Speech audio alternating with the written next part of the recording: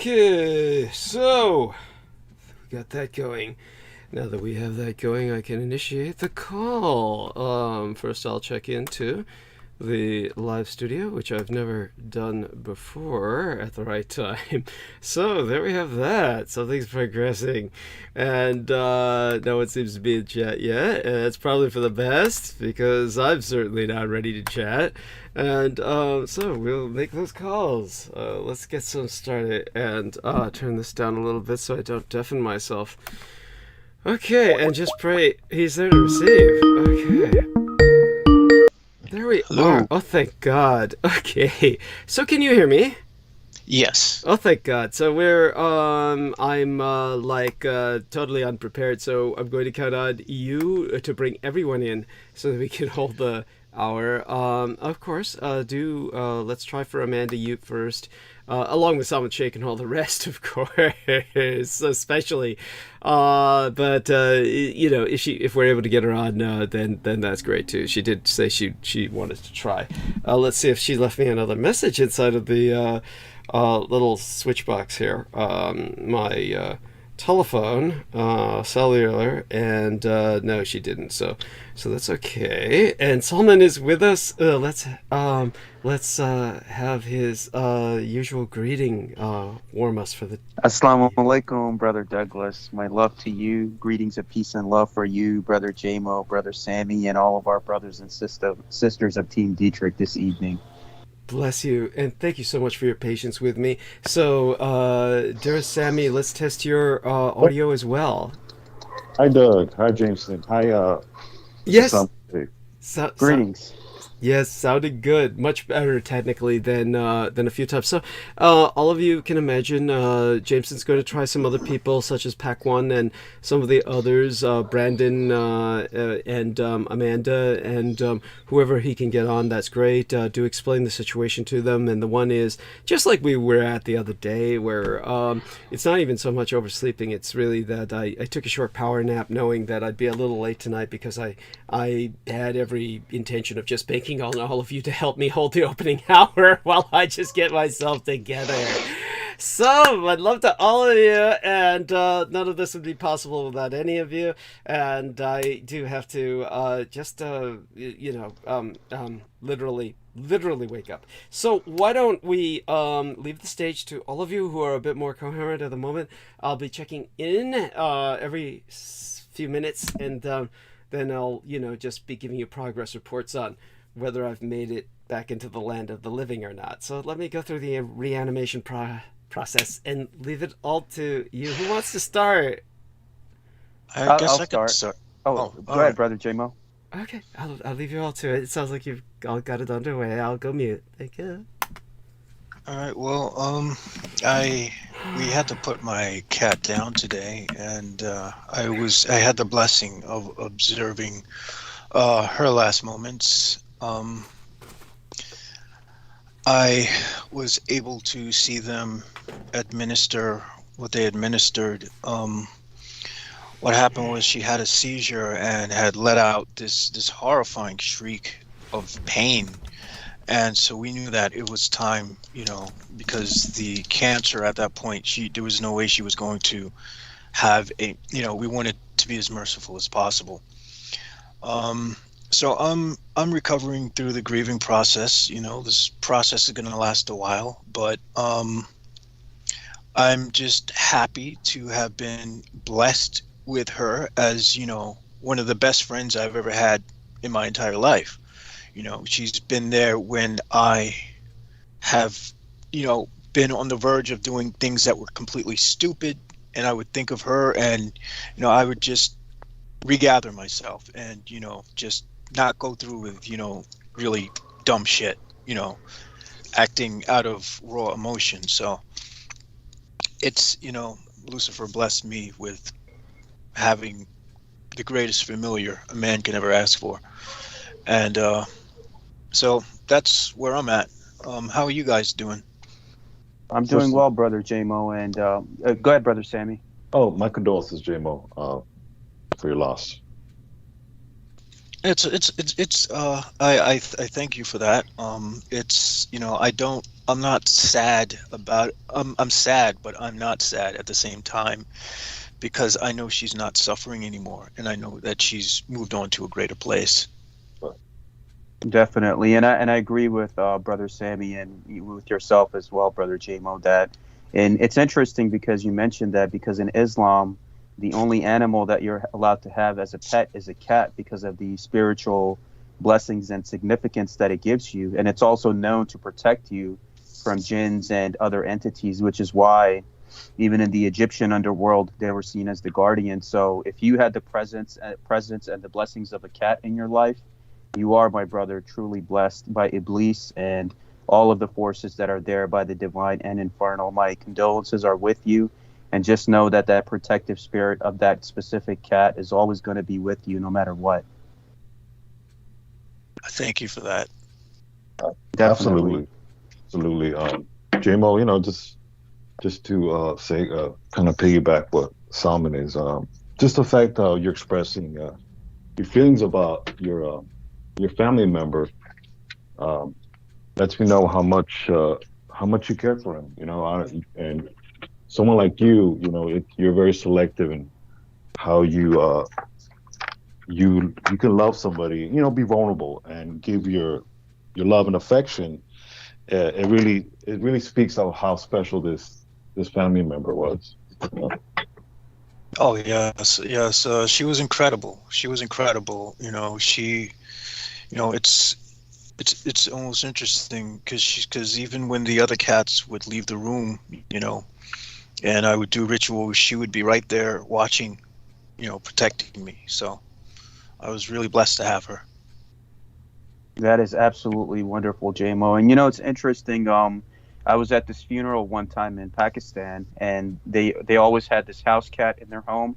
And when the mother or the matriarch of the family had passed away, the cat came where the mother's dead body was laying on the ground while everyone was doing their prayers and funeral service.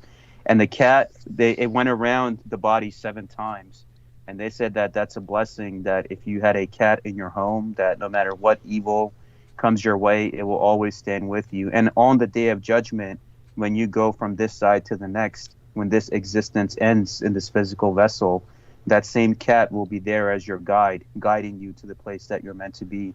So you are truly, truly blessed, my brother. That is a experience that not too many people have in their life, to be that close to a special angelic animal like that in many ways. So my prayers and love are with you, and know that that experience that you had was for the greater good in many ways. I do agree, and I do believe that, and I'll definitely look forward to treasuring the other 2 cats that I have, and I will spend as much time as I can with them, because I know that this life isn't guaranteed for any of us. None of us are guaranteed tomorrow. Yes. And what we have to do is we have to sort of take in, just sometimes still the mind and just take in all the moments that are meaningful to us. Because the worst thing to do is not be present when that time comes. Mm-hmm. Absolutely. If I can say something, as for me, with animals, it's very interesting that you're talking about this. And as far as some shake, these animals are special, but in reality, sometimes having pets or just having animals that are family members, sometimes their relationship is actually the most healthy relationship we can have, because fortunately humans are very toxic. These, Oh yeah. these beautiful creatures that we have. That's one of the things that at my walk in my faith and in my walk in my Christian walk, I start realizing that these creatures have souls. And what I mean to say that is because of my paradigm, that was never really promoted, and it's not that people don't want to promote it. Is A lot of times in religion, um, people are closed-minded and they think animals are animals. And in reality, they're not. They're very special creatures. These creatures help you through situations and just companionship, healthy companionship, where it's almost like these creatures are selfless. They just want to love you. And I think it's helped me a lot. My girlfriend has two dogs. They're Maltipoos, and these two little dogs are they're just full of love. And sometimes it's helped me a lot, especially through because I have a big family. They help me just with that, as far as just giving me love unconditionally, and it's helping me, cope with the humans that unfortunately sometimes take from you and don't give anything back. But I don't know if I'm making sense, but that's the best way I can kind of express myself right now. Yes, I agree. I agree with you definitely, brother. It's interesting. You say that because in the Islamic tradition, they tell you that it takes you 50,000 years to get back to Allah from your original vessel.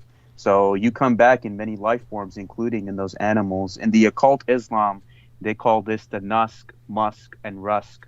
So Nusk, Musk, Rusk means that all of us have at some time existed as different beings and different entities in that quest to get back to that oneness where all the infernal and divine comes from.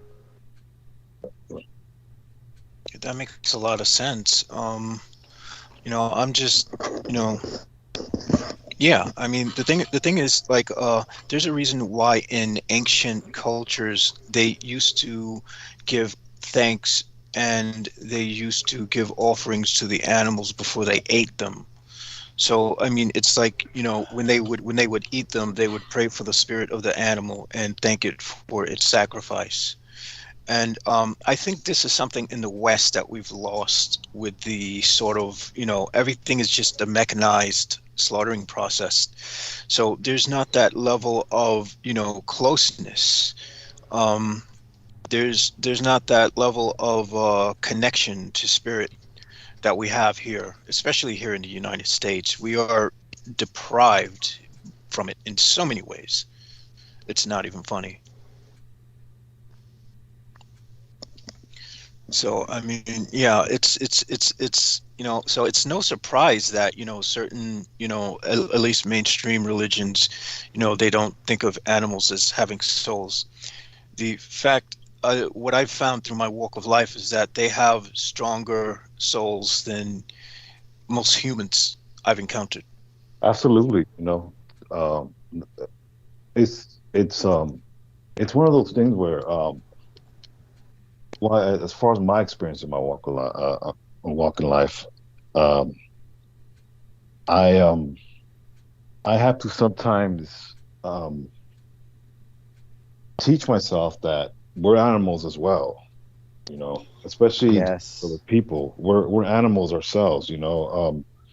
My relationship with with females in the with women in the past, I've had to kind of disconnect that animal instinct to be selfish and take and see things for what they are. As in, if I'm going to be in a relationship with somebody, let it be more streamlined and more beneficial to both of us. Maybe we don't end up together, but if we do, separate, it's not so completely selfish where, I have a girl stalking me, or I hate this girl. It's more of um, mutual, and we can both move on as creatures and not have that human wretchedness that unfortunately that's I think that might be part of our nature, that we're just very corrupt as humans. I don't know if Mm. I don't know if it's corruption as much as it's the fact that we form very strong attachments. The strength, and granted, we're not the only animals that do so. I mean, crows have been known to mourn their fallen and to investigate the area where their fallen comrades have fallen, to, investigate why it happened. Elephants have been known to mourn their dead. So, we're not necessarily alone in it, but it's the fact that a lot of times in our attachments, we tend to think about how it affects us more than the other person. So there's a sort of selfishness that humans are capable of.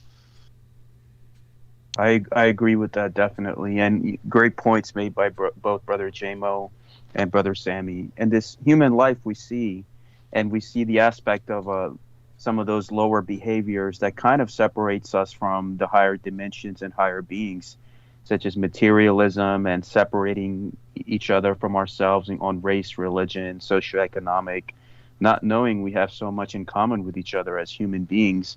And we lost that touch in today's world, where it's just so much chaos and enmity between one another, where all of these religious scriptures, if you really look at it, they're telling you to love all creation of God and respect your neighbor and love thy neighbor and all those great things. But people are really lost from that. So I agree with both of you that many have dwelled away from the actual teachings of what's actually there to unite us as one.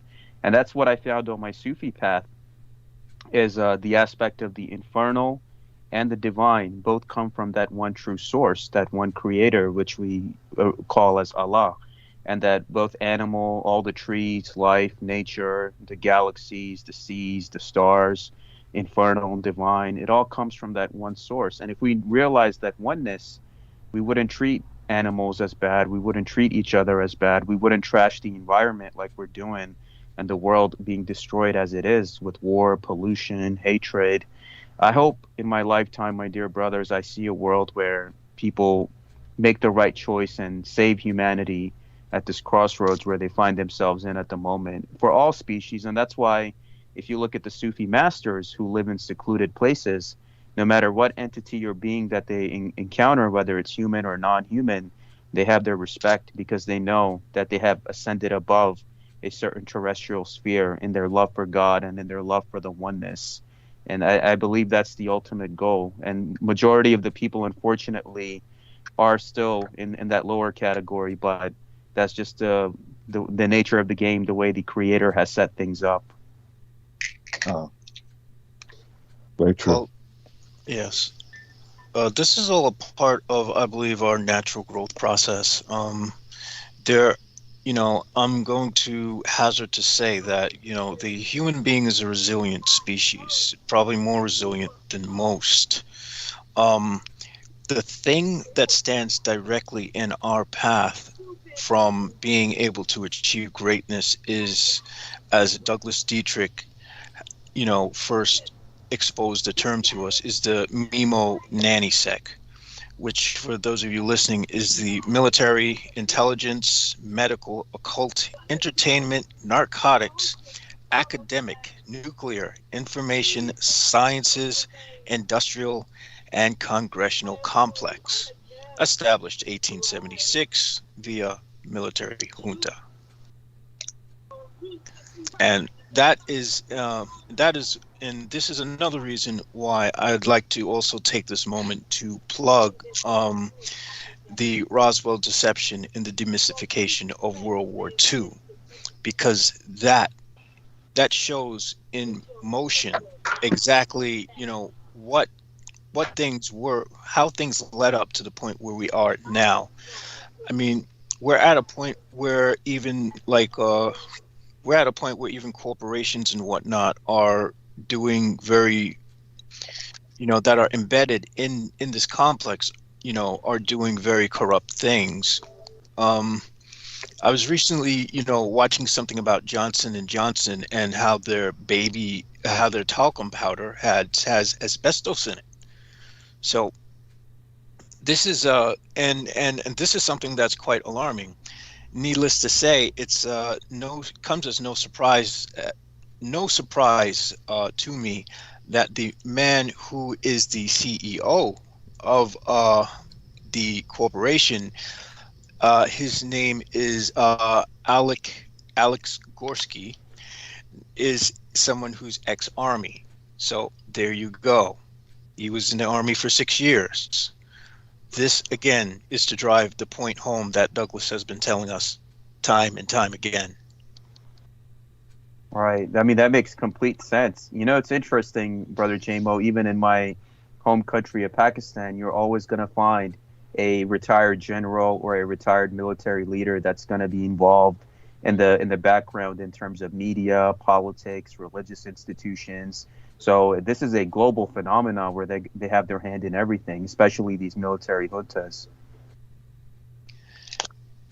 Yes, that's a very astute observation. This is definitely a global phenomenon, and you know, a lot of the generals are what are called politicians in uniform. At that point, you're no longer, you know, the people who are overseeing wars at that point. They're not competent military leaders at that point. They're politicians, and their job is to just try to. Whoa, what was that? Well, their job is to expend and waste as much money as possible. That's very true. That is. I see that we have a Brandon Young with us, and I'd like to, check in and see how you're doing.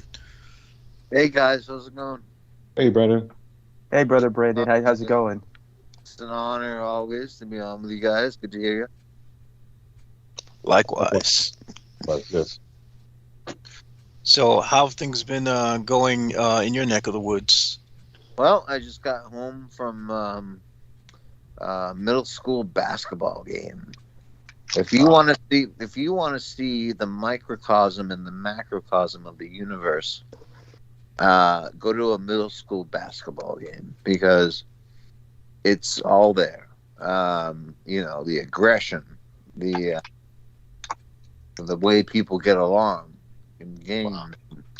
There's a lot, when Peter Moon even speaks about football, right? And, yes.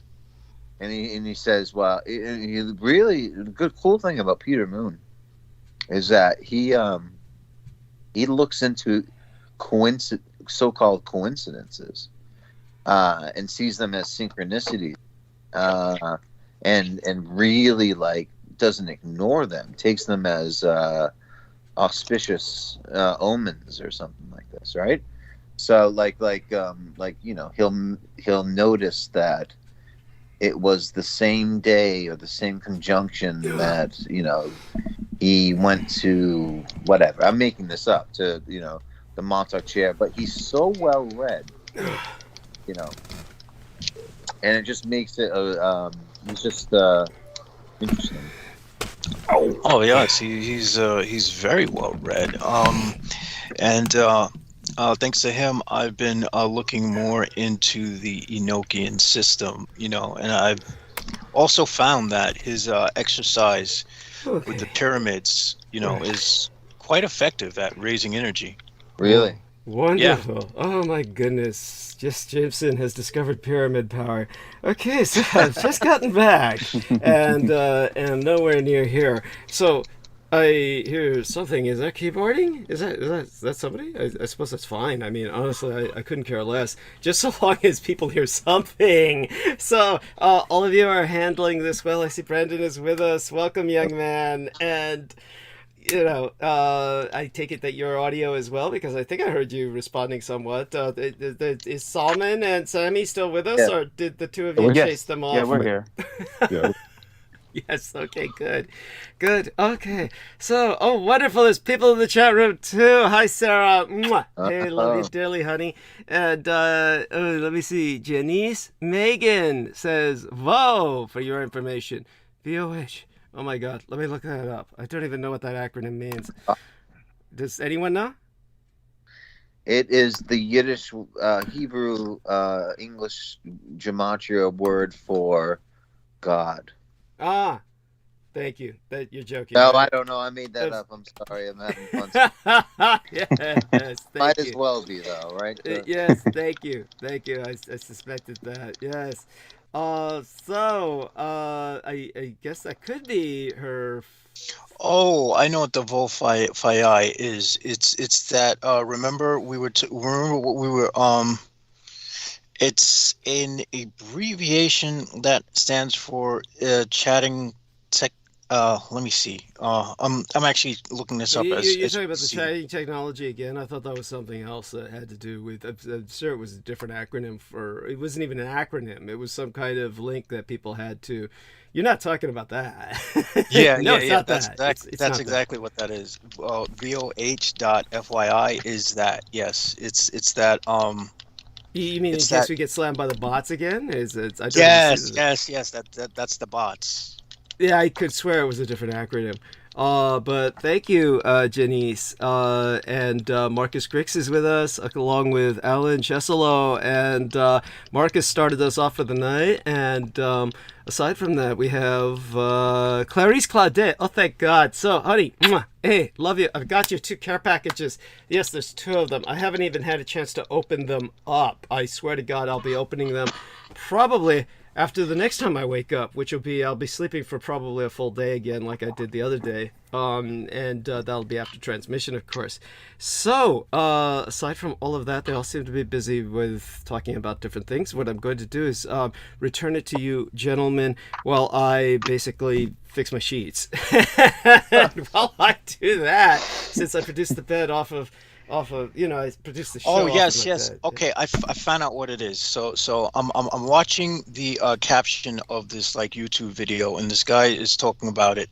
It's it's one of those things that generate the VOH.FYI generates those links that we always report all the time. That is the exact thing. I have Huh. that confirmed. Okay. Interesting. Okay, wonderful. I didn't quite get what you were saying, but that's fine. It sounds like you're doing well with it, whatever the hell it is. So is that something that you and I can check into later? I suppose. Honestly, I never speak Yes. to Jameson except when we're here, and so we might make an exception to that rule, and I'll be calling him sometime. Oh, Sammy says he's got to be right back. Okay, hopefully he's okay. And aside from that, we'll see what happens. Brendan Zoget, who used to be my technical advisor on this sort of thing, has been just all over the place. And so shout out to Seth in Canada. And remind me, I might read something from him, and a number of other people sent little messages that bear reading. They were asking all kinds of different questions about all kinds of different things, and so I'll do my best to answer them tonight. And aside from that, return the stage to both of you all 3 of you gentlemen left for now, because I think there's Salman and Brandon and Jameson, because Sammy has left. Did Pac One ever come on, or he wasn't unable to do so, or? Yeah, I tried to add him. He wasn't able to do so, and I also tried Amanda Ute, and she was unable to do so. So, Anyone else? Just curious. What about Theater Moon? Is he around? He comes on at the top of the hour. I could try. Yeah, I could try one more time just to. Who? See. Just all the other different people, you mean? Yeah. Yeah. Okay. I mean, no big deal. I'm gonna go mute, and you 3 of you are holding fine. And when Sammy returns, I'm sure he'll help you hold it fine. Thanks, Douglas. Yeah. Thank you. Thank you for being here. I'm going mute for now. Okay. How's it going, brother Brandon? Oh, it's I feel like they say life begins at 40. That is absolutely right. And I feel like I have a second breath of fresh air or something like this. It's like I think part of it was having a kid and being around, just realizing like, okay, things have changed. You're now in a different chapter of your life, Mm-hmm. And then becoming a middle school teacher, it's like I'm very protective of these middle school kids, and I want to see them succeed. I want to see them succeed. I'll be in basketball court like we did today, and we won, by the way, which was great. Nice. But, yeah, we killed them, and this one kid has like a nasty crossover. I mean, it's sick. I mean, it's just so much fun. It's like, I gave up a lot of jobs that pay a lot more, maybe, but this is it's my old middle school, right? The middle school I went to, so everybody knows me, and it's just like perfect. So, and then, you're educating. Basically, you're responsible for educating the next generation, essentially. And that's a responsibility I don't take lightly. At all. That Anyway, is very admirable. And it's interesting you talk about the age 40 because in a lot of the religious and occult traditions which I have studied, they tell you that a lot of these people that became prophets and messengers of God, and basically they started their journey of life, came at the age of 40. And in certain Sufi orders and in the Kabbalah, also the Jewish tradition, that's right. that the sheikhs and the rabbis don't allow you to join unless you hit the age of 40, because they realize by then you kind of cooled down and mellowed out in your life with a career, wife and kids, all that. And on top of that, you've been blessed with a daughter, which in the Islamic tradition tells you that if you're highly favored by God, then you are blessed with the responsibility of a daughter. So you're a father, a teacher, a husband, and the age of 40. So all of these epiphanies are coming to you, and you're at the peak of your life, my brother. Thank you so much. And it's such a turnaround from like where I was, let's say, 2 years ago, which was in California. Essentially at one point, looking for a place to stay, no job, basically just hanging out on the beach eating tacos all day. Now I have, it's like a purpose, in your life. It's good to be a monk, but to come back to the reality, to come back to practicality, to come back to doing something in the world that you believe in action. I think you harmonize those things. It's such a good feeling. So anyway, that's a long way of saying I'm doing fine, you brought my brothers, and I hope you guys are doing well. How are you guys doing? Yeah, I'm doing well also, and it just made me realize, because one of my friends who recently also joined a Sufi order, he's beginning his training as a sheikh, and he spent his time dealing with different rabbis also in the Jewish tradition. That's where the realization of the age 40 came to me, and I thought about all of the prophets such as Moses, Jesus, Muhammad, and all of the great messengers of God that have walked this earth, peace be upon them all. And we realized the aspect of age 40. Why is it that certain Sufi orders or certain occult Islamic societies don't allow you to join until you're the age of 40? And then it made sense to me about why that age is special, in terms of being of a certain mindset, being more experienced, being more, I guess, well-educated, well-read, and having those foundations in life. And look how quickly your life has turned around. Like you said, 2 years ago, you were in California and all these things were happening, and now you're making a difference. You're at your old school. Mm-hmm. You have the responsibility of a parent, as a spouse. Mm-hmm. So many things that are going for you, which ultimately will shape you, my brother, to be the individual you're meant to be, because you're always going to be where you're meant to be, things that you're meant to do, people that you're meant to see, places that you're meant to go. Our life is such a beautiful canvas on the divine cosmos, and our painter, the artist, is the creator himself, that incorporates both the good and the bad and puts that in our life. And it's wonderful that he brings us on this round table with Brother Douglas, who educates us too in many ways, and with all of the great brothers and sisters of this team. And we're basically all walking each other home in the human element, that no matter, because there are certain occult aspects where you're taught isolation, but ultimately in the end we need each other in many ways, and I'm grateful for that, and I'm glad everything in your life, especially going into 2022, it's all aligned in the highest favor for you. Oh man, well said. Thank you so much. It means so much to me, honestly. And it's really interesting. It's funny, like they put Christians and Islamic people, Muslims at odds with each other, and here we are, right? Mm-hmm. And I love you, like we're brothers. I mean, as far as I'm concerned, we're on the definitely same. When you speak the truth, and you talk about God, and you talk about oneness, and I'm like, yes, I'm like yes. Absolutely. I'm in a constant agreement. Now, why aren't we getting this on TV? Why aren't we getting this conversation around. I know, my brother. Yeah, brother Sammy, please.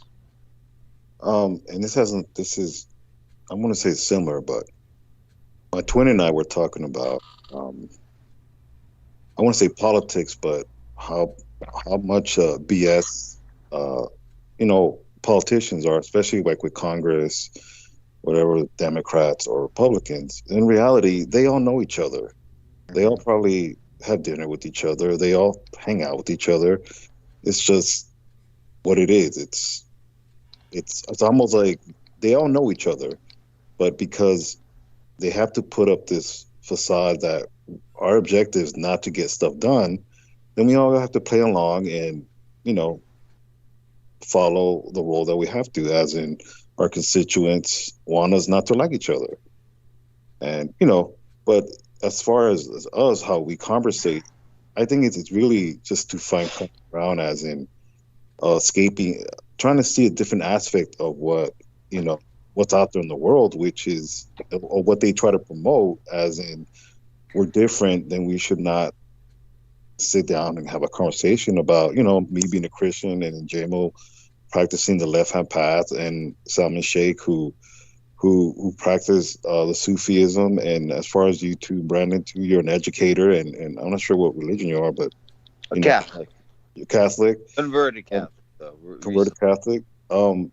This is really what it's supposed to be about, because this is the most constructive way we can actually live and be sane, healthy people. Absolutely. Well said. Yeah.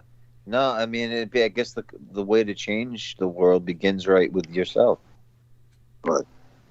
Something like that. But yeah, I mean, I'm just happy. I'm grateful. I'm grateful to be in the presence of you guys and Douglas Dietrich, of course, and Peter Moon and the audience that listens to it. And by the way, I mean, I've been with Douglas, I think we're going on 10 years, of communication and shows. I mean, we've been through a lot in some ways, and I'm just happy that there is that consistency. A lot of people have fallen off. I don't know if you guys noticed. Yes, I remember quite a few. Yeah. Yes. So quite a few are, you got where's, listen, hey, how about this? How funny or ironic or not even is this? What happened to Richard Dolan? He got divorced, didn't he? He got divorced by that lady. She's gone. She left him. He's a laughing stock, as he always was and should have been. Richard Dolan, unfortunately, does not. I mean, he is what he is, as Douglas has reiterated many, many, many times. I'm not going to reiterate here, but he's discredited. No one cares about him anymore. Jimmy Church, gone. From coast to coast. I mean, just Jay Widener, gone. Corey Good, gone. Lowest of the low. Where's everybody? The one person that remains and is streaming on YouTube 12 hours, in fact, is Douglas Dietrich. And you're coming with incredible information you will not get anywhere else. Absolutely. Yeah. That I agree with. And it's interesting because one thing I noticed is that those that try to dig holes for others, they eventually fall into their own holes. Yes. Exactly. Well, that's because their houses were built on sand. They weren't built on a solid foundation to begin with. All lies are bound to get exposed, and at some point, people get tired of the alien religion, with an exception of a few doofuses who, I suppose, I guess time will tell whether they still, what happens to them. You're absolutely right. You are. I don't mean to interrupt you, JMO. Hello? Yeah. Interesting that Brandon is talking about 10 years. My journey to discovering Doug was through the whole 2012 fiasco and panic, I would say maybe around 2010. And first it was the Sitchin guy with the whole Anunnaki BS. Oh, Zachariah Sitchin. Yeah, Yeah. and then through coast to coast, but it's just all these people in the present sound really outdated.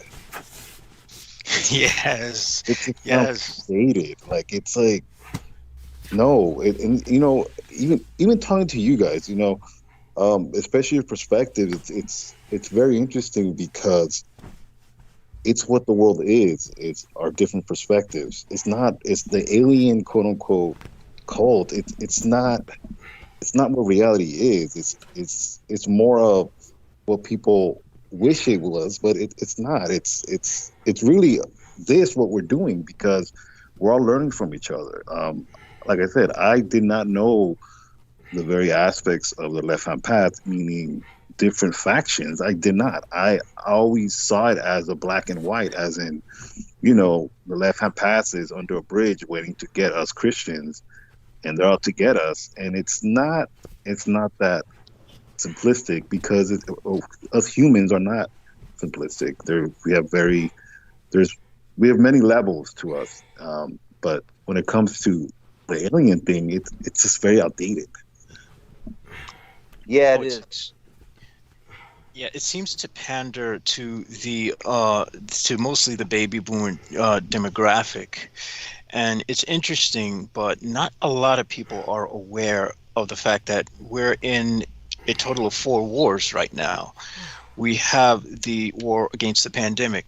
We have the racial war. We have the political war in the United States. Actually, this is all across the world. And then we have the war between the younger generations and the baby boomers who are trying to outbuy property.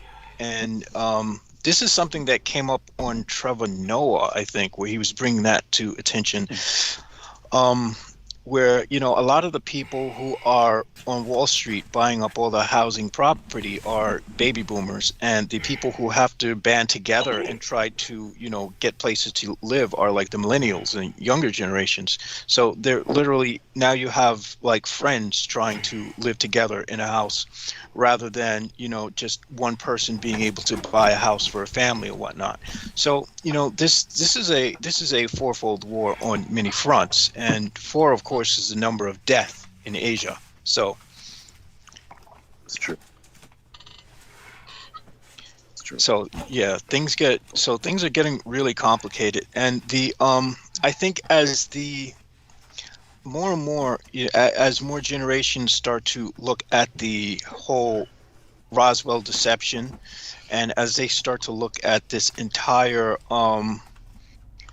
this over mystification of the military that we have in America, I think a lot of people who are in the younger generation are seeing through this shit. Like, Yeah. wait a minute, I smell bullshit here. Yep.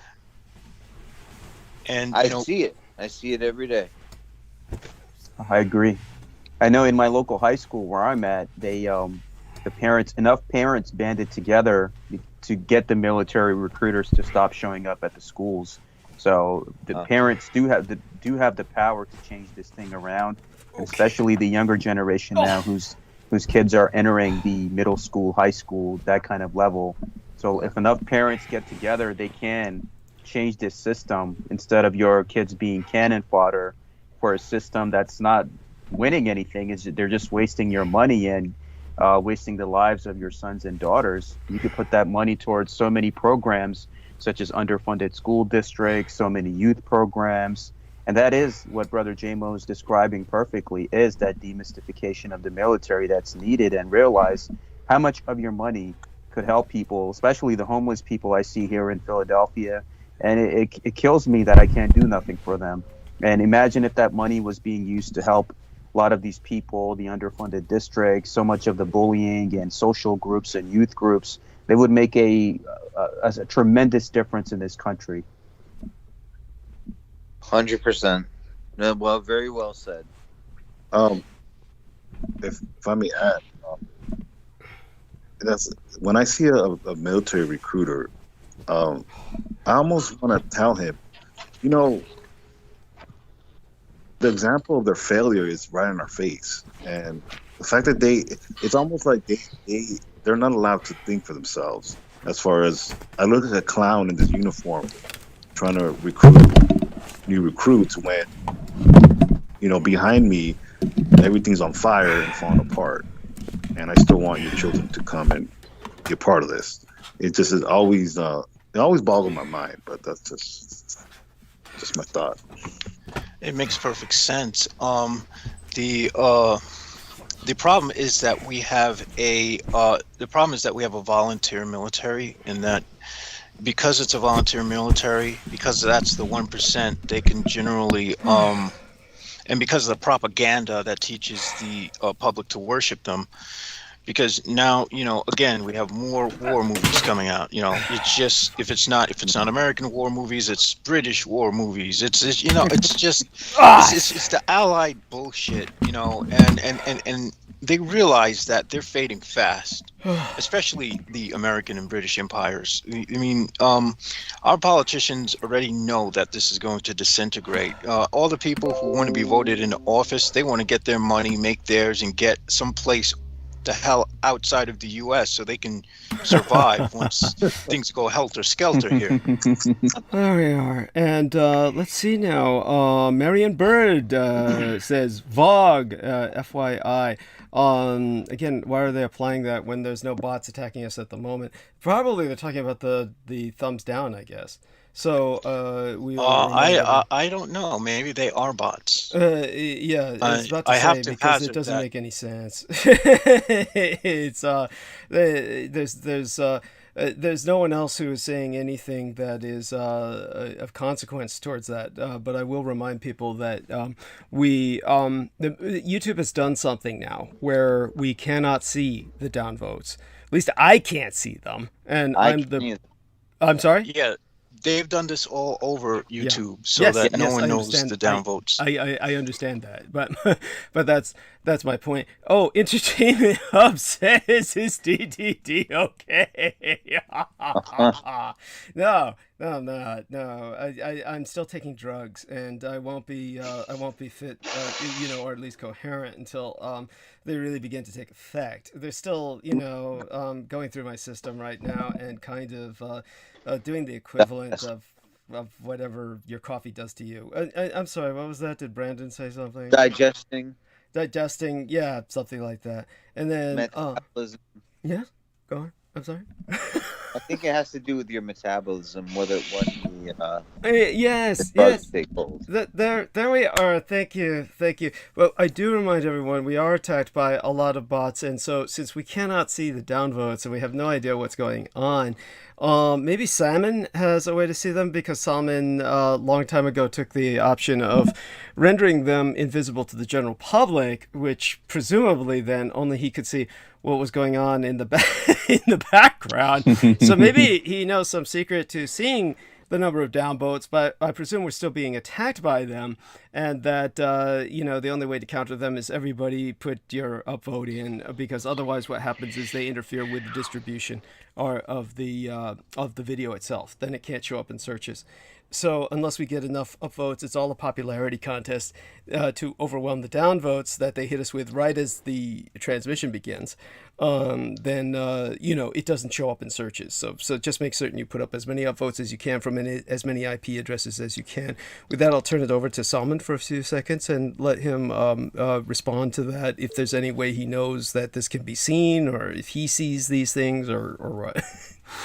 Oh, yes, Brother Douglas. What you do is, if you have a YouTube channel, and in that situation, like you and I, you go to the YouTube studio. Mm-hmm. So in the YouTube studio, when you look at the option to edit your videos or to add descriptions and do that stuff, it will tell you the likes and dislikes. And this is something YouTube has done recently, where they have disabled the dislike counter. Even though, like, they can't dislike your stuff, it won't show up on the thing officially. So you have to look into the YouTube studios, and I have to implore to everyone and tell them that Brother Douglas is always under constant assault by the agents of chaos and the cultists of the kings of Edom. So please, from your laptops, your computers, your phones, anywhere where you have a YouTube app, search for Brother Douglas's transmissions and put an upvote and a thumbs up and share the transmissions. And this counteracts against the efforts of the enemy, especially with what YouTube did recently.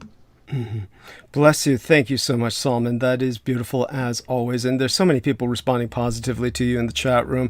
I'm just now entering the Facebook so I could tell Peter Moon in the messages that we'll call him at the top of the hour.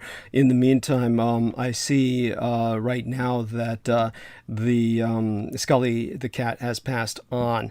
So sorry. This is, of course, the pet of Jameson Reese. Have you shared that pain? Yes. I have. Yes. Okay. Right now I'm in a place of tranquility. It's slowly passing. It was quite the experience. Because I watched as she took her last breath, and looked in her eyes, and I literally saw the universe. Then I saw like just the void and emptiness, and then I felt something else come into me, and I broke down. Doubtless that was a part of her, yes. Yeah, and now I feel like a peace. Beautiful. Yes. Okay, and with that, thank you. We're going to, I'm going to go mute for a few more minutes and grab a sandwich and some tea and the rest of that, and I'll be back. All of these gentlemen are holding quite well. We'll bring on Peter Moon at the top of the hour, which is a matter of minutes, and so hopefully he's seen my message to him. He sent me a message, and doubtless he was concerned because I didn't contact him as I normally do before the show, and that's okay. These things happen every once in a while. And with that, if any of these individuals in the chat room, this is just kind of a challenge to see if they are bots. Say, for instance, Marion Baird or the Janice Megan. If I notice that all they ever enter is that one single thing and they never say anything else. So that leads me to suspect that it's just bullshit. Whatever it is, it's a form of trolling.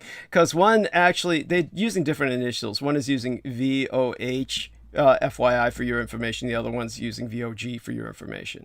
See, so none of it. It's just it may mean something, but if it does, then there's no need for them to be cryptic, and there's no need for them to leave it at a single entry. I think it's safe to say that those are bots, and those are the links they're trying to put up, and so what I can do is just hide those users. Block them if you can. That's you may as well, because it strikes me that at this point, so Paul Shreve says a heart with a band-aid on it, so that's more realistic. With that, he's got like the first aid heart or something like that, kind of like a care for the injured. At any rate, and then already Seidel My Linda comes in with a VOI. See, there's so you can hide the Seidel, actually block them, of course. And so I noticed it's a GHI. See, so it's just going down the alphabet. And these are the what do you call it? The fucking sausage software. Yes, that's automatons. From, that's from Stephen Outram. That's Outram. He's devolved even more. Since no one can see his downvotes, he's just like having a shit attack. Good point. No, that's a good point. That's what he's descended into since the down. Another person went bye-bye. Yes. What happened to him, huh? Yes. Where are you? Yes. Oh, by the way, just so you know, Brandon, we need you to be louder. You're very soft. Very soft. Okay. Yeah, and so make certain to shout into the microphone.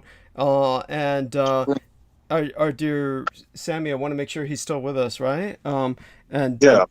Okay, great. So I'm going to be grabbing the sandwich. I take it, I heard a little bit about war films. Before I go grab the sandwich, I understand probably you were all talking about the fact that this is Pearl Harbor Day, right? I think, and that there's some war films. There's some film. I think the Kingsman is some bullshit that's supposed to come out, like a World War I British propaganda film. that I saw like the commercial for on YouTube, and I'm like, oh, what a sack of shit. It's like the empire is falling to dust, and they're still like in that generation, they're still trying to resurrect their myth of Alan imperial Turing. greatness. Yeah. Right. Yes, they're stuck in World War I and World War II, and it's very sad. If I see another Churchill movie, I tell you, yes, they've made like 20 Churchill movies. yes. Oh my God, no, disgusting. God, the guy was a drunk. Thank you. Also, Sarah. Never give up, never give it. Like, come on. Yes, like, Jesus. Thank you. Know? What would he's like Baron Harkonnen, and if you've ever read Dune, yes, he's one of these. Thank you. No, that's perfect. That's perfect. People can see him in the Dune series. So now here's another one, Laura Hudson, VOA FYI. So you just hit them as they come in. That they all have that. And so thank you, Jameson, for keeping an eye on that. Sarah Thomas.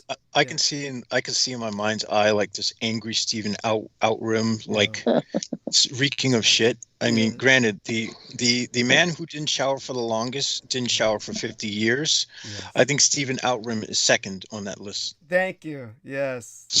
He's working to be the first, but he can't even. But then again, so does Outrim. Oh, okay, right, yeah. So, who's the other guy from India you were talking about? This was a guy who made the Guinness record for having not showered for 50 years. But there's all kinds of homeless people who hold that record. Why would they give it to Ramana him? Maharshi, yeah. Oh well, because this guy, because he's literally caked. He lets it build up on him. Oh, okay, I see. Oh my God. And he eats like corpses of rotting things. He will only eat rotting things, he says. Okay. Yeah. So that's some kind of bizarre religious trip, and but there is a homeless individual scientist we're studying in the United States whose skin was very similar, actually became gravelly because of that's sort of, so they were studying him for science. At any rate, could you give us his name, because this is actually fascinating to me. You'd have to look up. It was Popular Science, and the Popular Science article on studying the homeless guy who never bathed, gravelly skin. You'll find it, I'm sure, just by that alone. So Sarah Thomas explains to us that the Kingsman prequel is what you were speaking of. And so that is I mean, all the Kingsman films were bad, and I've never watched them per se. I've been exposed to them in passing. So Sammy Romero shows us the Turpin kids now betrayed by Southern California. Okay, so that's all the kids that were the family was. Yeah. Okay. Why am I not surprised? Yes. Thank you. The Turpins, there was a case for you that was straight out of the books. I mean, Sammy can relate to us what he knows of it, and that will be appreciated, So Sammy, if you do that while we bring Peter on, that'll serve. Peter's on, actually. Okay, good. Oh, good. So I do want everyone to know that I still need to get some stuff together. I'll be right back, but before I go, of course, it would be remiss of me not to segue Peter on formally. So Peter Moon is with us. I want everyone to know my co-author is here from the book The Roswell Deception and the Demystification of World War II, and I do recommend everyone purchase that book in light of the fact that this is a how do we say this? It's Pearl Harbor Day. I was just distracted there for a minute because my dear manager has given me some information that is applicable to what we were speaking of, and so there we have it. We're in a race with the bots, and my manager has confirmed that. God bless her. Love you dearly, Selena. Thank you so much. I couldn't do it without you. And with that, of course, I'm going to introduce Peter, bring him on stage, and as soon as he gets talking, I'll let him know that'll be when I'm going to leave for a few moments, and then I'll let him know when I'm back, let you all know. So Peter, do join us tonight. It is Pearl Harbor night. And if by the way, for those of you who don't know this, and you hear me say this and you think that I'm off, understand that the Pearl Harbor attack from the perspective of Asia, from the perspective of west of the international date line, which is the Far East, is west of the international date line, to the Japanese, Pearl Harbor Day is December 8th. So they're a day ahead of the West. And so Pearl Harbor Day in all their history books and the way they experience it is December 8th, which for them was yesterday. So yesterday was Pearl Harbor Day for them. And as it was the same for the United States, this side of the international date line. But I do want people to understand that, I'll go a little bit into Pearl Harbor tonight in context of what's going on in this day and age, a bit more than I'd like to go into it because, it's obligatory. But with that, we're going to bring Peter Moon on, and he can also share his thoughts on this day. Okay, we'll start with Pearl Harbor because we definitely want to promote the book. Yes. And we have a whole chapter. Chapter 8 is dedicated to Pearl Harbor, which is a part, not a small part, but one of many parts to World War II and the demystification of World War II. Yes. My father was stationed in Hawaii for the Japanese attack. He was in the U.S. Army Air Corps. He joined. He became an officer. He joined some sort of officers program, and he joined before the war started. Okay. I guess it was in his your best interest to do that. Mm-hmm. And of course, years. I guess when I got into playing Army when I was a kid, and I found out, I one time asked him, how many people did you kill in the war? And he didn't kill anybody, and I was very disappointed. Of course, any young lad would be. Well, yeah, especially because we were so. I asked him about all the allies, all the war. I was interested in war before I became interested in baseball. Mm-hmm. It went war, and then baseball kind of took my mind off of war, I guess, and maybe I grew up a little, but. It was. I wanted to be a 5-star general for a while there. Wow. God, and he explained to me that he didn't really have an opportunity to kill anybody because that was what the infantry did. Mm-hmm. And they said, "Well, how do you get in the infantry?" He says, "You volunteer for it." Right. And it was only, years later did I realize, how intelligent he was. Uh-huh. To not have wound up there, yeah. I said, well, wow, it's like, yeah, you didn't want to kill people. Well, it's not necessarily that you don't want to kill people, but it's definitely how do I say it? It's not for everybody, and obviously one of the things that is, shall we say, bizarre about so many other people. What strikes me as intelligent about your father and honest is the fact that he honestly told you he didn't kill anybody, as opposed to so many other men who would have lied and said that, oh yeah, I've killed hundreds. Well, he was the type of person that loved animals. Mm-hmm. And he wouldn't hunt because he liked animals. He would fish. He drew the line there at fishing. He would, he grew up in the ocean, or on the ocean. So he was, very sea savvy. Uh-huh. Yeah. And but he wasn't into killing or hunting and whatnot. He did say that when the Japanese were bombing, all the guys went to their barracks and got rifles and shot at the planes. I mean, what else could they do? I don't think they got any strikes. But he was. By the way, that's incredible. The fact that your father was a Pearl Harbor survivor, that's statistically very rare. That's like. Well, I think he was on the Big Island. Oahu, yeah, that would be where Pearl Harbor. Not Oahu, Hawaii. I think he was on Hawaii. Okay, now, I see. He spent time on Oahu because I have the family movies. And we would watch them, we'd get the family movies and we'd always see Oahu and Diamond Head, and the beach was empty. God, it was empty. Oh my God. And this was, pre the war, because Hawaii was not discovered. Right. To the extent it later would be. Right. And so, yeah, he went to the Philippines, New Guinea, Australia. He was in the Pacific Theater. Mm-hmm. And then I guess probably spent a year or two.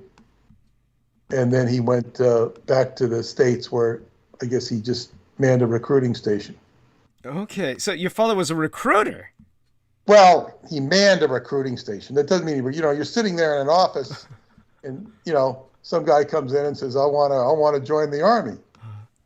So you sign him up. He wanted to be a pilot, but his eyes didn't pass the test. So he was in the U.S. Army Air Corps, but so he was a survivor of the Pearl Harbor attack. That's amazing. Those people, wow. I don't know if you were aware of this, and maybe he never pursued it, but do you know that they all have special benefits? That they all have, special commendation? They all get issued special license plates, and did you know that? No, I don't know. You have to, be one of those people who's more of a joiner.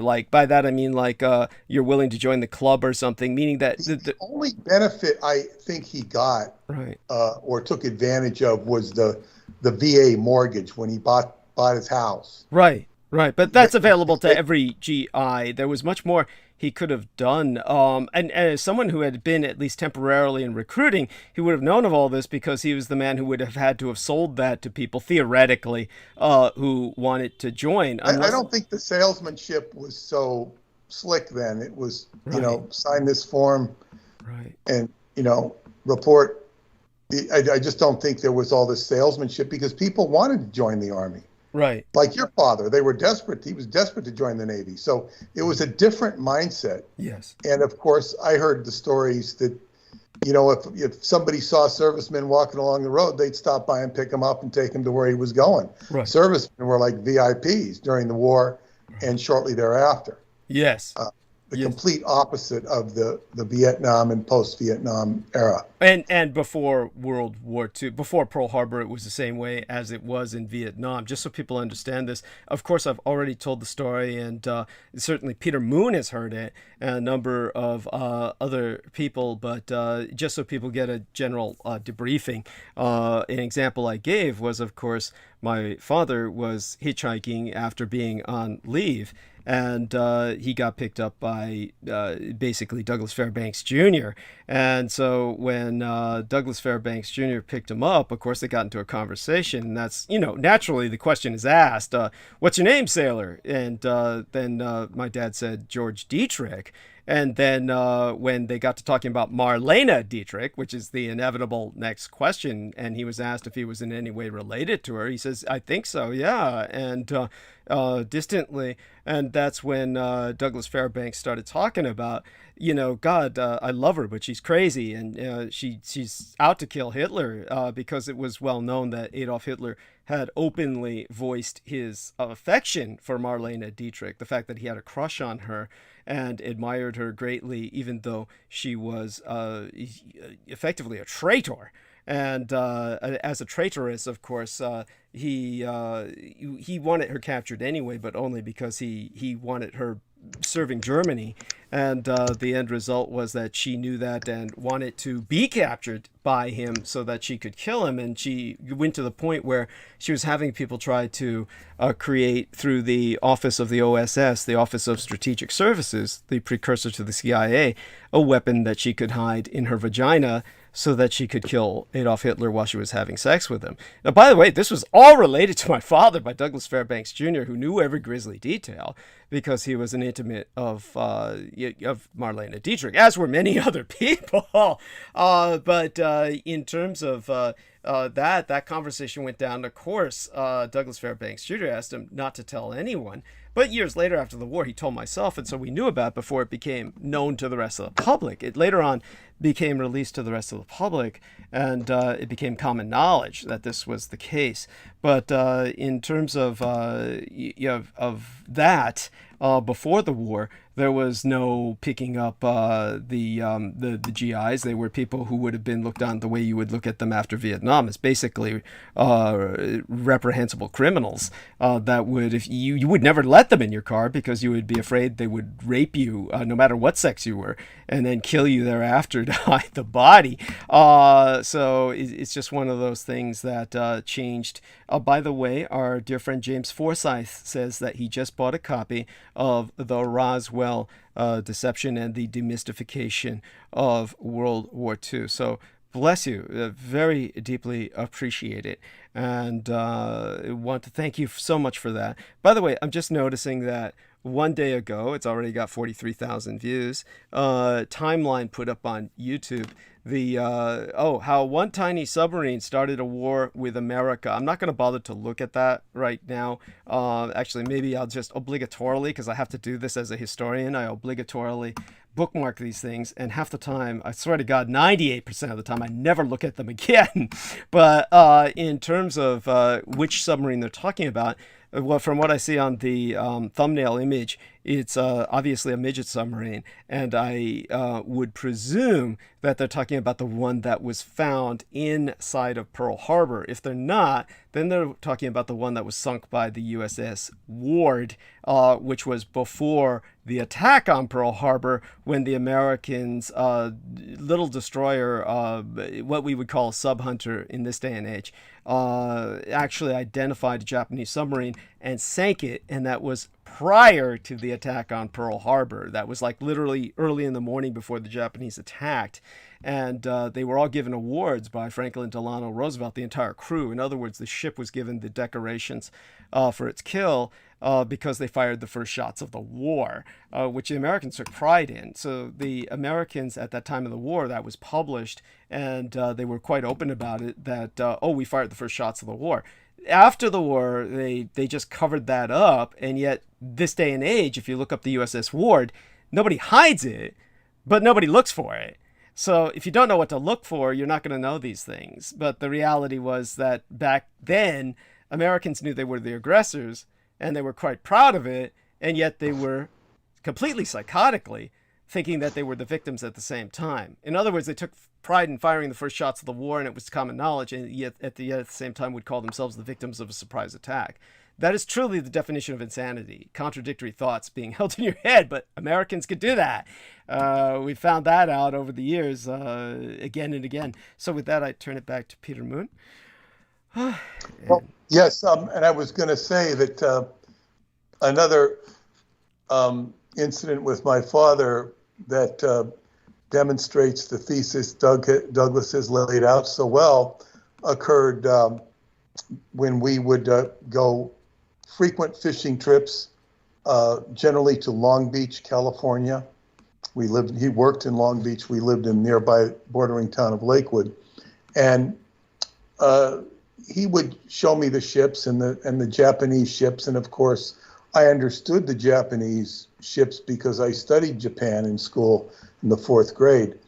And one day, and he explained the war flag, was the rays going out from the red sun, the rising sun, they called it. And one day we saw a battleship. I think it was a battleship or a destroyer. I think it was a battleship with this rays going out. And I said, as a little kid, you notice things, especially if you're interested. And I noticed it, and I pointed it out. And he says, well, I don't know. I don't know what that, like he acknowledged that I'd found something. I'll find out about that. So he never found anything, but I dug up when I was doing this book, and it's in the introduction. It shows some pictures of, they aren't battleships, but these were not the ships I saw. These were 3 training squadron ships, right. And they have the Japanese war flag on them in Los Angeles Harbor, 1959. And it's a Japanese welcoming committee for the Chamber of Commerce, the president of the Japanese Chamber of Commerce. I concluded was that they were there to, it was, they were sending a strong message, is that my estimation was. And what happened after this 1959 and 1960, there was called a Treaty of Mutual Cooperation and Security between the United States and Japan. This limited the powers of the United States in the Far East. So this is done after the Japanese are showing war flags. Now, if the Japanese were as subdued as people have been led to believe, they wouldn't be dare waving war flags. Yes. They wouldn't dare, because America's the superpower that could obliterate them. Per our narrative. This per the narrative. So this is what I put in the intro from my own experience, and it's very telling. And of course, the book goes into so much more, and I will touch upon the. I would also say that I had read in Operation JB, which is a book about Ian Fleming's role in World War II and rescuing Martin Bormann from the bunker. He, written by Christopher Creighton, who was a friend and colleague of Ian Fleming. So in that book, it talks about Ian Fleming being a intelligence ops for a ship that was sending signals warning all about Pearl Harbor. They knew all about Pearl Harbor before it occurred, the British and the Americans. This is not a big secret anymore, but it was FDR. It wasn't a surprise. And that's just another source. But when we get to Pearl Harbor, let me see here, on December 8th, 1940. Well, this was 1940. Interesting. This is the anniversary of that date. FDR had a lunch with two key people that would set the tone for the attack on Japan. The two people were Henry Morgenthau, Secretary of the Treasurer, and Dr. Sun Se-ven, Nationalist China's foreign minister, and the man who financed Chennault's Flying Tigers. Morgenthau's notes from the meeting clearly stated that Roosevelt had said it would be a nice thing if China bombed Japan. The following day, Dr. Sun delivered a handwritten note to Morgenthau, which included a map of secret air bases in China within flying distance to key Japanese cities. This was 1 year before the Pearl Harbor attack. And what did he say? It was on December 10th, Morgenthau met with Secretary of State Cordell Hull and said, "What we have to do, Henry, is to get 500 American planes to start from the Aleutian Islands and fly over Japan just once. That will teach them a lesson. If we could only find a way to have them there, Chinese could drop some bombs on Tokyo." Now, this is very telling, because he's stating that he needs the Aleutian Islands to fly over Japan. And the Americans never get the Aleutian Islands. That's a whole nother story in itself. In fact, Douglas, I saw a bit of the Battle of Midway the other night. And I saw the Battle of Midway when it came out. I think I had a day off. I was in 1976, I think, in Scientology. What was playing at the local movie, I went and saw the Battle of Midway. The one with Charlton Heston is... And it was, I guess it was watchable. And they had a lot of actual color footage from the actual Battle of Midway. And of course, I only thought of Midway as what we were told. It turned the tide of the war, and this is not true. But this is what we were led to think. So these events were a year that I was just talking about. were a year before Pearl Harbor. Yes. And there is a whole chain of events that's listed in the book under the chapter Drugs and Warmongering of FDR's intent to attack Japan. Yeah. And there is so much about what precipitates it. And it's too lengthy to go into, but again, it's in the book. What I would say was some of the most shocking thing I learned in the book, in writing the book and learning it from Douglas, and also reading up on it. The Americans had broken the Japanese diplomatic code as early as 1937. But once they found that the Japanese were going to attack, they were going to hold an ambush. The code breakers knew the Japanese attack was going to come in 3 waves. The first wave was when the Japanese would initialize the attack and bomb the ships in the harbor. The second wave of Japanese planes would target the airfields in Hawaii. As the Americans knew the codes, they were fully expecting these attacks. The third wave, however, never happened. And that completely undermined the Americans' plan for an ambush. If there was no third wave, they couldn't ambush the Japanese. Most of the fleet, there's I guess what you'd say, a meme out there that it is believed that most of the American Navy fleet was in the harbor when the Pearl Harbor attack happened, just like sitting ducks, except for the aircraft carriers of the U.S. Navy. But what it wasn't realized, and Douglas has pointed this out, and you can, get independent verification of this, is that what was in Pearl Harbor were very old World War I dreadnoughts that were not about to survive another war. They were going to be scuttled, which means to basically junked, sunk, and the Americans figured the Japanese would be doing them a favor by sinking them. Yes.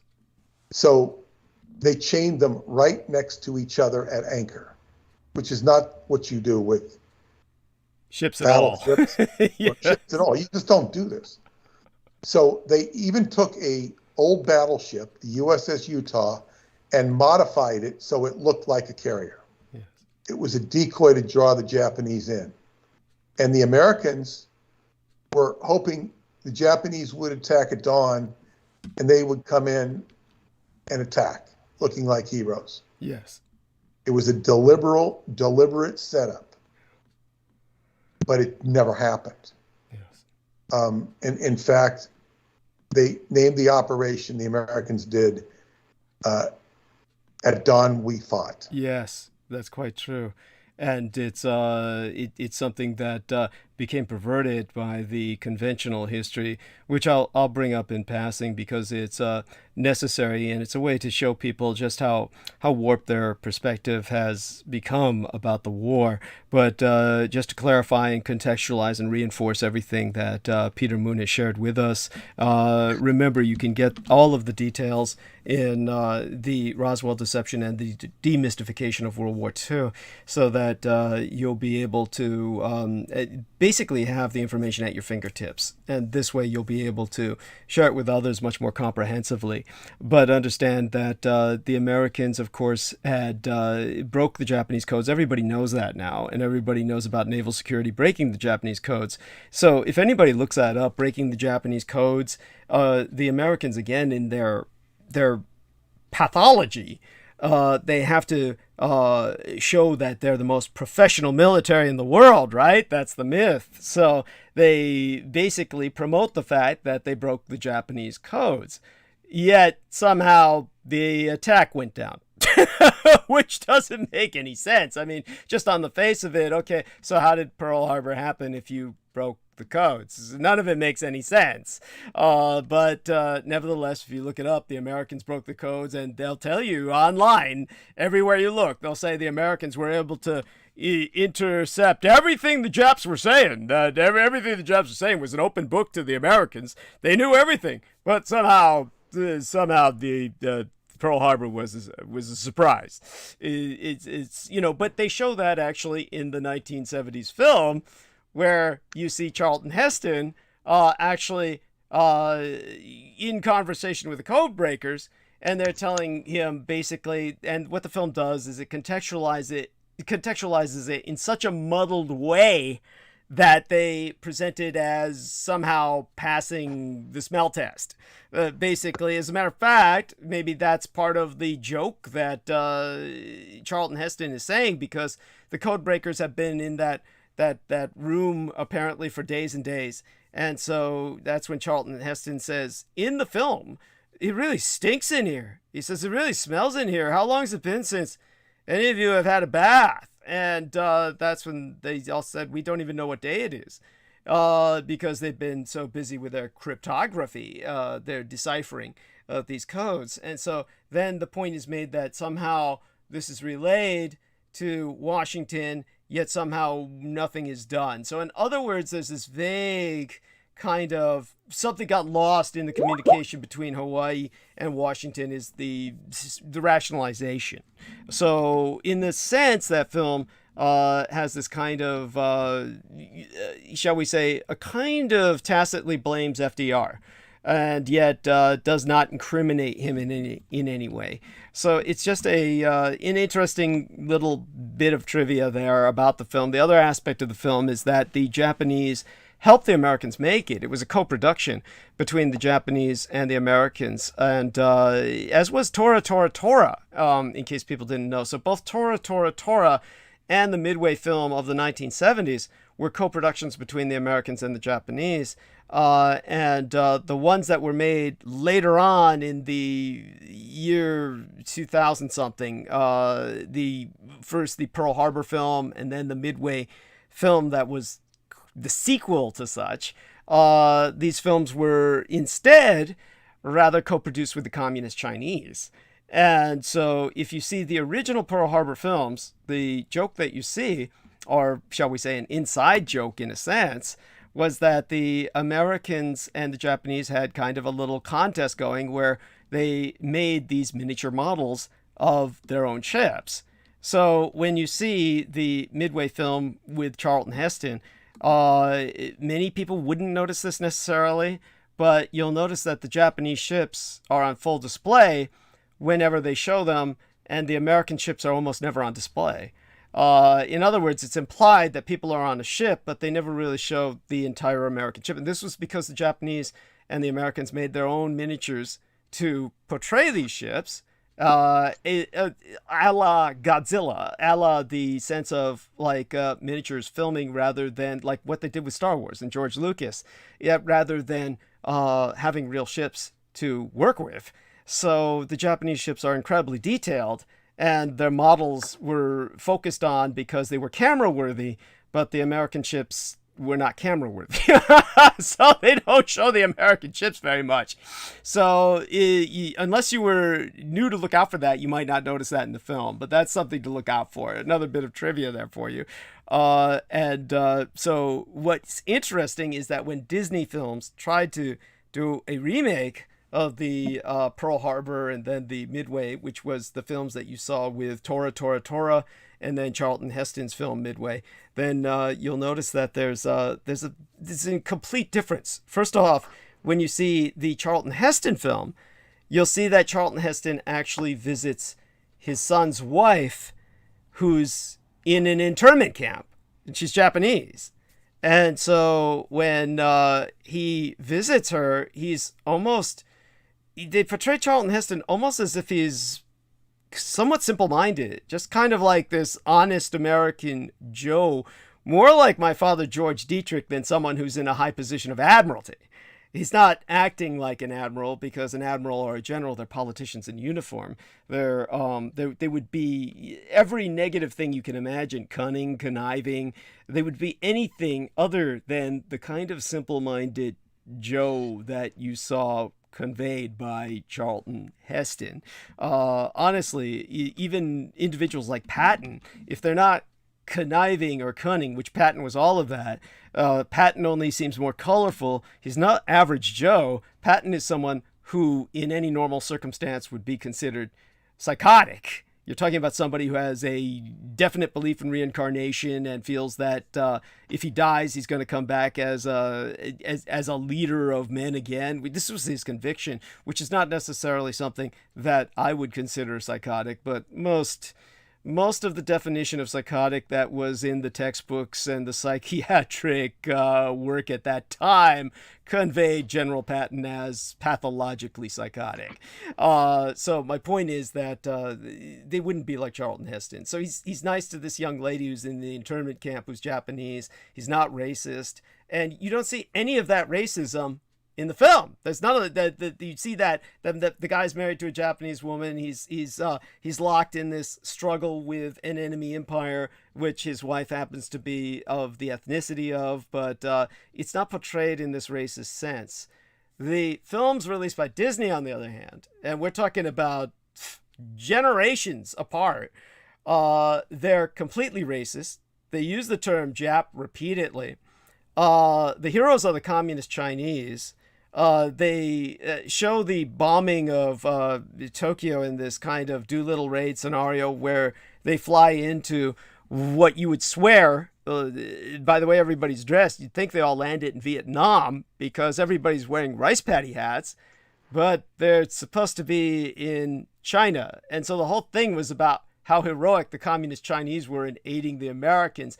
That's added into the film because it was a co-production with the communist Chinese. And so it's just by the way, these films were nowhere near as successful as their early counterparts. And the only people who were watching them were really military buffs and their families and people who were really into the propaganda. You can look up and compare how people felt about how they did in the box office, but there's some context for you. And you really get to see at that point how America's relationship with Japan degenerated completely. And yet now things are back in the opposite direction again because America finds itself now confronted by communist China. How the world changes in a fucking single presidential administration. And now this year's 80th anniversary of Pearl Harbor, which was celebrated by the National Park Service, which, in case you didn't know it, runs the National Arizona Monumental Museum, where all these men were left to die and basically cannibalize each other. I'm not kidding you. This is the kind I was just going to go into that. Yeah, thank you. And I'll leave Peter to talk about that. I'm going to grab my sandwich, speaking of cannibalism. You grab your sandwich. Yes, and Peter will speak about this, and then we'll go into that. By the way, one of the challenges that they're dealing with the Arizona is, of course, that it's disintegrating.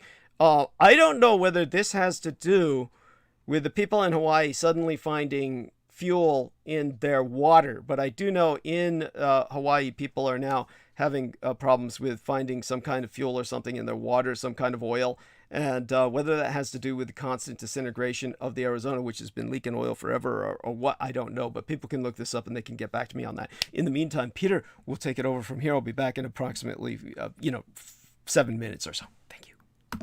Okay, now, so I was talking about, as it was relayed here in Chapter 8, about the Americans had a faux fleet.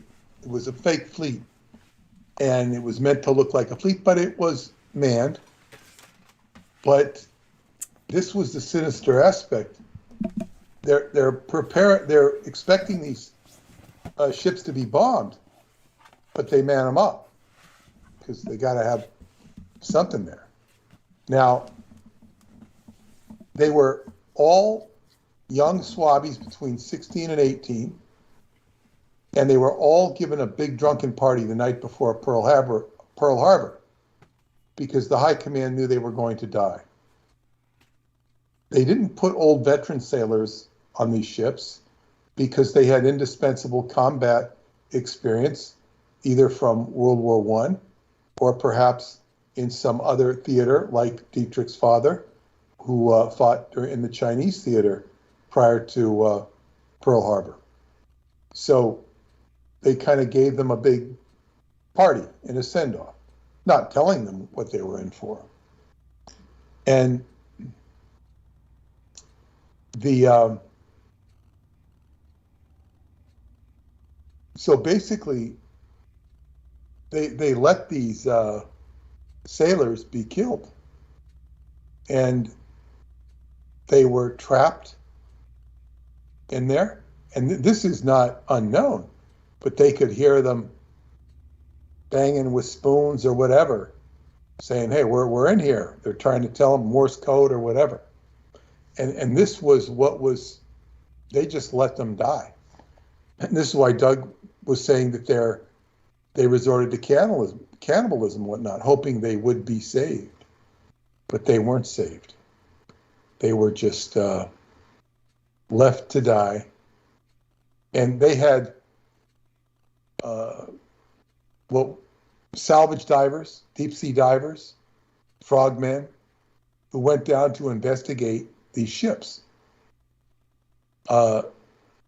Supposedly, they were looking at these ships to see if fuel was leaking that could be explosive.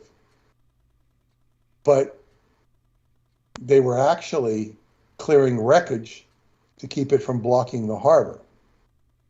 And so these divers are down there, and they're hearing the boys inside the Arizona and the Utah tapping for help, even up to 30 days after the attack. But the divers were given orders by the high command to do absolutely nothing to rescue them. This was a horrible, horrible action.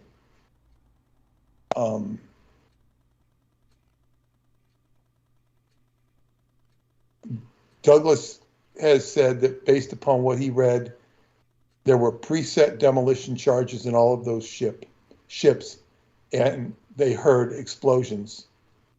And this is like throughout the Japanese attack, there were demolitions on the ships that were blowing the ships up themselves. So not all the explosions were necessarily result of Japanese bombs. This was the American command of the Navy setting off their own ships to get rid of them.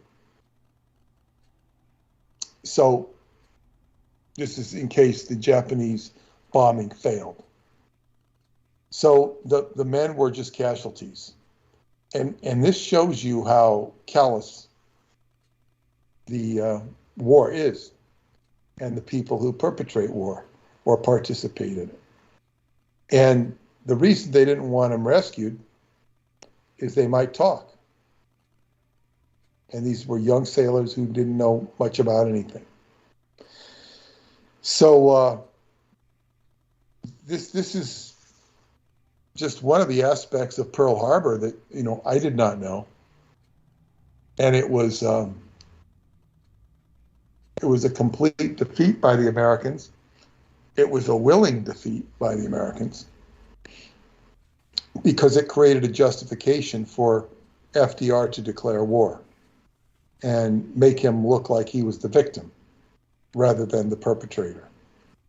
Now, as we move ahead into the future, we're having what Tom Brokaw, NBC News anchor, used to call the greatest generation. It's the greatest generation of people who fought World War II, and he portrays them as heroes because they were the greatest generation. These people are dying off. Pretty soon, there won't be any left from the so-called greatest generation. And as they die, this book and other information which portrays history closer to what it actually was will not be resisted by future generations because they just don't care. It's kind of hard to get my generation worked up about World War I. I was born, within a decade of World War II, so it was I grew up with the aftermath of it. It was a big deal. You not only saw it on TV, you saw the references, the ramifications in day-to-day life. And so in the future, people won't care so much about World War II. It was a huge event in the last decade. Well, now it belongs to the last decade. This decade, or this, I should say, century. It belongs to the last century. This century began with 9/11. So we're living in different times, and we're even approaching the time. It's almost, it's 20 years after 9/11. Pretty soon it'll be a generation after 9/11. And that will also fade. Time does funny things. It changes importances. It changes relative importances. But here we are on the anniversary of the Pearl Harbor incident. And it is one of those things that just stands out as a big event. And as big of an event as it was, it's a big lie. Not that it didn't happen, but all the circumstances which led to it. And the Japanese clearly attacked the Americans, but the Americans had invaded Japan. So there's all of these events that go into all of the dynamics, and these are ignored. They are completely ignored. So I would encourage those of you who have bought the book to continue to push. And it's very important you do push it, because this book needs to get out there. And I was discussing the next book, which I had to stop writing for two major reasons. One was that it was just too unwieldy. I was having too many negative dreams, because it's about the Presidio and the Satanism and all this horrible things that were being done. The second reason was that I've had other things in my life take priority that have to be done. So it made a good excuse or reason to stop it. I don't intend to give up on it, but there's also, I suppose, a third reason. It's hard to get motivated to do this book when the Roswell deception is moving like a tortoise. Yes. People are not, and I have sympathy for people who can't read this. It's like, it's too upsetting. It's not going to confirm. There's no confirmation bias. It's not going to confirm any biases they have. It's going to upset the apple cart of what they think and show them to be ignorant. Yes. And in some cases, ignorant fools. Yes. So it's not being embraced. I've watched my books be embraced at varying levels, particularly the Montauk Project, because it told people things that they'd never heard before. This is the same thing. There are things they've never heard before, but they've heard things wrong. And when it comes to the Presidio and the satanic underbelly of all of this book demonstrates how evil war is. These things, humanity has to face evil. It has to face what is being done. I had posted today that what will happen with Ghislaine Maxwell, they're going to wrap up her trial, I think, very soon. Interesting. And they're just going to say, okay, she did this, she did that. Well, Joyce says, what do you think? She did it? Yeah, well, yeah, she's a bitch. And they'll convict her. And that'll be that. They'll sentence her. There will be pleas for her release. There will be appeals of the case. But basically, okay, she's guilty. There's no more breaking story. She's not going to turn in. She's she might die, she might be killed, she might not need to as long as she shuts up, because she probably knows that she would be killed if she talked. And what about the people who went and raised Epstein's compound on his island? All the buildings were destroyed. Yeah. You know, did George Lucas do that? Well, I mean, but we don't even follow the story. There's no journalism. Not even the great Tucker Carlson says anything about this, and I say that in sarcasm, because Tucker Carlson has become the darling of the right, and you really have to wonder how much of it is he's just exploiting the right, because it's good ratings, it's easy to attack the Democrats, it's easy to play to the base. He is much more rational than Sean Hannity, much less hyperbolic than Sean Hannity, and he appeals to a younger audience than Sean Hannity. So he's, but I've many years ago, I've heard him, you know, say things that were just literally nuts. And so he has easy pickings with a lot of people. But Douglas had sent me a link showing that he had asked Hunter Biden for an endorsement for his son, Buckley. And as I pointed out to Douglas, I said, you know, the bigger story is here. Why would he name his son Buckley?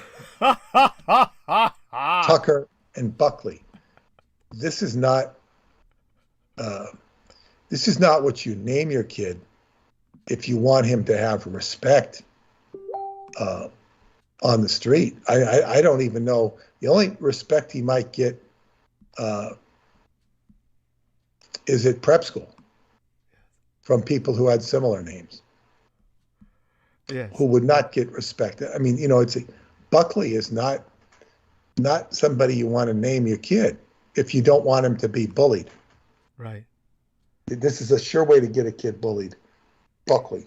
Yes. By the way, I'm certain that he named him after William F. Buckley, the conservative pundit of his generation, not Tucker Carlson's generation, but his father's generation. So likely, well, that's an easy thing to conclude. Yeah. I'm not sure that's the case. It's easy. It's inviting to conclude that. Right. Yeah, I don't know. You know, Buckley. I wonder if they call him Bucky.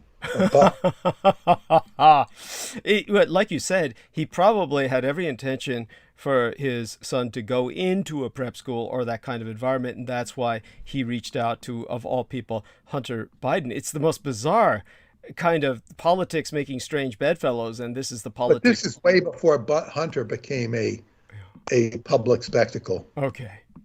And you know he's he has the connections, he can do it, you know, but yeah, even to think that Hunter had that much cachet, he's a bum, a very rich bum, and he's a leading antagonist of Hunter Biden. Yes. By the way, input from private messages from Holly Kaditis Kiefer, who says, the sad truth is that a book with Satanism in the title will get a whole lot more traction with the general public, and at least this one would have an accurate and useful information, in my opinion. Speaking of the book that we shall write, obviously... No, Satanism does not do good, except no.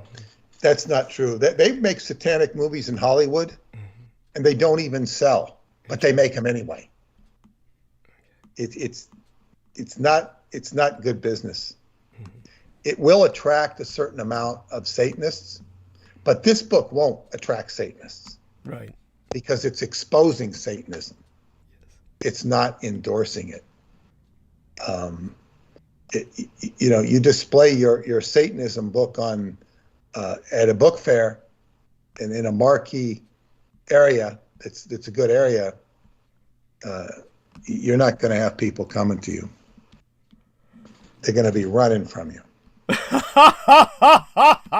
Yes. That's I guarantee you, people, you could possibly get a following from right wing, not right wing evangelists, but they're not going to like this either, because it exposes them, and even without exposing them. Yes, in its own indirect fashion. Yes, quite true.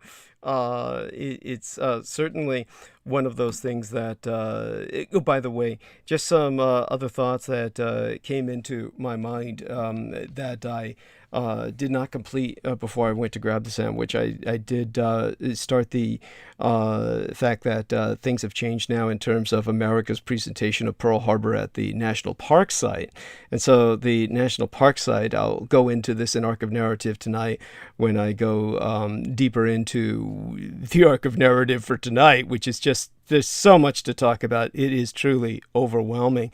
But one of the things I'll bring up is that the National Park Service, which runs the Arizona Memorial and the other aspects of Pearl Harbor, of course, our dear friend Brendan Zoget, who has been there recently on vacation to the Big Island and then went to Oahu. He said that in both areas, it's just all Japanese. He said that everything was Japanese language storefronts. People here speaking Japanese was all he heard. The only tourists he saw were Japanese in this era of COVID.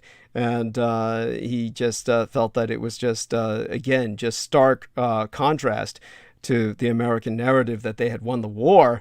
But he said if you were in Hawaii, you would think it was Japanese occupied. And so not that he was complaining. He was bringing that up as basically to prove to me that everything I said was true on the face of it, just by being there. But aside from that, the Park Service was presenting the Pearl Harbor 80th anniversary, in which this will probably be the last anniversary in which they have veterans of World War II, just like the recent Comic-Con. It was the last one with the dear black African-American lady who played Lieutenant Uhuru. She's had problems with senile dementia and the like, and so there's all kinds of problems with people fighting over her estate before she's even dead, and this has been going on for years. But they finally, I guess, had to get it together and make certain that they presented her so it didn't look like they were abusing her. So whatever parties were involved, primarily her son, I would suspect, they brought her into Comic-Con for one last time. And it's always bizarre to me when they do this. It was like the other time when another individual from Star Trek suffered senile dementia, and that was, of course, Scotty, the actor who played him, but he didn't have senile dementia at all. He had just rotted his brain with just severe alcoholism. And but they brought him out for one last time for something at which the astronaut Glenn Armstrong showed up. And yeah, I'm sorry. Neil Armstrong. Yeah, Neil Armstrong. Thank you, Neil Armstrong. Neil Armstrong. Played Armstrong. him with John Glenn. Yes, thank you. I'm converging them. It was Neil Armstrong who showed up and said, came out of. Neil Armstrong has always kept himself hidden. I mean, like really hidden. Doesn't do interviews, doesn't do anything. But he came out to help put Scotty into a rest home. And so all of these individuals are kind of like the position that the World War II veterans are in. There's something like maybe a couple of dozen, maybe about 30 to 80 people who can claim to be Pearl Harbor survivors. And like I said, they get specific privileges that supposedly only Pearl Harbor survivors get within the military system, if they're aware of them and if they apply for them, etc. But what happened is that they try to bring them out for these ceremonies for obvious reasons. They exploit them, they propagandize them.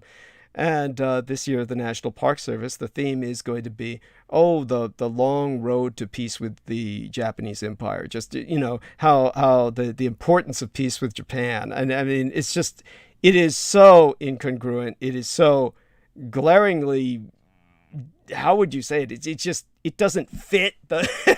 None of it fits. It's just like they politically, of course, it's by the fact that it's all the fact that they are facing communist China now and they need Japan as an ally desperately. So they have to present this. By the way, Jameson Reese is going to retire for the moment. Hopefully he'll be back around midnight our time or his time in New York.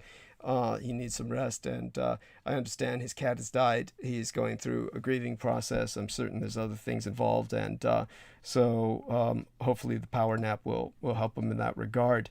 This means, of course, that I'll be counting on whoever else is with me to help carry the show until I take over, which today... I'm tired myself.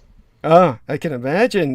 There's been a lot going on lately. If you would care to share some of that with us, or I will say some things that, as far as what's, Paula and I were both. She was working at home today, and just like we're ravenous, hunger. Interesting. Really hungry. It was like unusually hungry. But also we noticed in the last week, might have mentioned it before, but Trader Joe's, Whole Foods, Post Office, some wine supermarket has got, every wine you can imagine. It's just huge. These places are quiet. They're relatively empty. Must be the inflation. Well, that is the immediate conclusion. Now, Christmas time is buzzing this time of year. You expect hustle and bustle, and especially in the New York area. The Fox Christmas tree, which is this huge Christmas tree that's within the eye shot of the Rockefeller Christmas tree, was attacked and basically destroyed. They're going to have to put up a new one.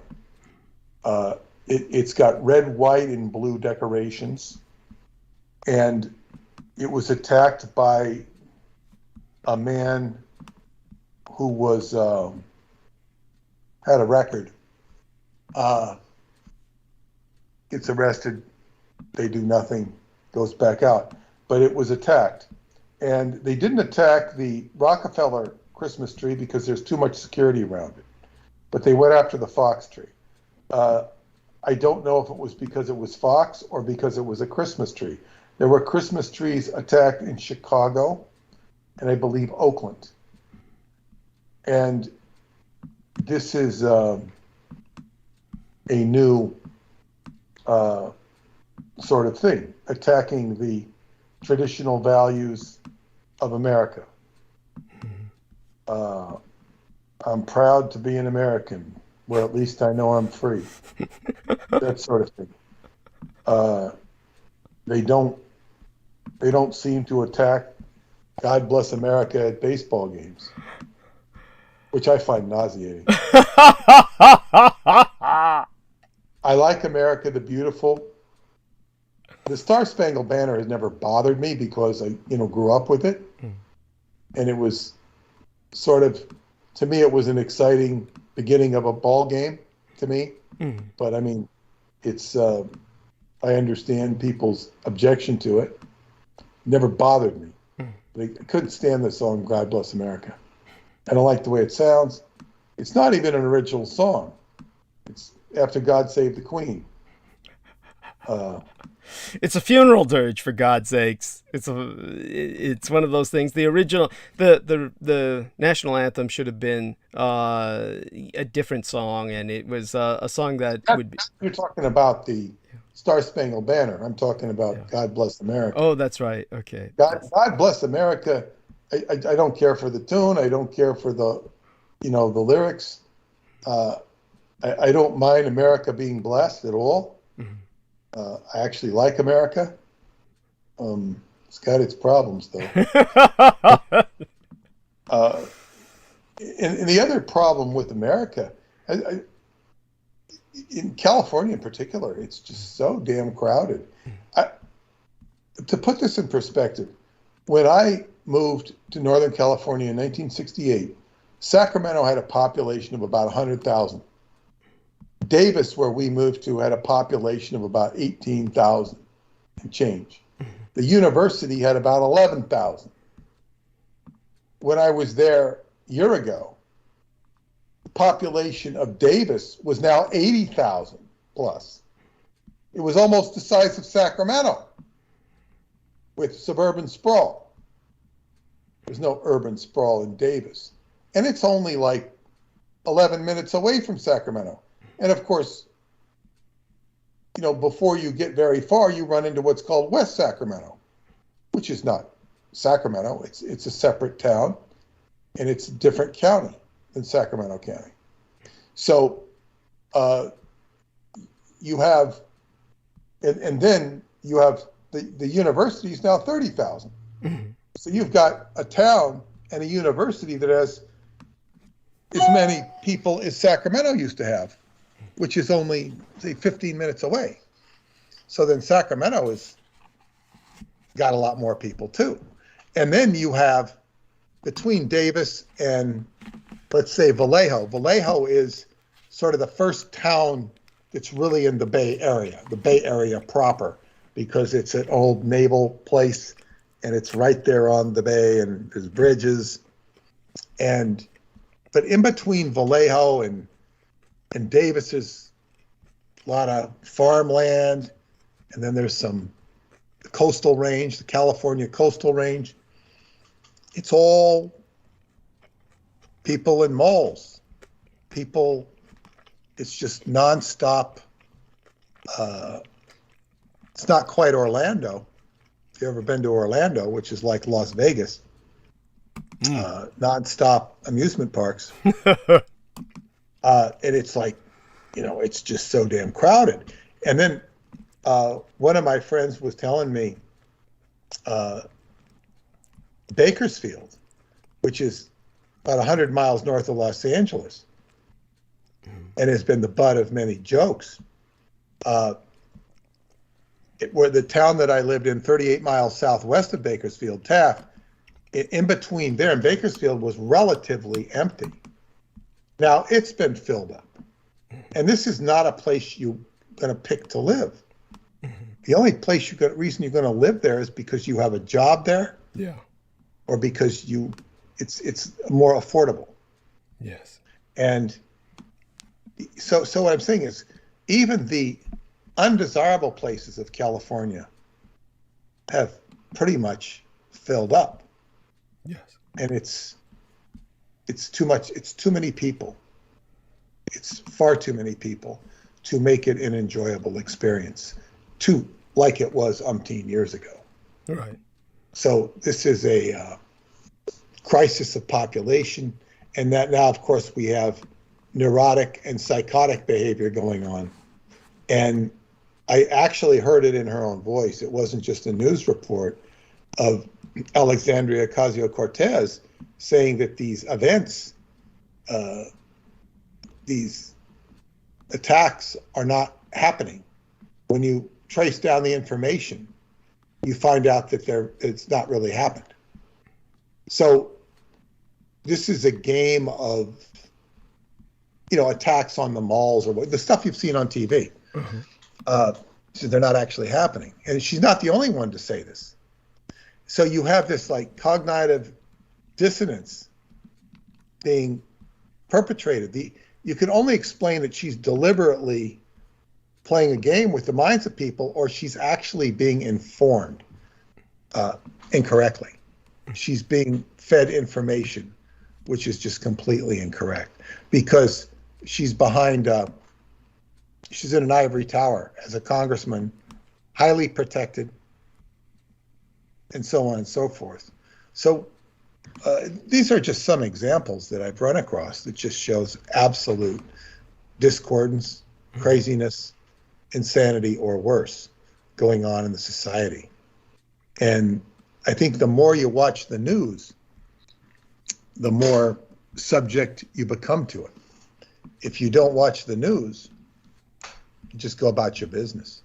Because I think a lot of this drama that you hear about and does indeed occur, doesn't occur everywhere.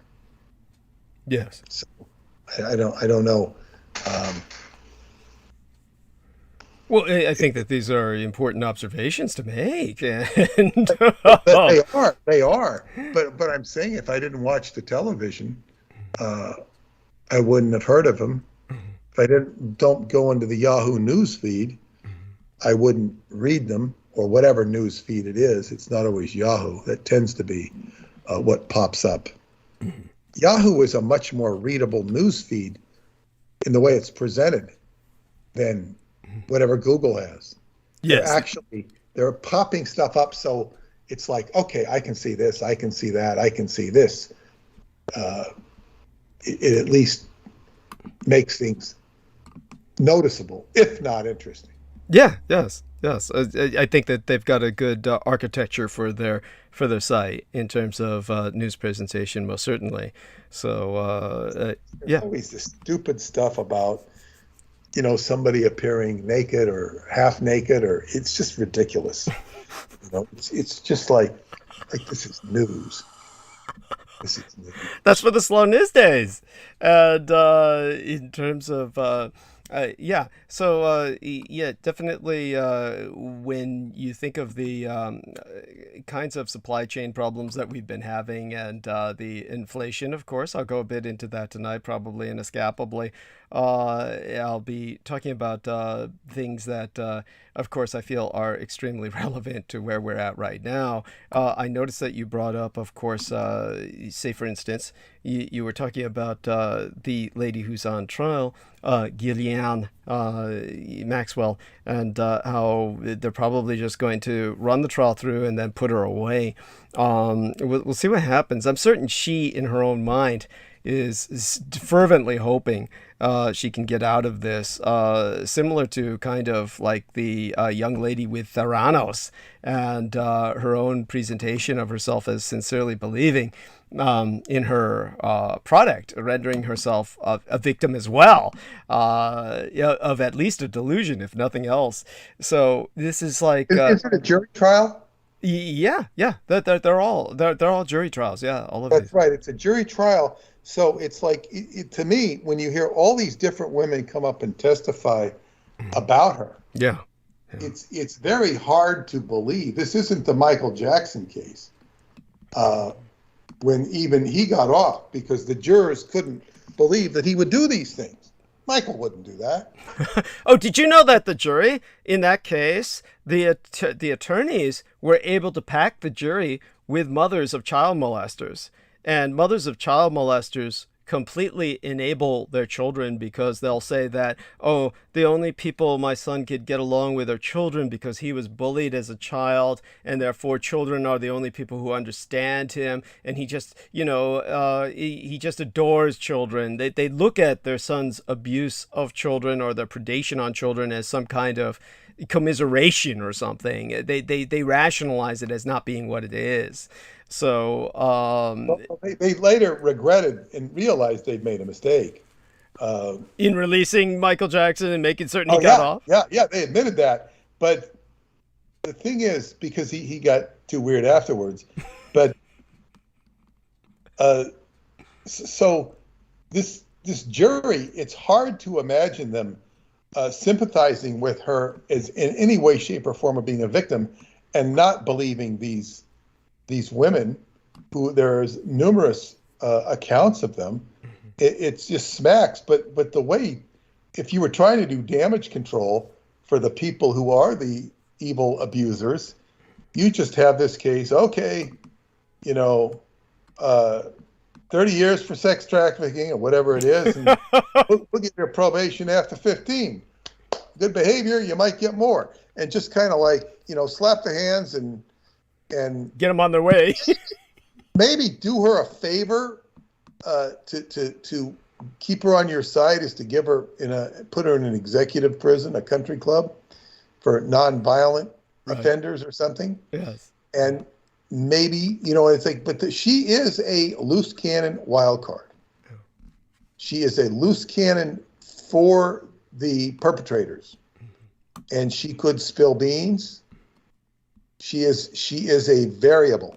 Yeah. She's a dangerous variable if you're a member of the Bohemian Grove or something like that. Who's this woman gonna, and she's probably not too happy. And anybody she has a axe to grind with is a potential victim. I'm sure she even thinks of turning them in just for spite. Yeah. And what is her life worth? Her father ended up dead. Yeah. Uh, And what you say reminds me of the madam. Was it Heidi Fleiss, or what was the name of the Hollywood the, man? the Mayflower Madam. Yeah. No, that was Sidney Biddle Barrows. Heidi Floss was, I think, a Beverly Hills Yes. Madam. Yeah, the Beverly Hills madam. Wasn't she ultimately murdered? Though they I might. don't know that she was murdered. I didn't know that. Geraldo had quite a bit of sympathy for her because look at, she was just running a brothel, he said. Let's see. It says, I put up Heidi Floss and it says Heidi Floss, Chuck Schumer. Why is he mentioned with her? What on earth? It says, it says, was Chuck Schumer's name found in Heidi Fleiss's book? Wow. I can't imagine him going after women unless she was doing more than, I just, he might have had that put out himself to make him sound like he's straight.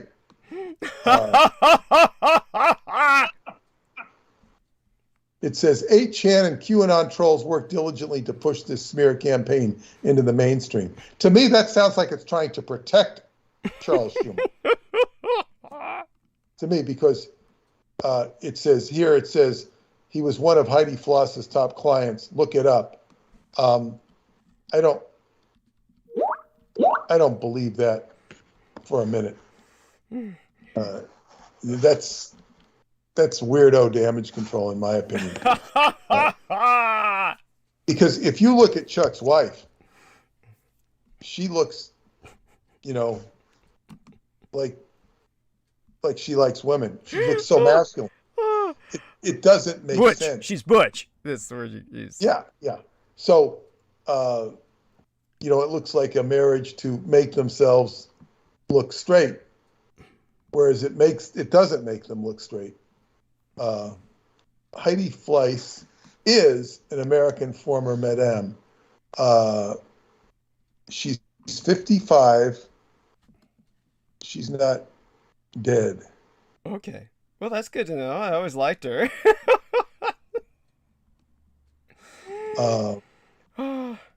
Yeah, the Hollywood madame. Yes. And no, she didn't go by the boards. Okay. Now this is funny. It says Fleiss eventually moved to Pahrump, Nevada, where she came to live. That's where Art Bell was. Yes, of course. That's disgusting. Why would she do that? I mean, who the fuck wants to go to that dump? It's a shithole. All that is Art Bell territory. There's nothing there. Which is why he was there, so he could totally control the environment. He got the sheriff elected multiple times. He just kept, which, by the way, the sheriff had an ally in him because he'd give the sheriff free campaign commercials. Say, I want this man reelected. He'd get the sheriff reelected, and in return, when he murdered his wife, the sheriff discovered nothing. Said, oh yeah, she died because she was asthmatic. And couldn't find the inhaler, which of course she had in a necklace around her fucking neck. And Art Bell strangled her with it, so to speak, by taking it from her and making sure she couldn't get the inhaler. And then married her child cousin to take her place. Married her underage cousin. Disgusting. And of course the sheriff said, oh, yeah, couldn't find the inhaler. It was dark, middle of the night in their double trailer. I mean, they lived in a fucking, what do you call those duplex campers when they weld two trailers together? Well, white trash estate, I guess. Yeah, he was filthy rich, too. Yeah, yes, he's filthy, period. But yes, he was also filthy rich. Yes. There's something about somebody who has that much money who's living in a trailer. He could have built a house. Oh, God, he could have sprawled a fucking estate. He could have, invited all kinds of artists and created a bohemian colony. Yeah. Yeah, but I mean, rather than live in a trailer, for a couple $100,000, he could have built a very nice house. Yes. For what much better than two trailers. Thank you. Yeah, no, I get what you're saying. I took it, to a... And if he really wanted to get the white trash feel, he could have put a trailer on the property and hung out there. You know, he could have had it all. Oh God. Yeah. No. It's. Yeah. Go on. No, so I was just commenting on the state of the the society as I have noticed it in my own microcosm of Long Island, and it seemed very quiet. But then again, I remember back when the COVID started, the shutdown, and you go out and there was nobody on the highways. It was bizarre. Yeah, kind of a post-apocalyptic feel. Everybody stopped. Everybody stopped, and I don't know that. There's still plenty of people getting sick from COVID, at least per the reports. It just seems to me, I don't know if it's numbers, it just seems the attitude shifted. It's more about attitude than it is numbers. I really don't know. I don't believe the numbers. So, but that you mean you don't believe they're higher or lower or what? I don't believe with the numbers anyway. I believe they're highly manipulated, just like I believe voting is highly manipulated. And it's just, it's not reflective of reality. So, I mean, and a lot of people have been falsely called COVID when they're not. So yeah, you mean like mistests? Yeah, yeah. Not the test, the deaths. Okay. Somebody will die and they say COVID, and there's a lot of people joke about it, but like, what is and now this new Fauci has even admitted that this new strain is not so bad. That's such a weird way of expressing it, but I know what you mean. Well, he didn't say it that way. He said pretty much, yeah, no, I understand it's a paraphrase, but I know he pretty much said what you just said. That's basically telling people that they shouldn't be so, concerned about it, but it's obviously... It was enough to crash the market. Yeah, the other day. Yeah, not only that, but they say it takes 3 shots. They say it takes 3 shots. I know you'll love this. Instead of just 2 shots, they say aren't enough to protect you from the Omicron. It'll take 3 shots to protect you from the Omicron. They want you to have the boosters. They really want you to have the boosters. Look at it. It says coronavirus cases 50 million. Deaths 13,904. Recovered 39,000. 813,000 deaths is, they say, nothing compared to World War I's Spanish flu or American Army and Navy flu. Well, yeah, nothing can beat that. I mean, if we were to have that in this day and age, that would indeed crash the economy. I mean, forget the markets going up and down. That would be like, at that point, civilization itself would collapse. A lot of people just don't understand how there was less infrastructure to damage back in the day that the Americans unleashed that bioweapon. It was such that our world was not that connected. So it's connected as it was, comparably speaking. It was not connected at all compared to what we've got today. I will be citing this individual later.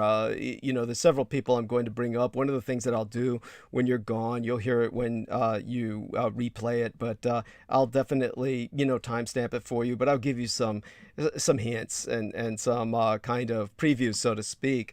But when it comes to Pearl Harbor and what it brings to mind, obviously it really did change the world. And what I'm going to try and do tonight is something I've never done before, is that I want people to understand that the information we give is not something that Peter Moon and Douglas Dietrich are just the only purveyors of, and we happen to be smart enough to know about this, and nobody else knows it. It's rather that all of this stuff, as we've said insistently, is out there for you to look and research on your own. But we have to go beyond that, because most people then they say, well, why wouldn't anyone else look for it, etc. So what I want to do tonight is just shove it down their throats in a friendly manner by bringing up the fact that conventional historians are basically telling you the same thing. And, you know, a good example of that it would not be Craig Nelson, but nevertheless, I'll bring him up because he is the consummate propagandist for the United States. I mean, the title of his book says it all, from 2016, Pearl Harbor, subtitled From Infamy to Greatness. Not talking about the Empire of Japan. He's talking about the United States as becoming great. You know, if you call getting involved in everything from Vietnam through to Afghanistan being what it takes to be great, I think most empires would choose to turn the other way. But Craig Nelson did make a point that is undeniable. Even a stuck clock is right 2 times a day. But basically, he pointed out that if you lived before Pearl Harbor, you would feel more comfortable going back to the period of the American Revolutionary War than you would moving into today's world. That's how alien and how different our world is from the world of my father, who would have been the age of most people's grandfather. Like I said, if my mother had lived, this would have been her 98th birthday recently on December 5th. But the point he's making is, of course, there was none of this connection. During World War II, we still had cavalry in use. We still had people who were using well water. This is like all of this has changed just inconceivably since World War II, as opposed to the generations beforehand had far more of a continuity. So all that continuity is broken, and people's memories of World War II are of course, sketchy as hell as it is, but they just get, you know, one of the things I'll try and point out as well when it comes to breaking the myth, one of the big myths, and I'm going to crack this tonight because the subject demands it, or just the times demand it. We've had the Oxford High School shooting recently, and of course this really brings the need to put firearms in perspective. And obviously, people are asking if the school staff could even face charges, because certainly the prosecutoress of the case, she's becoming more and more angry, as is the entire community at the school, for letting Crumbly literally run loose and run wild with his fucking firearm, and nobody did anything. And just, oh, okay, he's all right. Just let him go. He's, you know, just like, he looked calm to us. We didn't think he was going to be a threat to anybody, you know, and just because the parents wouldn't take him home, fuck it. Why not just kick him out anyway? You know, call the police and have him physically removed from the school and thrown out. You know, none of this was taken. So the potential is they might face civil lawsuits at the least. But you know, regardless of that, far more importantly is that in this context, because it was December 7th, I saw Facebook posts come up, and they were the same old shit. That, the Japanese wouldn't invade America because we allow our citizens to have guns. And they brought up the same old myth about Admiral Yamamoto saying, oh, there would be a firearm pointing at us from behind every blade of grass. You know, all of this is total bullshit. Yamamoto never said this. The Japanese, of course, didn't care about the Americans and all the fucking guns they owned. None of this has to do with reality at all. So this has to do with the Americans. Everything that, I mean, when it gets to the point where they're saying Pearl Harbor is indicative of the reason why we have to have guns, at this point, it has to stop. I myself used to say in the past that guns were a national security asset, that the fact that all Americans have guns is a national security advantage. No longer. Not anymore. It's over. I have a gun story. Yeah, please. I have a gun story when I was a kid. The family that lived sort of catty corner behind us were the Edelbrocks, and James Edelbrock was just a bastard of a kid. He was older than I was, and he was just trouble. Yeah. And I, I remember one time he, our neighbors had a pool, and he threw dead fish in that pool. Oh God! Which is the problem. This is the kind of guy he was. And one time, I remember there was like this fire was in the corner of their yard, and it was like you could see it, and it's like wow, and neighbor came over, get the hose, and he put out the fire.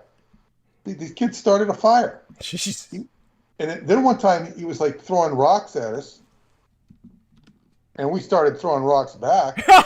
Good for you. By the way, starting a fire as a young child at that, that kind of fire, it's indicative of psychosis. That's usually considered by psychiatrists. I was probably about 8 or 9, and he was probably, a few years older, and like we're throwing rocks, and the next thing I know, his father's out there, and I'm getting blamed.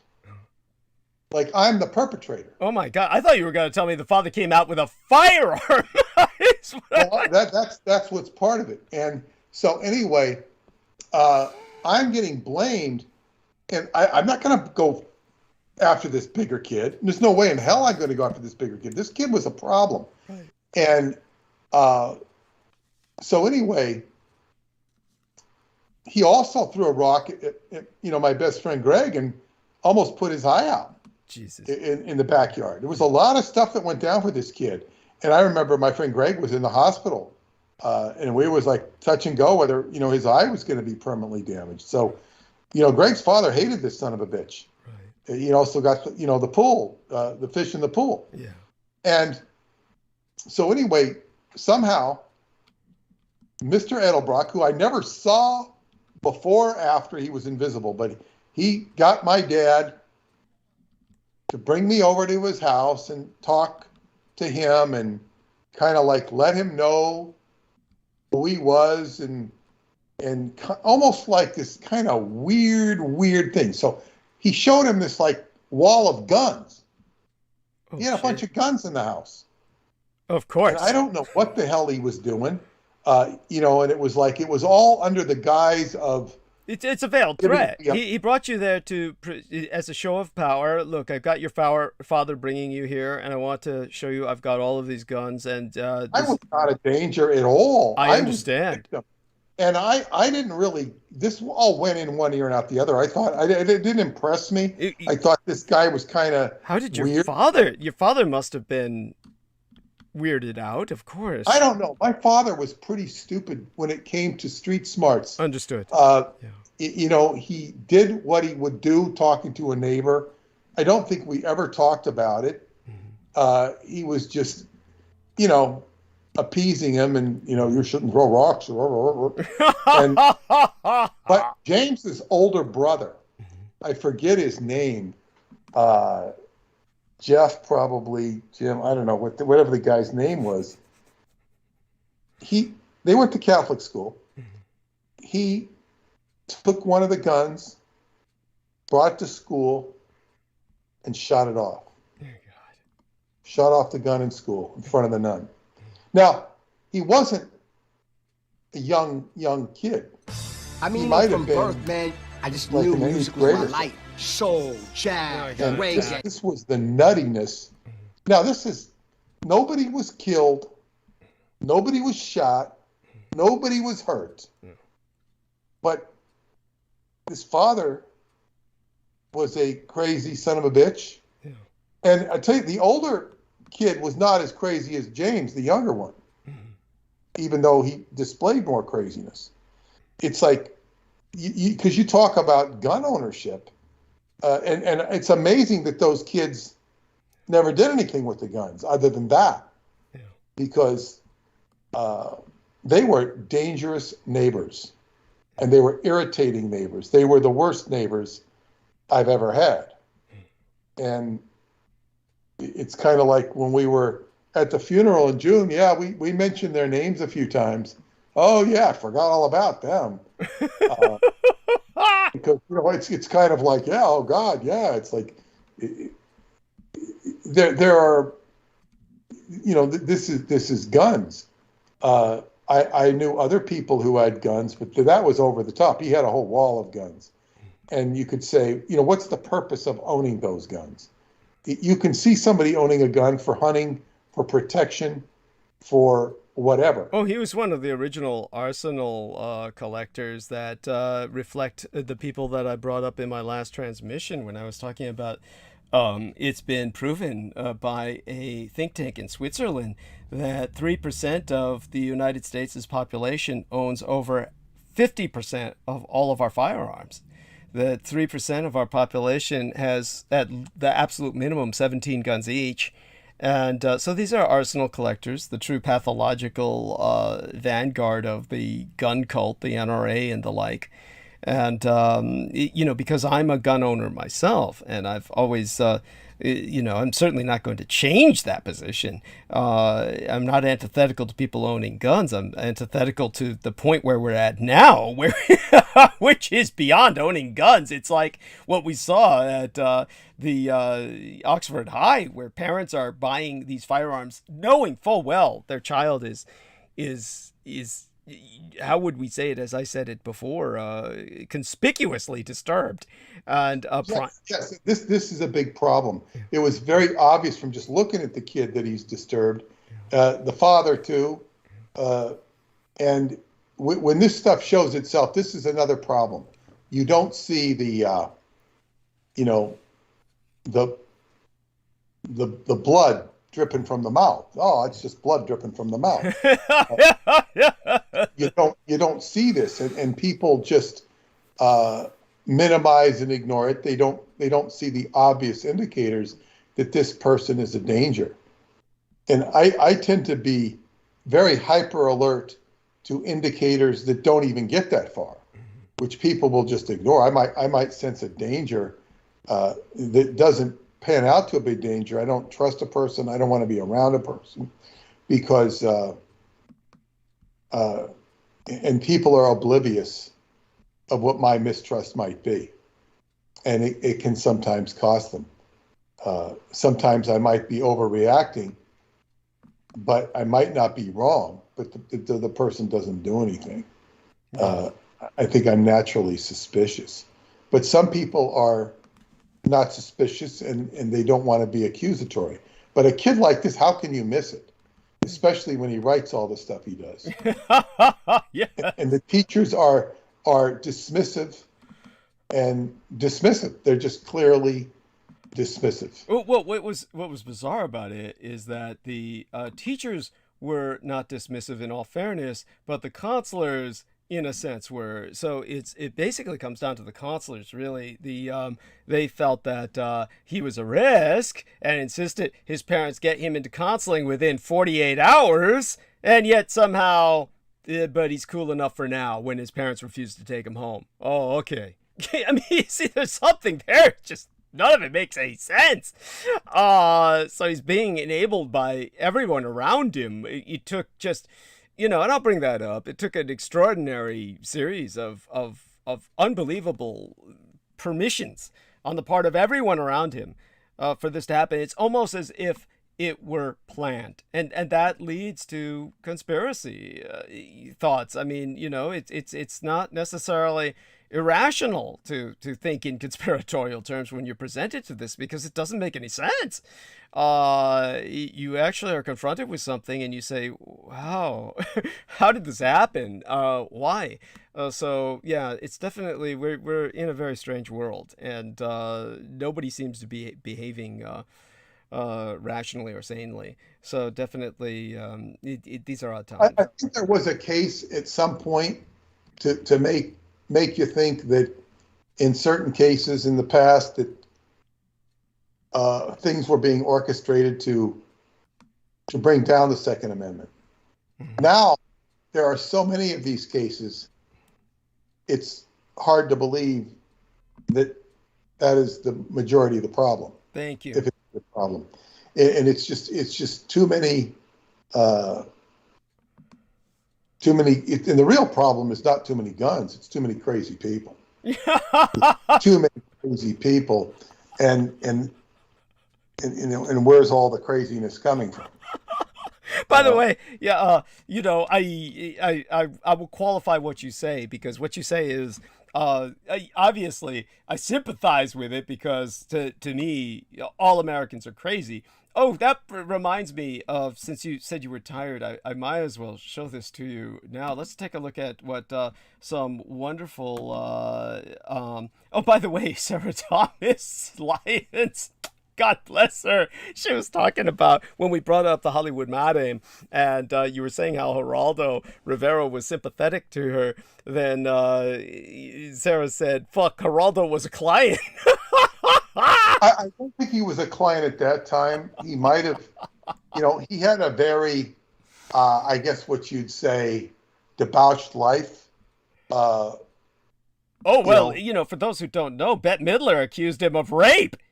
But go on. Well, yeah. I mean, that was back in the day. Yeah. And he was one of the cocaine crowd. Yeah. She said he was all coked out. Yes, definitely. Yeah, and that's what and he's cleaned himself up considerably. I don't mean to hold him up as a paragon of virtue, because he was part of the in crowd in New York City back in the day. Yes, we're all partying and, as he would say, whoring around. Yes.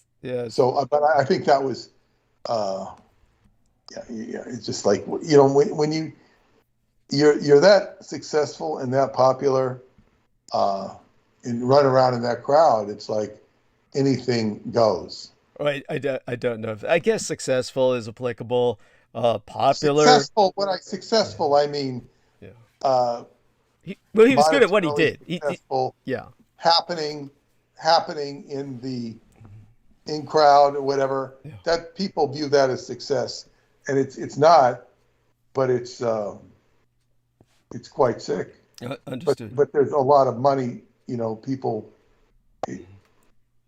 Thank you. People view it as successful. It's not, but it's people that make a lot of money and hang out with those type of crowd. Yeah. And there's a certain point where debauchery enters, and this becomes very dangerous because I'm not talking about diseases that you might catch, which is a possibility.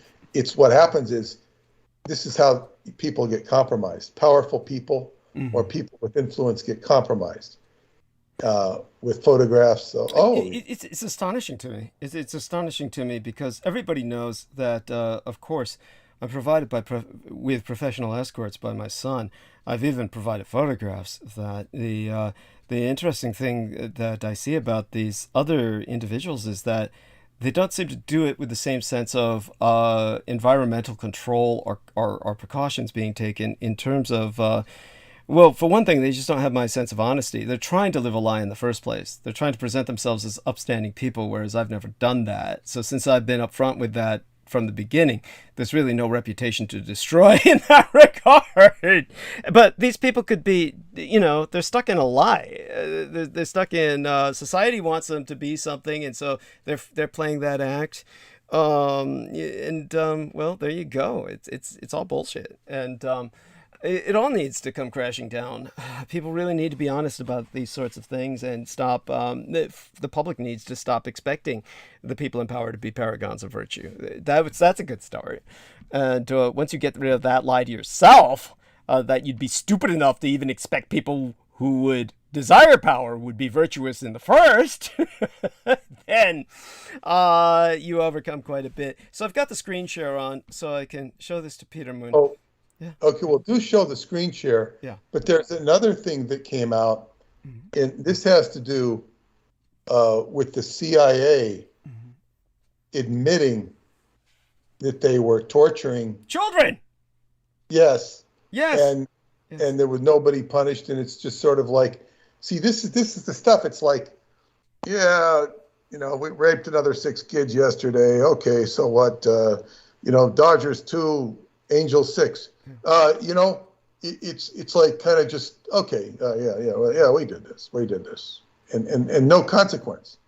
Yes, that's right. As a matter of fact, that was brought to my attention by Sarah Thomas Lyons, who's a Canadian citizen, so God bless her. By the way, another shout out to our dear Clarice Claudette. God bless you. Again, I've got your care packages, received the 2 of them the other day. I stayed up throughout the day just to make certain I got them, and that's when the postal service delivery man who was in the truck who brought it to my door was just adamant. They've never been like this before, but he was like pounding at the door and ringing the bell to make certain someone got to the door, or giving it, the good college try in case no one did. And when I got to the door, he said, "Get these in now." And he was being followed by just a caravan of thieves. Wherever he was just parking, the packages, they would come. This is at your house or hers? It is in my house. My house. She's in Florida. Where's Dirty Harry when you need him? Oh God, yes, no kidding. Well, I'm sure that the postal man, the truck driver, called the cops, but the cops are responding to a moving target, right? So if they get within range where these people can see them, the people probably take off. And then the cops are in for potentially a car chase, which in a congested city like San Francisco, this isn't the fucking movies, okay? The cops do not want to get involved in a car chase in San Francisco. They clear the streets and they blockade them off when they film those chase scenes, okay? So, with a city as congested as San Francisco, the second most congested city in the U.S. next to New York, that's like you're going to wind up killing people. Or worse yet, killing yourself. And so there you have that. Douglas, the city of Portland announced that if you call 911, expect delays. They don't have enough staff to respond timely. There you go. It's things have changed. Things have truly changed with COVID. Don't think otherwise. So, just to show, well, it's not just COVID. It's the defunding of the police, and the defunding of the police. Yeah, and then there's this crazy DA in Philadelphia who's saying, no, there's no problems here. There's no problems. There's no problems. And my cousin who lives in suburban Philadelphia tell me, he says he won't go into the city anymore. It's too dangerous. Mm-hmm. That's believable. I mean, honestly. Yeah, and so this DA is saying there's no problem, just like AOC is saying there's no problem. And the DA he's being asked to apologize even by Democrats because he's Democrat. And the accusation, perhaps it's not an accusation, he's funded by George Soros. And George Soros is funding these people to basically create chaos and to not prosecute people and to release criminals from bail. It's like deliberately criminalizing the cities. And there's enough idiots to believe that we shouldn't be so hard on people. We should let them murder again. So this is like this. It's become a very aggressive situation with criminality being tolerated. And not only tolerated, but encouraged. If you want to take your spouse or significant other for a Christmas shopping, you go into some department store and just make she doesn't pick over $950. Here's your $950 worth of merchandise. Good. Now walk out. I'll walk you out of the store. They can't prosecute us. Oh my God! This is kind of the ridiculousness of and people that are not bucking that system don't want to do that. They want to pay the money because they don't want civilization to fall apart. They're believing in civilization. The question becomes, what is the ratio to people that will gladly steal versus those who won't do it? There's always a balance, and I'll try and put that into some context. I'm certain that not that I'm defending this or rationalizing it, but I'm certain that these break-ins to the stores, the upper level boutiques where the people were stealing thousands of dollars worth of designer material were prompted by, of course, the fact that they felt that the police were getting off, or that there wasn't repercussions In this case, it likely traces to the Kyle Rittenhouse case and what people were feeling about that. Not that I want to take it down that direction, because I think I pretty much did that to death and beyond. But I mean, it seems pretty like, at best to me, it seems like that's an excuse. Oh, absolutely, absolutely, Excuse. yeah, of course, yeah. And That's it's like, the Rodney King. what are you The gonna- Rodney King riots provided that excuse for a long while after the Rodney King riots. You had a lot of these kind of flash mobs that were breaking into stores and saying, riot, riot. The kids were shouting when they were just stealing everything.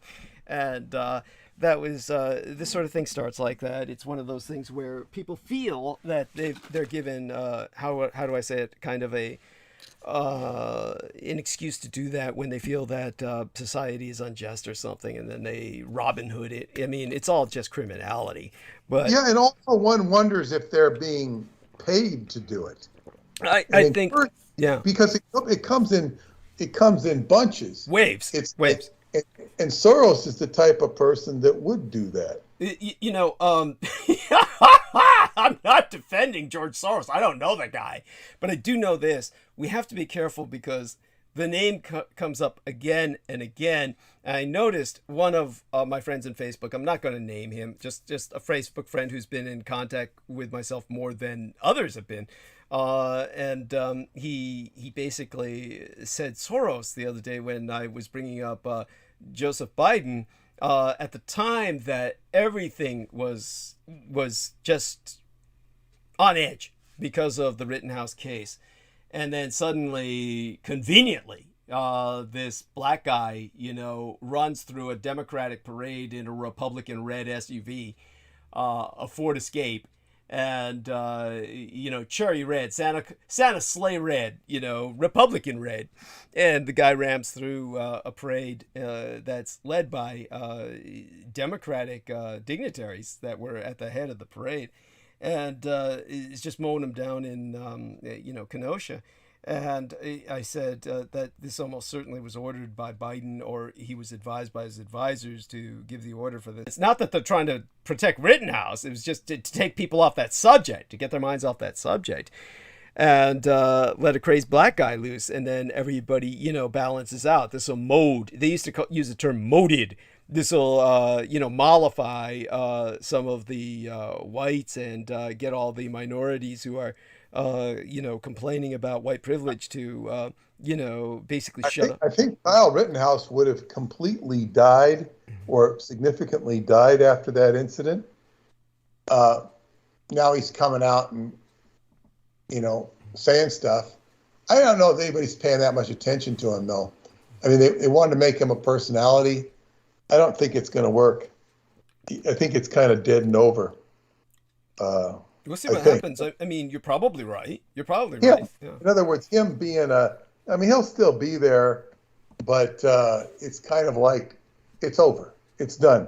The biggest danger for him is to just get himself in trouble again. He's if he becomes a public figure, sort of like Mark Furman did. Right.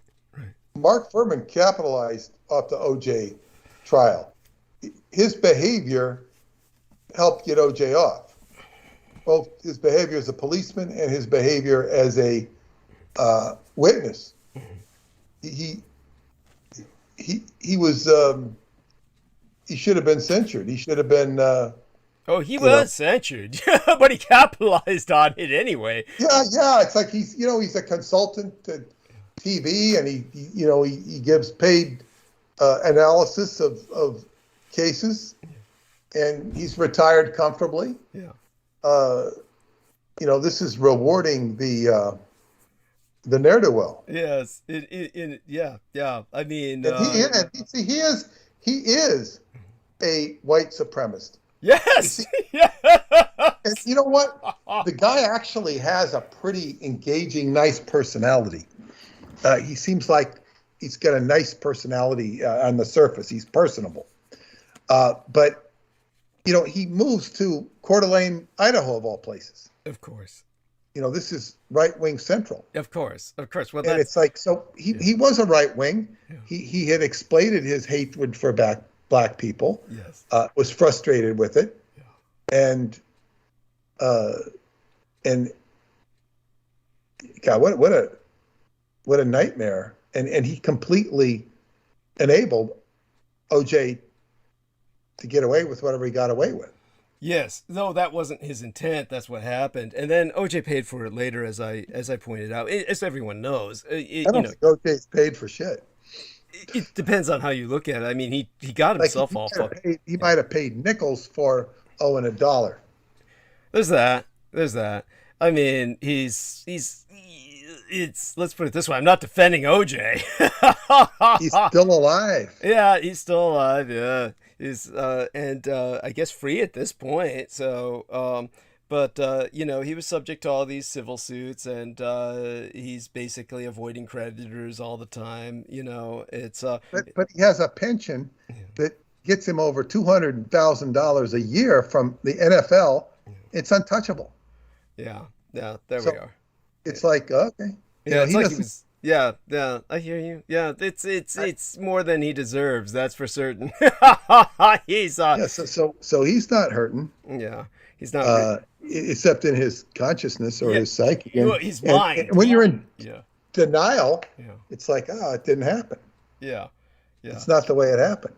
No. And he got away with it. Yeah. I mean, in a sense, he did, and but you're right. Yeah, in the I'd say that in terms of the debit and credit, it should be a lot worse for him than it was. Yeah, he was pretty. He got away with quite a bit. Yes, that's true. But of course, it's not like he's really welcome anywhere. So, it's like I said, it's kind of like there's some things you just can't get out of. And with Mark Furman, of course, he had to move to Idaho. He had to move to... By the way, all the, this is generic. It's not... obviously, all cops don't do this, but in a generic sense... all white cops go to Blue Heaven, which is northern Idaho. This is like, it's known that the overwhelming majority of cops who just are real assholes, they all retire up into northern Idaho, where if you go up there, it's just everybody's an ex-cop, and it's because they want to be in a place where there's nothing but whites. And so they call it Blue Heaven up there. So this is just basically, the kind of area that Mark Furman put himself into. And of course, all of Idaho is trying to spread that like a cancer. And this is why you've got the Greater Idaho concept. For those of you who don't know about this, all you need to do is look up map of Greater Idaho. Don't look up Greater Idaho alone. It's not going to do it justice. You need to look up map of Greater Idaho. They're trying to expand Idaho, and everything there is, like I explained before, they're pretending they're seceding from the United States. So far, the United States, is ignoring them. But these are the people who allowed a man to walk around with guns who was completely fucking psychotic, and they're insisting that we don't let anyone be deprived of the right to own guns, that everybody has the right to own guns, so here was this guy who was like going around to places where they have no gun policies, like shopping malls and hospitals, and everywhere he went they were calling the police, and the police would just let him go. As a matter of fact, as I brought up before, and I need to reemphasize this because it's simply unfucking believable, in Idaho, if a policeman tries to arrest anyone with a gun or disarm them, they themselves will be arrested. They themselves will be fined hundreds of thousands of dollars. So the police are obligated not to do anything until the person starts killing people, at which point the police have a right to shoot him. So it gets down to, Idaho just said, let anybody walk around with whatever guns they want, and the police can't do anything till the bullets start flying. Well, by the way, when he was firing off bullets, the police were too scared shitless to go near him, so they wanted to wait for him to run out of ammo. So the person who didn't wait for him to run out of ammo was the mall security guard, who was a transgender, a former male in the Army, who was a forward observer, no less, which is the quarterback of the battlefield, and took him on personally and died doing it. And that's when the police, after the transgender sacrificed her life, at this point in her life, she was female, then the police said, okay, she's taken all the bullets, now we can go in and take him. And that's when they killed him. And so in Idaho, they're fucking crazy. I mean, don't ever go there if you value your life. Douglas, I'm thinking back to this gun stuff. When I was in high school with my friend Tor, and he was long-haired. Yeah. Which was unusual at the time. So. Oh, it was not unusual. Oh, was it? Okay. He had long hair and was very long hair. And 70s? Was this the 60s, 70s? I guess this was 1970. Oh, okay. That was... I guess, and we were driving.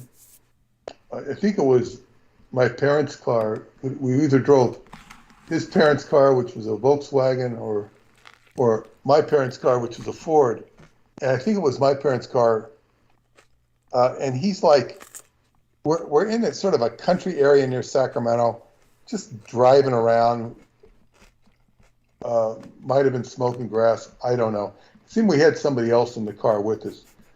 And there's these guys in a, they're like, I guess what you call rednecks, in a pickup truck. And I think he flashed him a peace sign. Tor was somebody who was always like, he was far too liberal for his own good, just in his mind. Too liberal. Yeah. Not saying it's bad to be liberal. He was too liberal. He was extreme, and he was always, I guess, willing to engage. Now, in actual fact, Tor was a tough son of a bitch. He was tough. He was big. He was athletic, but he wasn't a fighter. So he didn't tend to be afraid of anybody, but he was gentle.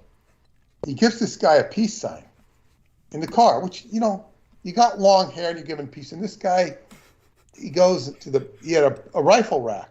Holy shit, of course. And he pets the rifle, like, aggravate me a little bit more and I might pull the gun out. Yeah. I might aim it at you. And I thought, I didn't like, I didn't appreciate the fact that he had long hair. I mean, I didn't really care if he had long hair. Most people did have long hair. Most of the student body had long hair, the men. So it didn't faze me one way or the other, but it's almost like a symbol of, hey, come and get me. Yeah. I remember one of my friends that I got a job as a dishwasher when I started out as a dishwasher.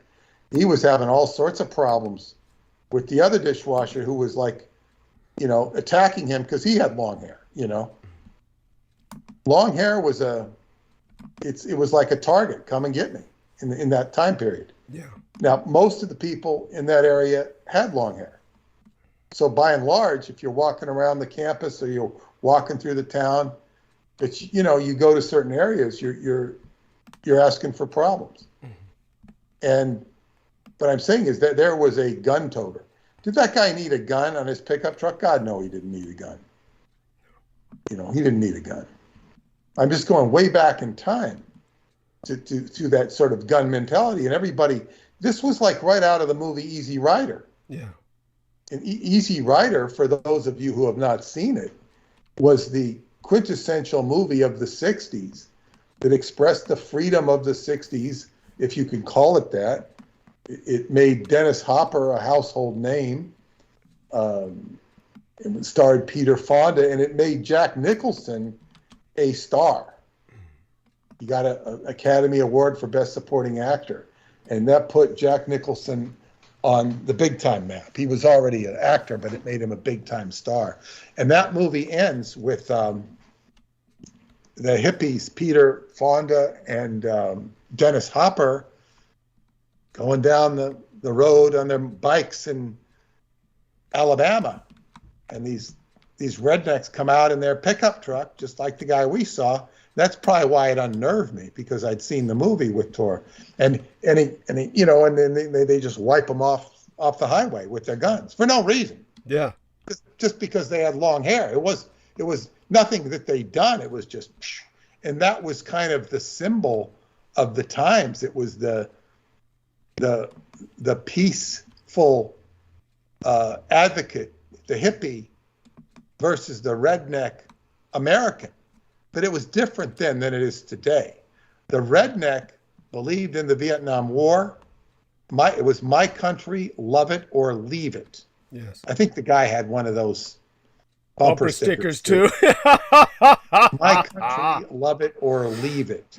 Yes. And, Or Put Your Heart in America or Get Your Ass Out would be the other. Or Don't Tread on Me. Yeah.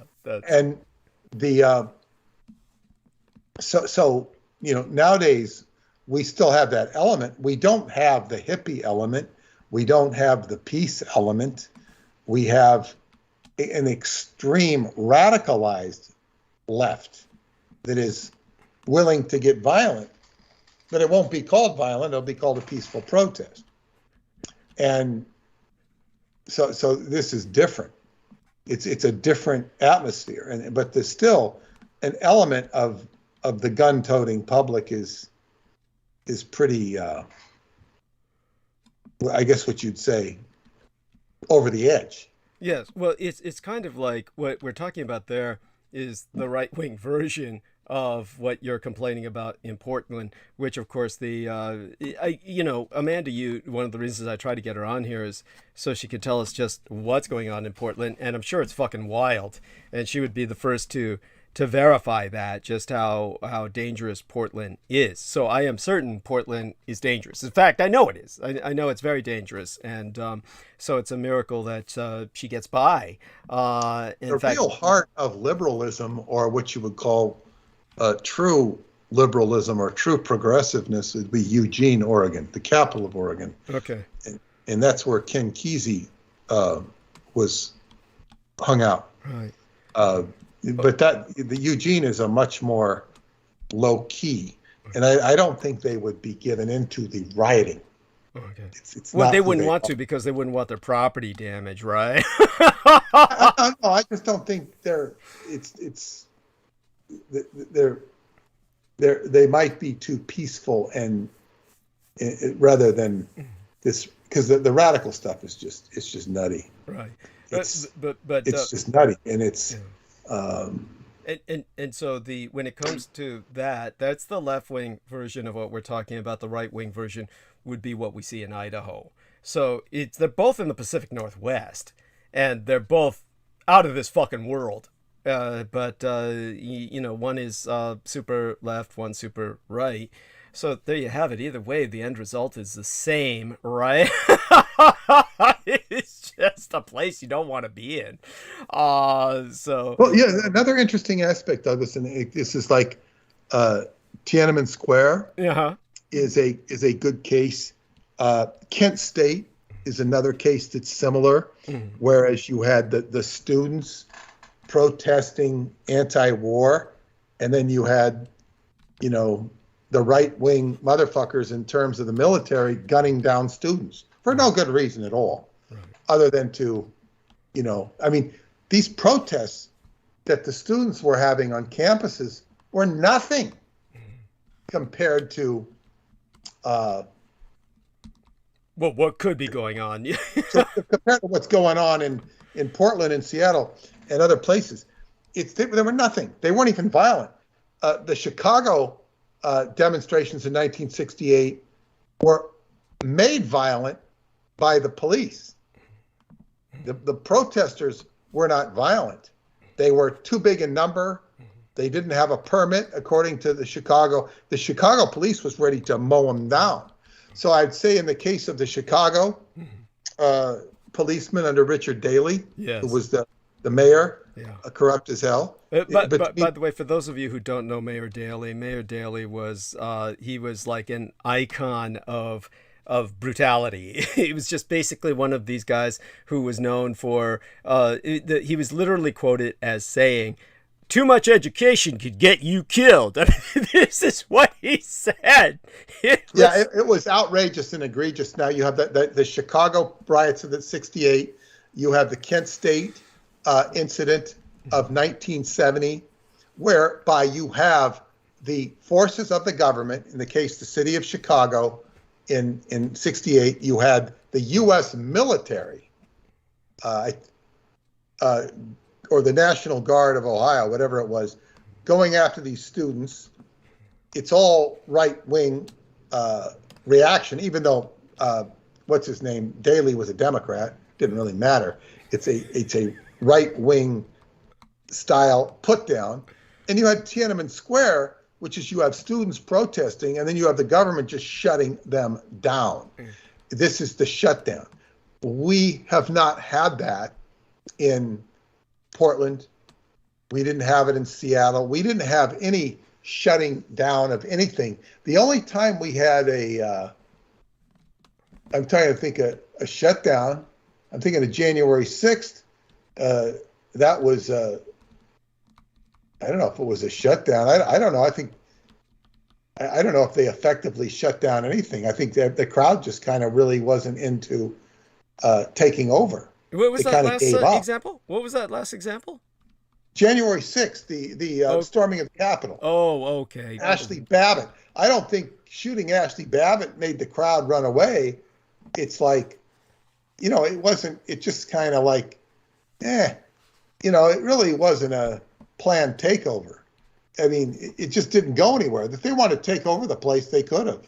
If they were organized. They were just fooling around. They were just storming the Capitol. Yeah, I'll cover that in perhaps if I get to that tonight. I don't even know if I'll get to that tonight. By the way, that reminds me, I had a message from our man Daryl Neely. Let me take a look at what he said. I'm going to keep it private because while you look for that, my point is that the shutting down with like a hard authority is something that happens from time to time, and it's as if right now we don't have that authority. Trump would have shut it down, those protests, but the governors didn't want him to. So you have authority being and then you have the January 6th protesters being strung up with heavy prison sentences. But that's not the same thing. It's like it hasn't put down that hasn't put down rioting. It still continues. Yes. Okay. Bizarrely enough, we have Brendan Zoget trying to call us. So what I'm going to do is I have to hang up on him and try to bring him on to the call, because otherwise we're going to lose the call.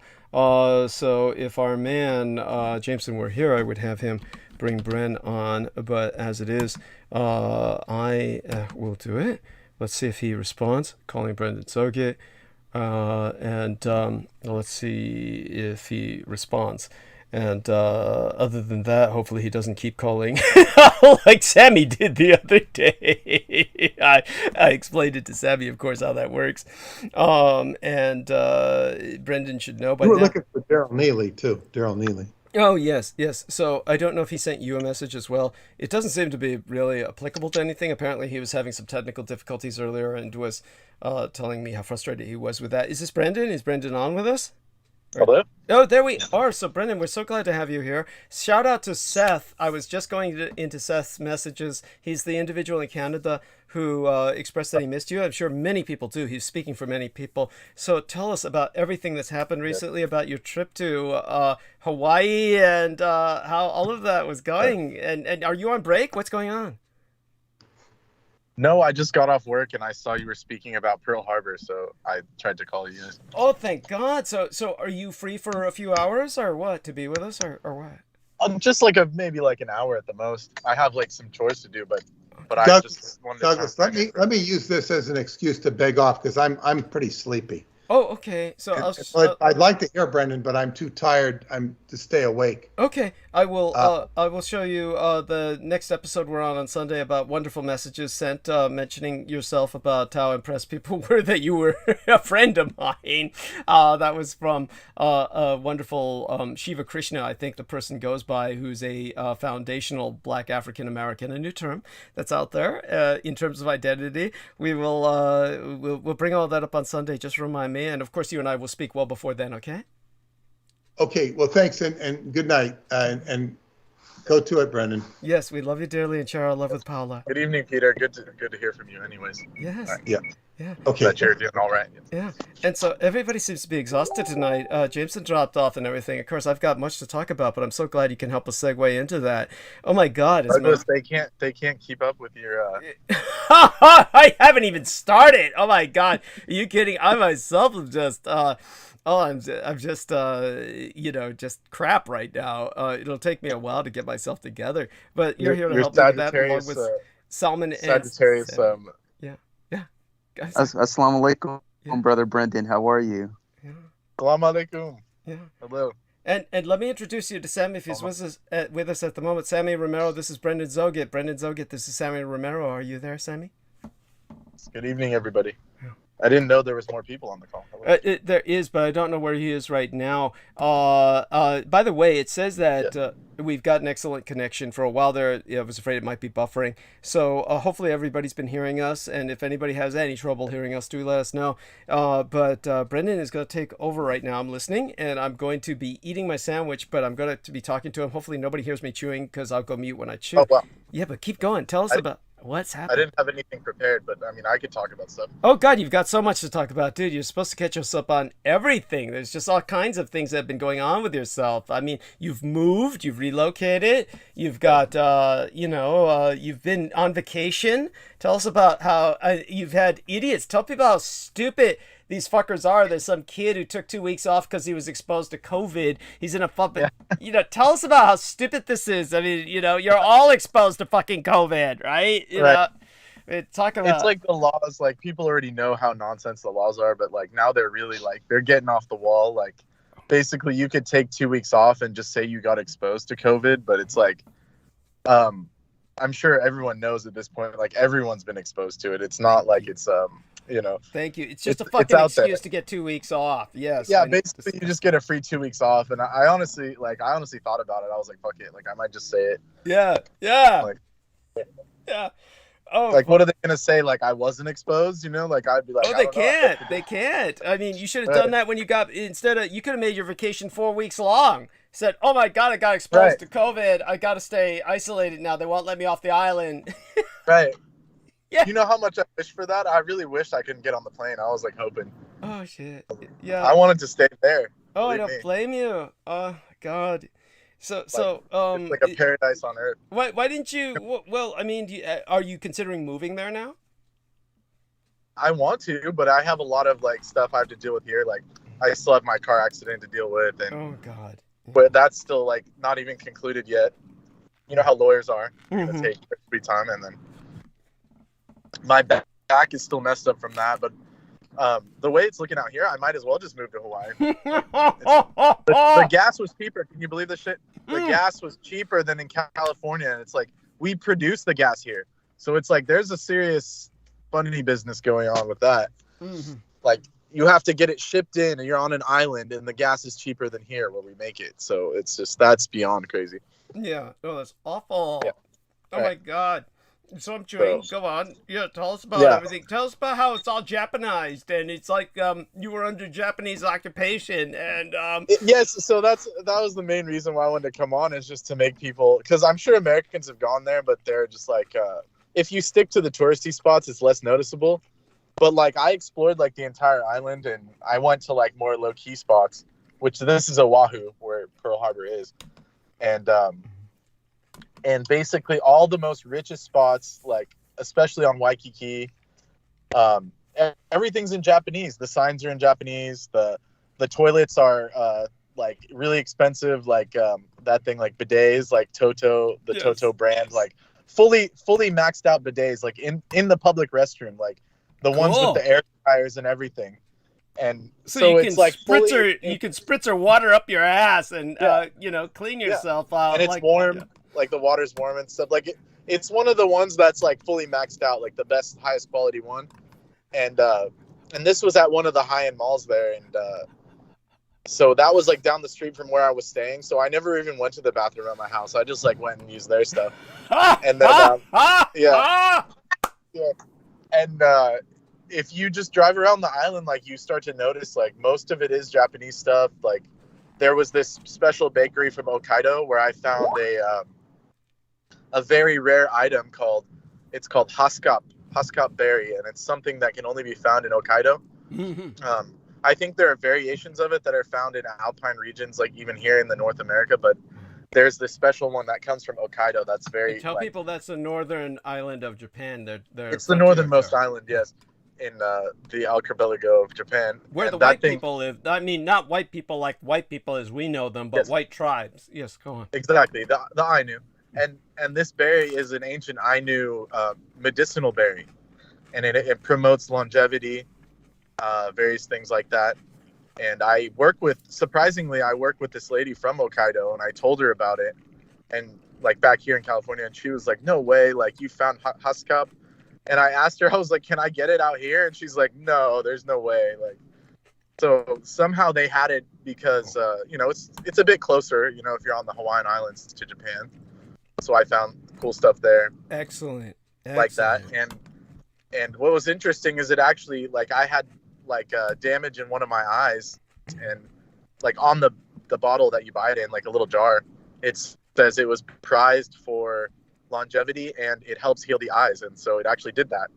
It was almost like something out of an anime. Like I just ate the whole jar and like my vision improved. They're high in holy shit. They're high in these antioxidants called anthocyanin.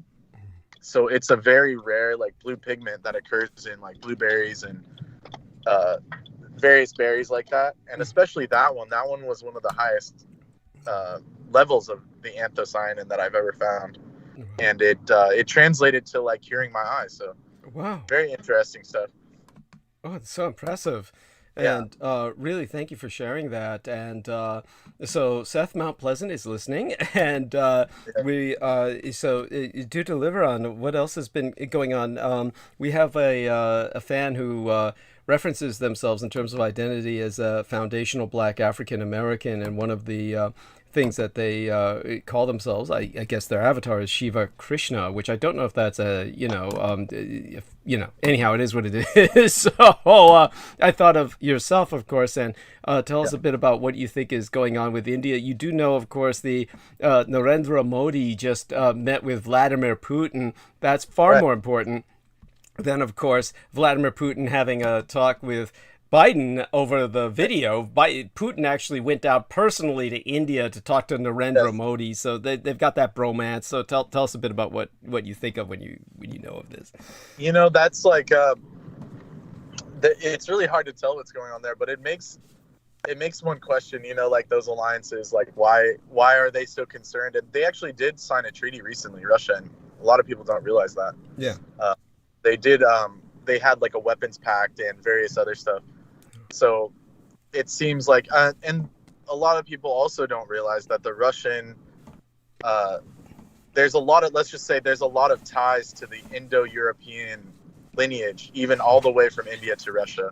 Yeah. So it's not very well known, but even the Russians know about this. Like a lot of Russians are involved in like ISKCON, especially Eastern Europeans, ISKCON, which is like the people would know them as like Hare Krishnas or something like that. And Vedanta system. Mm-hmm. It's because they understand, or a lot of the Slavic people, they understand that the Vedic culture is like spanned all the way up north to the northern regions. And for example, this is a very simple way to like illustrate that, is that the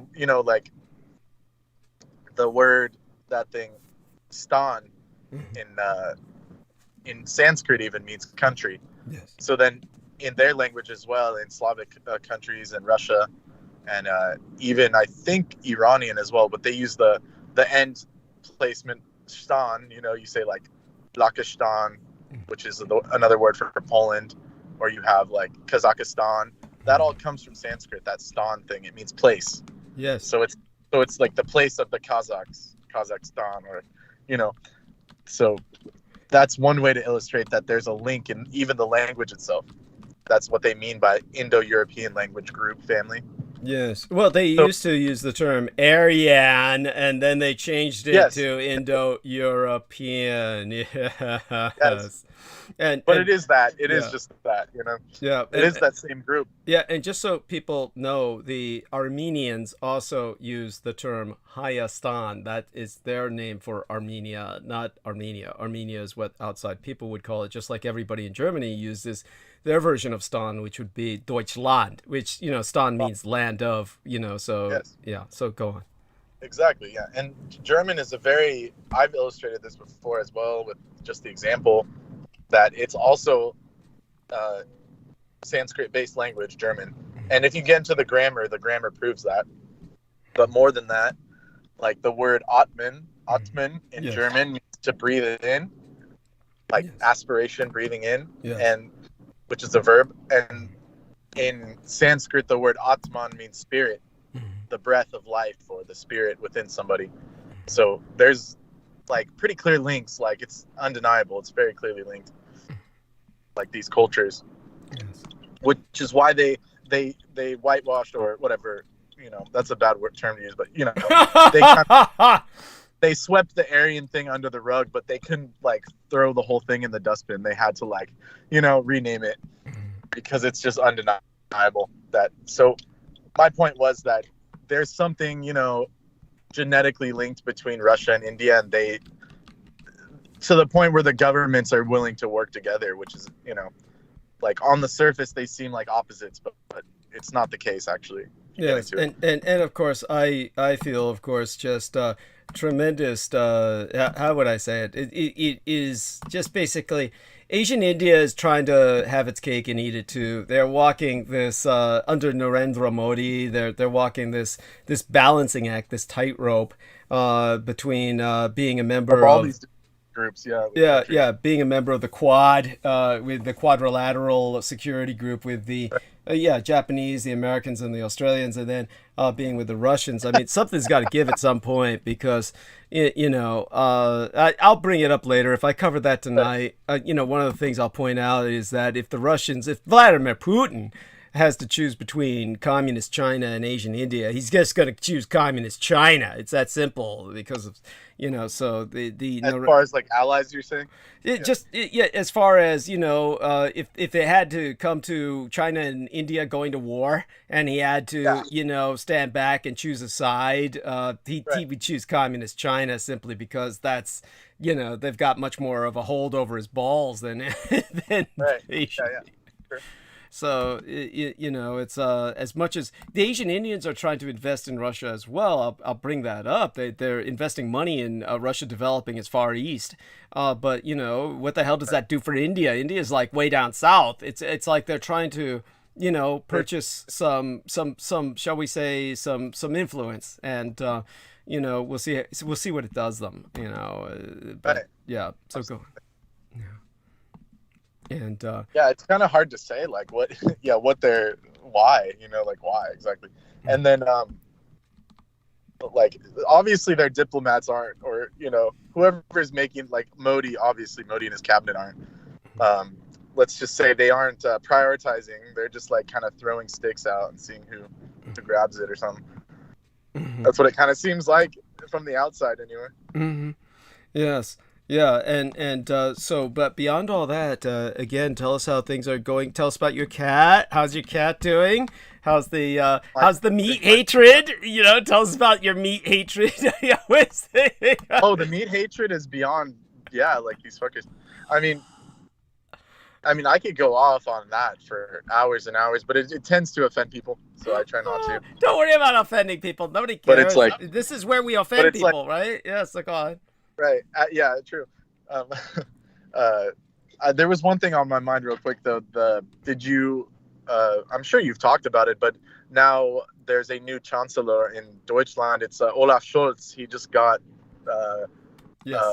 inaugurated just today. Yes. And he's pretty much like a hardliner. He's a finance minister. So he's very like, he's not going to be as like diplomatic, I believe, as Merkel is, in my opinion. Oh no, like, no, he's going to be a lot more iron-fisted, if you will. You know? We'll see what happens. I mean, he is part of a coalition government, of course. Yeah, he doesn't have full control, but yes. Yeah, and so it's similar to the hardliner you have in Israel, right? Who's part of a coalition government. Right. So, they want to expand the territories and all that, but who knows how far that will go. And the same with the German minister. It will be all we could say is it'll be interesting. We can only stand and watch. He will not be like Merkel in the sense that he's obviously he's male. He's not going to have that, let's take in immigrants or any of that kind. Yeah, no. He's already made that clear that he's not going to be as bad thing about it. Yeah. He is from a different party too, so that's something to be noted. It's not the same. It's not the CDU. He's part of a different. I'm trying to remember what it's called. At the moment. So we would expect a change, in general from German politics. Yeah. Just from Frau Merkel leaving in general. So. Oh God, yes. No, that it changes everything. It changes everything. So, and she was more of a scientist, and he's a finance minister. So you could see like right off the bat, there's going to be a more business oriented kind of vibe. I feel like, not that she wasn't oriented towards business, but like that'll be like a priority for him. I could tell already. Well, she was very interested in technology, of course, because she was a scientist. So this helped Germany with its technologizing, and it helped to change from being a hard mech society into a high tech society. And with finance minister, that's important too. And what he's going to get into is much more business espionage, hopefully. So that will most likely, that will help immensely, and that's really what Germany needs. But by all means, continue with whatever else comes to your mind. It's all appreciated. Just because this is stream of consciousness, I'll keep going off random stuff. But what the purpose of me coming on was, I was gonna say, I didn't finish my bit about Oahu, but so please, go on. The whole island is pretty much geared towards Japanese tourism. There's a lot of Japanese people that live there, and basically when you go to Pearl Harbor, that's the only place where it's they're waving American flags and they're we won, and but if you just objectively look at it, some of the best places are owned by for example, one of the nicest spots in the mountains, there's a Buddhist temple there that's a replica of a temple in Japan that's been there since the 60s. Then there's most of the people buried there are all Asian, various Korean, Japanese, because it is a Buddhist temple. But the point is that there's, other than the American bases, there isn't really an American population there. It's very strange. So when I went to Pearl Harbor, it was it was funny because you go in there and they're we won, and there's a bunch of old battleships, and then it has this plaque where it's saying the evil Japanese, they tried to attack, but we won and we came through. And then, but to me, because I know about Douglas and I'm just objectively looking at what's going on, it's clear that the Japanese pretty much run the finances of the island. They're bringing in their tourism. Mostly rich Japanese people go there, just rich people from the mainland will go there as well. But it's basically all geared towards Japanese. It's in English. Yes, there's English people there, Americans, of course, tons of Americans, but there's this basically this Japanese tinge to the whole place that you can just feel. Yes. And to the point where I would say that there's a kami, or as the Hawaiians would say, it's Pele, you can feel a goddess. Or they would also use the term kahuna, right? Kahuna would be the channelers that worked for the king and queen. Thank you. The holy people. Yes. And but the goddess itself is Pele. Okay. And one thing I could say about the islands is, if you give the nature proper praise and proper position, then she will come to you and she will give you a blessing. People, I don't know, sometimes people say it's just like the islanders scaring like tourists, but there is such a thing as like Pele's curse, and like if you're not worthy, or you go there and you like steal stuff from the island, or you're just like not respectful to the nature, like you will like stuff will happen to you. But for me, it's like I was already appreciating the nature. Like the second I got there, I was like what's called like praising nature and observing it, and like speaking from my mouth like the things that I appreciated. And I had a nature response instantly. Like I had birds coming up singing to me, like birds were landing on my hands, like eating food from my hands, like in the Buddhist temple even. Wonderful. And it's really about like the way you approach nature and divine, and like it's called, in Sanskrit, it's called like prakriti being like the material nature around us. Like if you approach that with reverence, you will get a response. And I felt that more on the islands, like in Hawaii, because it is like just how the Japanese have their kami, it's like the Hawaiian islands have their spirit that protects it. And I very much felt that.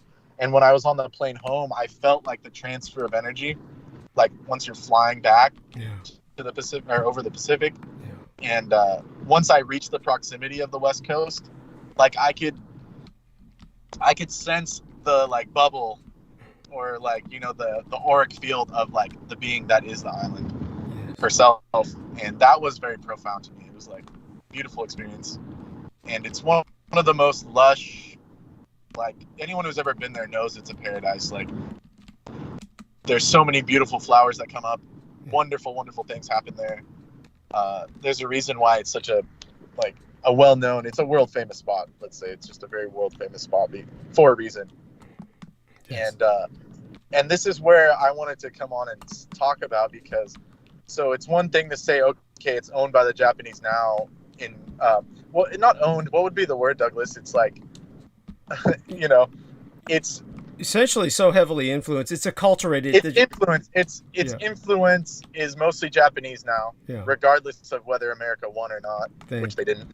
Thank you. Yes. But that aside, what the Americans did to that island, or the one I was on, Oahu, and what the British too as well. It was the British who started it, but I would call the Anglo-Americans in general, the Westerners, what they did to the native Hawaiians and what they did to the island is so egregious and so like ridiculous that they took this paradise, this wonderful paradise, and like one of the best beaches in the world. It's called Waikiki Beach. I was there. I was on the beach, and a lot of it's man-made now, but you could get the vibe, or you can get the spirit of what it was before. Yes. And that beach is where all the Hawaiian island, the kings and the rulers and the kahunas, they would meet there on that island, on that beach where I was standing.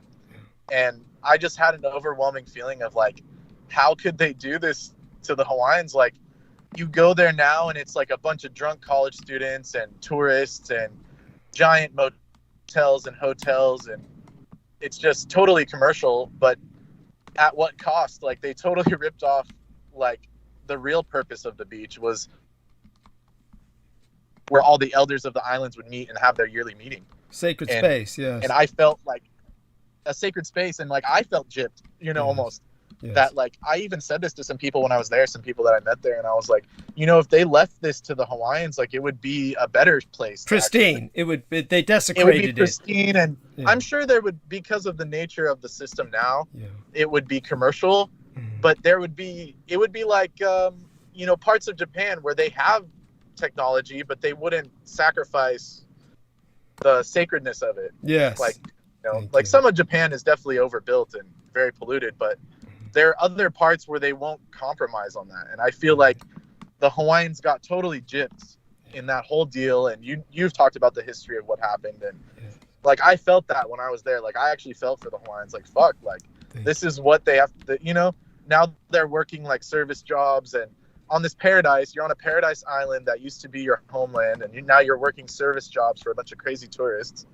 And you are pretty much broke. Like, you don't have as much money as everyone else. And, you know, I got to see it firsthand. Like, I always knew it was like that, but when you actually see it, it's like, it makes sense why they asked the Japanese to get the Americans off. Yes, thank you. why they asked the Japanese to like get these guys off our island now because they kind of knew this was going to happen.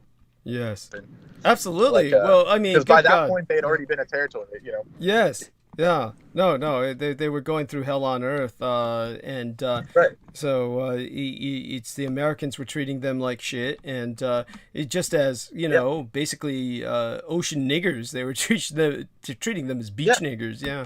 Oh my God. And I could totally understand, like, like why they don't like people from the mainland and stuff. It's like totally understandable, you know.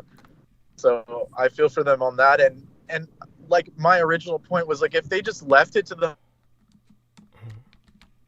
left the king, left the queen, and a lot of the statues you see out there are of the king and the queen, the old royal family.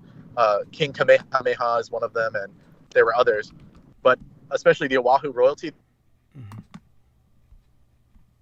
Okay, they were actually accept Western clothes. They would visit.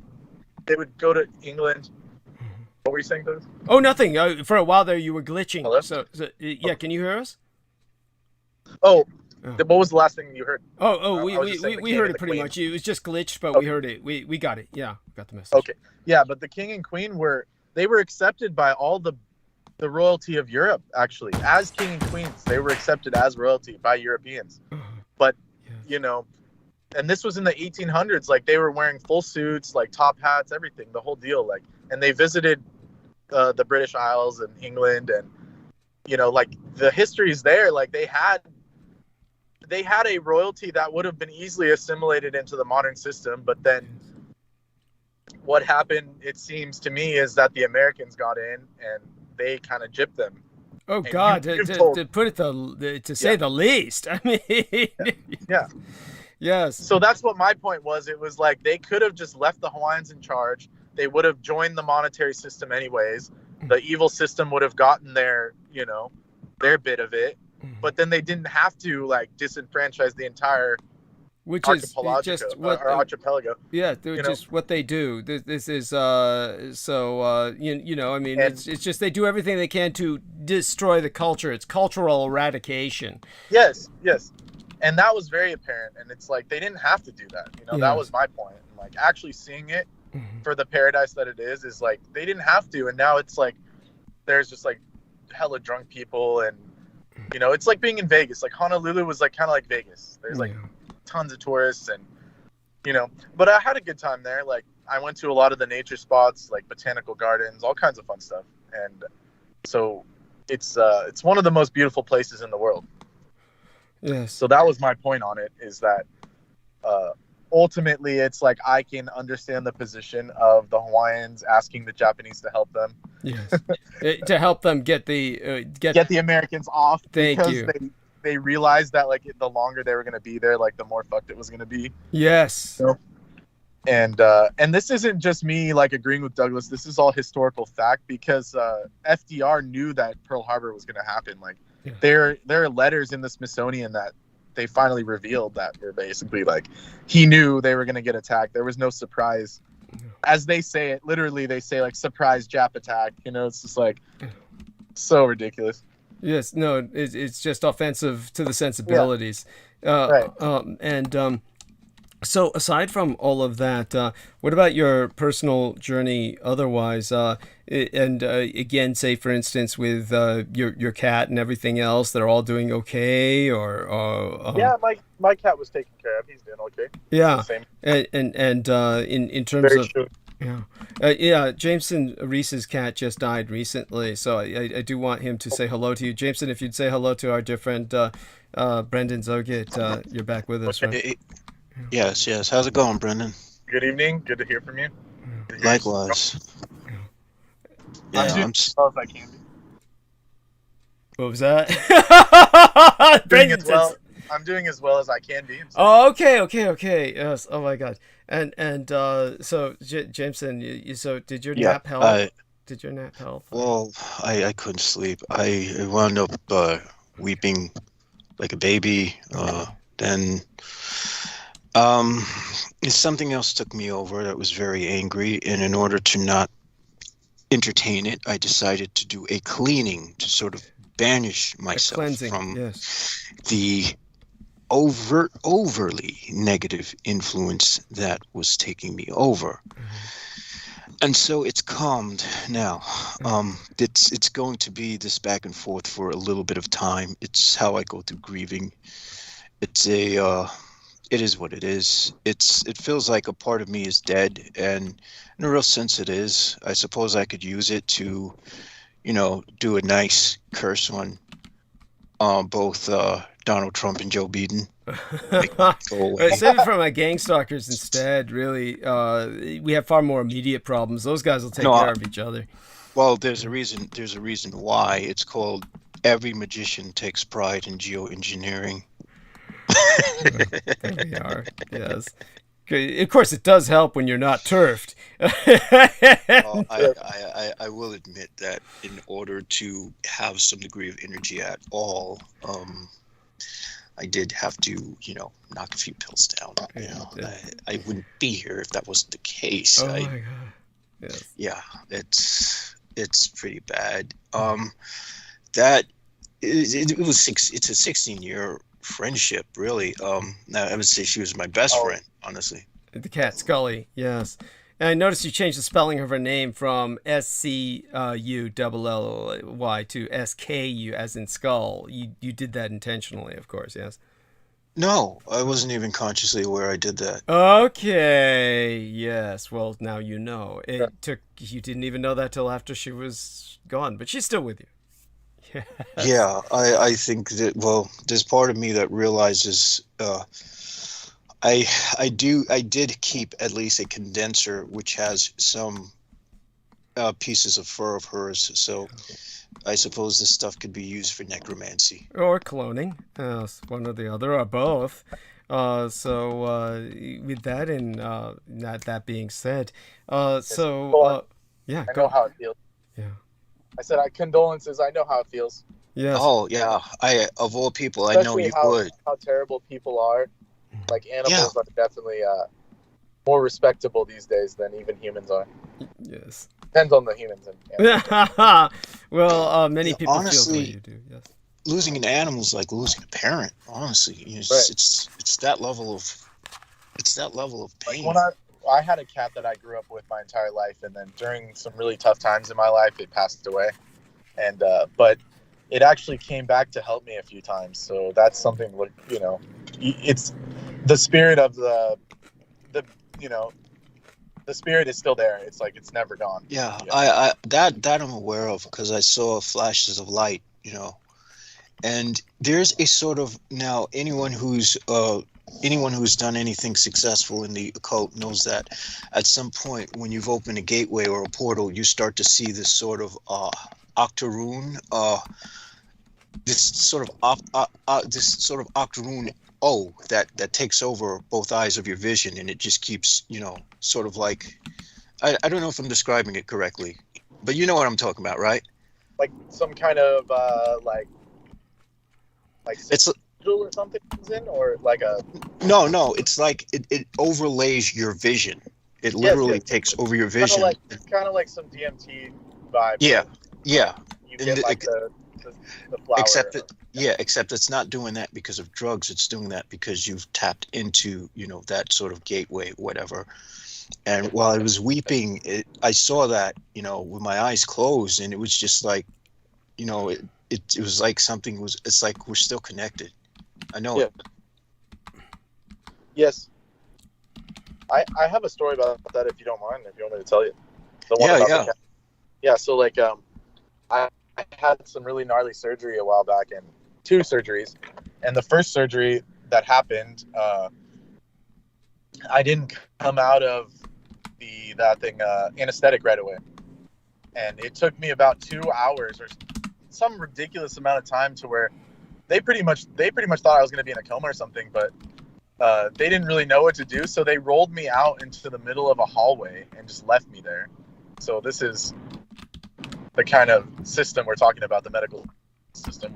This is why I don't trust them. They wanted you to die out in the hallway. Yeah, disgusting. Go on. Yeah, they didn't want me to waste any more time in the room, pretty much. Taking up taking up life support, yeah.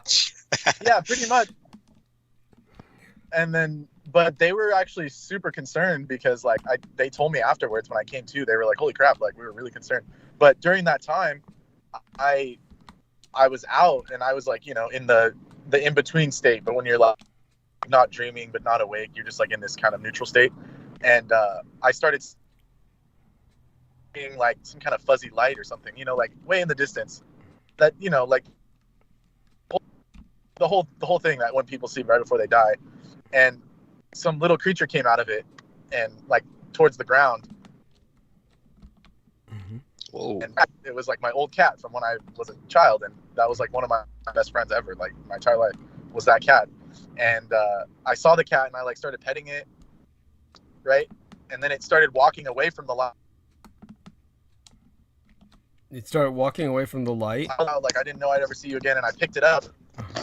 Yeah, I walked away, like back to consciousness pretty much. And right when I picked up the cat, I woke up, and it was the scariest moment of my life. I was in this corner of a hospital, just in a bed, like thrown in a bed, like coming out of anesthetic. And I was like, where am I? Like, what's going on? Yeah. And it took a while for the nurse to finally come in, and they were like, oh wow, you finally woke up. Like we were starting to get concerned. And so I take it as like a good omen that like my cat actually helped me, you know, in that situation. Because there's like supposedly if you don't come out of anesthetic right away, like it's like you could die pretty quick. Yes. Well, it's interesting you say that, because I had an experience with anesthetic when they took this overly large. They're not supposed to take a biopsy this big.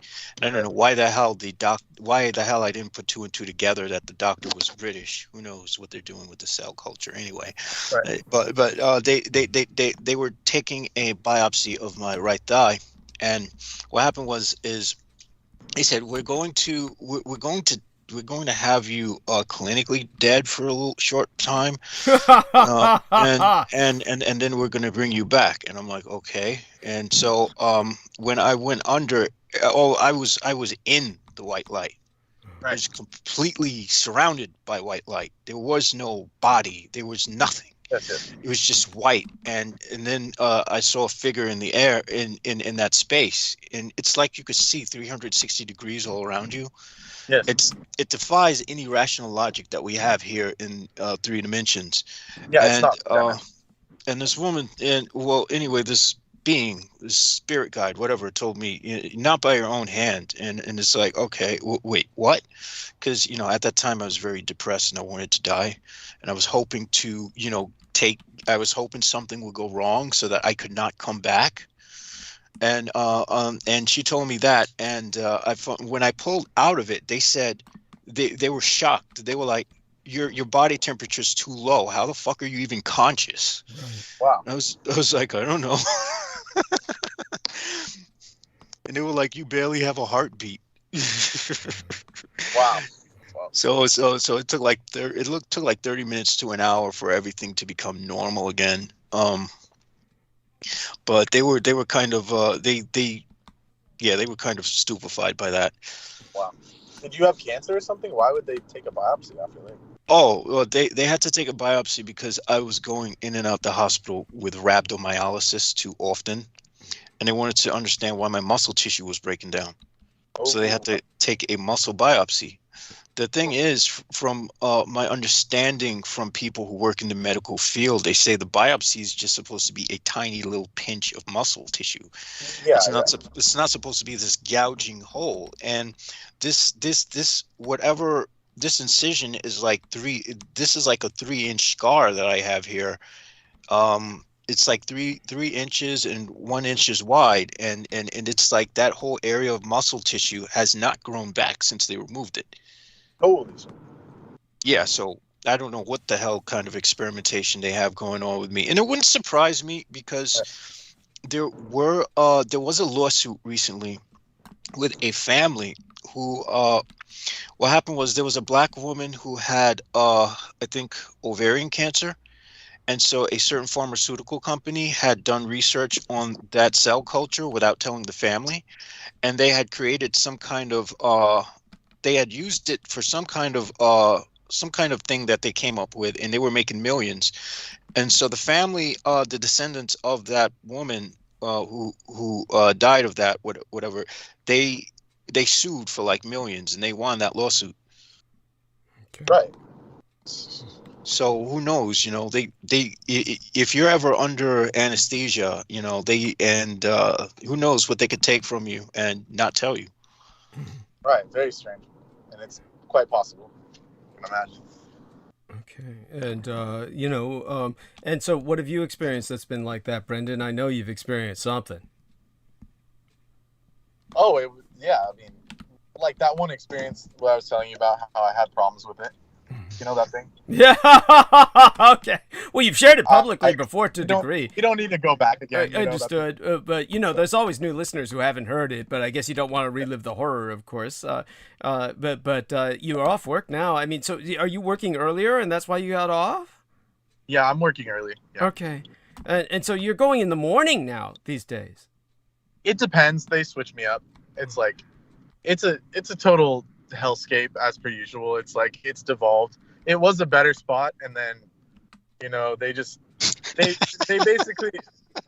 basically what happened was they told me like I have to report whether I got the COVID vax or not.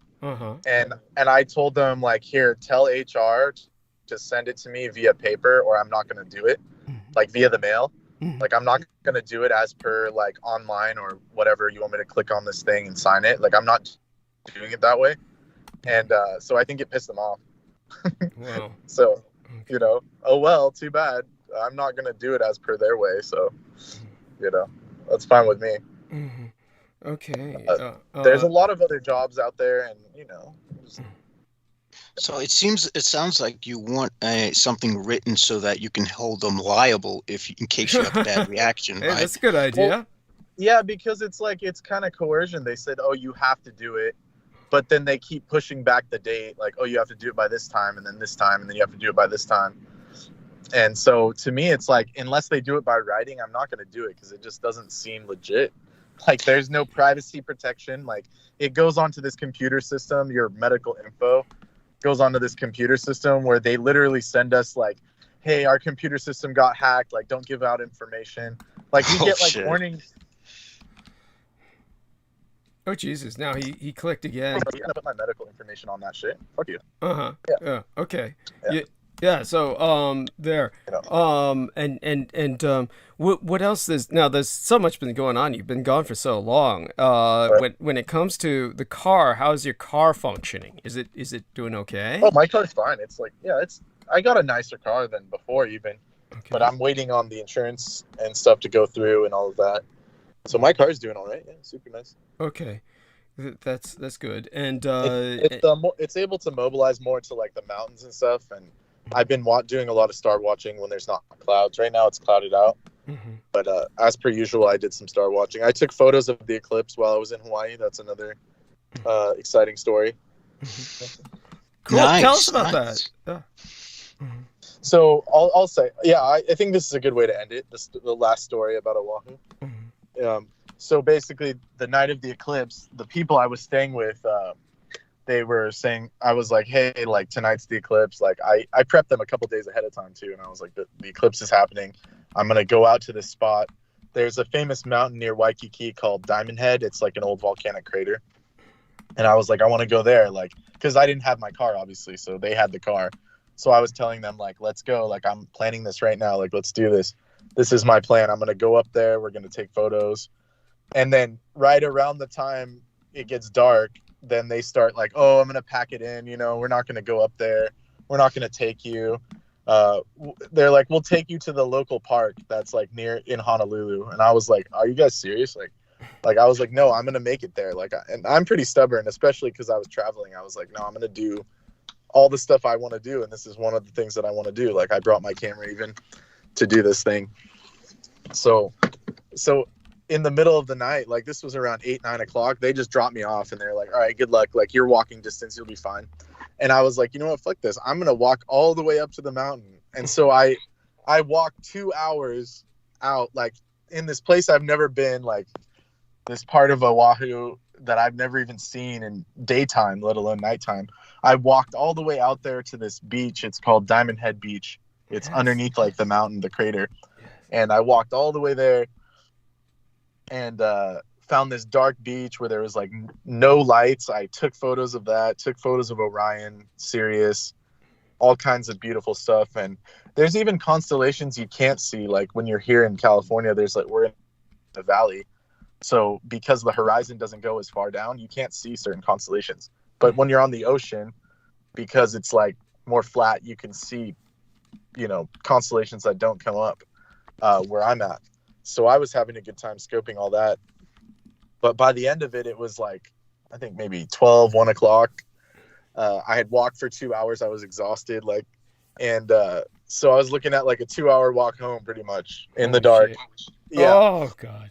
Yeah. So I go back up to leave, and then there's these 3 people like right at the edge of the, you know, when I was leaving the beach, there's like a ramp, and they were like, they just walked down enough to get out of the light. So they were like watching the eclipse or something.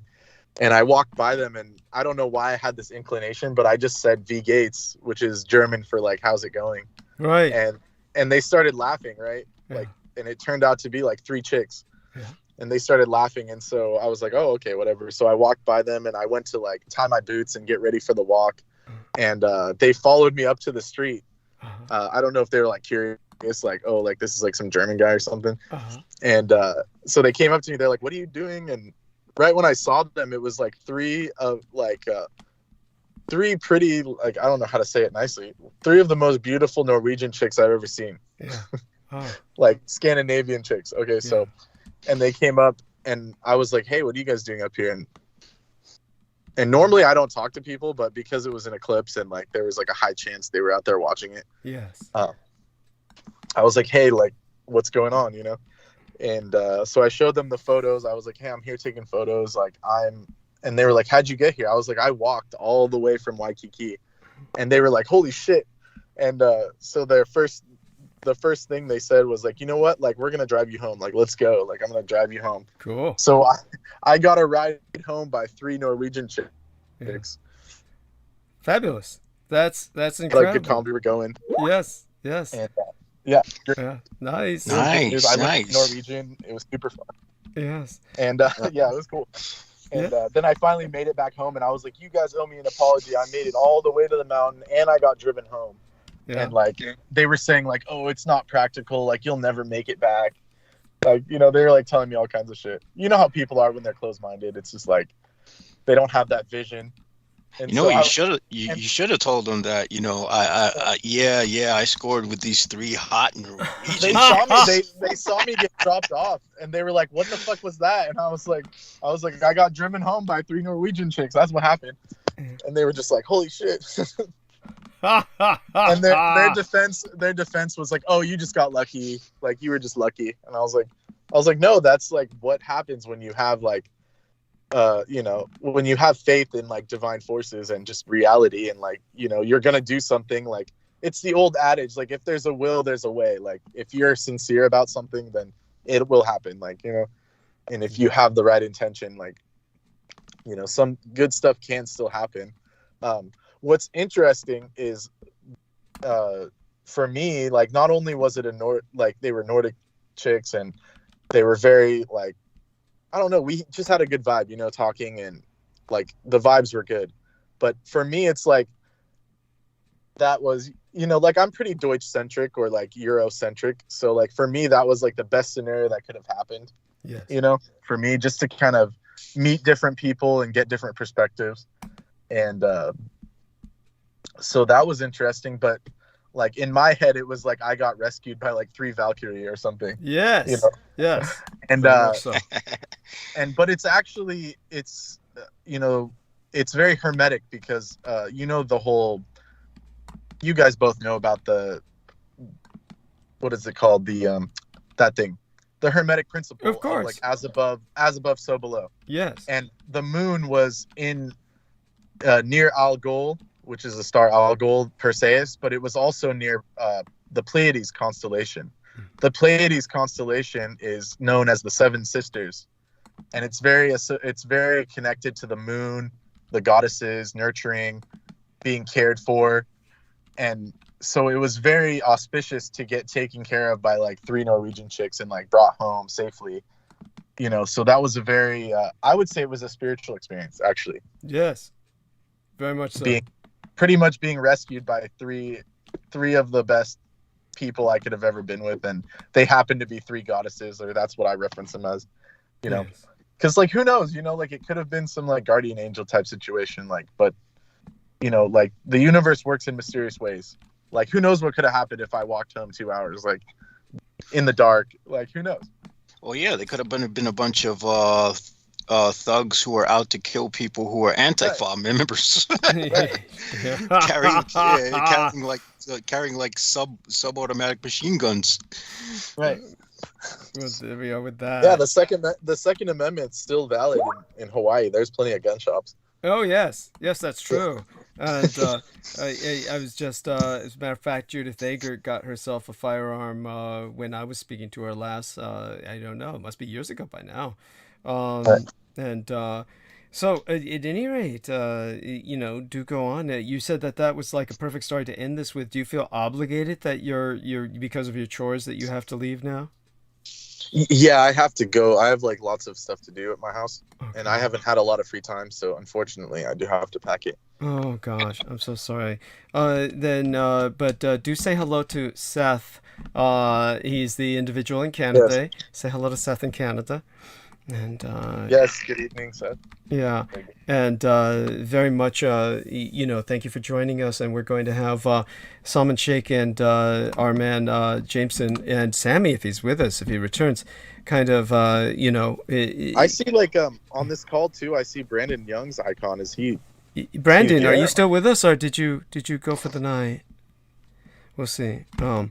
Yeah, well, either way, it's interesting that he's here because I was speaking to my friend recently. He had a prophetic dream that was related to, like, Lord of the Rings and how, like, various things that are happening now, like, they intertwined into this dream about Lord of the Rings, or that was, like, a theme of Lord of the Rings, but he doesn't usually have dreams like that. So it was very interesting, this whole kind of, like, synchronicity. And Brandon Young, like, I've spoken to him about, like, you know, he's an in-depth, like, Tolkienite.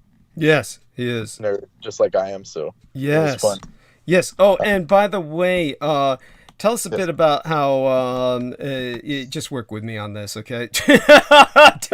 tell us about how I sat you down and was telling you about how the death of the author tactic, which many of the people are using to deal with J.K. Rowling's, who I did an in-depth deconstruction of the other day. I mean, I don't know if you're aware of this, but I was expressing to people how she uses a male pen name to write extremely homophobic and transgender phobic. So we're aware of all of this. I know about this, and I think it's very strange because it's almost like psyop-esque because like a lot of her characters are fucking like homosexual characters, like Dumbledore and like so it's like I don't know like what is happening with that. Like she obviously works for MI6, like she's just, like scrambling people's brains just to fuck with them. Like I don't think like her whole rags to riches story is real. Like not at all. Yeah. That just kind of proves it to me. If she got all these kids on the, you know, the more accepting bandwagon of like, okay, like these other lifestyles are okay, or these other views. Oh God, they cut him off. They got you. They got him at the best time too. Yes, just as you were starting. Brendan, are you there? Yeah, I'm here. Okay, they cut you off just as you said that she got all these kids on these accepting these alternative lifestyles. So start from there. Okay, so she got people on the more like, especially people my age, like more accepting of those alternative lifestyles, alternative views, and then she uses her fame to like do a 180 on that. Yes. You know? Yes. So it's like something doesn't add up there. It's like if you really felt that way, then you wouldn't have written a story like that, or vice versa, because like a lot of those characters weren't negative characters. It's not like she was like talking against them, like, oh, this is what happens if you're gay or something. It's like she used those characters in like a positive light. So it's very strange. It's very strange. It's sinister. It's beyond sinister. It's sinister. Yeah, it's sinister. Yeah, and it's total fucking psyop, and it's kind of like Lena Shea with her yeah, love you and everything, and then just setting up for pulling out and just fucking over her. Yes. Yeah, absolutely. I mean, I agree. It's just like nothing. It doesn't really add up, like that whole scenario, and there's no way she. And okay, this is the real that thing about it is anyone who lives in London is not some rags to riches story. Like they're either working for the British or they're working for some other countries. Like, in fact, Douglas, later on I'll send you this video. It's like a travel video, like a touristy travel video about London from the locals there. They like make these videos. This one dude, Jules Guides, but he gives a lot of historical evidence of where like Lenin, Trotsky, Stalin, like they all lived in London in like luxury spots. Like, yes. So this is something that you might like if you watch it like when you have some time, you'll be like, wow, yeah, like it's all apparently like they were sponsored by the fucking English government. I mean, obviously. Yes. Like, how could a bunch of like revolutionaries just be allowed to live in London for like at the turn of the century? Like, I mean, like Karl Marx, he worked for the British Library, and then later like Lenin worked for the British Library. It's like how much? It's not even conspiracy. It's like how much more evidence do you fucking need? Thank you. Like shit. Thank you, Salman Sheikh. Come in here and back up what he's saying, please. Yes, by all means. I'll send it to Salman. Oh, of course. Yeah. Of course, brother Brendan. I was recently in London, and that's absolutely right. Most people think that the center of control is in Washington, D.C., but it's in the City of London Corporation. That's where whoever controls that controls the world. Yes. Yeah, and in those travel guides, he explains that, like, this is an interesting bit you would appreciate as well, Salman, is that when you walk, and I'm sure you saw it, when you walk into the City of London, like the streets that, like, the transfer point at on the street itself are two dragons, like these two pillars with dragons on them. And so, like, once you cross into that, you know that you're in the City of London. Like, yeah, that's right. And I was at the Guildhall where the City of London Corporation is based, and a lot of the people that were running that place, they were dressed as like Romans, and I went to the bottom of it, and it's built on top of Roman ruins. So they're basically telling you that the City of London Corporation, LLC, is modern day Rome, still running everything, and some things never really changed. The word London is Londinium from Hadrian himself went and named it or something like this. Yes. Yeah. So and, it's the same for my home country of Pakistan, Brendan. Like all of the leaders that we had, they always had a background in terms of relating to England or something. So it always tells you that a lot of these leaders in third world countries are usually groomed by the West and then get to sent to lead on their behalf. Exactly. Yeah, absolutely. Even in Syria, Bashar al-Assad, he was trained in what is it called? What's the military academy out there? Like it's Sandhurst. Sandhurst. Yes. So they all went there. The king of Jordan, and it seems like they're all opposing sides or this versus that, but it's like somehow they're all linked. Yes. Yeah, I mean that it's like WWE, Brendan. Right. Yeah. Yes. It's the Sheikhs of Sandhurst. So that's and the Sheikhs of Sandhurst. They're all they train all these Middle Eastern individuals who wind up going to war with each other. But these people, they're all products of the same fucking British background environment. But it's actually very simple. It's like less than 150 years ago, the British ruled over like 3/4 of the earth. So it's like they didn't give that up. It's just like more covert. It's covert as opposed to overt rulership. That's all. So it's very simple. Brendan, what are your thoughts on all of the Russians that I saw in London? I can give you an example from those travel videos. Basically, all of the new flats that are getting built, the new luxury flats there, are owned by Russian businessmen. So they have a very big stake in the real estate out there. So that just proves to me that, like, it's basically them paying back what they did for like Lenin, and you know, they didn't arrest like Lenin or Trotsky, and they like allowed them to do like plot there. So now the Russians are like paying them back by like keeping the city fresh and buying old properties and renovating them. I don't know. You know, I would go as far as that makes sense because Oh, go on. Yeah, go ahead, Simon.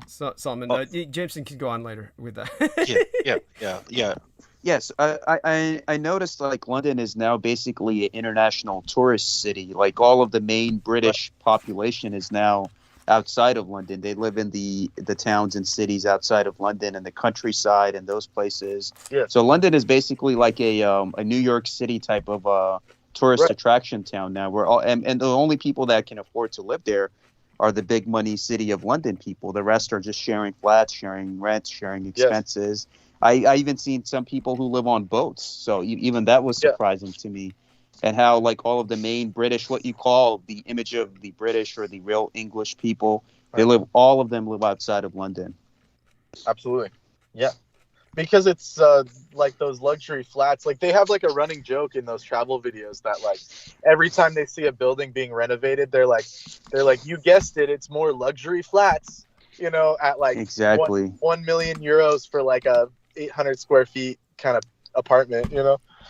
And it's all like a rich Russians and rich Arabs that I saw in London. Exactly. So that's that's interesting that you saw that like firsthand, because that's exactly what it is.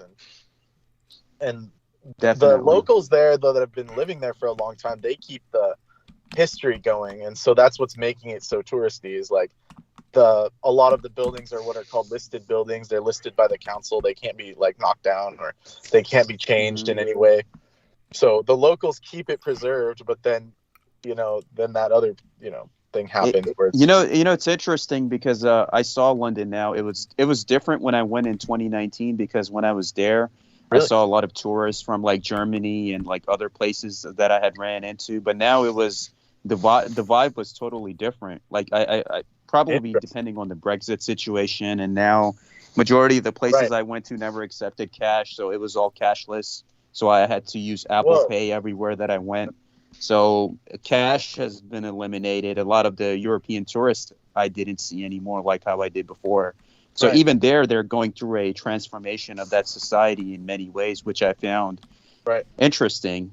And it was also funny that I ran into the Scientology over there as well when I was crossing the bridge. Yeah. Is it like a building? They had like some real estate out there? No, it's interesting because there's a place called, where the Tate Modern Art Facility is, which, I mean, it's full of occult like art. I went in there and it was like so occultic with the artwork that they had in Tate Modern. And as soon as I got out, I had like a nice little ice cream break, and then I crossed the Millennial Bridge. I think that's what they call it, and it goes right into the City of London. So as I was heading in, I seen these 3 individuals wearing light blue T-shirts, and they were handing out pamphlets on the human rights and how we should stand up for human rights. And they stopped me. I guess I don't know what it was about. They probably knew me already or something. And they gave me the human rights pamphlets. And the lady gave me her card, and it said that she was the community relations manager for London. And then she talked about, she saw my Islamic background, and she talked about Louis Farrakhan and how she even flew out to Chicago to see his meetings and all that other stuff. And she saw my channel, and she saw my Masonic and Sufi background. Then I sent her the link to the video that I did with Peter Moon, and then I never heard from her after that. So I found that funny. Right. Very interesting. Yeah, definitely. And it's interesting because the Scientology headquarters, or I believe the UK as a whole, is located inside of the City of London. So it shows you that power is right there. So she wanted to give me a tour of the building, and I was just playing along with her to see, what I could get out of her. Yep. But I realized, like, she knew who I was, and I sent her the interview, and then after that, she just made a U-turn. Yep, there you go. So a lot of the power is there, Brendan. I agree with you. Even from coming from the Pakistani background and seeing everything with the City of London, like that's a lot of the global decisions are made there. I mean, I could be wrong, but That's my observation from what I've seen. That's like a fact. I mean, that's no, yeah, like I said, they ruled over the whole, like, the sun never set on the British Empire for like even, you know, even recently. It was like, what, maybe like the 1800s. That was like some of the first independence movements. So it's like only 200 years. You know? They were overtly ruling everything. Not too long I would love to get Brother Douglas's take on this in terms of City of London. You mean Londonium being the, well, I mean, it is what it is. You already know what it is. I mean, as you well know, of course, Salman Sheikh already knew this. The Queen herself has to ask permission to enter Londonium. So just so people understand, there is London and there is Londonium. And Londonium was the original Roman city that basically what he saw was the core of the old businesses, the real old businesses, going back to, no one knows the foundation date. There's no foundation date for the city. So it just goes back to that. And yes, they feel that they're the heirs to the Roman Empire, that they are, that they run the world, and they are the new Rome, and Pax Romanum. And in the end, I do feel that after the next war, and we see the resettling, the realignment of powers, the redistribution of just the epicenters of the world, you're going to see a divided London, because Londonium will want to maintain connection to the continent. So even though Britain has declared their Brexit, well, the Queen of England already has to ask permission to enter Londonium. It's been that way forever. So it's basically a foreign nation. So it will essentially, through the underground, because there's plenty of underground tunnels all throughout England, subways and their various systems that can connect to the channel, then Londonium can directly connect to the continent and maintain a division from the rest of England. It will be like East Berlin, or rather West Berlin, from East Berlin. West Berlin was, of course, a island in a sea of communism. So Londonium will be an island of Europe in a sea of, well, what Britain is becoming, which is something that is not Europe.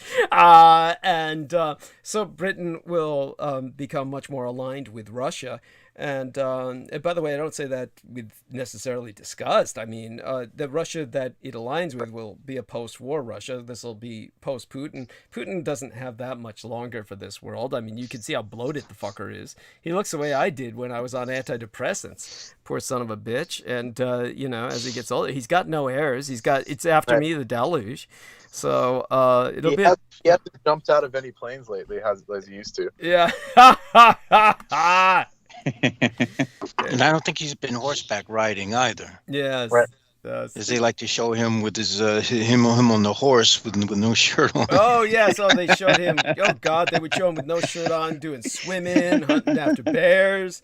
He was just, you know, macho bullshit, you know, there was nothing he couldn't do. They made him an Aryan Superman.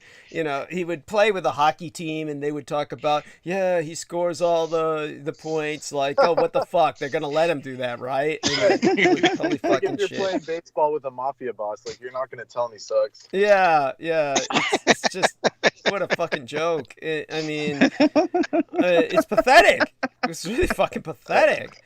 But I have to admit, he's got two extraordinarily beautiful daughters. But in terms of that he does. Yeah, it's the only reason to be kind to him. But other than that, you know, Russia's going to be better off without him. I mean, they're in a, you know, the interesting thing was, you know, I didn't get a chance to talk about this while Peter was here because he seemed rather down. But it was he talks about inflation, which a lot of is concerned. But if you check in Britain and you check in Russia, they're also suffering inflation. So it's something like global warming. For whatever reason, inflation is hitting all of us. So it's got to be the fucking supply chains. But I mean, fucking that and Russia. like the divesting into like the bitcoins and the NFTs and that thing. Like, that's gonna be there's a transfer of monetary system happening. God. Yeah. But the NFTs are a bubble that's going to burst, pretty much like Bitcoin I'm not doing. agreeing with any of those. I'm just saying like there's a conscious attempt by people. Oh yeah. Yeah. Well, what that's doing is that's weakening the monetary system in general and pushing the entire world into a recession. And in that, I will say that whoever Aquino had under him, creating the entire Bitcoin thing, was pretty brilliant at destabilizing the world. and you'll notice one thing we will agree on is it's very likely it was him or someone close to him because of the fact that they chose a Japanese avatar, the fact that they chose a fucking Japanese guy's name. They're trying to mock you directly. Yes. That's exactly what they're trying to do. That's a direct jest towards you. Yes. Thank you. I mean, there was just that element to it. It's so creepy. I mean, it's so blatant that it was one of the things that I was able to pick up right away. Thank you. Yes, and beyond that, the other thing that I'm sure you noticed was when Australia clamped down on it and they caught the guy who's really behind Bitcoin. He's this fucking Australian in Australia and he's using a Japanese name. Well, that's the home of, guess what, Stephen Outrim. There you go. Yeah, but we know it's not Stephen Outrim behind Bitcoin. He doesn't have the brains to do Thank you. Thank you. He rather just roll around in like his cat's litter box and shit and offend people's senses of smell. Which is why COVID is a blessing to them down there, because at least they don't have to smell his fucking horrid ass. Yes, thank you. No, perfect. It is so true. I mean, honestly, definitely. And so tell us, Brendan, what's your impression of the stupid new Kingsman trailer where they're fighting Rasputin and he says, "Let's dance," and he starts dancing? And, I haven't even seen it. I'll have to check it. Jameson, tell him. Oh my gosh, it's like the British propaganda. It's like they can't let go of the dying empire. It's like, so we want to entertain you, and then they have the nerve to say based on true events. Like, are you freaking serious? Are you freaking serious? They pulled this out of someone's ass, and they're saying it's based on true events. Yeah, that's because they use a historical figure, Rasputin. So they're saying, it's based on true events. See, But Rasputin, it's funny because the stories about Rasputin are like one of the most like doctored and altered stories ever. Now tell us what you know about that. Well, I mean, there's like many versions of the stories, but the main one is that he came into the royal family basically as a witch doctor of sorts, a shaman, and he claimed to be able to cure one of their children. And so the Tsarina, she took him in, and through that he gained influence. And then when there was some political destabilization, like they attempted to assassinate him and they couldn't assassinate him. It was like, he was that thing. The same story everyone knows about Rasputin. Right. Well, I mean, you'd be amazed. Not everybody knows everything about much. I mean, we are talking about Americans are pretty. And there's like a bunch of this is like a more like lewd version of the history is like I think St. Petersburg has the main one, but there's like a bunch of museums that claim to have his penis like inside of a jar. That's right. That's correct. Yeah. And they like use it to get people in, but like the main one, like you could see it on YouTube, and it's like probably not human, but it's like they claim that it's from Rasputin, but it's crazy. The whole story is very interesting, even after his death. Yes, and so I'm so glad that you shared that, and so by all means, but Douglas, before I go, there is one like cosmic reason why I came on. Actually, no, I got it. Is that so? The last eclipse on November the 19th, and the previous eclipse, the lunar eclipse, and then the most recent, the last one, which is a solar eclipse on the 4th, clearly has changed some of the energies here, on the entire planet. And as well, it's an herald. The last one happened on the Scorpio Taurus axis, both of them. And basically the reason why these energies are starting to build and shift is the cycle that Mars started in October 2019 when he became visible in Virgo, sidereal. This is sidereally speaking. The Virgo is the sign of health, and it has to do with daily life, health. The main things that got affected when he came visible, October 2019. Well, that cycle is about to end when Mars becomes visible again to start his new cycle. And this time he's becoming visible on the 21st of December. And it's going to be in the sign of Scorpio. And the Scorpio sign is actually ruled by Mars. It's the star Antares is the noble. It's associated with the noble army leader, like the general, those with occult knowledge, very deeply penetrating. And it's the sign of death, like in the house system. The 8th house is the house of death and unknown things. It's the house of unknown. And so it's very foreboding, the energy of Mars coming out in that sign. And I've spoken about it on air before, but now that it's closer, I'm just going to say it. Like, there's very warlike, fierce energies that will come out of it. And that's a fact. We're already seeing it. And what's interesting is that by the Babylonian reckoning, the last solar eclipse, it was pointing towards a direction that directly points at Russia. So all of the, these various forces, celestial forces, are kind of pointing towards that region. And then at the same time, you have Mars coming back, and the ancients considered Mars like fairly, he was considered a malefic because of just how unpredictable Mars was, like the true aspect of Aries. He was very, he was one of the more troublemaking kind of gods even in the Greek system. So when Mars becomes visible again, like at the end of this year, like it's basically going to be a heavy winter. Like it's already a heavy winter, but now it's like, we will start seeing a lot more stuff happen quicker and possibly some warlike situations. And you were speaking of it earlier, like that there's definitely like conflict on its way. It's almost guaranteed, whether it's China, Taiwan, Oh, India, Russia, they're all jockeying. Everybody's Russia. Jockeying. Go. Yes. Yeah. So we'll have to see what Mars will bring us, but it's not going to be fun or easy, I'd say, for a couple months. Yeah. Well, it'll be surprising, what will happen. Mm-hmm. And by the way, Jameson Reese brings up St. Petersburg Museum. What's that about, Jameson? Oh yeah. That's where they have the sample that Brendan was speaking of. The Rasputin penis. Right. Yeah. Don't look it up if you're squeamish. It's pretty gross. Well, So it's basically a donkey dick and alcohol. What? I'll just put in images. No.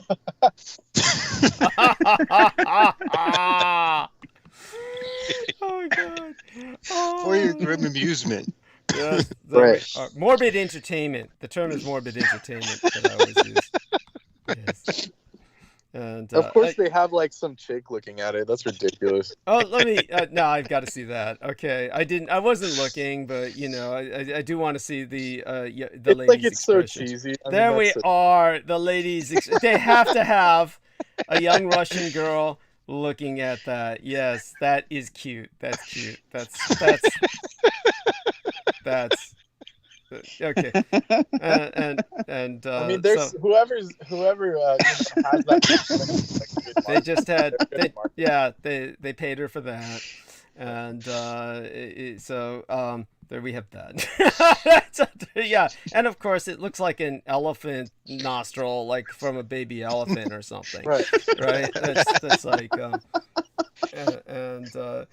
so that's funny. It's how would you say it? It's sophomoric. It's sophomoric. Right. And when I first heard about it, I thought it was a joke or something. I was like, no, like that's bullshit. Like, well, Well, it probably really is bullshit. I don't know what cadaver they pulled that from, but they basically, the story was that like after they like killed him and threw him in the river, like someone like pulled out his body, or like basically all they found was that.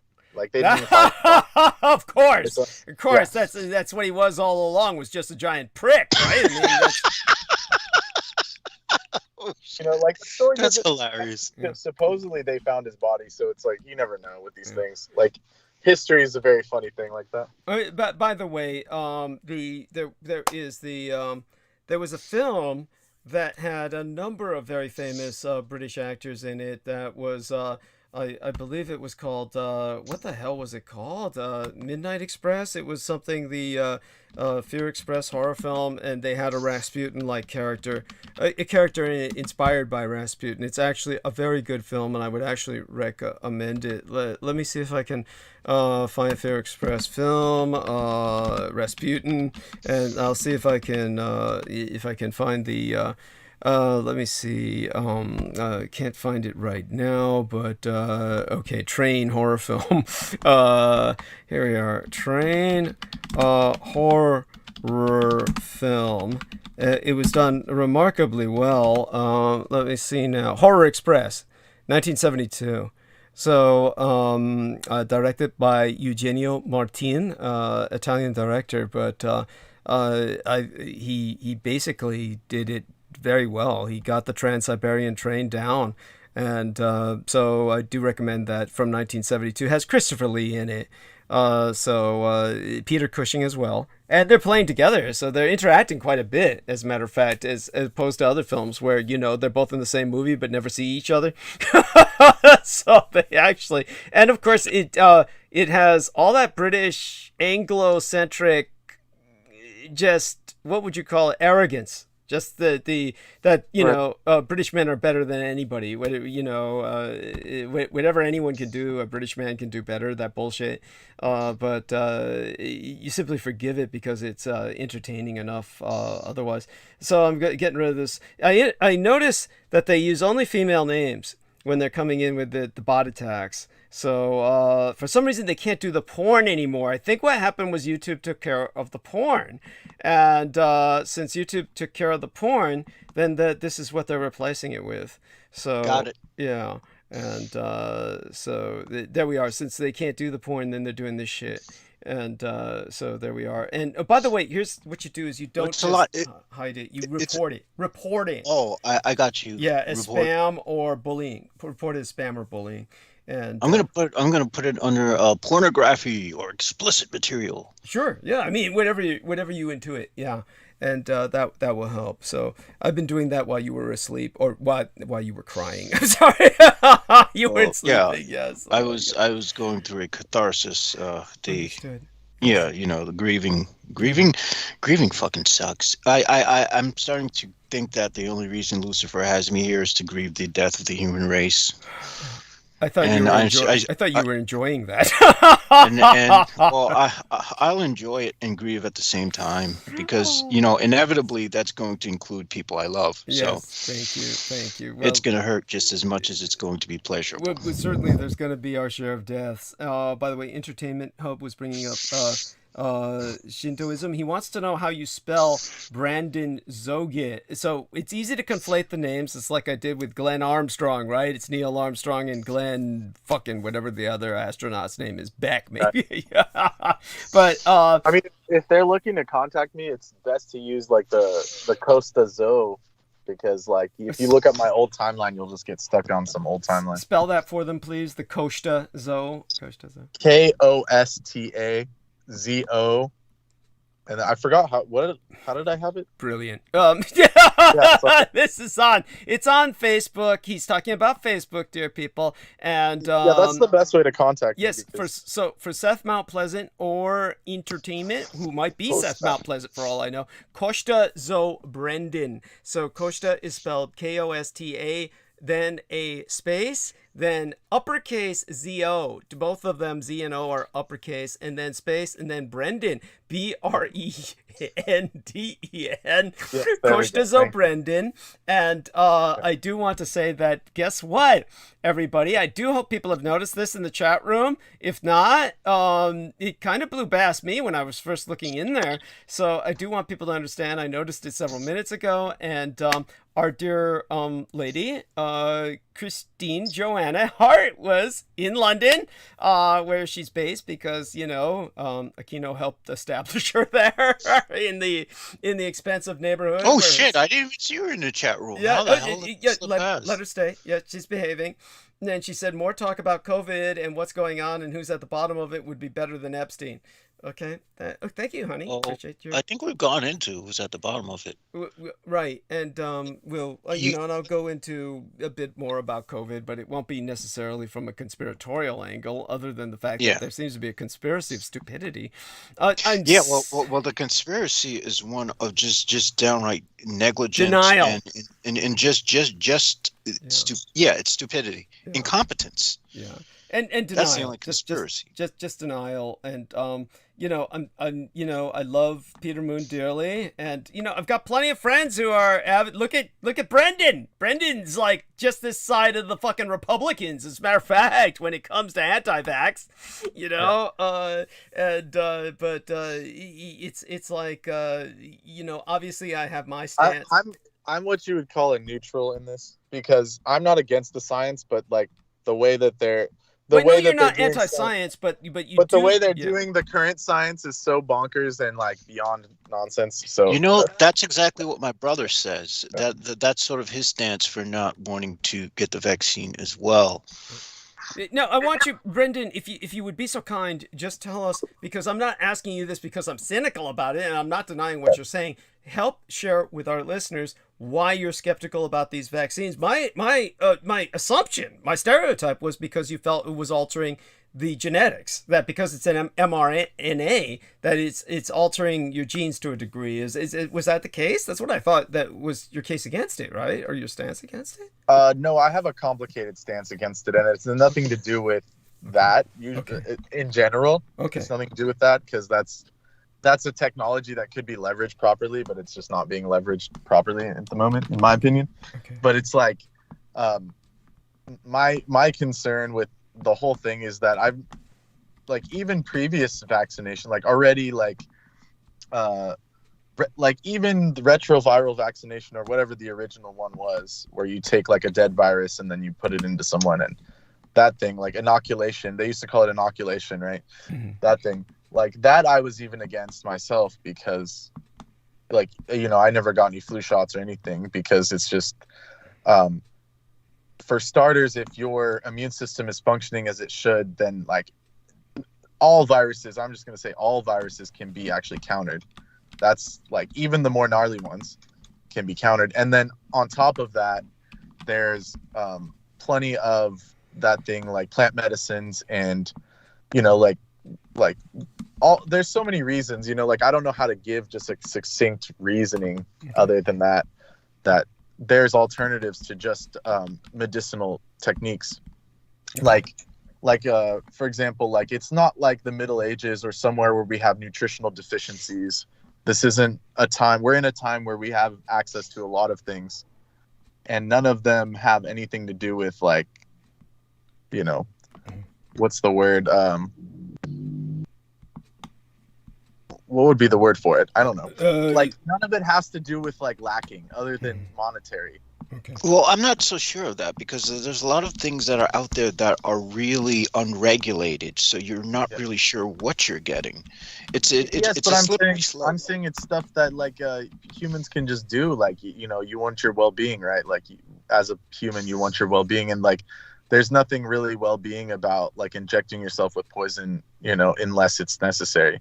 So like I'm against all of allopathy, because if you really want your well-being, you would just, you know, find the right diet and find the right things, and stop eating canola oil and stop eating McDonald's and Coca-Cola, you know, like all of that has more to do with, you know, that thing, that all of that has more to do with well-being than any vaccination can ever be. you know. So that's my stance on it, is that, you know, that makes sense. Yeah. Okay, so what you have is basically a holistic lifestyle stance. Yeah, holistic, caring about yourself. Like, all of that's more important. Like, the vaccination, if it is real, like, or useful, if it's a useful technique, then it should just complement taking care of yourself. It's not going to be like a panacea. It's not going to be everyone gets vaccinated for every disease ever, and then you're fine. Like, that's not how it's ever worked. So, you know, that's a given. Yeah. The vaccine is just a buffer in case you do get it. Right. You don't wind up dropping dead. Exactly. Which a lot of people are going to do after the holidays. That's how it works in theory. But there's so much more to it. It's like, I mean, I don't even want to get into the full thing. And like I've said this on air before, it's like, if you're coming from my perspective, which I've, like, over the years, I've explored a lot of things as far as like health and wellness. It's like, if you come from the ancient perspective, the most ancient perspective, before there was germ theory, before there was knowledge of what we have now, the ancients had a humor-based system about imbalances. And you can either take the Greek version. The Greeks had humors. The ancient. Explain the 4 humors, please.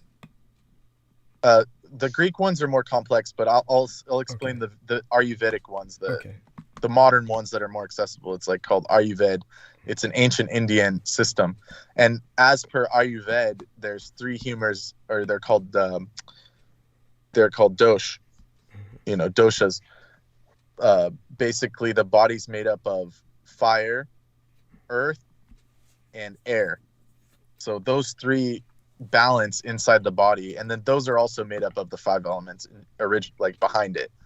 They're like mixtures of the 5 elements, and the 5 elements being ether, which is space, air, fire, water, earth, which is material. And so all the ancient cultures, like even the Western system, the Western magical system, all of that is based off of that. And in those systems it's like, for one, like, pathogens were not considered anything. Like, pathogens were not even part of that system.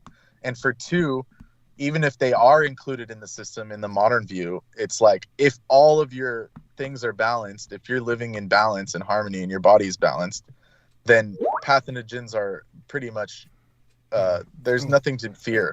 There's nothing to fear about the Hold on for a second. Salman Sheikh is going to bed for the night. Salman, will you come on and say goodnight to us all, please? All our listeners as well? He left. He sent us the good night in the chat, in the messages. Okay. So good night to you, Salman. Yeah. And so is there an appointment I can make with you, Brendan Zoget, to talk to you about some technical issues that the weekend. The weekend's the best time. So you do have the weekends off now, essentially. Yeah, depending on how things go. Okay. Yeah. Okay. And at any rate, so I'll call you during the weekends about some of our technical issues, which is just a slowing down of my computer again lately, and God knows you may have picked up something, but you might have to clear your cache. Last time I did that with Brendan, I got signed out of everything, which I got signed out of anyway just the other day, but at least now I know in general the password, so it should be all right. But this time, do you have a program that you could use to clean things, like because I use a program called BleachBit, which is really good. It's free, open source, and it cleans all the excess bullshit. Then perhaps you gentlemen can help me install that. We'll talk about that this weekend then. So it'll be Saturday or Sunday. I can Saturday then. I'll call you on Saturday of this week, Brendan, and if Jameson's around, then the 3 of us can work on this. Okay, sounds good. Yeah, no problem. Okay, wonderful. Well, I do hope Sammy Romero returns because, otherwise I've got to, dive into things right away. Probably be able to handle that. But you know me, I'm always leery about starting. I'm guessing we have a busy night. It's too busy as always. It's just too much to talk about. It's like I hinted at with Peter, and it's just really just kind of how would I say it? It was he's how would I put it this way? It's interesting that he wants to work on these books since he's like determined to how would I say it, claim that they're not selling, and just basically say it's not going to sell. He says, "Oh, the Satanist book's not going to sell at all." Everybody. I don't know. I think I have to disagree with him as well. I agree. People are morbid. They love that shit. They eat that shit up. Yeah. I mean, you have on one side you have your evangelical right who are eager to eat it up, to have to bash the enemy. Then you have the people who are like me, who are Satanists, and are like, yeah, what have we been up to? Right. So I mean, what? So there's that piques the curiosity. What I think it is that I think the subject itself is heavy for him personally, and that might be why he has a reluctance to go there. It might be something that where it's conjuring up a lot of unpleasant energies for him personally. So hopefully we'll be able to work through that in somehow. Mm-hmm.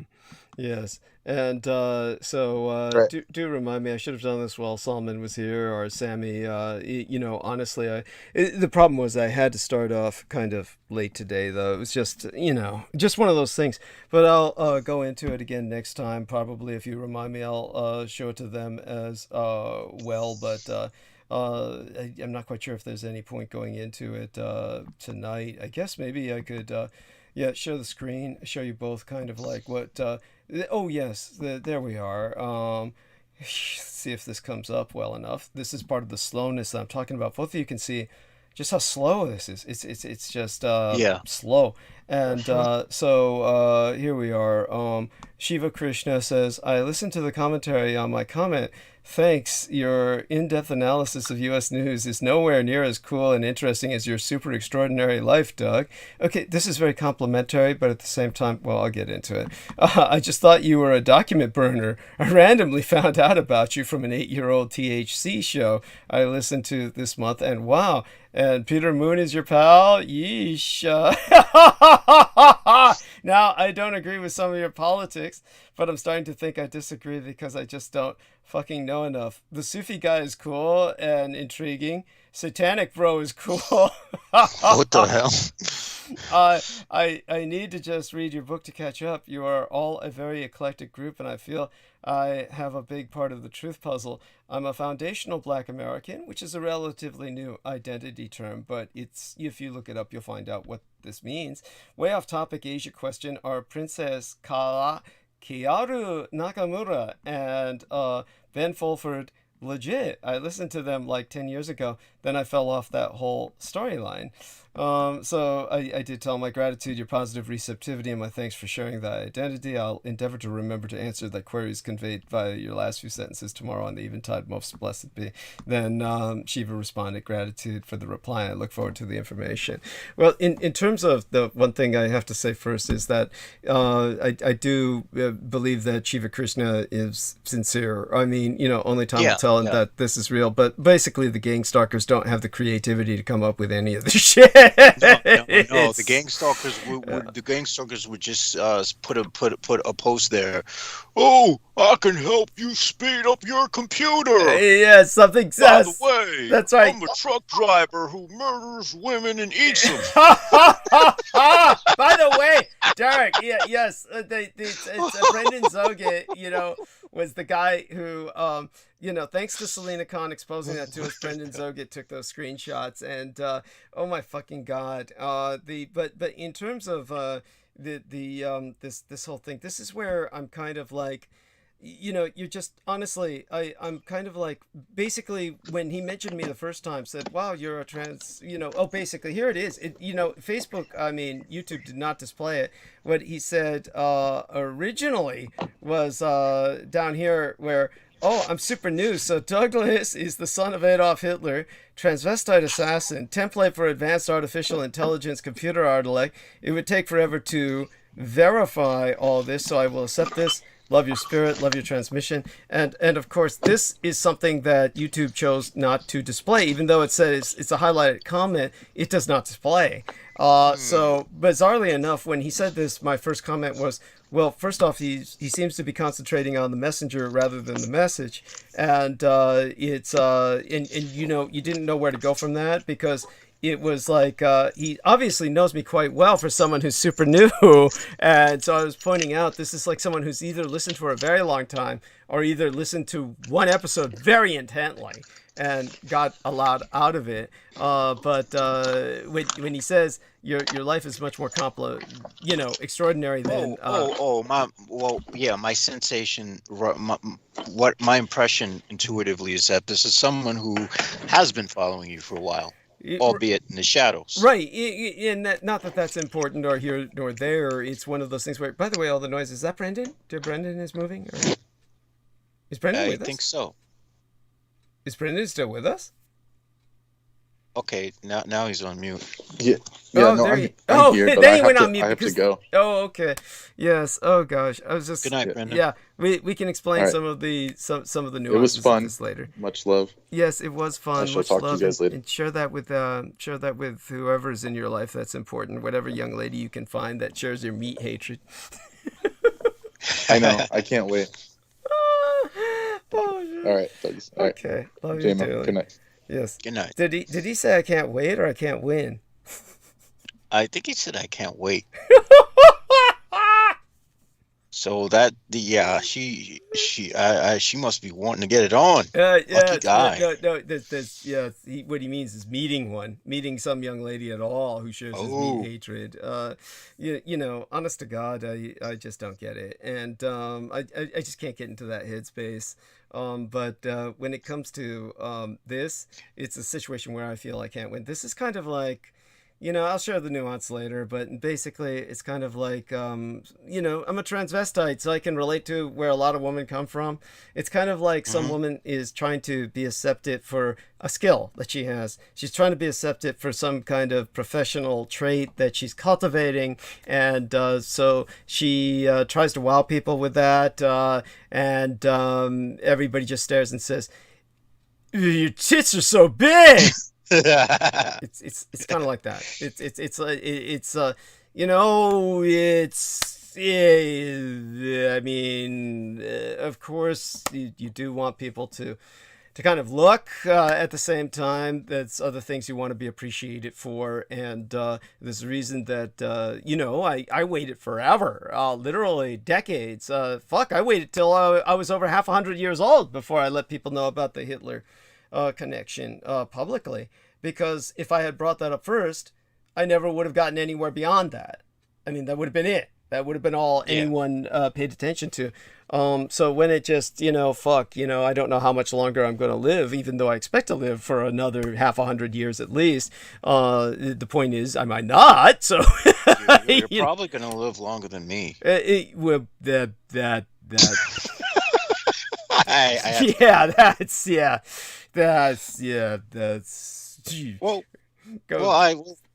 just the impression I get.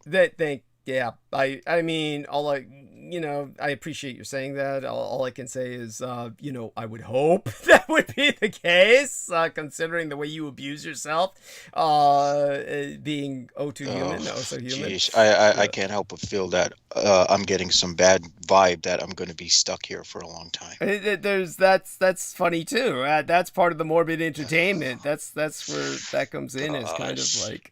Man, it's the simulation can't end, can it? Yes, the gods need their amusement. Yes, and they need actors' agony, because it's just that tasty to ingest from a fourth dimensional entity that does not, from a fifth dimensional entity that has no real concern with meat matter in the third dimension. Yeah, there we are. And so Entertainment Hub says, Mars at last, the final planet to align, all done now, completely new, ready for the world. Okay, only took 7 years.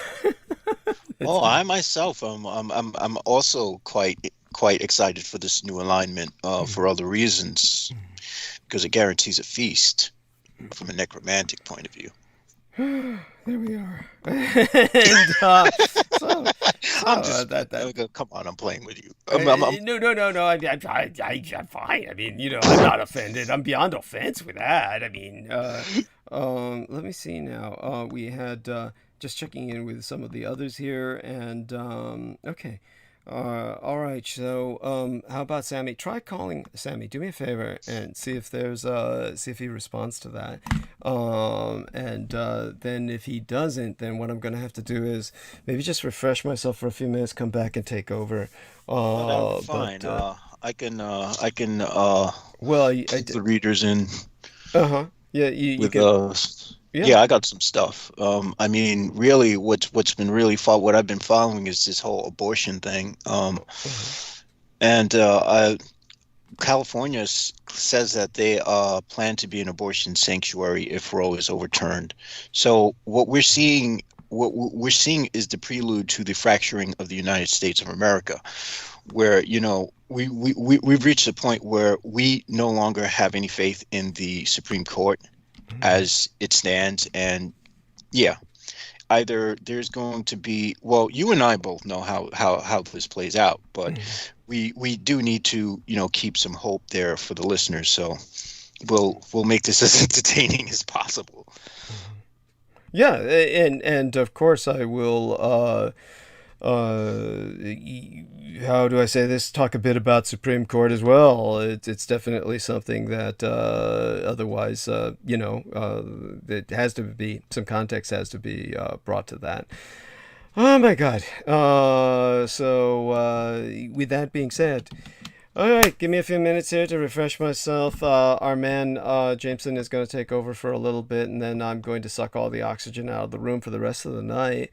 I appreciate all of the upvotes from all of our listeners. This is very supportive. God bless you. All of my supporters literally warm my heart. And so, by the way, for those of you who don't know, I always recommend this. If you don't want to get on Facebook because Facebook is like abusive of your personal information, understand that I always recommend that you set up a false account so that you can still get on Facebook and at least access my timeline. Now, I'm under the drag name of Sora Aoi, which is a famous Japanese pornographic actress, wonderful human being. She provided me that timeline before she got married and retired.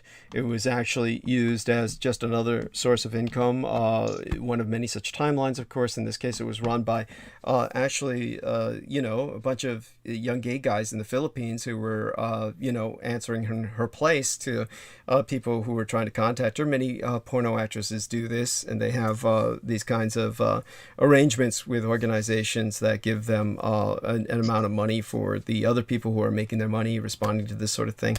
So I wound up with about 4,000 fucking Facebook friends she had already had on that timeline that are all Pakistani and South Asian, almost overwhelmingly Pakistani, as Salman Sheikh has noticed. No, I didn't meet Salman Sheikh that way, just so people understand. But my promotional banner for tonight was a picture of myself and my mother. Again, unable to bring that up while Peter Moon was here because he was too busy just saying how nothing we're writing is selling or going to sell. He's determined to say that, and that's all he ever concentrates on is the negative. I think he has a fear of going. I think he's trying to sabotage the whole thing, really, just openly, which is like, of course, it's not going to sell. There's no advertising for the fucking book, so it can't sell. There's nobody knows about it. So to just get on air and constantly say it's not selling is to make certain no one wants to buy it. It's his way of making certain no one wants to buy it is, and this is subconscious sabotage, but it's blatantly obvious, just the way the thing works. But of course, the important thing was to get published at all, and once it's out there, of course, they lost. All these years, everything that they were trying to, everything that they were concentrating on was to make certain the book never got published. So I just had to get it published, and that's really the victory in and of itself. As for the aspect of tonight's promotional banner, which Peter Moon would normally inquire about or be fascinated by. So he was obviously very oppressed tonight. He was very oppressed by whatever he was going through. Basically, that picture was from right now, was around 3 years old. I can't even get it out because it's so upsetting.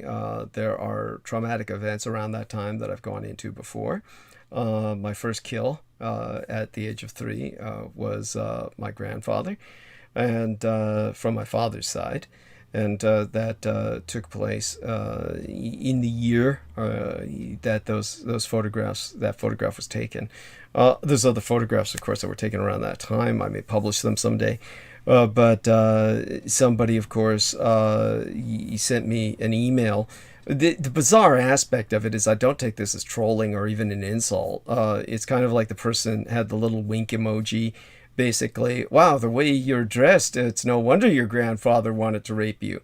Just a wink How emoji. do you say that to someone? What the fuck is going through your head to say that to someone? That's not how you pick someone up. Totally callous. I am totally callous at this point to much of what comes my way. Or how would I say it?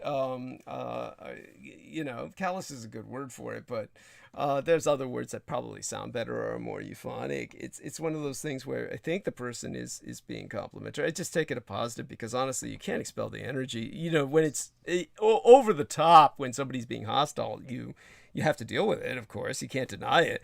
This is one of those cases, one of those gray areas. Let's just put it this way: my clothes, or lack thereof, are not my consent. Okay, that's so just everybody bear that in mind. Other than that, very glad that what I will say is even without the work from your cosmetologist, having seen you on videos when you were interviewed by oh my gosh, those paranormal folks, you're someone who's probably not going to age at all. Well, it's thank you. You're very kind, and probably like my mother, a retarded aging process. The aging process is rather retarded is the word for it. It's slowed down, and so especially now that you're able to drink, you're able to imbibe blood. Yes, that's what helps. That's what made all the difference. Honestly, the worst. This individual found me on the THC or the History Channel. That's the worst I ever looked. I looked like Mao Zedong. I was all swollen up on antidepressants at the time, which ironically enough was due to my medical cosmetologist insisting on them. So it was just, anyhow, a lot of bizarre memories there, a lot of bizarre experiences. But how much time have we used and how much time do we have left? Because all right, we are at 1:03 Eastern time. So we're at 5 hours have been used, so we've got about 7 hours left. Yeah. If I were to start now. We've got another freak in the chat room just using the same shit, so get rid of them. Report them, of course, on your side. I'll report them on mine. And again, I'll just put, like you said, pornography, at this point. Just get the report in. And all that being done, Jameson Reese is going to take over for a little bit. You listen to this man. He'll be saying what's important, and when I come back, I'll finish eating this sandwich, and when I come back, I'll just take it from there like a vacuum. I'll hoover it all up, and Jameson will hopefully stay with me in case I need a break. But my love unto Jameson, like a son, wouldn't be possible without him. God bless you, Jameson. The stage is yours for now. All right, so we have coming hot off the Associated Press, California plans to be abortion sanctuary if Roe is overturned. With more than 24 states poised to ban abortion if the U.S. Supreme Court gives them the okay next year, California clinics and their allies in the state legislature on Wednesday revealed a plan to make the state a sanctuary for those seeking reproductive care, including possibly paying for travel, lodging, and procedures for people from other states. Now, right off the bat, this is half of the United States. So our United States we're essentially seeing the fracture point where from whence the Civil War is going to rekindle. The California Future of Abortion Council, made up of more than 40 abortion providers and advocacy groups, released a list of 45 recommendations for the state to consider if the High Court overturns Roe versus Wade. The 48-year-old decision that forbids states from outlawing abortion. The recommendations are not just a liberal fantasy. Some of the state's most important policy makers helped write them, including Tony Atkins, the San Diego Democrat who leads the state Senate and attended multiple meetings.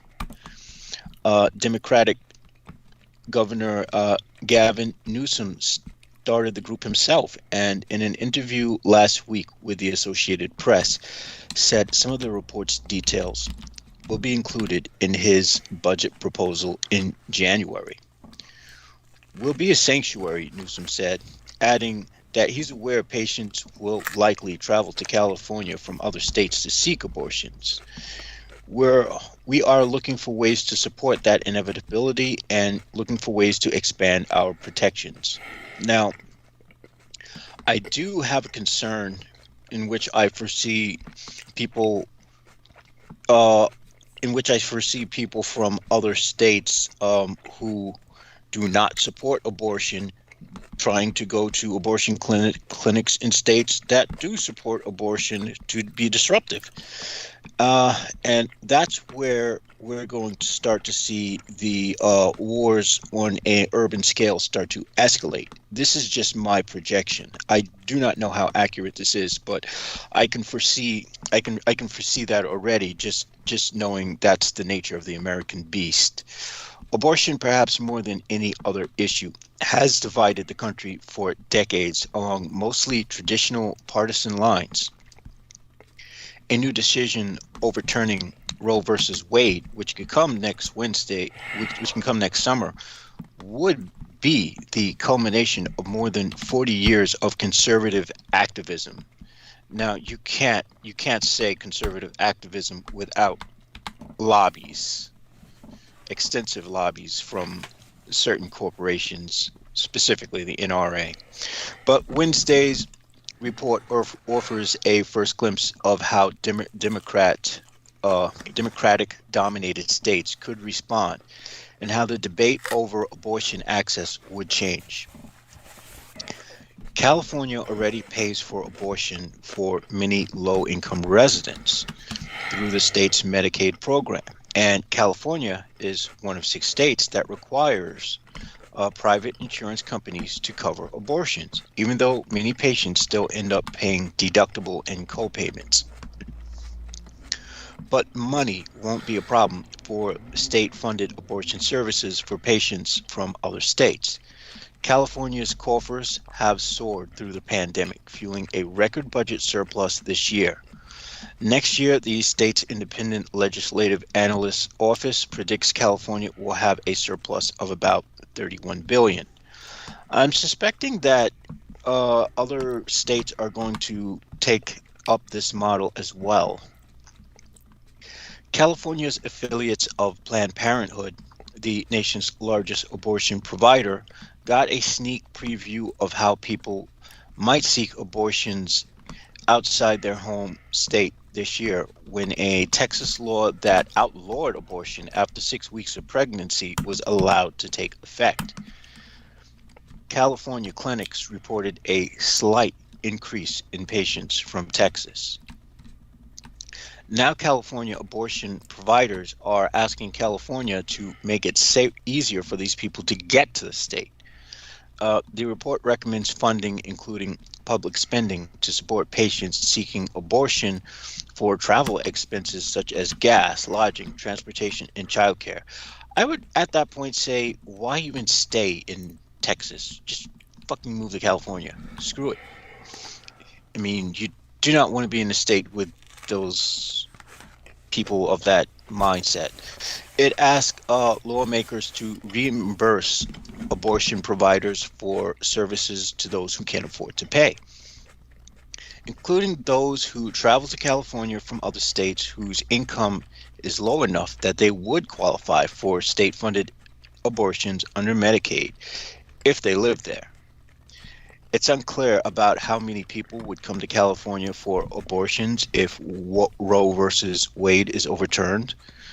I personally do hope that New York and other, Democratic states follow this example, because what this will do is this will, and I'm also hoping that this will also result in more women leaving these red Republican states. So these Republican douchebags could have their own sausage parties amongst themselves, which, well, they could just, who cares what happens to them? California does not collect or report abortion statistics. The Guttmacher Institute, a research group that supports abortion rights, said that 132,680 abortions were performed in California in 2017. Folks, forgive me, my voice is a little still, I still have to hydrate and everything. Or about 15% of all abortions nationally. That number includes people from outside the state, as well as teenagers who are not required to have their parents' permission for an abortion in California. Although I'm starting to suspect that's how some people get stranded sometimes, people who only have teenagers who don't have their parents' consent, who have only a one-way trip ticket to California, and you wind up getting stuck and wind up in Skid Row, and that's a whole nother story. Because I've actually met people here in New York when I used to hang out around Union Square who were from other states and who just got stuck. They only had enough for a one-way trip ticket, and that's it, and they were just homeless.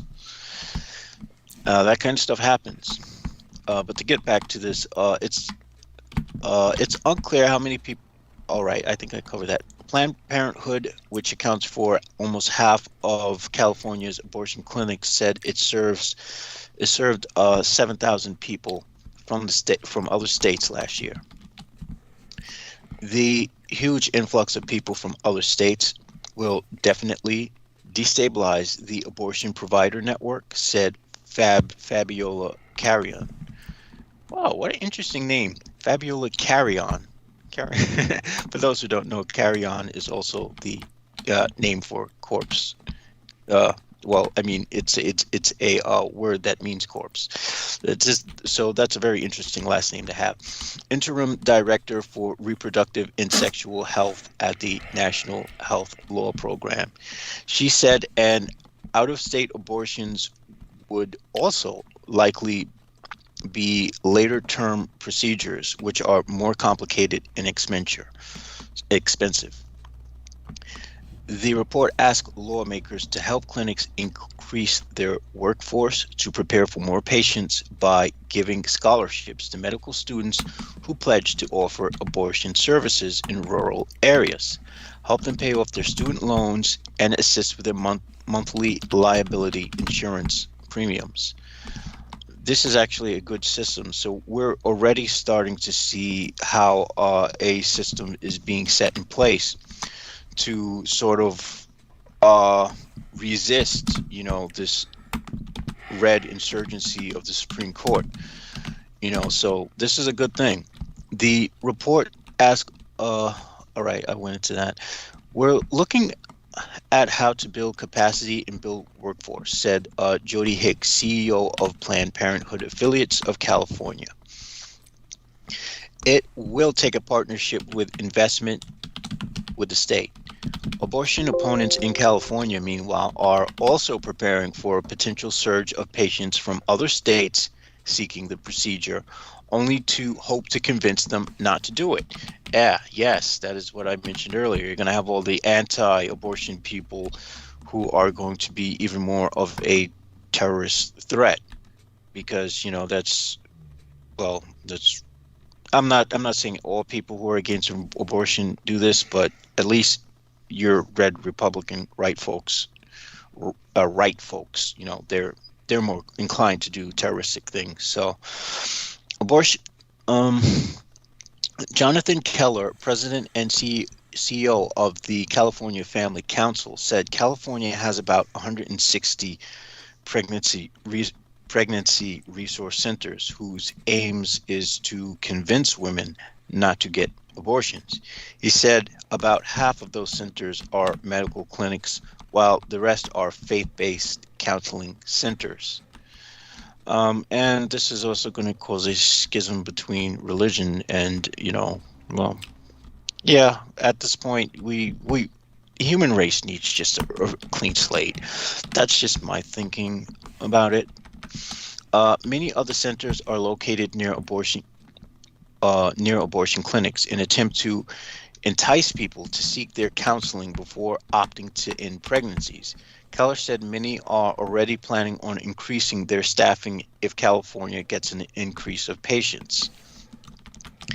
Even if we are not facing any immediate legislative opportunities or legislative victories, it's a reminder that the work of changing hearts and minds and also providing real support and resources for women facing unplanned pregnancies, that work will always continue, Keller said. He added, in many ways, that work is going to be even more important, both in the light of the Supreme Court's decision and in light of whatever Sacramento decides they're going to do in response. So already we have a sort of already we're seeing the landscape set for what is going to be, a massive schism within this country. I have no reason to suspect that we won't be simultaneously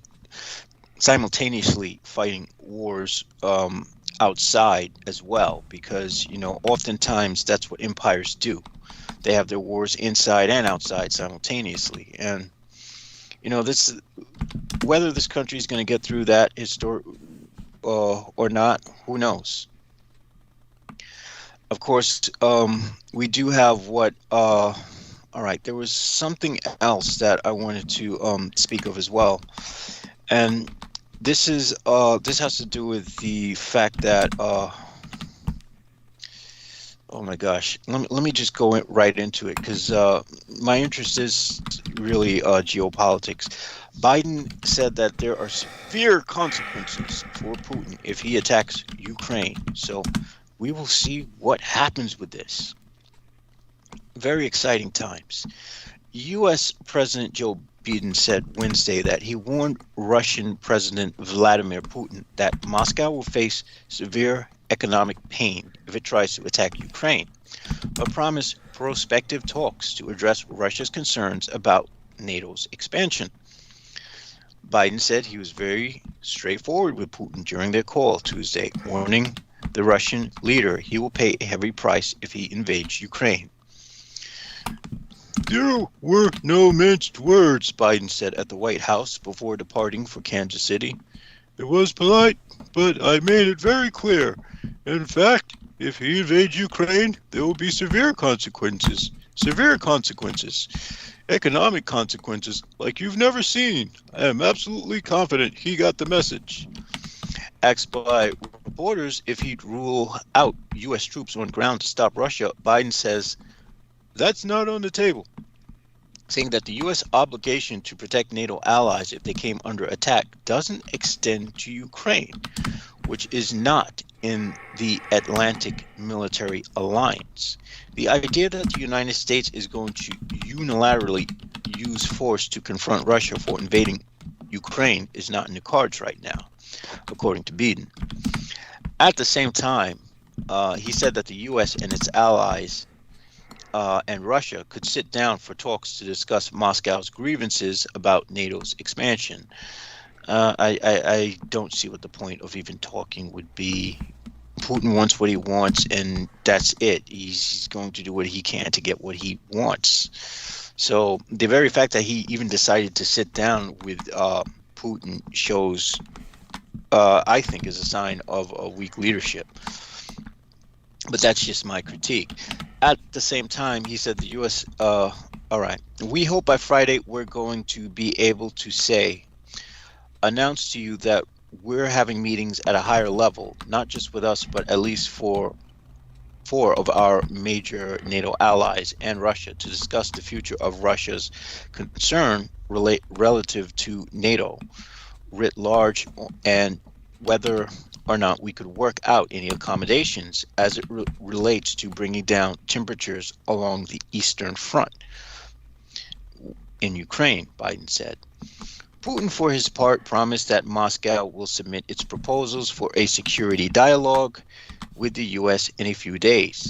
He reaffirmed his denial of planning to attack Ukraine, but said that Moscow cannot remain indifferent to NATO's possible expansion to its neighbor.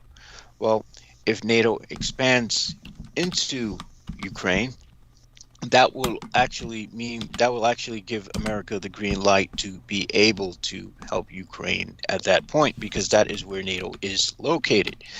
So it's a very technical. You're using a lot of technicalities here. Putin, who entered Tuesday's call with Biden looking for Western guarantees precluding NATO's expansion to Ukraine, countered Western arguments that Russia has no say in the alliance expansion by arguing that security in Europe can only be mutual. Every country certainly has the right to choose the most acceptable way of ensuring its security, but it must be done in a way that doesn't infringe on the interest and undermine the security of other countries in this race, in this case, Russia. Putin said, security must be global and equally cover everyone. We can't fail to be concerned about the prospect of Ukraine's accession to NATO, because that will undoubtedly lead to the deployment of military contingents, bases, and weapons that would threaten us, he told reporters after talks in Sochi while visiting Greek Prime Minister Kyriakos Mitsotakis. Wow, that's a hell of a name. That's actually an interesting name.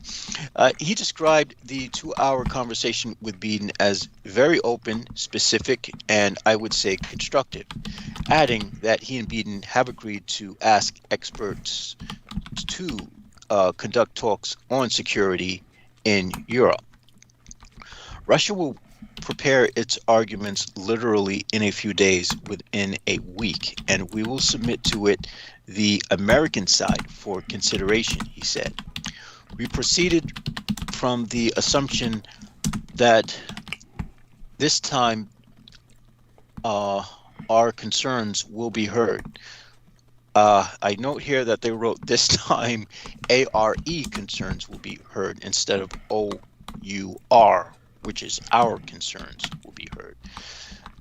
He said, noting that the West ignored Moscow's complaints in the past NATO's expansion eastward to incorporate former Soviet allies in Central and Eastern Europe and former Soviet republics into the Baltics.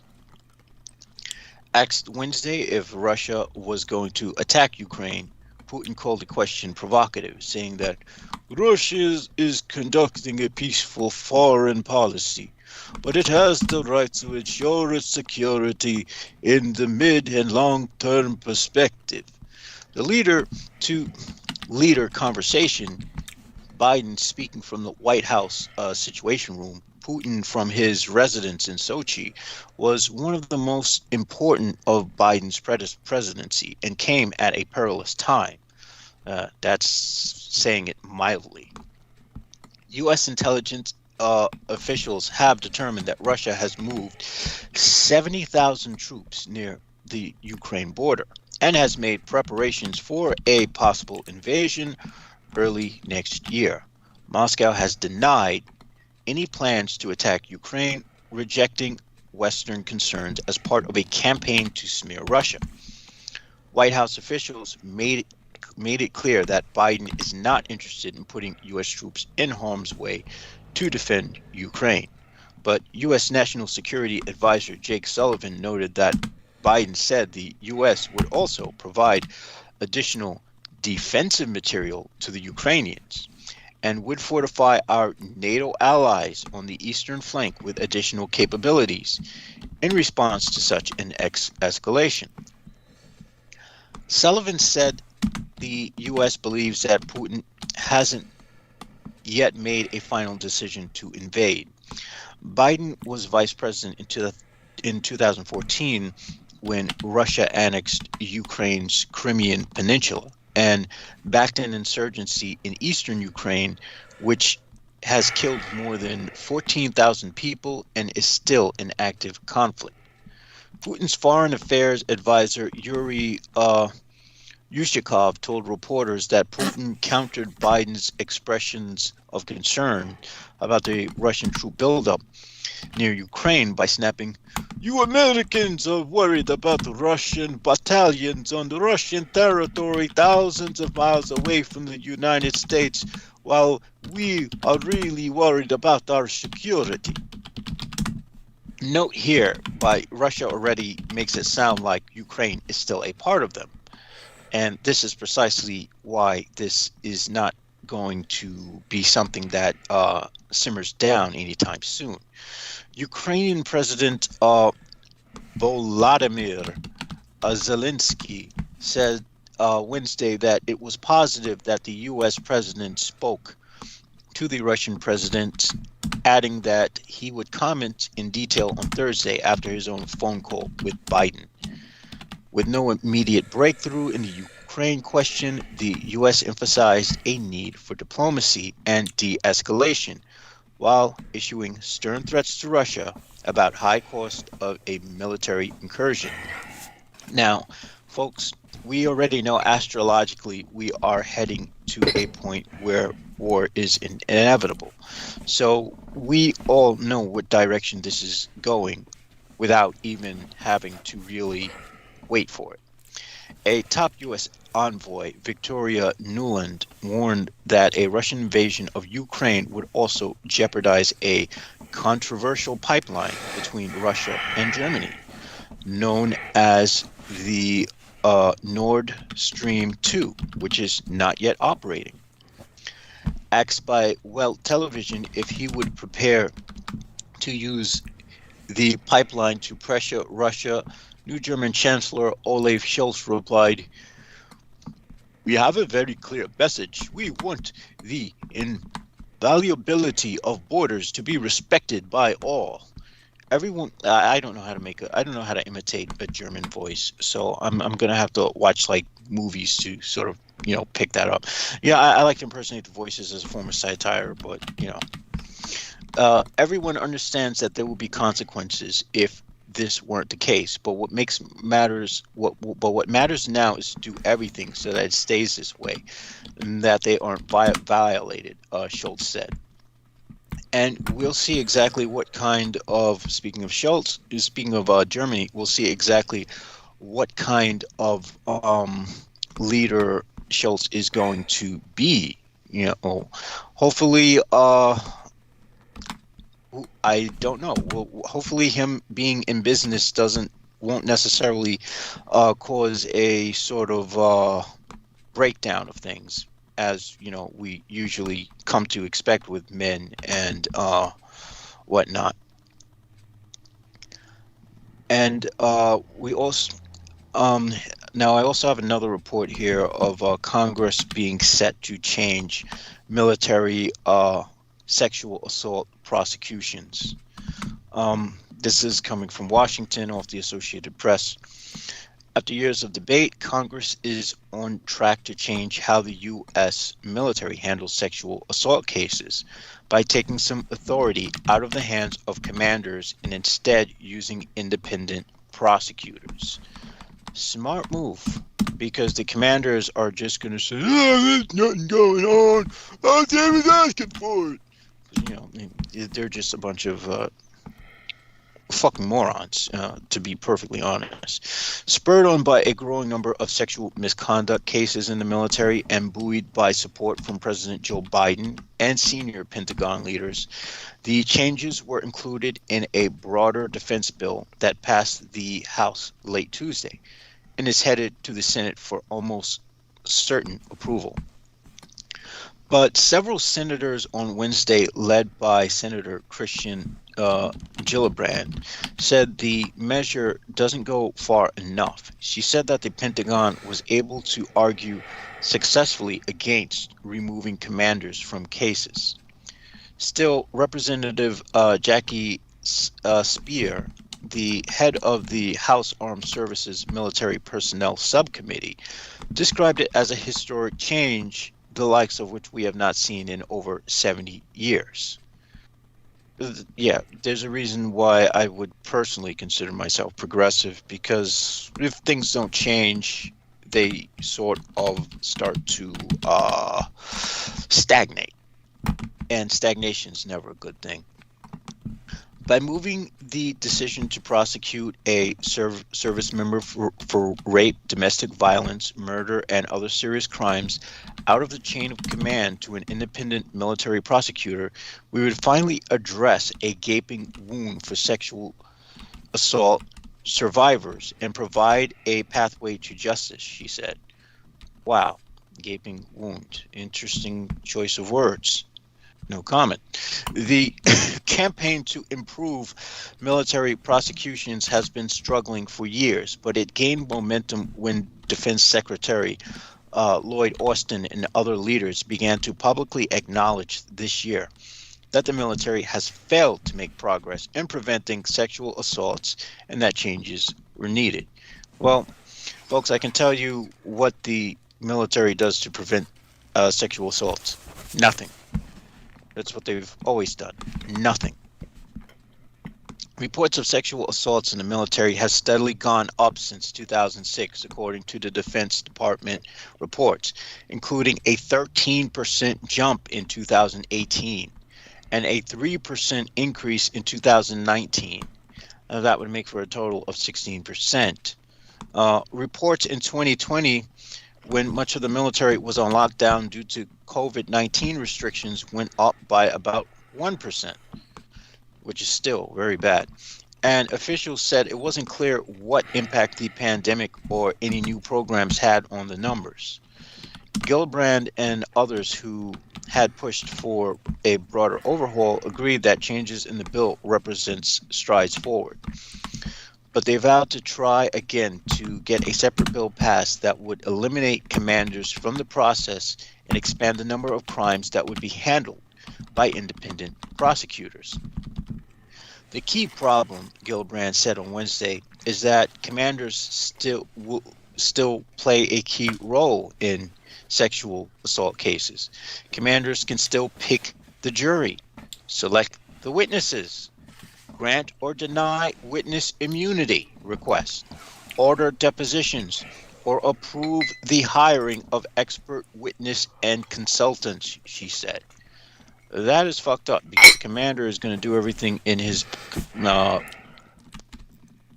power to make himself look clean and spotless. When the commander is so deeply involved in the case, there's no independence for the prosecutor, and there's no perception of independence for the accused or the accuser.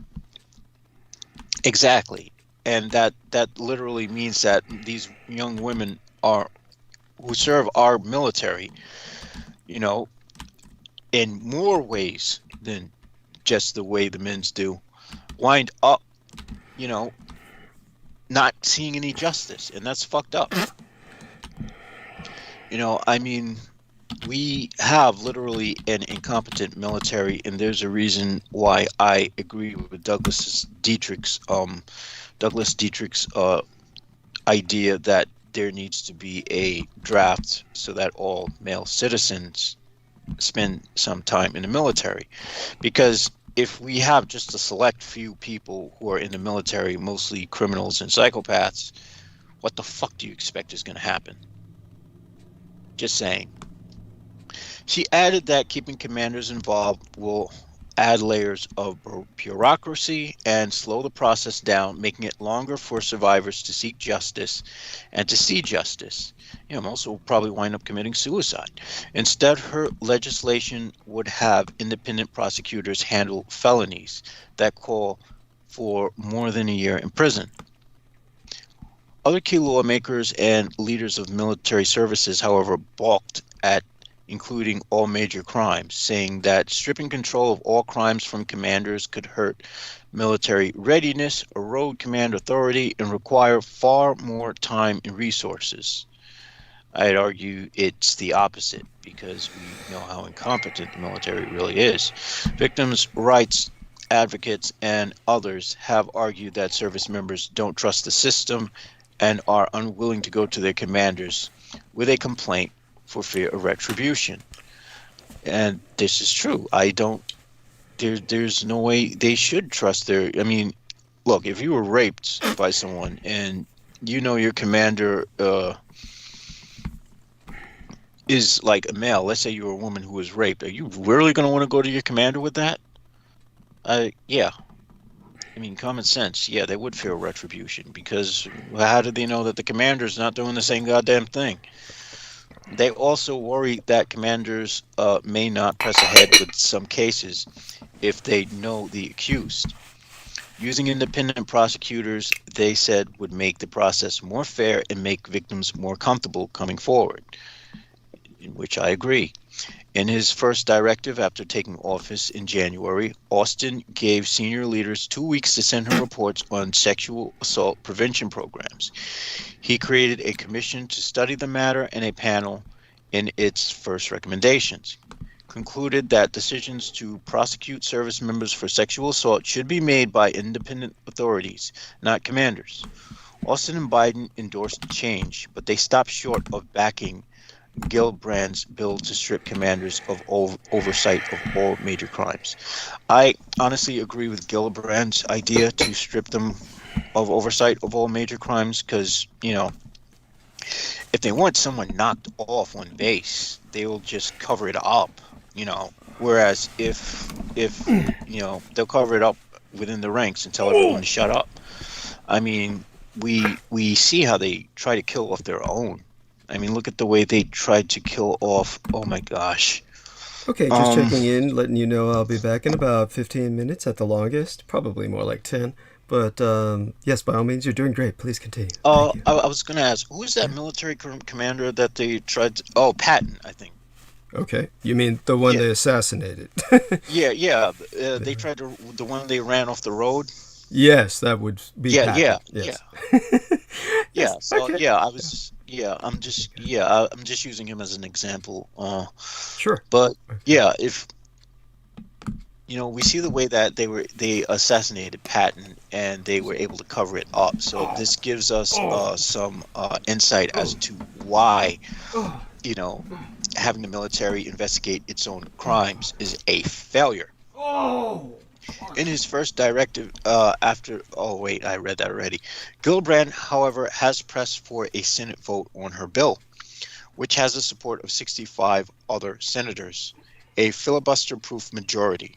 She said Wednesday that commanders should not be allowed to continue as the so-called convening authority in each case, with a range of powers to include the ability to grant immunity, approve delays, decide any pre-trial confinement of the accused. She said she believes she has leadership support for a separate vote on her bill. Others who backed Gillibrand's efforts said they were pleased that any legislation is moving forward. Let me reread that, because others who backed Gillibrand's efforts said they were pleased that any legislation is moving forward. That's pretty sad. I'm just going to go off on a tangent here, but that shows how dysfunctional our government truly is. We really have made some progress, said Senator Joni Ernst of Iowa, a former Army commander who served in Iraq. Okay, son, just be prepared to hold longer just in case. I'll be back in what hopefully will be about 10 or 15 minutes, but just in case I get involved with something like a telephone conversation, might take a few more minutes. Thank you. All right, bless you. All right. I'm disappointed that we did not get every aspect of a bill included, and we should have the ability to do that. I agree. They should have the ability to do that. That's what a government should do. A government is supposed to work. You get things done. Asked Wednesday about the legislation which passed the House on a 363 to 70 vote.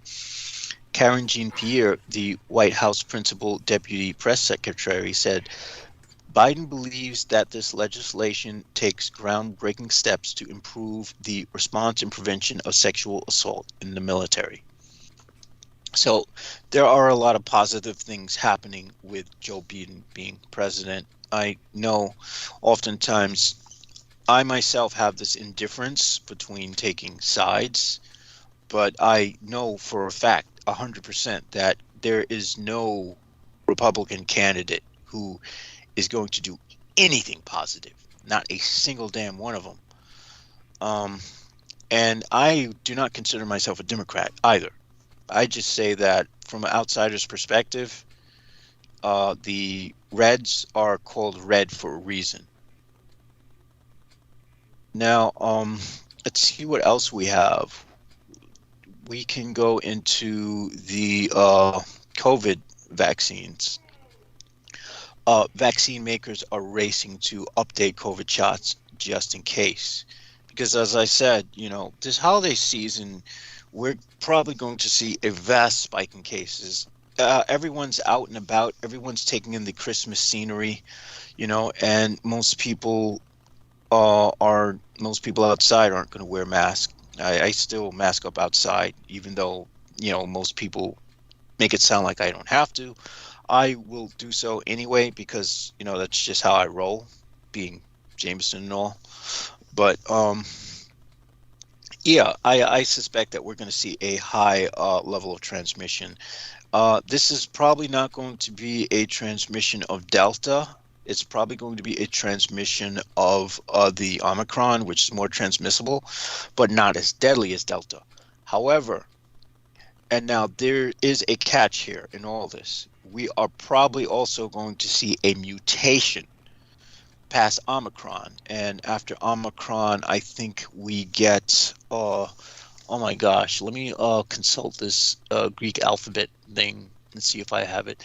I'm not exactly sure what comes after Omicron, but I'm just going to say that we've discovered that once they theorized that the mutation of the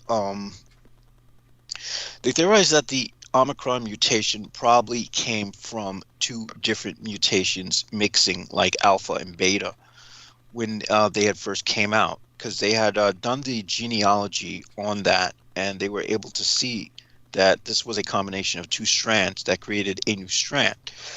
So, given that we have people who have had Delta, and probably still won't get the vaccine, and now walk around saying they have immunity. If one of them gets Omicron, which is not as severe as Delta, there's a possibility that whatever they get will mutate in their system, and that will spread, and that will give us a even new variant. And I suspect that is precisely what we're going to see before January.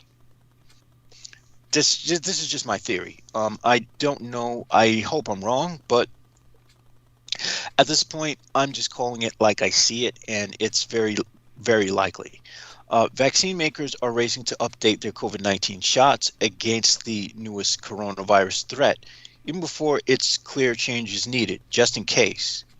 They doubt today's shots will become useless, but say it's critical to see how fast companies could produce a reformulated dose and prove it works. Because whatever happens with Omicron, this newest mutant won't be the last. Precisely. Omicron is pulling the fire alarm. Whether it turns out to be a false alarm it would be really good to know if we can actually do this. Get a new vaccine rolled out and be ready, said immunologist E. John Wary of the University of Pennsylvania. Now, of course, I will go off on a tangent and say that we're going to see a lot more viruses popping up too, not just the coronavirus, because as a lot of permafrost cools, as all that permafrost warms up, and the globe gets hotter and hotter, a lot of these ancient viruses that were probably trapped in it are going to be released, and just so who knows what kind of monstrosities we'll see in the future. Omicron is pulling the fire along. Right, I said that. Sorry about that. It's too soon to know how vaccines will hold up against Omicron. The first hints this week were mixed. Preliminary lab tests suggest 2 Pfizer doses might not prevent an Omicron infection, but they could protect against severe illness. And a booster shot might rev up immunity enough to do both, which I have my 3rd booster, so I might be actually good. Better answers are expected in the coming weeks, and regulators in the U.S. and other countries are keeping a close watch. The World Health Organization has appointed an independent scientific panel to advise on whether the shots need reformulating because of Omicron or other mutations. But authorities haven't laid out what would trigger such a drastic step. If vaccine immunity against serious illnesses drops, or if a new mutant spreads faster. This is not trivial, biotech CEO Ugur Shahin, Pfizer's vaccine partner, said shortly before Omicron's discovery. A company could apply to market a new formula, but what would happen if another company makes another proposal with another variant? We don't have an agreed strategy. So the human race is literally in uncharted territory here. And there's a reason why I say this is exciting times. While the stakes are very high, it's times like these of great uncertainty that we have our greatest advancements, or that we start to gain a lot of insight as to how we are as human beings. So that's a reason why I say that, as horrid as these times are, they are exciting. It's a tough decision, and the virus moves faster than science. Just this fall, the U.S. government's vaccine advisors wondered why boosters weren't retooled to target the extra contagious Delta variant, only to have the next scary mutant, Omicron, be neither a Delta descendant nor a close cousin. If vaccines do need tweaking, there's still another question. Should there be a separate Omicron booster or a combination shot? I say a combo, why not? You know what I mean? And if it's a combo, should it target the original strain along with Omicron, or the currently dominant Delta variant plus Omicron? Here's what we know. Companies are not starting from scratch. COVID-19 vaccines work by triggering production of antibodies that recognize and attack the spike protein that coats the coronavirus. And many are made with new technology flexible enough for easy updating. The Pfizer and Moderna vaccines are the fastest tweak, made with genetic instructions that tell the body how to make harmless copies of the spike protein, and that messenger RNA can be swapped to match new mutations. Honestly, I think this stuff is pretty cool. There's a lot of people who don't like the mRNA vaccines because they don't want their genetics being changed. But when you think about it, from my perspective, if I have something that's changing my genetics to be able to fight off a certain virus, I think that's pretty cool. I mean, I personally don't see, why so many people have such a hard time dealing with that. But to each their own. Pfizer expects to have an Omicron-specific candidate ready for the Food and Drug Administration to consider in March, with some initial batches ready to ship around the same time. Chief Scientific Officer Dr. Mikhail Dolston told the Associated Press. Moderna is predicting a 60 to 90 days to have an Omicron-specific candidate ready for testing. Other manufacturers that make COVID-19 vaccines using different technology, including Johnson & Johnson, are also pursuing possible updates. So this is good news for those of you who aren't afraid to take the jab. Pfizer and Moderna have already successfully brewed experimental doses to match Delta and another variant named Beta. Shots that haven't been needed but offered valuable practice. Now, they aren't clear if tweaks are needed. So far, the original vaccines have offered at least some cross protection against prior variants. Even if immunity against Omicron isn't as good, Dr. Anthony Fauci, the top U.S. infectious disease expert, hopes the big antibody jump triggered by booster doses will compensate. Pfizer's preliminary lab testing released Wednesday hint that might be the case, but antibodies aren't the only layer of defense. Vaccines also spur T cells that can prevent serious illness if someone does get infected, and Pfizer's first test showed, as expected, those don't seem to be affected by Omicron. And this is actually not necessarily good news, so we'll see what they can do. Also, memory cells that can create new and somewhat different antibodies formed with each dose. You're training your immune system not just to deal better with existing variants, but it will actually...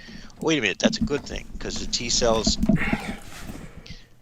Wait, let me see. No, I take that back. You guys have to deal with me. I'm a little out there. You're really training your immune system not only just to deal better with existing variants, but it actually prepares a broader repertoire to deal with new variants, Dolston said. How aggressive a mutant is also plays a role in whether to reformulate the vaccine. Omicron appears to spread easily, but early reports from South African scientists hint that it might cause milder infections than previous variants. How do we know if the updates work? The FDA had said some companies won't need massive studies of tweaked vaccines, but small ones to measure if people given the updated shot have immune responses comparable to the original highly effective shots. Okay. Worry doesn't... Go on. Yeah. All right. So you're just kind of filling time now by doing some reading, right? Yeah. You want me to wrap things up, or you still need some more time? I'm just breathing right now, and so I appreciate your continuing. Thank you for asking. Yeah, I mean, just continue. Buy me some more time. Let me take a look inside the chat room, see what we've got going, and take care of Lawson Page and Ruth Harris on top of them. Report them both, of course.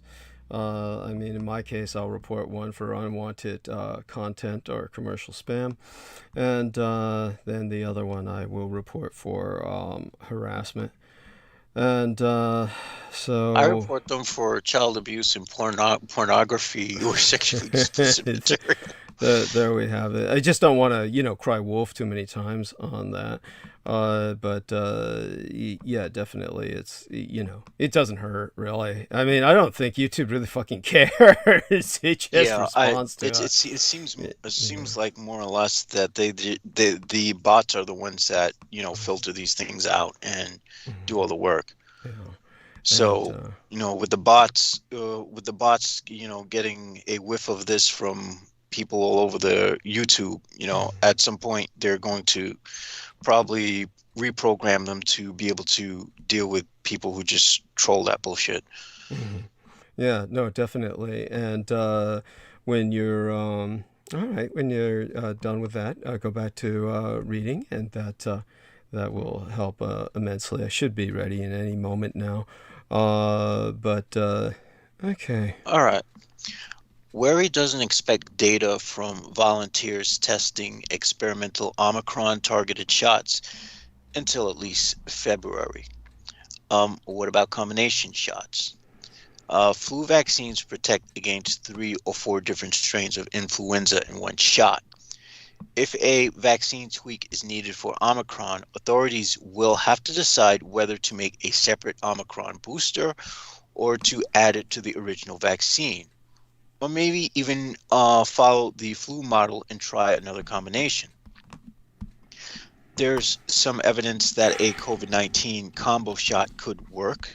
And we do know in Germany that they've had then again, cases seem to be going up there too. So even though they, were able to do the mix and match a lot earlier than the United States, but this is because of all that fucking anti-vax propaganda. Yeah, from the European right, and so I don't think that it's it's something that basically it's more of a social political problem than Yes. it is a problem Yes. of the efficacy of the vaccines.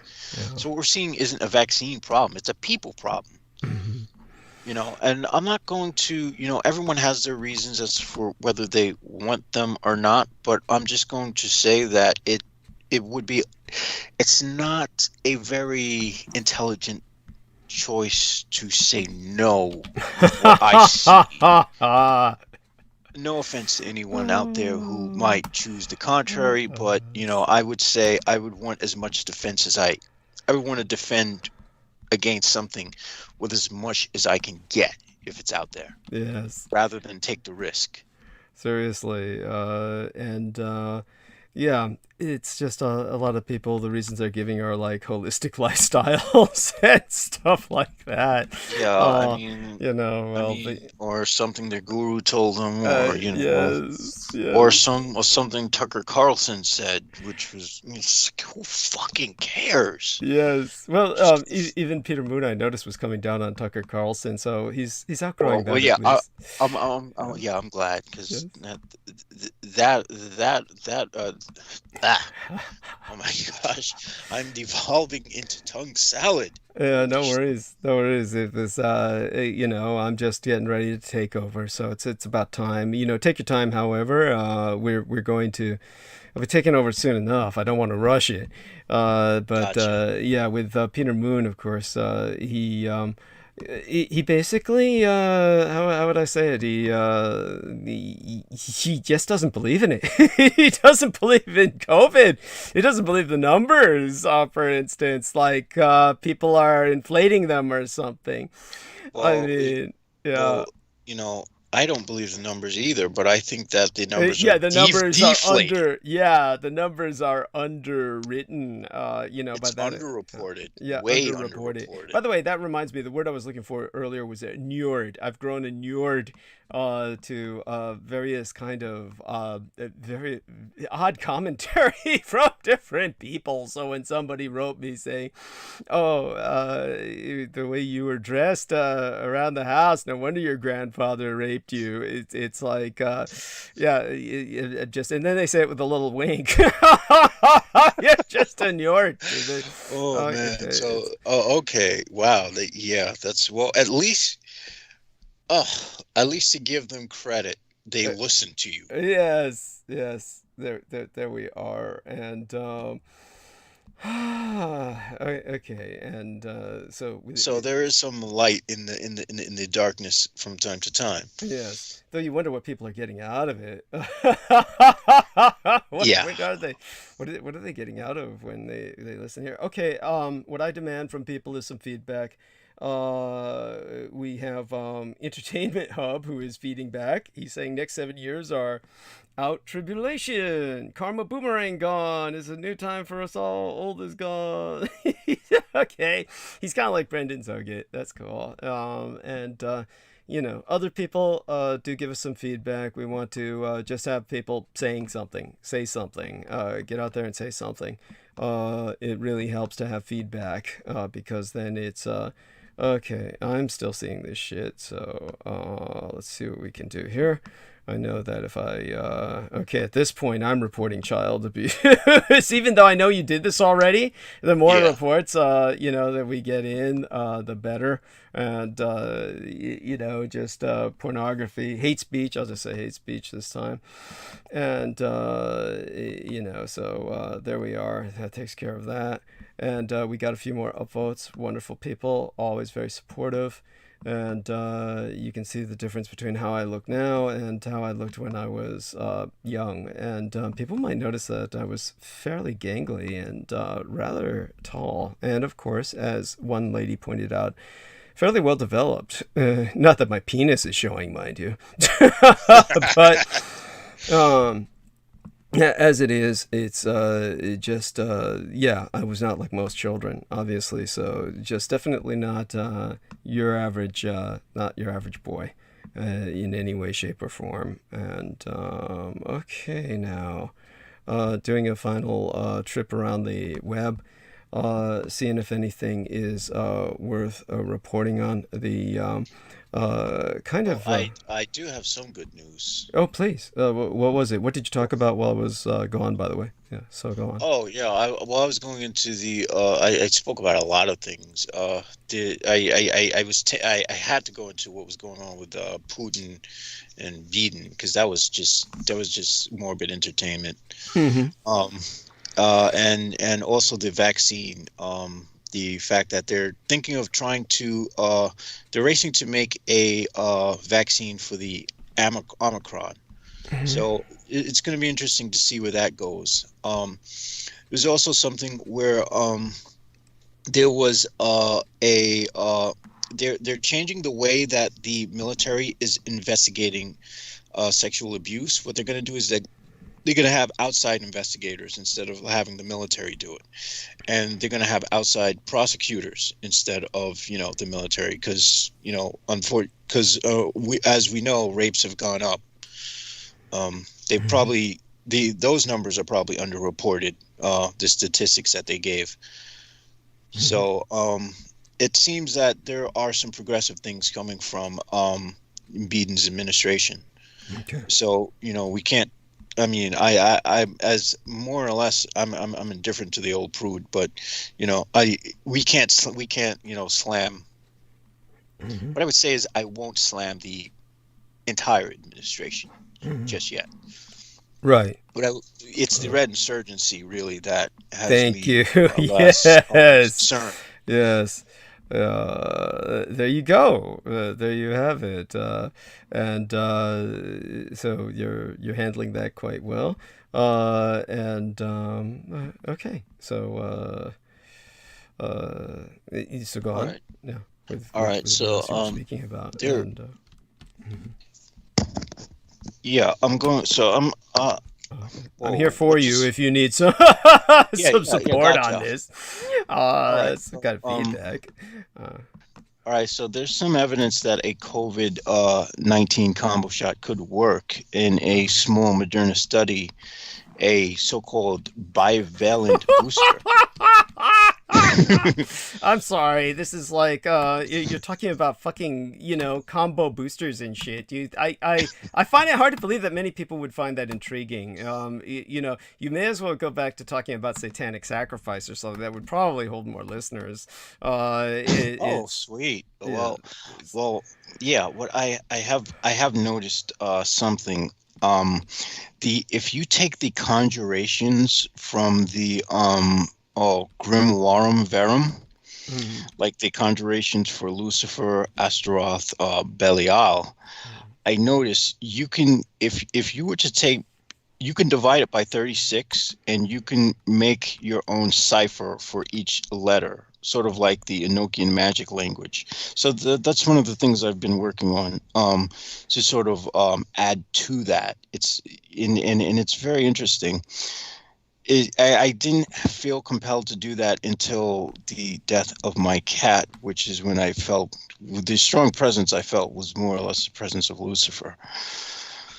But be that as it may, it compelled me to, basically I'm being told that my work has to continue despite the grieving process. So I have something to look forward to. Which it doesn't all have to. Well, even though it's going to be hellfire and brimstone, it doesn't mean we can't capitalize off of it. There we are. There's a silver lining to everything. And by the way, I don't take that as something crass. I take that as something we need to have some kind of attitude where we're going to be telling ourselves, that we have to motivate ourselves to survive. Okay, so yes, there has to be something. I mean, because if we don't have something, we literally have nothing. I was going to go into the whole what do you call it, the baby powder thing, which is go into that. That might be more interesting to people. Yeah, it's basically the fact that baby powder is found to pretty much have that carcinogen asbestos in it, because the talcum, which they derive the talcum powder from, is usually near that mineral of asbestos, of which there are multiple forms. And the Johnson & Johnson baby powder, it turns out that they had when they found out that it was carcinogenic, they had started to increase their marketing in 1996 or 86, one of those years. They had decided to increase their marketing towards people of color. And so it became a black thing to associate cleanliness with using baby powder. To me, that doesn't make any fucking sense. It's just fucking absurd. But this seems to be the thing, and so there is some Darwinian selection in all this. But sure enough, they've started to get lawsuits where people were getting millions of dollars for the lawsuits. So what they did was they did something called a Texas two-step. And of course, this name would be because their headquarters were in Texas, so they moved their headquarters to North Carolina. By changing their headquarters to North Carolina, they were able to stall the process of giving payouts, because of course. And now they've decided to jump ship, and Johnson & Johnson decided to jump ship and move to New Jersey. So, and what this does is this means that, you'll be dead before you have to get a payout, so we don't have to pay you a goddamn thing. So how's clever. that? It's rather clever. Now, it is clever. The only people getting cancer are women, right? It impacts women, the powder. I think it seems to impact everyone. Okay. But mostly women, because it was being marketed as being put to your vaginal area. Right. That's what I thought. Yeah. So it caused some cervical cancer. Yeah. And I'm asking, why the hell would anyone put powder down there? But this is what they were marketing it for, when they were marketing it for adults. It seemed harmless enough, at the time I could understand. So I mean, hell, even petroleum jelly seems harmless. Isn't it? But it's not? You're telling me it's not? It's not. Holy shit. It's a byproduct of the oil company. Okay. It's a byproduct of crude oil extraction. They market it as being harmless. Okay. But what about lip balm? Lip balm's same case. I wouldn't do it.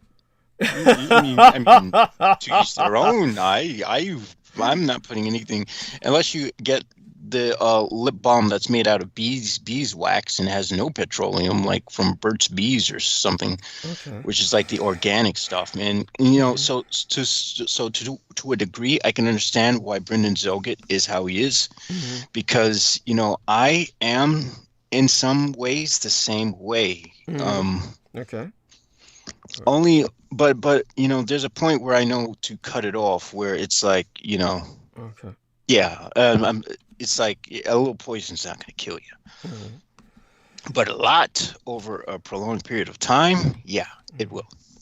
Oh my God. Oh, so yeah, so it's the oil. The oil's bad then, but the oil's bad. You're telling me. Period. Yeah. Oh, great. Here we have another bot. Ugh. I'm glad you're keeping an eye on it. Cool. Good man. Good man. And so it gives me time to get my thoughts together.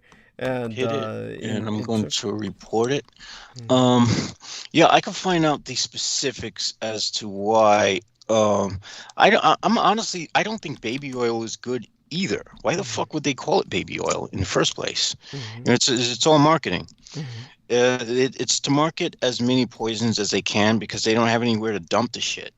So they put it in products and tell you that it's good to it's good to use. I mean, why the hell would you consume it? The problem with oil is you put oil on your skin and what happens is it clogs the pores. Your pores can't release any of the toxins that they would normally release. So you get all kinds of problems from, you know, putting baby oil and whatnot because it's made of hydrocarbons. Okay. All right. There we are. So, thank you for sharing that. Okay, so let me see if I can get my shit together. And I think we should be able to swing this. I just got to get started right now. So I'm going to take over. I'm going to suck all the oxygen out of the room. Do not forget the solicitation, sir. Thank you. I appreciate that. Now, Veronica Pereira came on. Oh, Christine Joanna Hart came on. So it's funny you should mention harassment and pedophile. Sarah R. Adams, here's some trolling. No, don't do anything yet. Let me dwell on this. See if we respond to that. I know what she's going to say. She's going to say, Sarah R. Adams reported you for that and harassing her. I hope you stop that. My partner was horrified about pedophile comments on his child. Christina, honey, Douglas Dietrich is not a pedophile, and he is not. He's certainly not harassing Sarah Rachel Adams. Sarah Rachel Adams is sour as fuck because we exposed her for being behind Max Beer's death. And now the cunt wants to just smear, you know, Douglas's reputation all over the place because I guess her new age bullshit is failing her. Oh, I mean, God, that's awful. But by the way, let me qualify everything that our man said, even though he's doing this on my behalf, and I appreciate that. And it's no real big deal. First, I want to say hello to Veronica Pereira. Senora Veronica Pereira says, Buenas noches, Douglas. Yes, buenas noches a todos.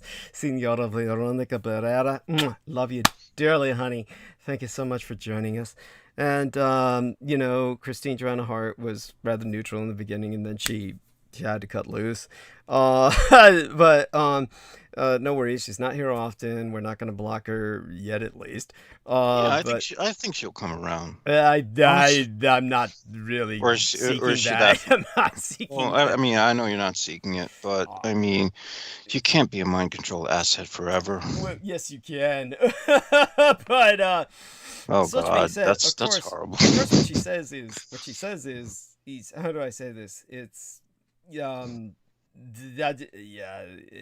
know what? I'll screenshot it and then screenshot it and then just delete it. But it's one of those things that I don't like doing this, but I do this just in case. So the screen shooting is just a precaution, and I don't foresee myself ever involved in anything with this. For one thing, she's on the other side of the fucking Atlantic. Oh, I know what I can do. Let's see if I can do this. Don't save that. Kind of move the little black window, which blocks some things like top chat. Yeah, there we are. Okay, then we go here and do the screen shooting. And then we'll put that in my records. I'm not even going to put that in the specific Temple of Set file or anything like that. This will just be kind of like what it is. Whoa, dude, you have a Temple of Set file? I do. You don't want to see what's in there. But yes, I do. In terms of... of course Jameson does. Yeah. And so let's see now. Oh, yeah, get that into the regular file and say... Christy, yeah, there we are. Christy Joe was, which she didn't like. So you said she didn't like to be called Christy Joe. And CJ, there we are. And so Christy Joe, then I can delete that. And then I will delete what she says. It's but anyhow, just to read this. Funny you should mention harassment, and this is Christine Joanna Hart speaking. Funny you should mention harassment and pedophile. Sarah R. Adams reported you for that. And harassing her. Obviously, if I'm harassing her, she's a little above, how would I say that? If I like him younger, isn't she a bit beyond that? Yeah, she's a bit up there. Considering what you're accusing me of, is that like bisexuality that I kind of go between zones? And then I hope you stop that. My partner was horrified about pedophile comments on his child. So she's got a partner now. I hope she does find someone to be happy with. If he takes on your son as she's got a bit much to go. She's got a lot going on. Yeah. That doesn't really. The partner would have a lot going on too. Younger guys, you know. Yeah, the son's that's a lot of responsibility because, well, it's just okay. At any rate, all right, so good. I wonder what's going on with her. Now that Aquino's dead, I'm wondering who's paying for the school and the rent, because that stuff was like, she's living in one of the most expensive neighborhoods in London. London already is like through the roof, but she's like living in one of the most expensive neighborhoods in the diplomatic quarters, practically within that zone, and she's. Do you want me to remove the comment now? I mean, yeah, by all means, I'll do it on my side as well. You do it from the visible side, and I'll do it from mine. By the way, do you see this Ruth Harris, or did we erase that? Because, it's still up there, so I'll report that. And with this one, I'll just say child abuse, since that was put on our mind by you-know-who. And there we are. So Rose Jacobs, and then other than that, Christine Joanna Hart was deleted by our man, and from my side, I will just... I guess that took care of it. Nothing to do from my side in the studio. And so I do want people to see, when I say I want people to start interacting, I want people to say something, this is what I get. But Veronica balanced that out. So, you get the positive and the negative. How much time do we have left? We got less than 6 hours, so I'm going to use every second of it. This is going to just burn my throat raw, but we got to do what we got to do. And, all right, so I'm going to go on a slight break, and I'll be in the background. Good night, let folks. Me know when you return. Love you dearly, and wouldn't be possible without you.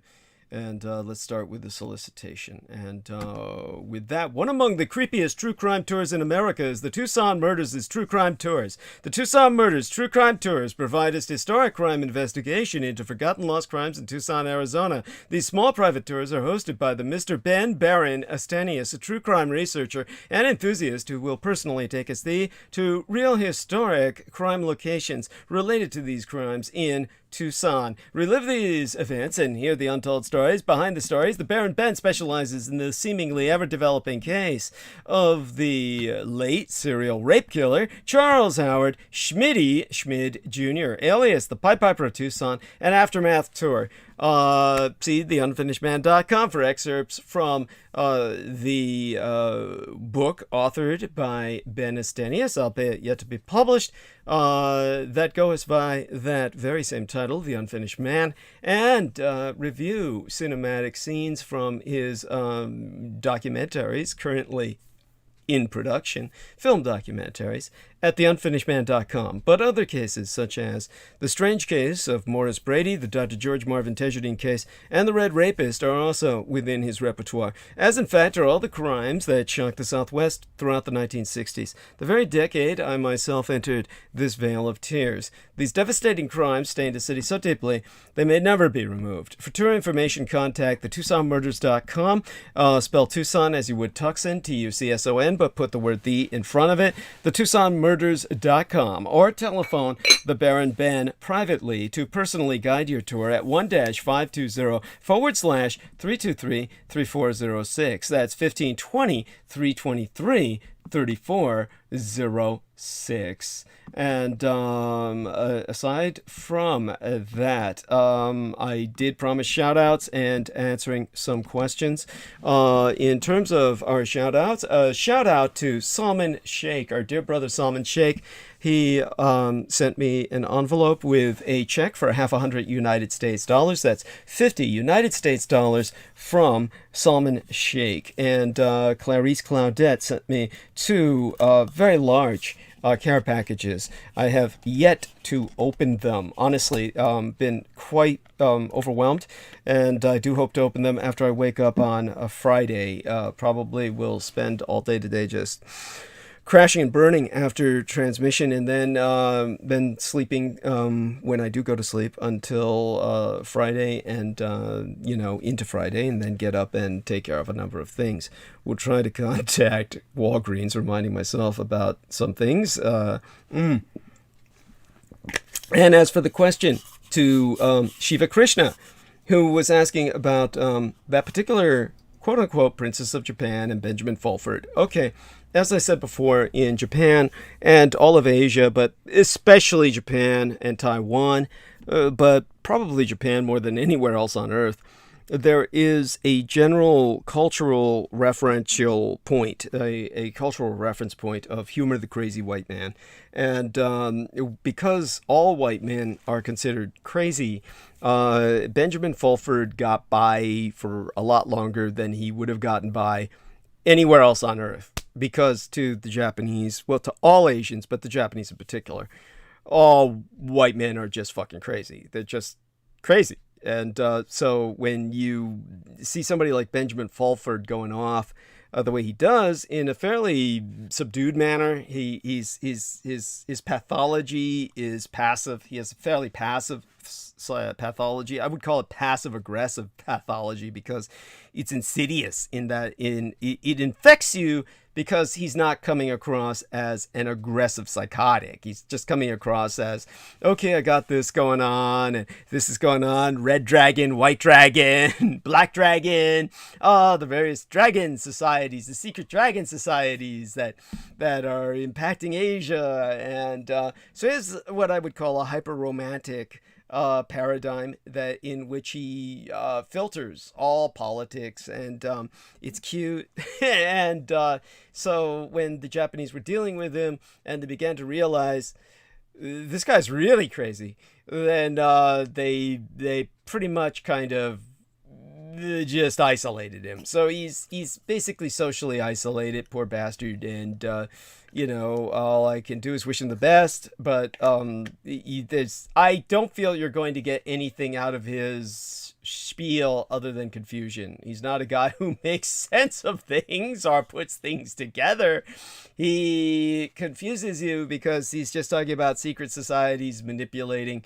Once you're in that mode, it's that there's nowhere you can go that really makes any sense. It's now for the other individual that this individual was asking about, which was, of course, the woman who claims to be a princess of Japan. Now, I've already started that with a qualifier. Got a better insight into her thought somebody process. turned on. Oh, so somebody's on with us. Oh, why is that? Joining okay, here the we Oakland are. Police Department. The mute came off. There we are. So the mute came off of this old video where I was looking for our Shiva Krishna. No, and the other individual he asked about, I don't even remember her name consciously, though I have nothing against her. Princess Kaoru Nakamura. Nakamura Kaoru. And would be the proper order, family name first. But, okay, let's put it... How do I say this? All right. Certainly until 1945, when the Japanese forced the Americans into Japan to reconstruct Japan, to basically clean up all the mess they had made. Until that period of time when the Japanese, with a need for food sources, many of the troops had started eating meat overseas because they had to. Until that point in time, Japan was vegetarian. Not fucking vegan like Brendan Zoget, but vegetarian. They ate fish like Peter Moon's dad, who was a lot like my dad and didn't hunt and loved animals. I should have brought that up too, but, just too distracted at the time. I just thought everybody around me seemed to be having issues. I thought I was having issues, but everybody around me was having issues, and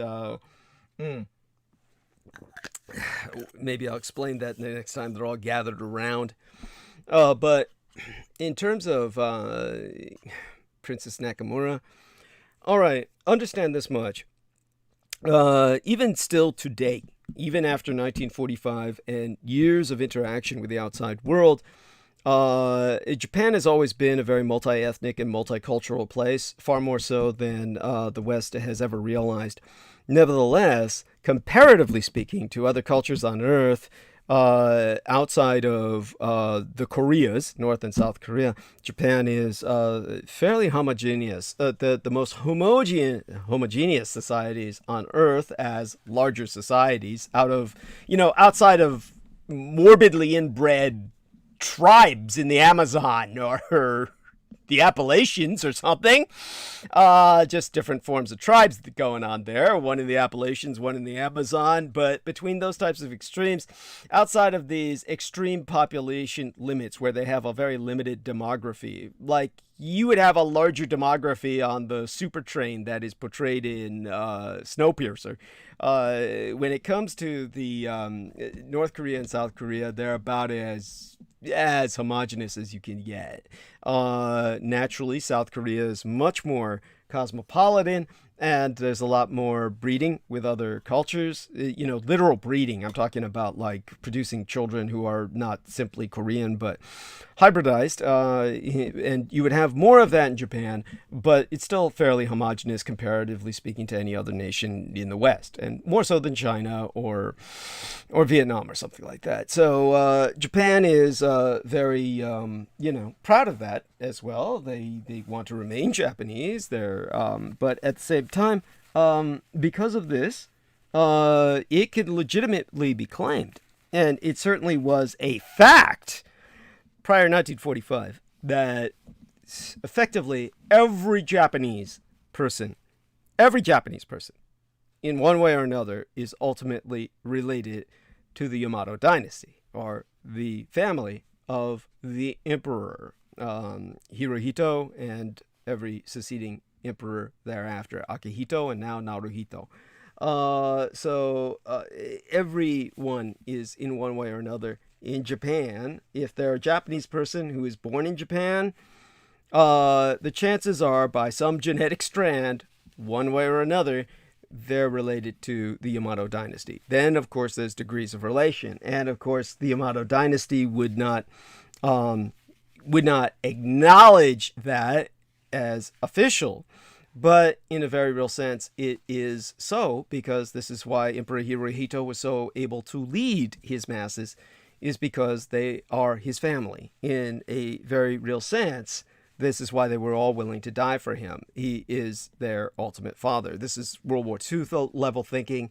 That would easily, even I, with my cynicism, would say that the Japanese would snap back to that when needed. As needed, they would mobilize like that. So it's not that she's like Princess Nakamura is like Laura Eisenhower, okay? And I would say Laura Eisenhower is someone who I personally would say is the granddaughter of President Eisenhower. I have no, arguments with that. I've never said otherwise. And I feel, however, the Eisenhower family, they reject her because they've got something going on and they've got their own family politics going on, okay? And with Princess Nakamura, somewhat analogous, somewhat parallel. Other than that, it's kind of harmless. I would just say, in either case, it's just caveat emptor. It's just buyer beware, all right? There's just, I don't feel either of those people are really, what are you looking for when you when you go to those people? If you're looking for some kind of information that is a coherent narrative, okay, well, you're not going to get that from Ben Fulford. From Princess Nakamura, well, you go there because you're seeking something else, kind of like, all right, like with Laura Eisenhower, just kind of some new age sense of inner peace, okay? There's nothing wrong with that. I shouldn't laugh even when I say that. I shouldn't laugh. In fact, that's on me. That's my nervous laughter because I'm not. I like both those people. I really do. I like them, and they're good people. But I'm not quite sure that their narrative is, how would I say it, relevant necessarily in this more practical sense. But it's not going to hurt you. So Morgan Grace Film says, are you planning to talk about Pearl Harbor tonight? All right, I'll get started. Yeah, okay, I'll get started. All right, let's get started. Fine. By the way, is that a cut? Hey, you planning on talking about Pearl Harbor today? Kind of like a stand-up comic on stage and somebody says, hey, you planning on getting to the funny anytime soon? I mean, it's kind of like that. Don't be afraid to say yes. I guess it's it's obligated, right? Fuck. 80 years after the fact, a fading memory has been honored yet again in that Pearl Harbor is evangelized as having led to a changed world. Okay, that's 80 years later. Now, yesterday marked 8 decades since the shocking attack on Pearl Harbor. Shocking to, marketed as such, okay? That was the sales pitch. Each year, the National Memorial Parks, they mark Pearl Harbor Remembrance Day by commemorating how December 7th was a catalyst that led to a changed world. However, according to its own website, this year, with the need to appease the Empire of Japan being greater than ever in the face of the ever-increasing threat from the Communist Chinese Empire, a fact self-evident enough to obviate any belaboring, the memorial is focusing on the long and difficult road to peace and highlighting the importance of the peace that brought reconciliation. I love that. All right, I'll get back to that in just a moment. Our man Jameson Reese is back, and I do want to, while he's here, let me qualify. I still can't get over that. Now that I turn on the text page, Jameson says he's back on the text page. I look at that. All I see is the elephant penis. Okay. Yeah, let me get rid of that. No, it's all right. It's all right. Just leave it there. That's fine. I want to download that later anyway to the porn file. So for the girl, the Russian girl that's looking at it, by the way, not for the penis. Okay. But at any rate, in terms of the what I was going to say was Jameson Reese said something about Sarah Rachel Adams, and let's just put it this way: the issue with Sarah Rachel Adams is that when I spoke to our lady Crystal River, and I knew, because I knew Max Spears, I knew everything she was saying was true, and I knew Sarah Rachel Adams as well, and so everything Crystal Rivers was saying I knew to be a fact. What Sarah Rachel Adams, however, responded with was implacable hostility. Implacable. There was no communicating with her on this. She wants total control of the narrative concerning Max Spears. So there is something unnervingly unnatural about that I see no reason for. She knows, Sarah Rachel Adams is not even denying that Crystal River knew Max Spears. The implacable hostility comes in because Sarah Rachel Adams is exposing the fact that Max Spears ultimately did not want Sarah Rachel Adams in his life. He felt that she was overbearing and over-controlling. Now, until I found all of this out from Crystal River, and none of it struck me as counterintuitive, I was always defending Sarah Rachel Adams from her attackers, and I always said that she had been nothing but good for Max Spears, and I still stand by that. I say that if it were not for her, Max Spears would have died a lot earlier. That being said, she was obviously, even observed by Judith Agert, she was obviously supported by someone, and it didn't make any sense. She was supported by somebody who provided her with very expensive clothing, very expensive jewelry, the ability to travel all over the world, and she's not working, and she wasn't born into wealth. So it all goes back to Michael Aquino, the same individual who was... Now, understand this. When Christine Joanna Hart approached myself, she came on to me, so to speak. I don't mean sexually, though there was always an element of that. She approached me as a victim of Michael Aquino. Her earliest memories in life are abuse from Michael Aquino. So here you have her now saying, my friend Sarah Rachel Adams says this. Well, that's because they're both affiliated by their victimization from Michael Aquino. And they were both open about this victimization by Michael Aquino. Certainly Max Spears was victimized by Michael Aquino. And when it came to all of these people, this is the remnants of the Aquino victims. And these victims are, they become victimizers. And the person they're trying to victimize right now is me. So, it's something that I mentioned the term inured. I'm inured enough where these ladies, in and of themselves, are not a threat. It's, at this point in my life, it's almost like, thank God they're there, because it represents some connection with Aquino that I won't have now that he's dead. It's bizarre. It's the kind of sick, what would you call it? It's what victims feel when their abuser. Yeah, it's a sort of shared experience, I guess, where they're connected. Even though I was never victimized in the sense that these individuals were, I was certainly victimized in having to realize that such people were being victimized. So they're still out there, and they hate me now for whatever reason. In this case, it was control of the narrative concerning Max Spears. With Christine Joanna Hart, it was, well, fuck. I mean, what can you say about it? Well, with the story you've shared of her, it's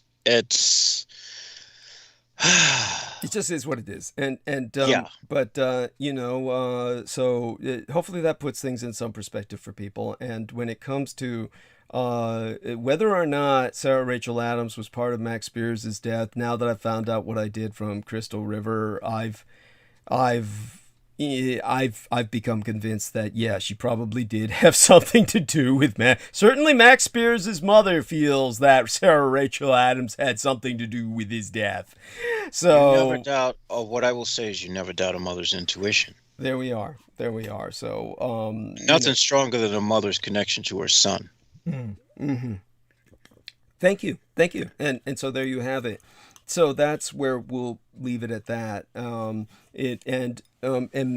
God knows. And here we go again, another freaking piece of. Oh my gosh, I so tire of these things. All right, let me report this. Sure. Thank you. So with that, back to Arc of Narrative. God bless you. Thank you. Thank you. And that's my dear Jameson Reese. And with that, so according to the website of the dig this shit, Jameson, before you take off. I mean, before you kind of go mute and retreat into the background. So I was telling people how 80 years later we've got the yesterday marked 8 decades since the attack on Pearl Harbor, and how the National Memorial Park, they mark the Pearl Harbor Remembrance Day by commemorating annually how December 7th changed the world. And so on their own website, if you go there now to the National Memorial of Pearl Harbor, you'll see that they say this year the memorial is focusing on the long and difficult road to peace, and highlighting the importance of the peace that brought reconciliation. That's what they're focusing on this year. They really need Japan. So it's all about the peace, man. And of course, about the peace. You get your fucking asses handed to you. Thank you. Yeah, thank you. And you realize that the only ones who are probably going to save this empire from ripping itself apart through civil strife is probably going to be Japan. Yes, there we are. And and how that peace brought reconciliation. So I think that's, how do we say that? It really exposes America's vulnerability, and with that in mind, I'll go on. And by the way, thanks again, Jameson. Hugs, love you dearly like a son, and none of this could have happened without you. You notice everybody else just kind of drops off, and it's and it's so sad. I know they got different things going on, but with it just was irritating anyway. I've got quite a lot to I got quite a lot to do. Understood. A lot of what's going on. I realized that a lot of my life was, well, we'll say that I have a lot more time and a lot less time than I want. Okay. Right. So. Understood. And so ceremonies this week, I want people to understand, will be the first in-person events to commemorate Pearl Harbor since the start of the COVID-19 pandemic. The National Park Service Program Specialist Emily Pruitt has gone on record to qualify that this year is not going to be as big as years in the past. So the date that changed the course of the nations of the earth is being marked by about 35 military survivors who have been planning to gather at multiple events. The National Park Service said it's trying to minimize the veterans' potential exposure to the coronavirus because there are no spring chickens. So this year, masks were required in all areas regardless of vaccination status, including when social distance is maintained. Now, yesterday was observed at Hawaii's Pearl Harbor National Memorial with multiple events, including a ceremony for the 429 USS Oklahoma crew members who were killed in the attack. The events of that day, dubbed A Date Which Will Live in Infamy by then-dictator Franklin Delano Roosevelt, launched America's involvement in the Second World War as Americans understood it, beginning decades of growing global American influence. Craig Nelson, as I said, the propaganda author of the 2016 book with the all-telling title of Pearl Harbor, subtitled From Infamy to Greatness, proselytizes that when hundreds of Japanese planes bombed American service members and civilians on American soil, at least territorially so, on December 7th of 1941, killing more than 2,400, America was an isolated, quiet, and withdrawn nation. Okay, all of this is utter bullshit, but that's the propaganda line pushed in his book. It's basically America was an expanding empire, and it had been guilty of untold provocations throughout all of Asia, Latin America, and around the world. But Craig Nelson, the propaganda author of the 2016 Pearl Harbor book, which is massive, which goes to show you can fill a book the size of a telephone book and not really say much, he gospelizes that the attack on Pearl Harbor caused Americans to pull together to fight fascism. And later in the Cold War, the country waged a global fight against communism. And most recently, the wars in Iraq and Afghanistan further expanded the United States military's global reach. I like how he phrases that. They expand. I'm reading from the book flap here, okay? I've got the book. I'm reading from the cover flap. Most recently, the wars in Iraq and Afghanistan further expanded the U.S. military's global reach, rather than these were like some incredible debacles from which the United States withdrew with its burnt ass and scorched fingers. This guy is saying that it somehow is like some accomplishment. But Craig Nelson, same author, bemoans our nation's collective memory of Pearl Harbor and the impact of World War II as fading. Nelson opines that even with yearly memorials, collective understanding of Pearl Harbor is slipping. He's so lamenting that in 2021, most Americans probably don't realize how large a shift the attack prompted in culture and society for the average American. Now, as my late and sainted sire, the man who raised and guided me, the Chief Petty Officer of the United States Navy, George Joseph Henry Dietrich, would e'er so often say, even a stuck clock is right 12 times a day. Bearing just so in mind, I quotest the pro-American propagandist Nelson as speaking true when I quote him as saying, if you lived before Pearl Harbor, you would feel more comfortable going back to the Revolutionary War era than you would moving to the era now. So that is indisputable. The world has changed monumentally based on Japan's victory in the Second World War. We've entered a Japanocentric, technocratic world, a technophiliac world, a love of technology. And this is well beyond mechanics, which is what America was stuck in and the American Empire died in. Now, of course, you could argue that as they saw it, the Allies, FDR and Stalin planned the future of the world. 80 years gone? Was it 75 years gone at this point? It was in 1945. So if we do the calculus here, which I used to be able to do in my head, but now I reach for calculators just like everybody else, and just want to make sure that I don't. 76 years ago, during the week of February the 4th through the 11th in 1945, what some would argue was the most important Allied conference during the Second World War was held at Yalta on the Crimean Peninsula in the Soviet Union between U.S. President Franklin Delano Roosevelt, the British Prime Minister Winston Churchill, and the Soviet dictator Joseph Stalin.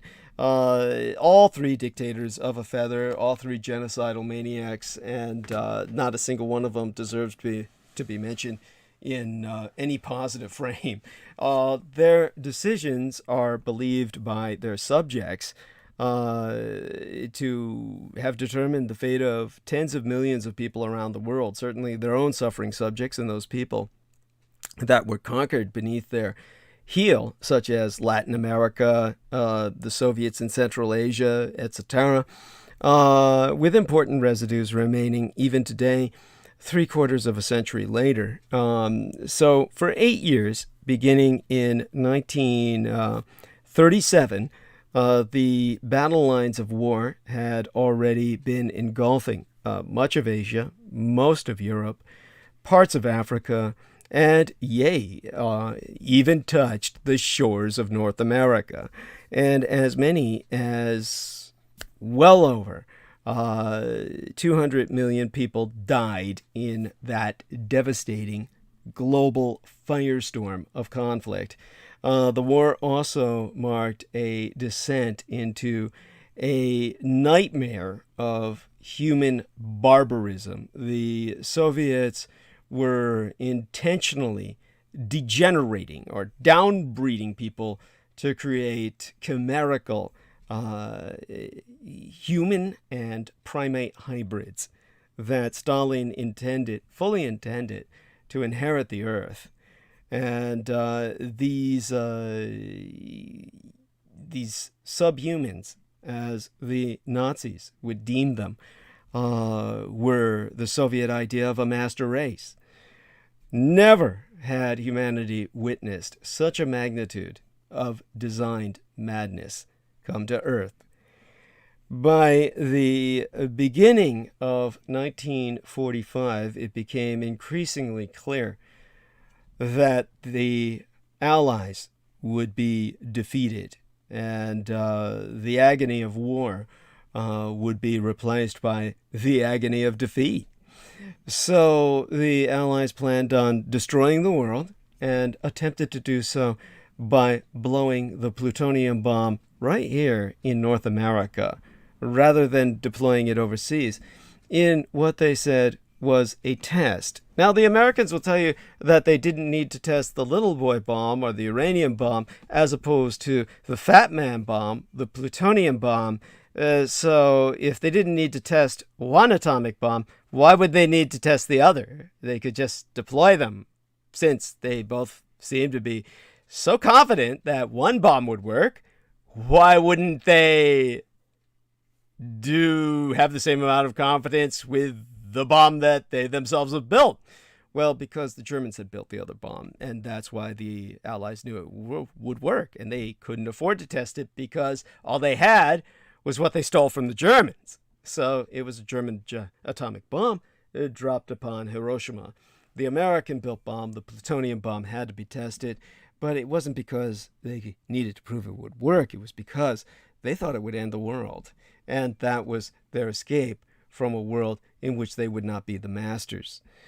So when it came to that world, the world that you're unaware of because you're unaware of America's defeat, then again, by all means, I have to recommend our book, The Roswell Deception and the Demystification of World War II. So do purchase that book. That's the only way you're going to understand what I'm talking about. And only that is going to bring you into a functional understanding of the world when I speak about it. And with that, it will, it'll help you understand why everything in your world is the way it is today, which is to say, as fucked up as it is, because you lost the war and it hasn't gone well for you. It's something that will, of course, once the book is circulated enough where people understand what I'm speaking of, this will be something that goes down in infamy. And what will go down in infamy, of course, is how everyone's been made a fool of by their military-industrial complex, which has basically exploited you with the myth of victory. Now, one of the things that I'm trying to look up, because when I deal with these things, it basically it takes me, how would I say it? I spend a lot of time trying to forget everything.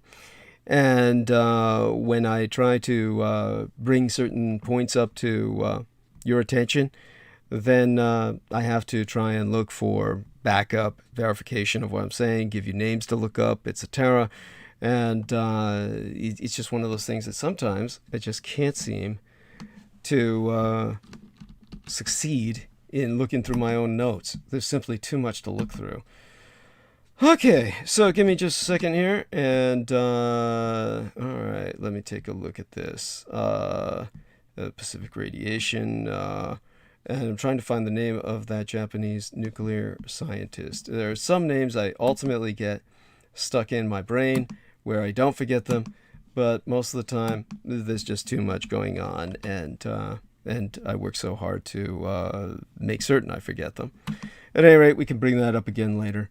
So knowing what I've said in mind, bearing that in mind, then, all right, now when you had that wary world that longed for peace, security, and freedom, being told that it was delivered to them on the platter, then what the propagandized and thoroughly indoctrinated subjects of the United States, Great Britain, and the Soviet Union misunderstood was that the future was in the hands of their leaders. So they thought that during the week of February 4th through the 11th of 1945, the Big Three meeting at Yalta to map out the post-war world.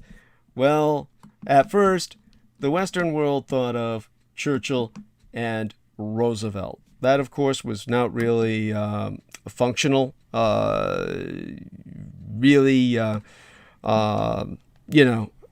functional reality. That wasn't reality at all. It was really, ultimately, between Roosevelt and Stalin. Now here, I might be able to find the name of this lady, Japanese scientist. Female scientist here. And, okay, there we are, Katsuko Saruhashi. So, Katsuko Saruhashi was the geochemist who basically brought the evidence to bear in her conveying the order from the Emperor of Japan for the Americans and the British and the Russians, the so-called victorious allies, to stop their goddamn nuclear testing. Because with what the British were doing in Australia, the French were doing in their Pacific Islands, the Russians were doing in Siberia or Central Asia, and what the Americans were doing in the Pacific all over Bikini and Eniwetok and Micronesia and Oceania, Polynesia, they basically were rendering the Pacific unfit for life. All life. Certainly this inspired the film Godzilla, but at the same time, it made the Americans stop the testing completely because a Japanese female scientist, not Godzilla, told them, just fucking stop. And so if you look up Katsuko Saruhashi, you'll find that she stopped nuclear testing. Of course, this will indirectly tell you the Japanese had won the war, because who else would have listened to them otherwise? Or why else would anyone have listened to them? Now, in terms of the Big Three, Winston Churchill was in the weakest position. He had led the British people through 4 years of blood, sweat, and tears. And Britain was financially and militarily exhausted. So FDR and Stalin got together, except, of course, Roosevelt was in completely disintegrated health. He had just been elected to an unprecedented fourth presidential term. As I've said often, he collapsed upon the stage when he received when he basically acknowledged his victory. And his New Deal policies brought about a colossal expansion in federal power. He had Sovietized America and its spending, its regulation, and its control over virtually every facet of American life. a very collectivized situation. Despite a setback in 1935 when the U.S. Supreme Court declared most of his economic planning schemes as completely unconstitutional, FDR continued on the path of Sovietized big government through a vast array of interventionist and welfare state policies. He had transformed the traditional American republic beyond recognition, which is one of the reasons why the aforecited author said that if somebody went backward in time from Pearl Harbor to the American Revolution, they would feel far more at home than if they went forward in time. By the way, Barrow Rogers says, how's things? I'll have to listen to playback later. My turn to get up to the baby last night. Love you, Douglas. Love you too, Bara. Priscilla Short. Oh, fuck. There's another one. You took care of that already, right? I think. So I'll go to the live stream. There's our man Jameson. Excuse me. I'm sicking him on her. And of course, I will basically say this is harassing me. And hopefully they take that. Our man Jameson will do his own report. So when it came to when war came, first in Asia between Japan and China, beginning in July of 1937, and then in Europe following the Soviet invasion of Poland, which no one ever speaks of, in September 1st of 1939, FDR took on a new mantle of authority, the New Deal savior of the world, and violating numerous neutrality acts that the Congress had passed and which he himself had signed. Roosevelt bent the Constitution to, well, plunge America into war long before the Japanese attack on Pearl Harbor in preemption of his publicly announced bombing of the Japanese home islands in December 10th of 1941. That's when it was announced America would bomb Japan. The Japanese preempted by bombing the Americans on what to them is December 8th, but 48 hours before, 72 hours before, if you're this side of the international date line. And this brings us to the brutal world of Joseph Stalin, the man whom Roosevelt was modeling your world after. Stalin felt stronger than ever at the Yalta Conference. In the eyes of Western leftists, the Soviet Union offered the hope of a bright socialist tomorrow, where toiling workers ruled in place of capitalist profit-mongers, and want and worry were to be vanished through the miracle of the gulagery, the Soviet labor camps, where people worked without pay for simple food. And want and worry were to be vanished through the miracle of governmental central planning, which, by the way, is government by conspiracy. That's communism. You want a definition of communism? Central planning, government by conspiracy. In the early 1930s, FDR said that he admired the fact that the Soviet people all seem really to want to do what's good for their society, instead of, like Americans, wanting to do for themselves. Oh, yeah. So in 1945, he came back from the Yalta Conference, and Prez Roosevelt, which means across the field of roses, Roosevelt, Rosefield, that's the actual transliteration of his fucking name. Yeah, Prez Rosefield told members of his cabinet that he found Stalin's nature the way in which a good Christian gentleman should behave. Yeah, well, this Christian gentleman was, in fact, the greatest harbinger of brutality and mass murder in the 20th century. A bank robber on behalf of the Russian socialist movement before the Bolshevik Revolution in 1917. Stalin proved a master of political intrigue, and after Lenin's death by syphilis in 1924, he succeeded in destroying all of his rivals and rose to absolute power in the Soviet Communist Party and government. He left nothing to stand in his way of implementing the Socialist Society, and ordering comprehensive central planning and total collectivization of the land in the late 1920s and early 1930s, Stalin quashed all peasant resistance through forced famines, torture, terror, and exile to the vast wastelands of Siberia and Soviet Central Asia. Between 24 to 60 million people perished in the process of imposing the collective farming system alone. In the mid-1930s, he turned his ruthless power against all imaginary enemies of the people.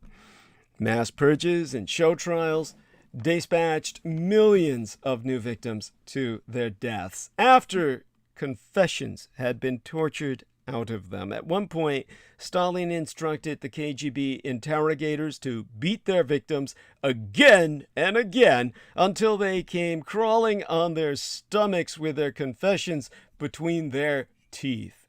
Millions and millions more were sent to the forced labor camps of the Gulag, which is an acronym, mind you, for their prison state system, to work and die as expendable slaves for building socialism. Now, of course, when it came to the situation, Stalin letting loose his own execution and purges and show trials, basically, to Joseph Stalin, he thought that the Axis powers were, to him, they were useful tools by which he could have the Americans start a second world war, and he in turn would trigger quote-unquote inevitable revolutions that would bring communism to power throughout the world. And Lenin had believed that World War I served as the catalyst for weakening the capitalist nations through conflict among themselves. And out of their war with each other came the opportunity for a worldwide socialist revolution and the overthrow of all the world's property-owning exploiters. The proof of this, according to Vladimir Lenin, was shown by the success of his Bolsheviks coming to power in Russia in 1917 and maintaining their control over 1/6 of the landmass of the world when the war was over. Stalin accepted Lenin's view and believed that another equally exhausting new world war among those capitalist nations would enable the socialist revolution to be extended all the way across the rest of the planet. And in a secret speech before the Communist Party members in January of 1925, Stalin said that the Soviet Union would not be able to stay out of any future war in Europe, but when action was taken by the USSR, it should be at the end of the conflict to tip the scales toward an outcome favorable for world socialist revolution. And that's why Stalin was open to entering into diplomacy with Germany.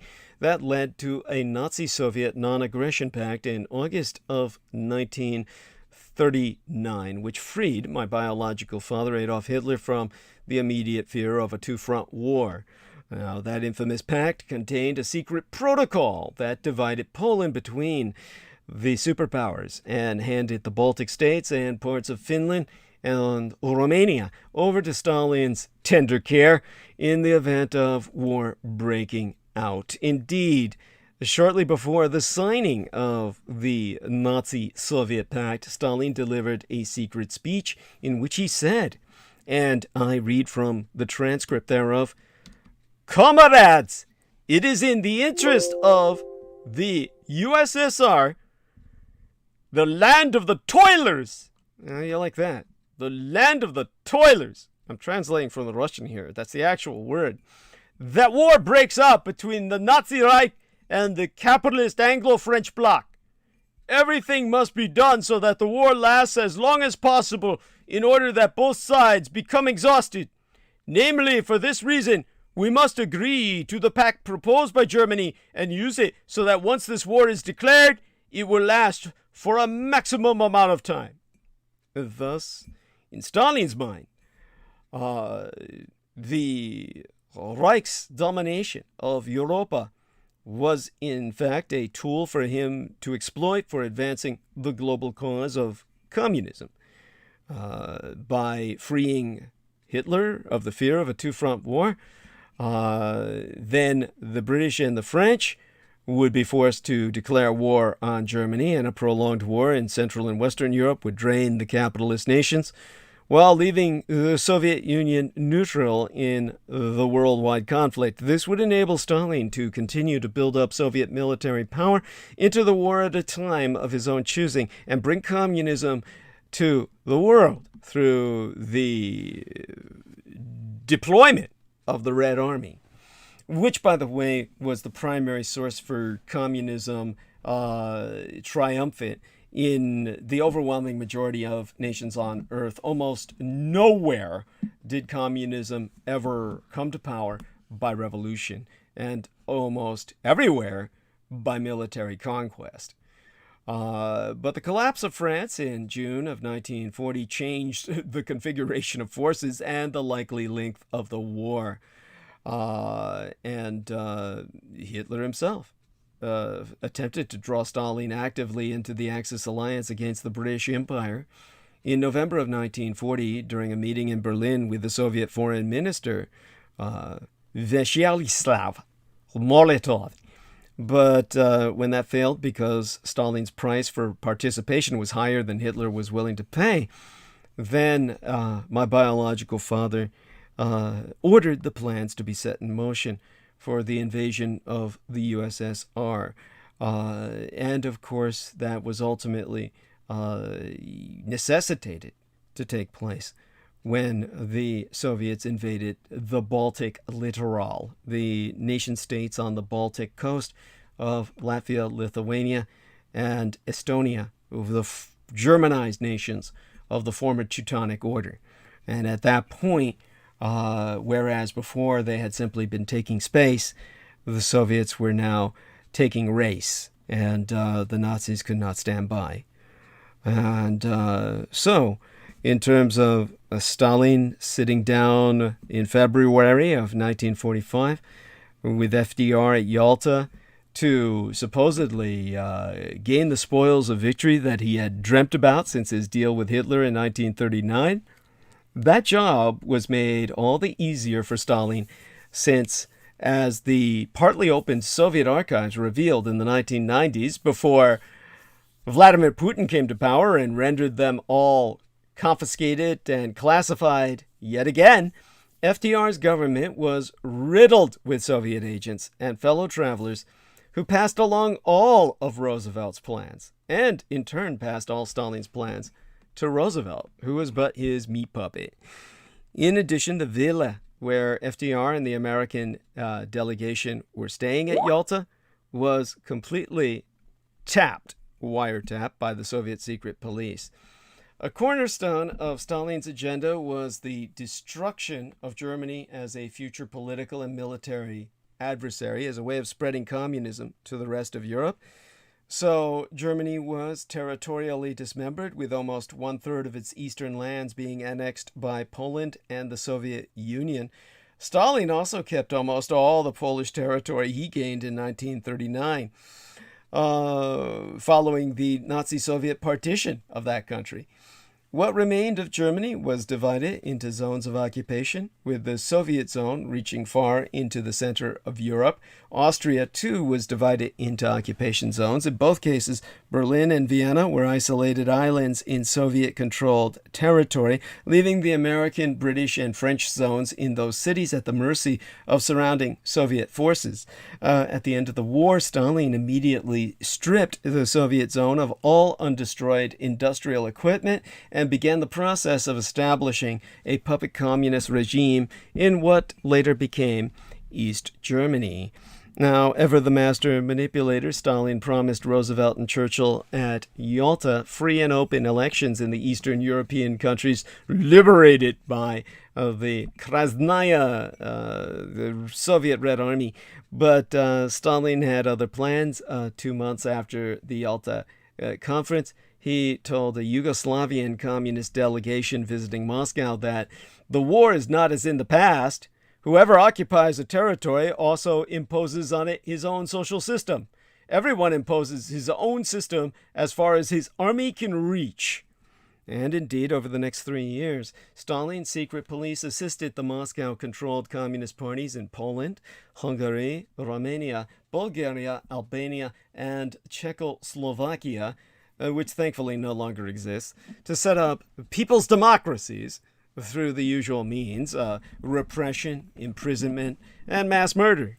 Thus was created the Soviet Empire of Eastern European captive nations, as they came to be known behind the Iron Curtain. Now, while the war was raging in Europe, then the United States and Britain were trying to do their best to battle Japan. Stalin, on the other hand, remained all that time at peace with the Japanese Empire, having signed a non-aggression pact with Tokyo in April of 1941. The Soviet archives demonstrate that Stalin desired a war between the United States and Japan. He believed that the chaos of such a conflict would ripen the conditions for communist revolutions throughout Asia. Soviet Foreign Minister Molotov, that wooden dolt, said in a message to the Soviet ambassador in Tokyo in 1940 that it was not in the interest of the Soviet Union for there to be an early end to the war between China and Japan, because it might destroy our work proceeding among the suppressed peoples of Asia, and it would not instigate the Japanese-American War, which we desire. And so there was Soviet booty to be had in Asia. At Yalta, Stalin offered to enter the war against the Japanese 3 months after Germany was defeated, but only at a price. He demanded the Soviet annexation of the Japanese-controlled southern half of Sakhalin Island with its oil fields, and the strategic Kuril Islands north of the Japanese home islands. He also insisted that the Japanese military base at Port Arthur at the southern tip of Manchuria be transferred to Soviet control. Japan had acquired it in 1905 after the Russian defeat in the Russo-Japanese War. Finally, Stalin claimed Soviet jurisdiction over several of the major railway lines running through Manchuria. He insisted on all this booty in Manchuria without the Chinese government's prior knowledge or approval. Now, the Big Three had also agreed to conquer Japan and divide it into Soviet and American zones of occupation. This, of course, never happened, and instead it was Korea that was divided along the 38th parallel, where there was no choice but to do so, because the Japanese had exploded atomic ordnance, which literally disintegrated the Soviet advance. When the war ended, Stalin did start establishing a communist regime in North Korea. The Soviet archives confirmed that Stalin also planned North Korea's invasion of South Korea in June of 1950, which dragged the United States into a 3-year war on the Korean Peninsula at the cost of 50,000 American lives. Soviet forces attacked the Japanese in Manchuria immediately after America dropped the atomic bomb on Hiroshima in August of 1945. Since this was exactly what Hirohito wanted them to do, he simply withdrew his forces, so at virtually no cost, Stalin gained control over a vast area of Northeast Asia, combating only Emperor Puyi's Manchurian army of the Qing dynasty. Shortly after the Soviet army overran Manchuria, Stalin had the industrial facilities of this part of China stripped and shipped to Siberia.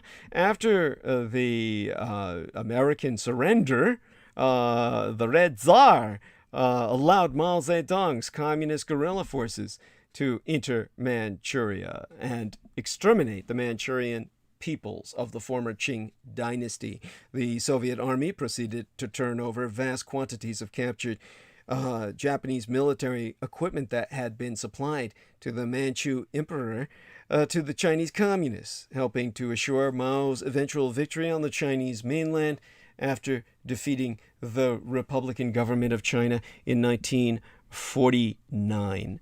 Now, FDR himself viewed both Stalin and himself as Stalin's apprentice as the whole works, which is just his bizarro paradigm. How did Roosevelt feel, you might ask, about determining the fate of the world, according to what they tell us, with Joseph Stalin? Well, FDR told the confidant, "What helps a lot is that Stalin is the only man I have to convince. Joe doesn't worry about a Congress or a Parliament. He is the whole works." And Roosevelt himself acted in the identical dictatorial manner.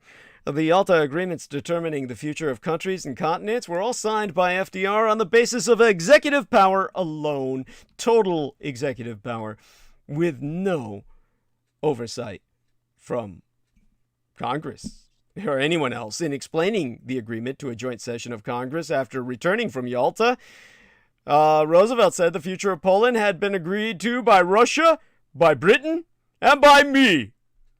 Even though in his negotiations with Russia and Britain, I didn't agree with all of it and did not always go as far as I want in certain areas. U.S. diplomacy and political commitments affecting American citizens and taxpayers had become synonymous in FDR's mind with the personal pronouns of me and I. Yes, it's like kind of like you sitting at home with your mortgage, right? And the mortgage just keeps growing. Yes, I'm an adjustable rates mortgage. When rates grow, I grow. Yes, that's like Roosevelt sitting there, and central government just keeps growing. And he says, yeah, me, no congressional oversight. It's just me. When I grow, I grow. My dick grows too, so I can fuck you better. And he added and assured the country that he ran, I come from the Crimean Conference, my fellow Americans. This is his actual words. I'm not making this shit up. I come from the Crimean Conference, my fellow Americans. It's kind of like an alien landing and saying I come in peace, with a firm belief that we have made a good start on a road to a world of peace. Oh, yeah. For far too long, he also stated, Americans had been afraid of the word planning. FDR insisted that many benefits to the human race have been accomplished as a result of adequate, intelligent government planning. He was confident that the Yalta Conference had laid the groundwork of a plan for a new world order. Yes, FDR, the global planner. That plan was the creation of the United Nations. Well, that had already existed, but it was the creation of their peace branch. They had the war branch, the United Front of the Allied Nations, headquartered in the Presidio military base at which I worked. But for the establishment of the peace organization of the United Nations, Franklin Delano Roosevelt gave Joseph Stalin everything the tyrant wanted. Everything would work out all right because, as FDR told a former U.S. ambassador to the Soviet Union, William Bullitt, that's the guy's name, B-U-L-L-I-T-T,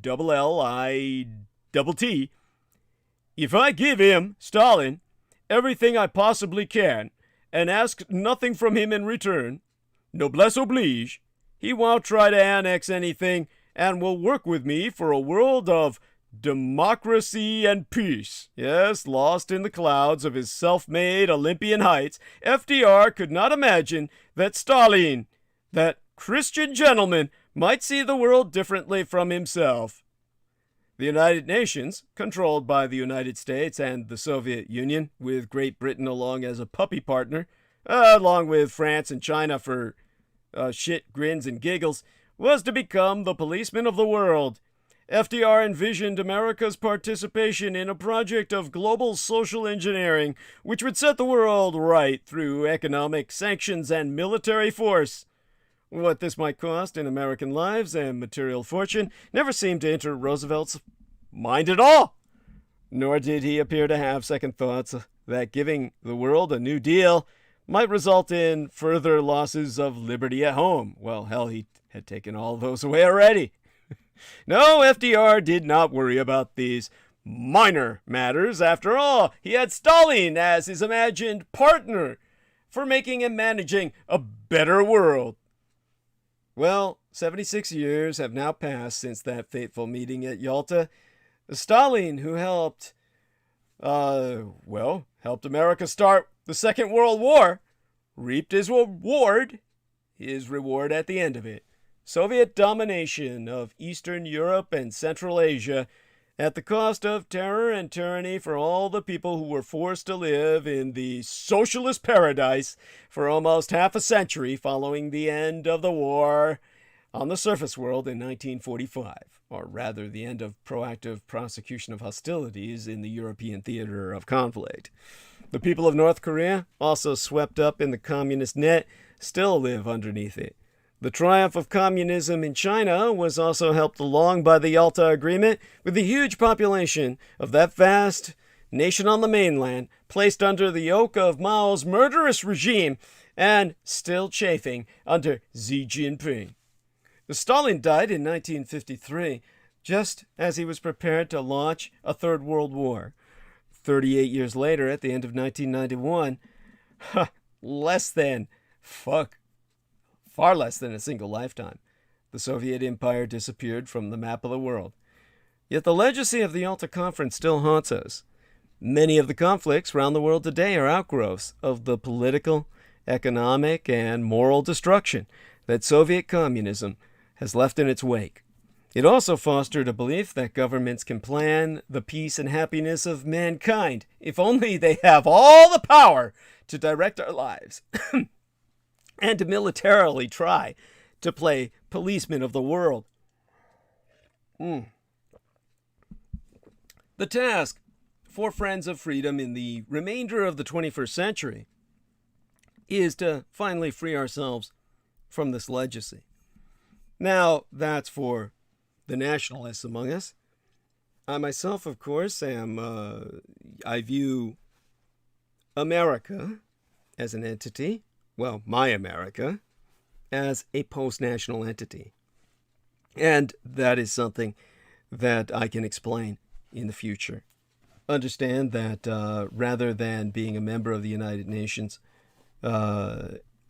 aspects of America, not those populations that want to secede, but the core population of hybridized people as myself, the new Americans, the real Americans, those that don't claim to be racially of just pure stock of some sort, but truly cosmopolitan, cosmogenic peoples. We will create an America that, well, we will become the United Nations, a internation, an intergenetic nation, and a transnational nation, a nation beyond the scope of simple geographic boundaries that are drawn as a perimeter of defense that demarcate the traditional nation state. Now, in terms of where we're at right now, dealing with the school shootings and what people were saying about Pearl Harbor basically being an example of, well, all the guns saved us from, from the Japanese. Oh my God. This is, well, we'll get into that. I'll be deconstructing that at the end of tonight's arc of narrative, so I'd better get on with it. The question is that school staff might be facing charges. The prosecutoress, Karen MacDonald, has sharpened her comments about Oxford High School itself 2 days after the November 30th shooting, she said she hadn't seen any criminal culpability by staff and was reluctant to blame anyone besides Crumbly and his parents. But her tone was different during an interview on ABC's Good Morning America conducted this Monday as our work week began. Questioning why Crumbly's parents were allowed to make the ultimate decision to keep him in school that day, Le Grand Madame McDonald said, "That's an investigative process that I'll leave to law enforcement. I can tell you that there is outrage in the community. In this case, a lot could have been done different. I mean, at that meeting, he was allowed to go back to school. We know that he either had that weapon with him or someplace where he could have stored it in the school. But he had it in the school. There's no question." Not finishing the sentence, she added, "and leaving the decision to parents about whether he goes home or not." Meanwhile, the Oakland County Sheriff's Office said it continues to investigate a Detroit artist, Andrzej Sikora, who was interviewed on Monday as well by the authorities. Ethan Crumbly's parents were arrested last weekend in his Detroit commercial space. They have been charged with involuntary manslaughter under the evidence that their actions contributed to the school shooting. Investigators were examining Sikora's electronic devices. His attorney, Clarence Daz, originally claimed that the artist didn't even know the couple was in his studio. But since Our Lady McDonald brought up the consulars and their failing, which I feel is obvious, and I certainly share her shall we say, her perspective on this. What exactly is a consular's role? Carolyn Stone of the University of North Florida, an expert in ethical and legal issues for school counselors, attests that when faced with the drawing and writings found in Oxford, a counselor would be concerned about suicidal thoughts, not signs of a possible mass homicide. Now, I don't know how she draws that conclusion when this kid was drawing bodies riddled with bullets. But to quote as she, "When you see that, you call parents," and that's what this counselor did. When we share, the parents then exercise custody and control over the child and get them help. Our job is to make sure parents know their child is in trouble. Now, Oxford Superintendent Tim Throne, who plans a separate investigation of what happened that day, says Crumbly's parents never told counselors about buying a gun just days earlier when counselors... Yes, Jameson Reese says, "I drew bodies riddled with bullets." Yes. And, what's he say? And decapitated in high school, oddly. Okay, there you go. Yeah, well, that tells us quite a bit, doesn't it? Yes. Of course, your parents never bought you a firearm for Christmas and said, "Hey, have at it, son." Yeah. Anyhow, when counselors, met with the boy and his parents on the day of the shooting, of course, Crumbly's parents never brought up the gun. So the counselors concluded Crumbly was not a risk to himself and others, but they told James and Jennifer Crumbly to get him outside counseling within 48 hours, or they themselves would call child welfare officials. The Crumbleys flatly refused to take their son home.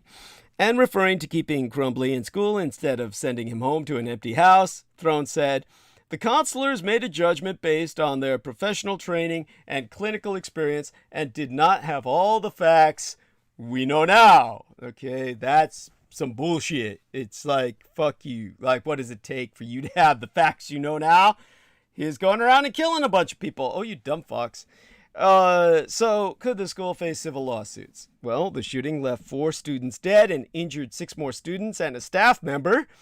Students barricaded themselves in classrooms and even fled through a first-floor window. The prosecutoress has pointedly said the entire school was terrorized. Personal injury attorneys expressed doubt that the Oxford district could be successfully sued for letting Crumbly stay in school. That's because Michigan law sets a high bar for wringing liability out of public schools and other arms of government.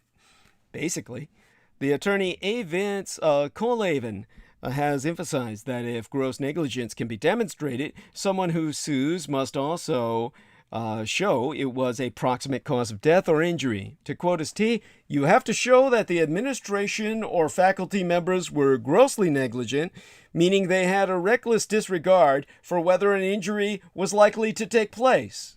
Because the staff didn't hold the trigger, they can't be held liable because of government immunity. They know he was distraught. Immunity is counterintuitive to public safety. There you go. So get rid of the fucking immunity and sue their asses. David Steingold, a Detroit area defense attorney, has concurred with the first consultant, saying, I see a lot of negligence, but I don't foresee charges against anyone in the school. You would have to show specific intent. No one on the staff intended to commit a crime.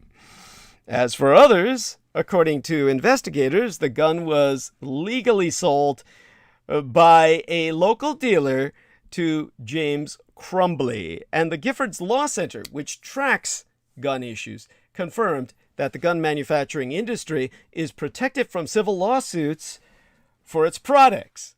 That's most unfortunate, as school shootings are becoming more frequent. The deadly gunfire in Oxford, Michigan on Tuesday of Yester Septimania last week added one more episode to a growing list of fatal shootings on school property in these United States this year, following a lull in shootings earlier during the coronavirus pandemic. According to the news outlet Education Week, there have been 28 school shootings resulting in injury or death so far in 2021, with 20 of them having been reported since the 1st of August.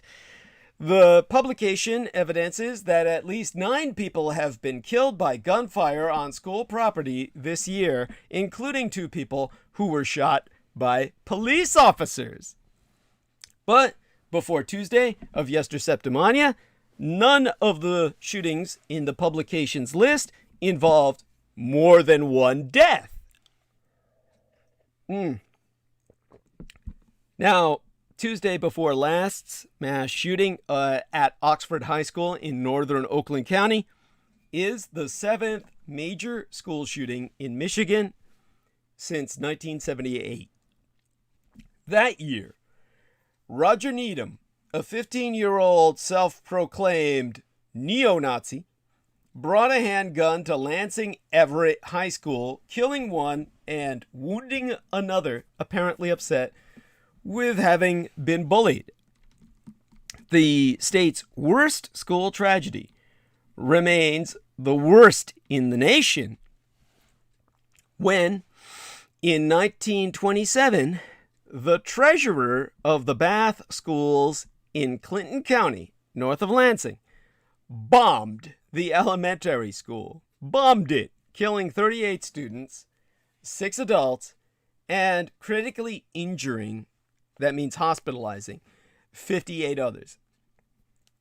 Now, since 1978, the other shootings directed at others in Michigan schools that occurred either inside school property or at school events, inflicting grievous injuries, well, there was October 18th of 1985 when a student at a football game between Murray Wright and Northwestern High Schools in Detroit pulled out a shotgun, fired into a crowd, and critically injured 6 students.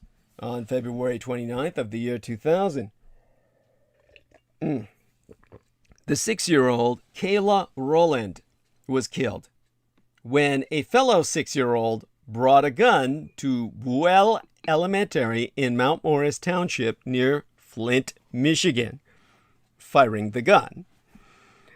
On October 16th of 2008, Christopher Walker, 16 years of age, was shot and killed outside Henry Ford High School in Detroit during a drive-by shooting as dozens of students were exiting the school.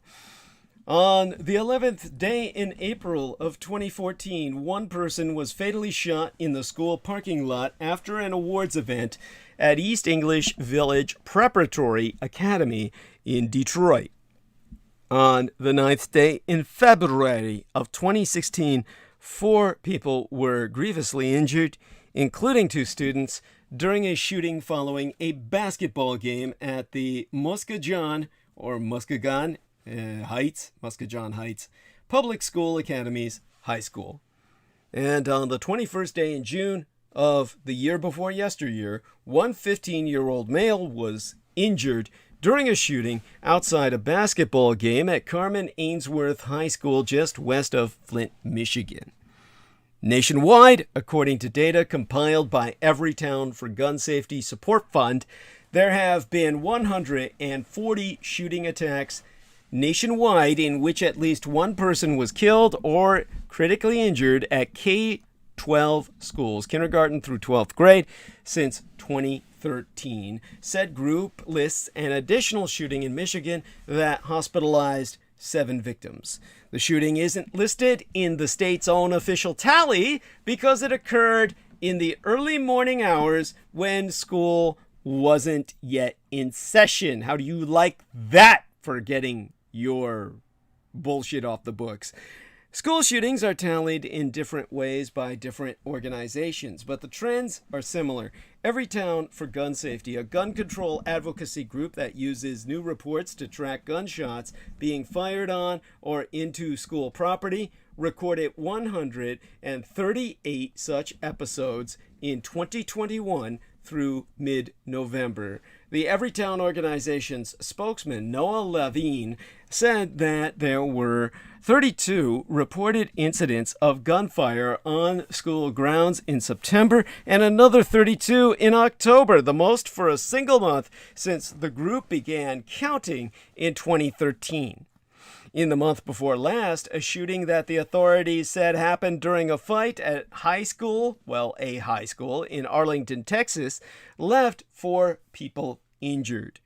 In September, a student was fatally shot at his high school in Winston-Salem, North Carolina in August. Police officers fatally shooting an 8-year-old girl outside of a high school football game in Sharon Hill, Pennsylvania, and a middle school student killing another student in a lunchtime shooting in Albuquerque, New Mexico.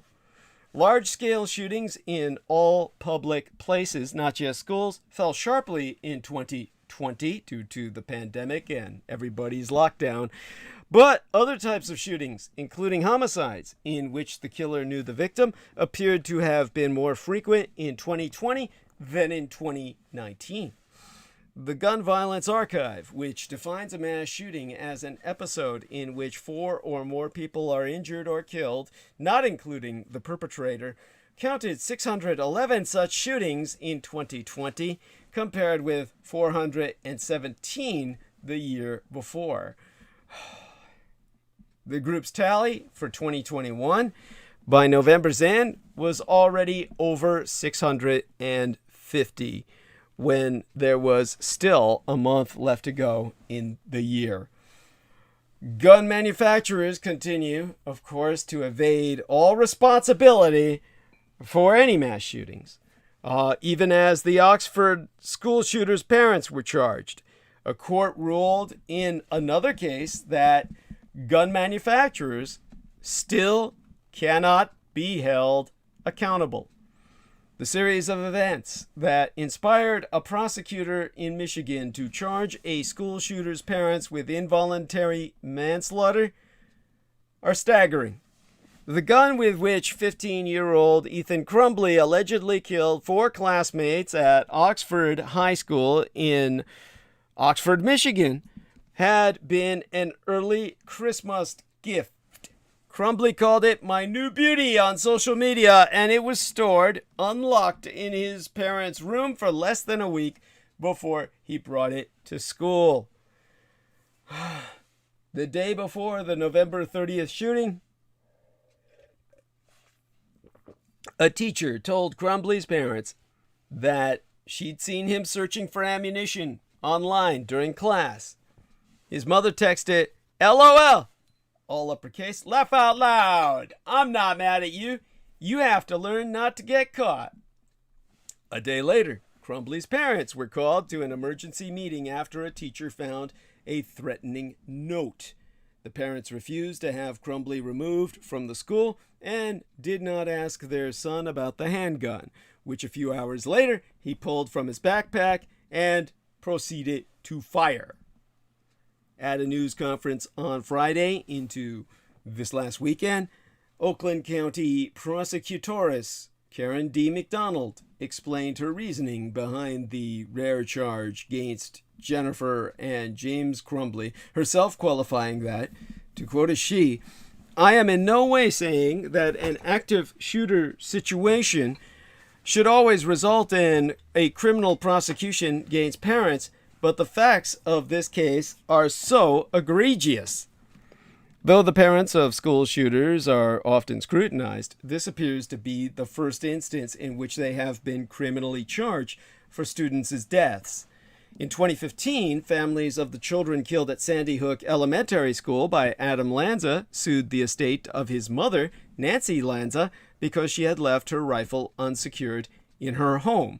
That case settled for $1.5 million United States dollars. That same year, Laurel Harper, the mother of the Umpqua Community College shooter, she came under intense scrutiny for her pro-gun posts online. And, well, a Washington Post database tracking school shootings between 1999 really, and 2018. They found guns used in these incidents were taken from a minor's home 84 times. In only 4 of those cases were the adults who owned the weapons ever criminally charged for not keeping them locked.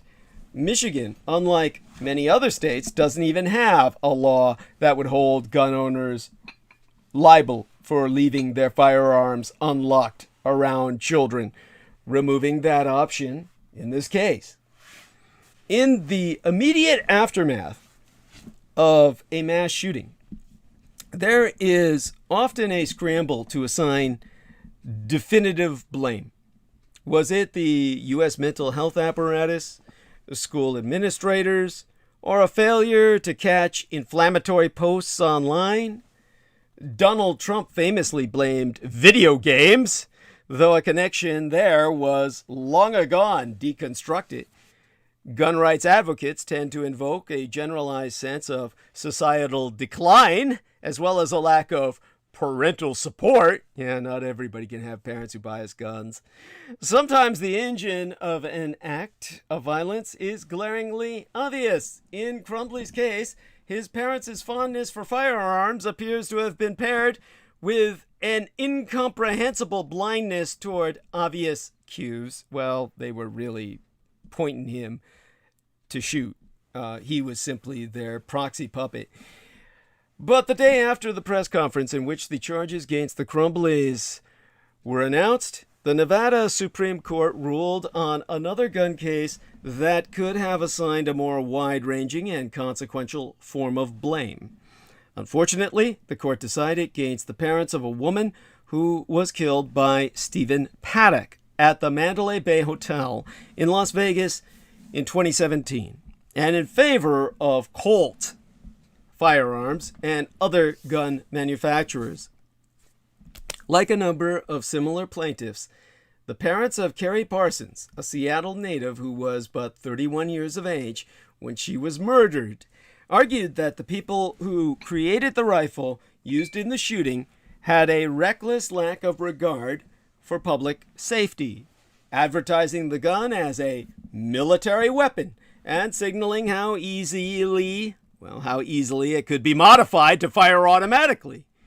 In attempting to sue firearms manufacturers, they joined recent legal proceedings brought by the survivors of a shooting in Dayton, as well as a messy ongoing lawsuit against the now bankrupt Remington, spearheaded by the parents of children killed at Sandy Hook. The government of the United States of Mexico has also sued American gun makers, having proven that 70% of weapons trafficked into their country comest directly from these United States. Historically, these sorts of lawsuits have all failed. That's because in the early aughts, the 2000s, the National Rifle Association, arguing that gun manufacturers didn't have the money to pay out damages, successfully lobbied to pass the Protection of Lawful Commerce in Arms Act, which shields all gun companies from all responsibility, excepting in very specific circumstances, such as when a gun is defective and explodes. Of course, those companies do have quite a bit of money, a significant chunk of which they have funneled to further their political projects through massive donations to entities like the NRA, which in turn lobby to soften the child access prevention laws that would have otherwise been used to charge Crumbly's parents for his grievous crime. Though it's generally unwise to try to identify a single cause for America's massive, unwieldy problem with guns, the alliance between gun manufacturers and lobbying groups is almost always around the edges of incidents like the one in Michigan. Without the political power conferred by supermassive donations, Second Amendment groups would not be able to so successfully dismantle laws that, at the very least, might scare people into properly locking and handling their fucking guns. Without people like Donna Loesch offering gun ownership as a way to ensure liberals perish in the political flames, or organizations like Gun Owners of America awarding Kyle Rittenhouse an honorary AR-15, maybe Crumbly's parents would be less likely to offer their 15-year-old a weapon and treat it as a personality trait. I've gotten 3 fundraising emails from the latter organization since the shooting on November 30th. And in the most recent, Gun Owners of America wants me to defend liberty by purchasing a $45 Christmas ornament featuring Santa holding an automatic rifle. An AR-15. Yes. Tacky. Really fucking tacky. Time to topple the false god.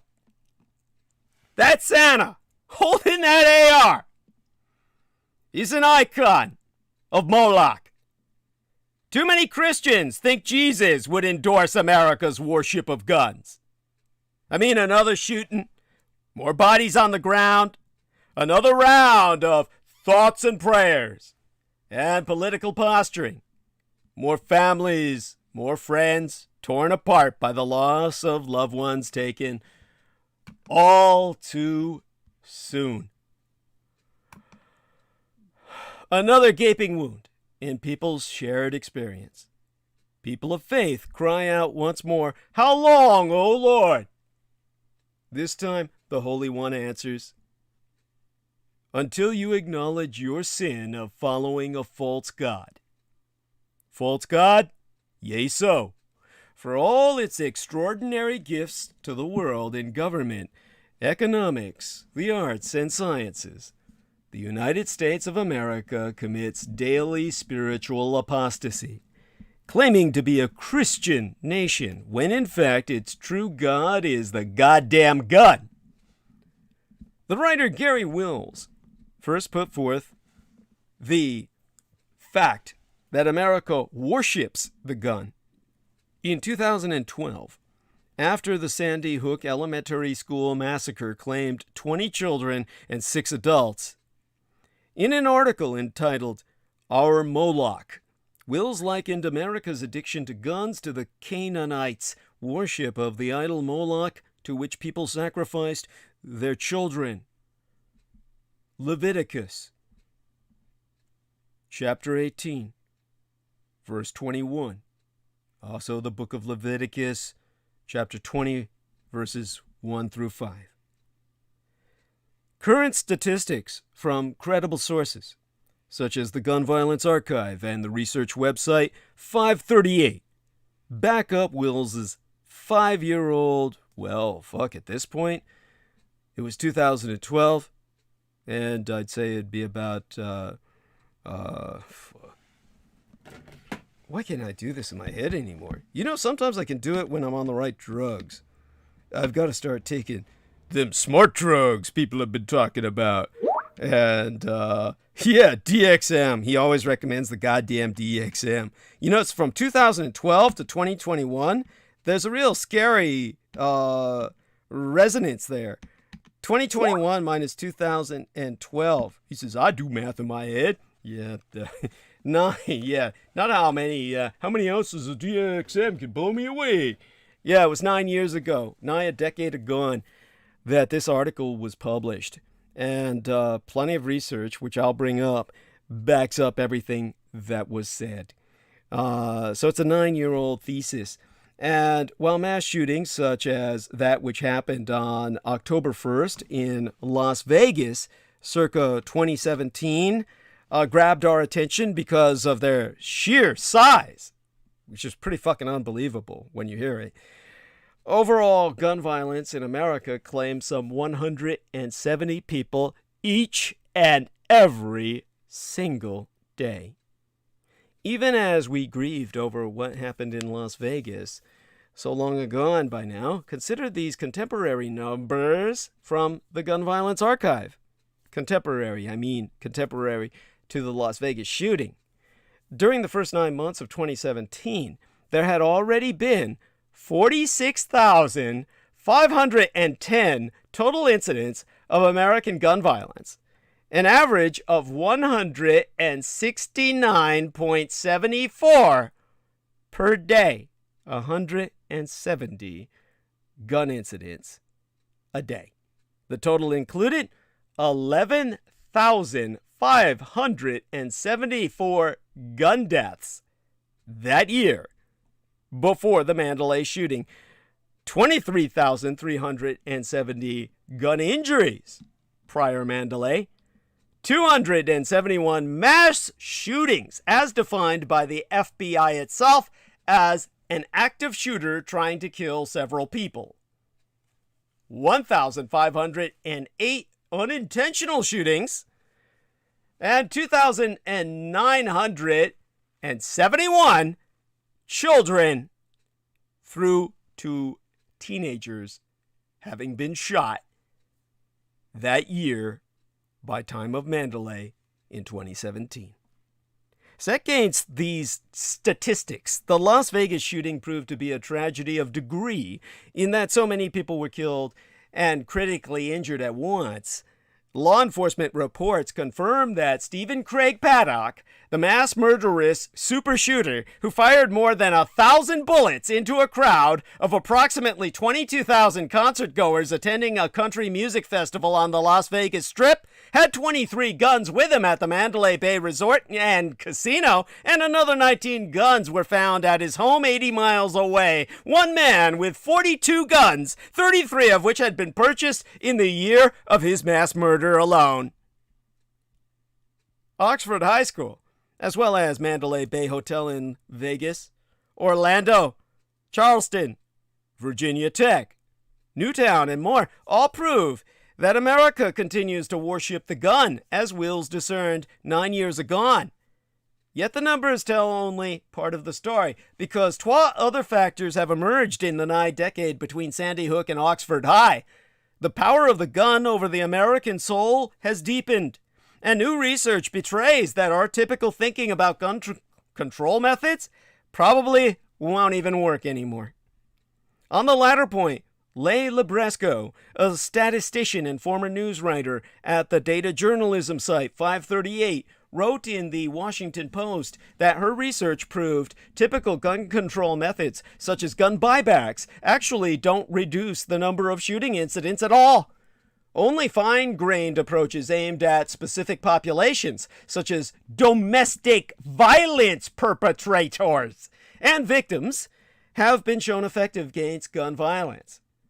Background checks can reduce the rate of shootings in many cases, but even such scrutiny allows dangerous individuals to slip past, as Stephen Paddock so exposed. The staggering complexity of gun violence in America and the fruitless search for solutions both stem from the spiritual power that America's gun worship has over our communal soul, as Wills wrote 9 years agone. 3 points Wills made in 2012 still resonate. Firstly, gun worship's only transformative power is to turn all politicians into something akin to spineless jellyfish.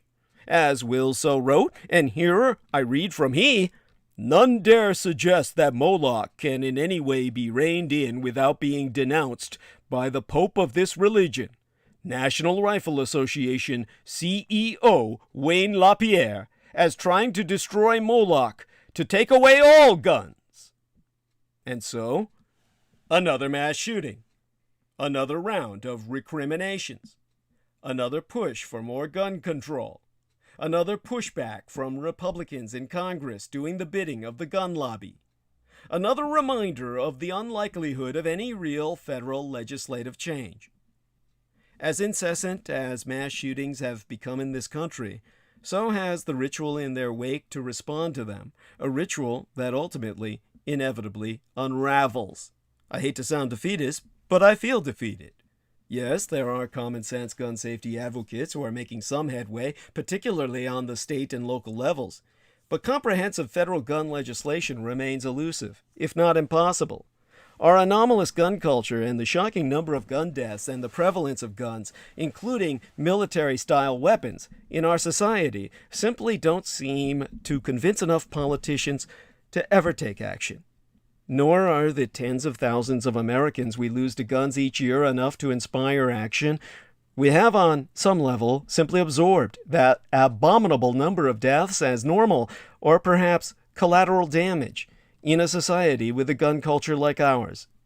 We know that we could do more to prevent these mass shootings and to reduce the number of people killed during them, but many politicians won't budge, and the people who elect them won't hold them accountable for their intransigence.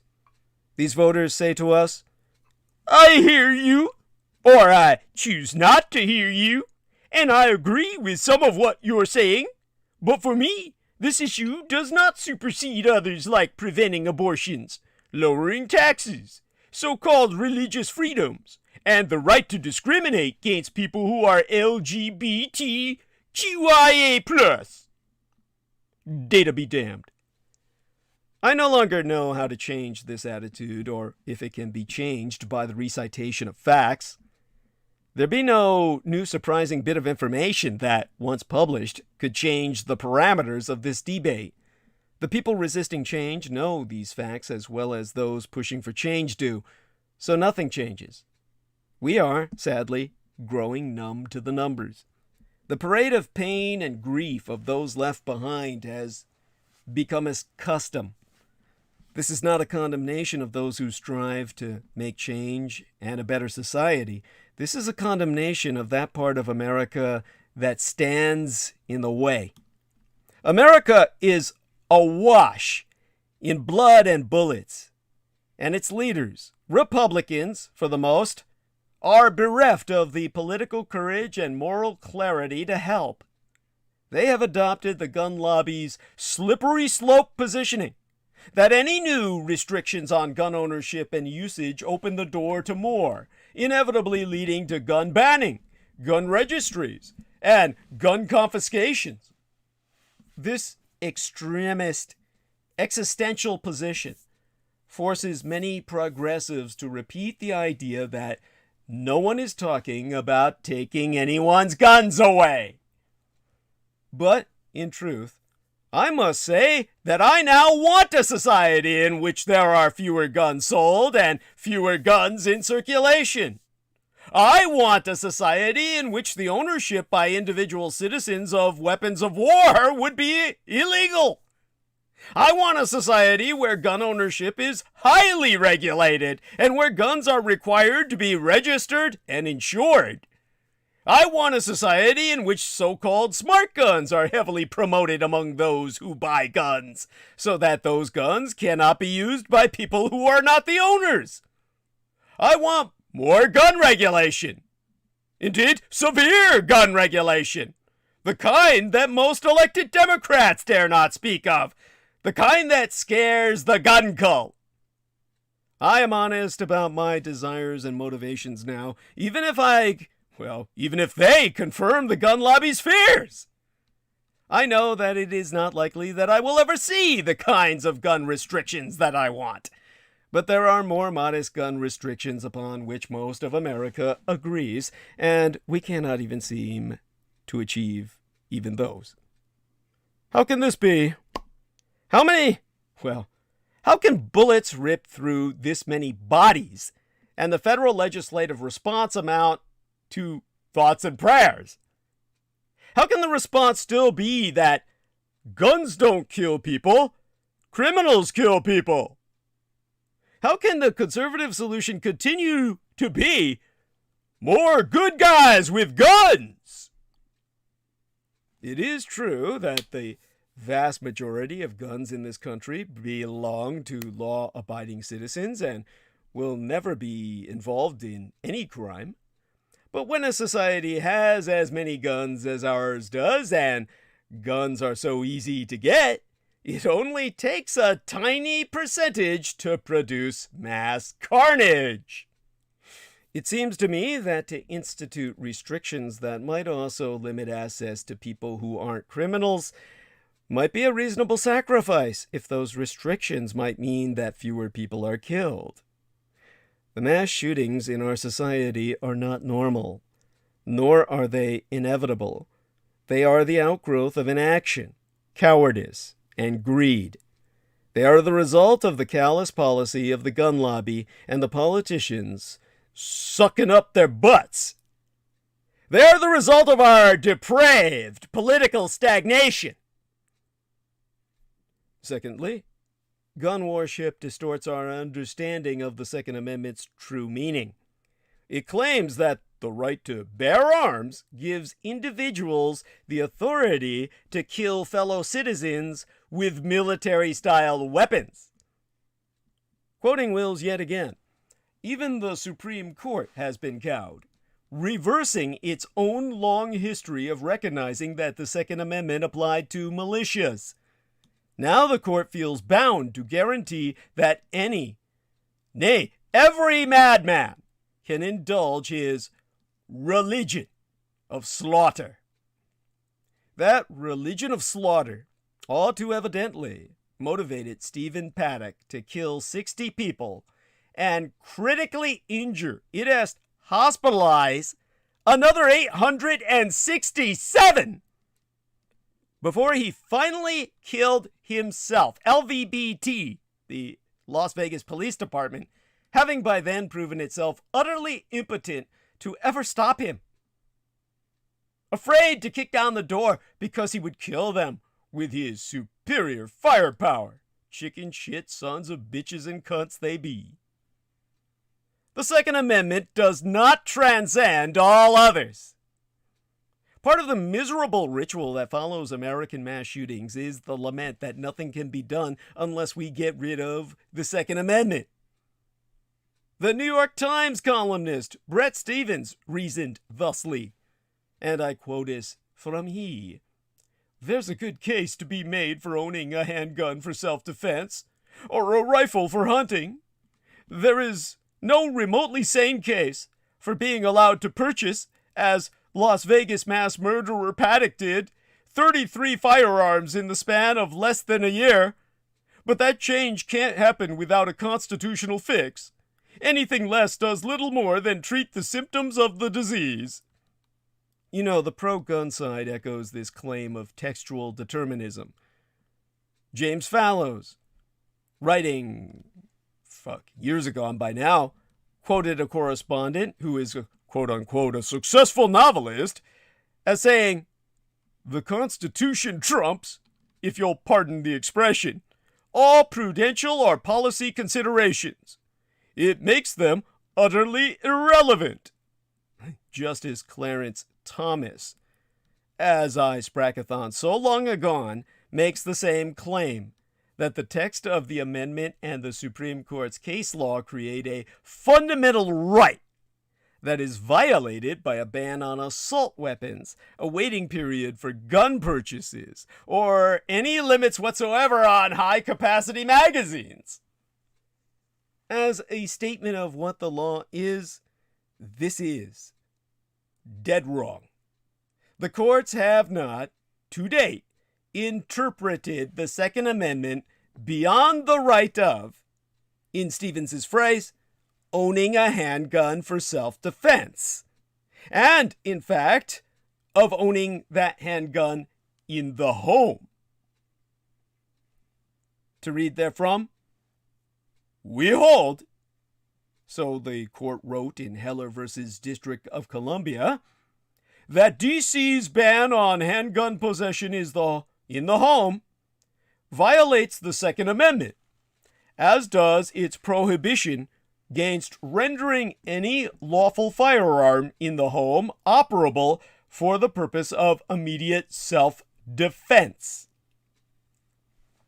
Justice Antonin Scalia's opinion set out careful limits. I shall read them now. A long paragraph.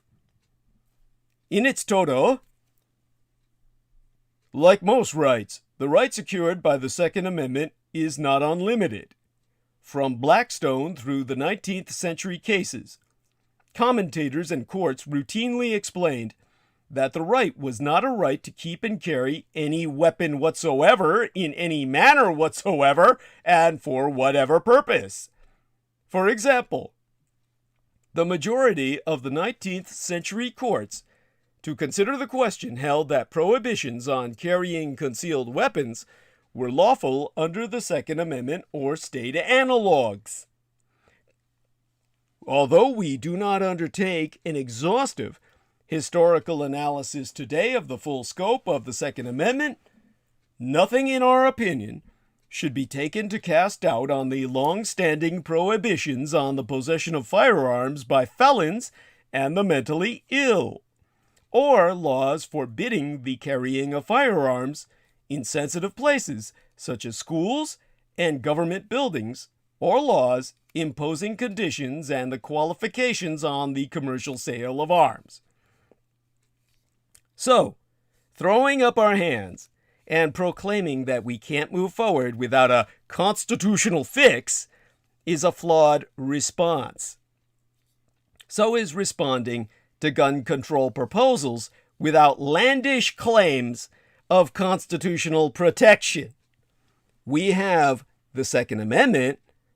Rather than engage in loose talk, we should look at its text carefully, which is a total of 1, 2, 3, 4, 5, 6, 7, 8, 9, 10, 11, 12, 13, 14, 15, 16, 17, 18, 19, 20, 21, 22, 23, 24, 25, 26, 27, about 28 words. 28 fucking words. A well-regulated militia being necessary to the security of a free state, the right of the people to keep and bear arms, shall not be infringed. In Heller, that's a case, Justice Scalia divided the amendment into a prefatory clause, militia, and an operative clause, right to keep and bear. Then, drawing on statutory interpretation texts, he announced that the militia language expressed the amendment's purpose, but that a prefatory clause does not limit or expand the scope of the operative clause. It's not clear to even myself that that's a rule. Statutory interpretation is a useful constitutional tool, but constitutions are not statutes. And a one fucking sentence amendment is not a statute with a separate preamble. The militia clause is an absolute phrase in grammatical terms. It modifies the entire fucking sentence to which it be attached.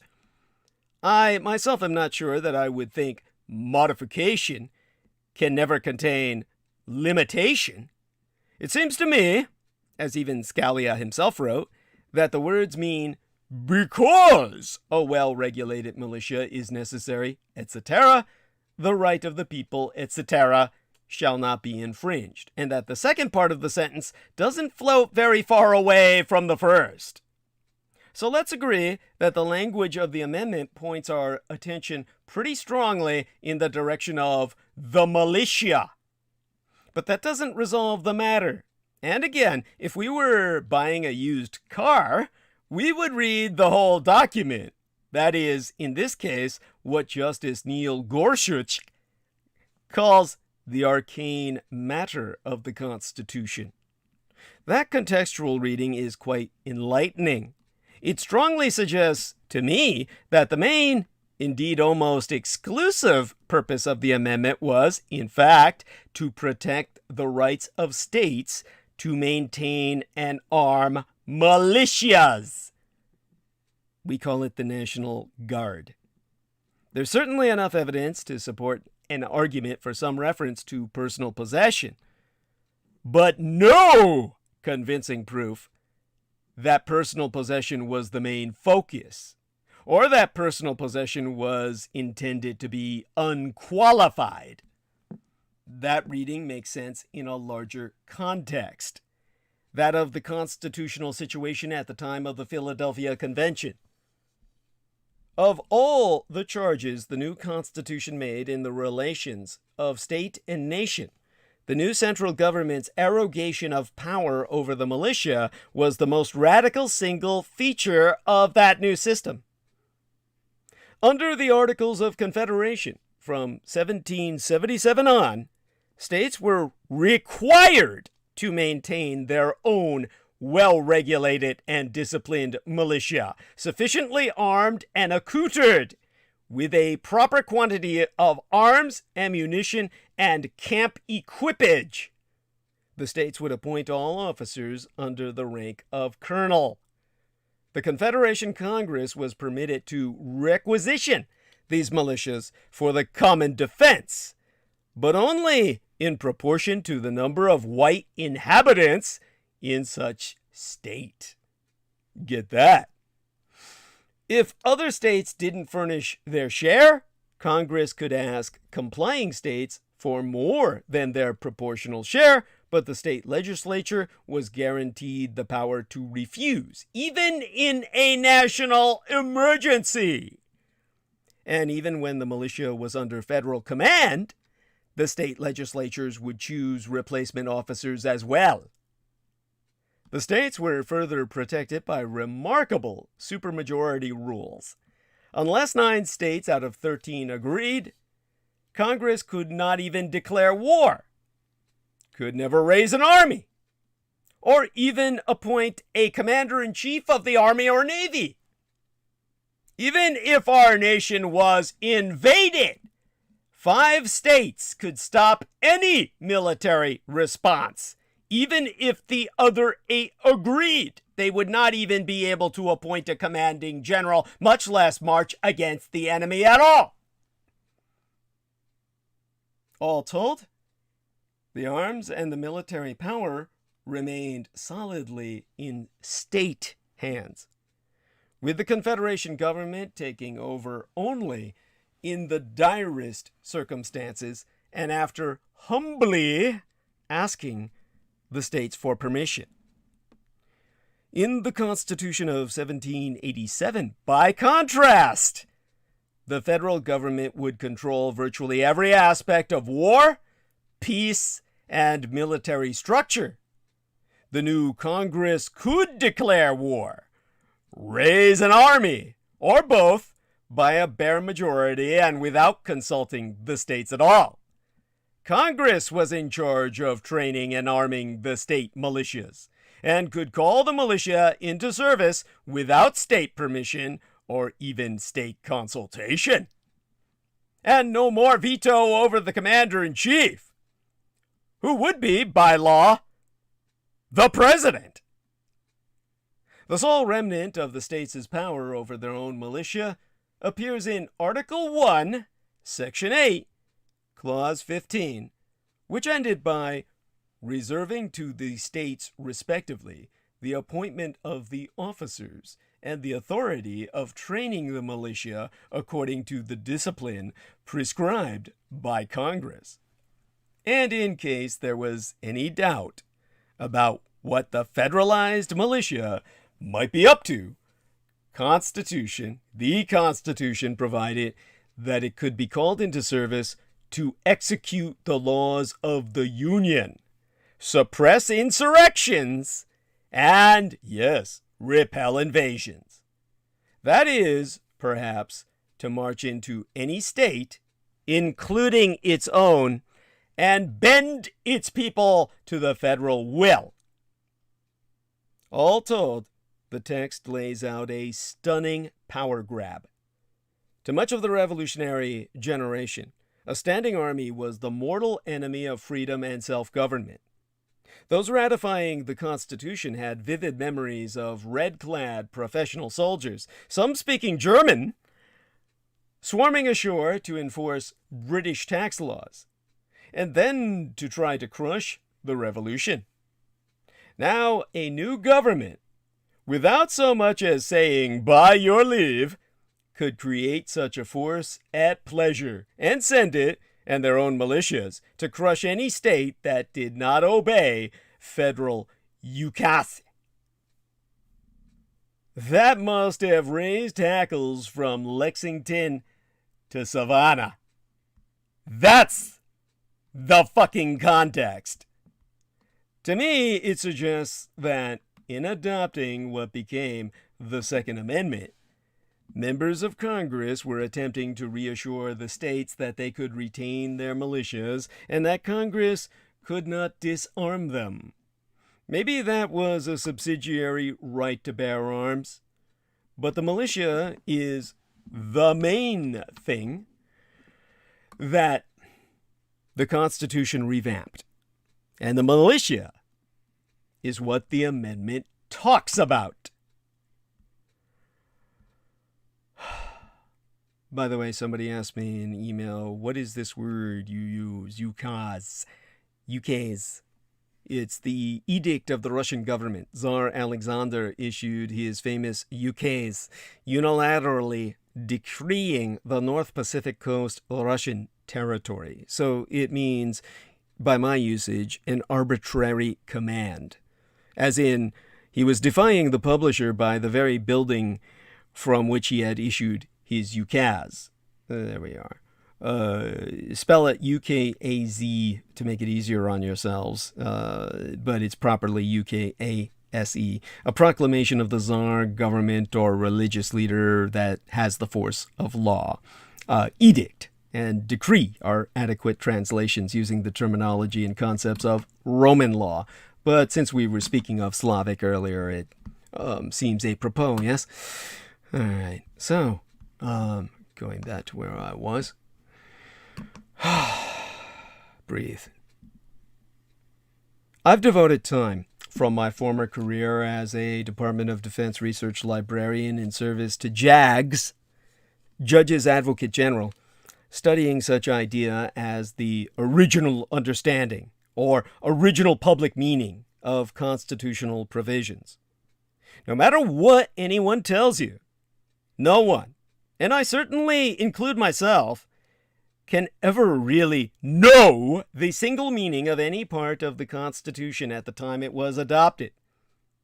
Anyone who claims that the text of the amendment is plain has a heavy burden to carry. The burden is even heavier if an advocate argues that the Second Amendment was understood to upend laws against concealed carry or dangerous weapons, both of which were in force in many parts of the country long after it was adopted. My understanding is that the Jeffersonians, the Amero-Maoists, and others in this country, Jeffersonians are fucking Maoists, okay? And others feared that the prospect of a standing army after gaining independence and, well, fearing that they instead sought to rely on a citizen soldier militia to protect our country. Thus, the preamble to the Second Amendment about the need for a well-regulated militia.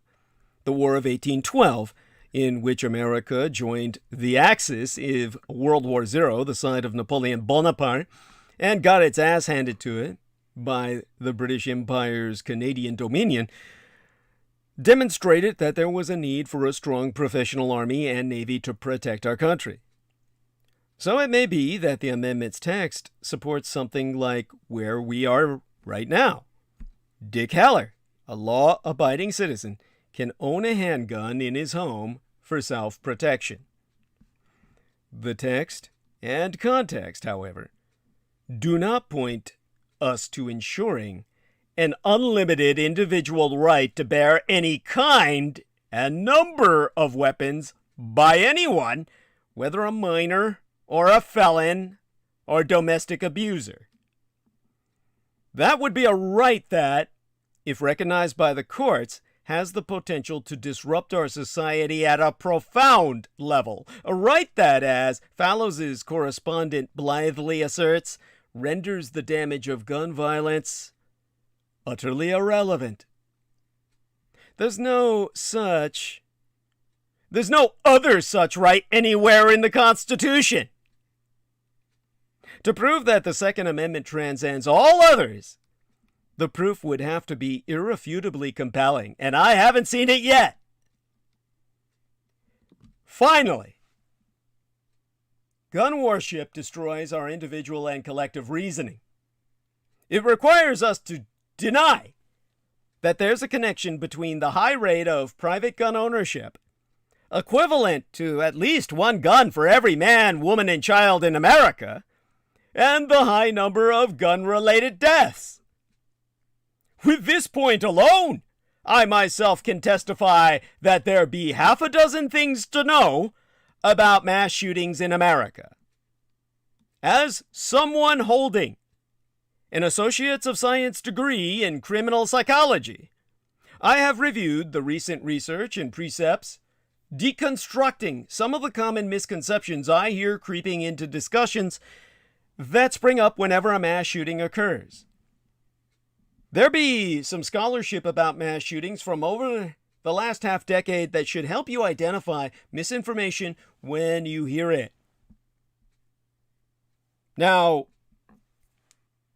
hashtag number one, there is this statement that I would say is simple fact on the face of it. More guns don't make you safer. A study conducted on mass shootings by Dr. in Criminology Frédéric Lemieux, professor of the practice and faculty director of the Masters in Applied Intelligence at Georgetown University, has indicated that this phenomenon is not limited to the United States. Mass shootings also took place in 25 other wealthy nations between 1983 and 2013. But the number of mass shootings in these United States far surpasses that of any other country included in the study during the same period of time. These United States had 78 mass shootings during that 30-year period. The highest number of mass shootings experienced outside these United States was in, of all places, United Germany, where 7 shootings had occurred. And there was part of that time Germany wasn't even united yet. That was just West Germany for part of the study. In the other quarter of 100, well, 24 24 industrialized nations taken together, 41 mass shootings took place. In other words, these United States had nearly double the number of mass shootings than all other 24 countries combined in the same 30-year period. Another significant finding is that mass shootings and gun ownership rates are highly correlated. The higher the gun ownership rate, the more a country is susceptible to experiencing mass shooting incidents. Oh, go figure. This association remains high even when the number of incidents from these United States is withdrawn from the analysis. Similar results have been found by the United Nations Office of Drugs and Crime, which states that countries with higher levels of firearm ownership also have higher firearm homicide rates. I mean, You got it, you use it. The Lemieux study also proved a strong correlation between mass shooting casualties and overall death by firearms rates. However, in this last analysis, the relation seems to be mainly driven by the very high number of deaths by firearms in these United States. The relation disappears completely when these United States are withdrawn from the analysis, which really ought to tell you everything. In other words, yeah, more guns don't make you any fucking safer. If anything, they ensure that life is going to be sheer hell and won't last very long. Hashtag number 2. Shootings are more frequent, meaning we're experiencing more and more. Now, a comparatively recent study published by the Harvard Injury Control Research Center proves that the frequency of mass shooting is increasing over time. The researchers measured the increase by calculating the time between the occurrence of mass shootings. And according to the research, the days separating mass shooting occurrence went from an average 200 days during the period of 1983 through to 2011, when my late and sainted Cyrus, my womb matron, my mother, was murdered. 264 days since 2011, the year of my late and sainted mother's murder, whose birthday was dated on our latest transmission prior to tonight's. What is most alarming with mass shootings is the fact that this increasing trend is moving in the opposite direction of overall intentional homicide rates in Europe, where intentional homicides decreased by 40% between 2003 and 2013. Think about what I said. 1983 to 2011, you had a shooting every 200 days. And then within 2011 alone, the year my mother was murdered, there was a shooting every 64 days. Like, suddenly, what the fuck? And we had this decrease, as I said, by 40% across the Atlantic. And in these United States, which were decreasing by almost 100% since 1993, until communist China unleashed its coronavirus upon the world and gun violence consequently skyrocketed in these United States by more than 30% all across America during the first year of the COVID-19 pandemic. So there you go. You can blame the Reds for that one. We were actually going down in homicides till the Wuhan virus leaked. Again, go fucking figure. All right. We've got 2 more in the chat room. Dear Jameson, who says we ought to go back to swords and shit. And gonna press 1 as unwanted criminal content or spam. And I'm reporting the other as hate speech or graphic violence. There we go. And all right. Now, hashtag number 3, restricting sales works. In other words, just stop them from selling so many fucking guns. Now, due to the Second Amendment, these United States has permissive gun licensing laws. This is in direct antithesis to all developed countries on Earth, which all have restrictive laws. According to a seminal work by criminologists George Newton and Franklin Zimring, permissive gun licensing laws refer to a system in which all but specially prohibited groups of persons can purchase a firearm. In such a system, an individual does not have to justify purchasing a weapon. Rather, the licensing authority has the burden of proof to deny gun acquisition. By contrast, restrictive gun licensing laws refer to a system in which individuals who want to purchase firearms must demonstrate to a licensing authority that they have valid reasons to get a gun, like using it on a shooting range or going hunting, and that they demonstrate good character. The type of gun law adopted has important impacts. Countries with more restrictive gun licensing laws show a lower gun ownership rate and, consequently, fewer deaths by firearms. It's just simple logic, people, and simple basic math. Hashtag 4. Background checks work. Well, in most restrictive background checks performed in developed countries, citizens are required to train for gun handling, obtain a license for hunting, or provide proof of membership to a shooting range. Individuals must prove that they do not belong to any prohibited group, such as the mentally ill, criminals, children, or those at high risk of committing violent crime, since we're all capable of violence, such as the individuals with a police record of threatening the life of another, or members who are part of a officially designated terrorist organization, I would presume. Here's the bottom line. With these simple provisions alone, should they ever be enforced, most American active shooters would have been denied the purchase of a firearm. Because so many Americans are part of exclusive domestic terrorist organizations. Yes, we call them militia. They're not the militia the Founding Fathers ever intended. Hashtag 6. Historical comparisons may be flawed. You see, beginning in 2008, the FBI used a narrow definition of mass shootings.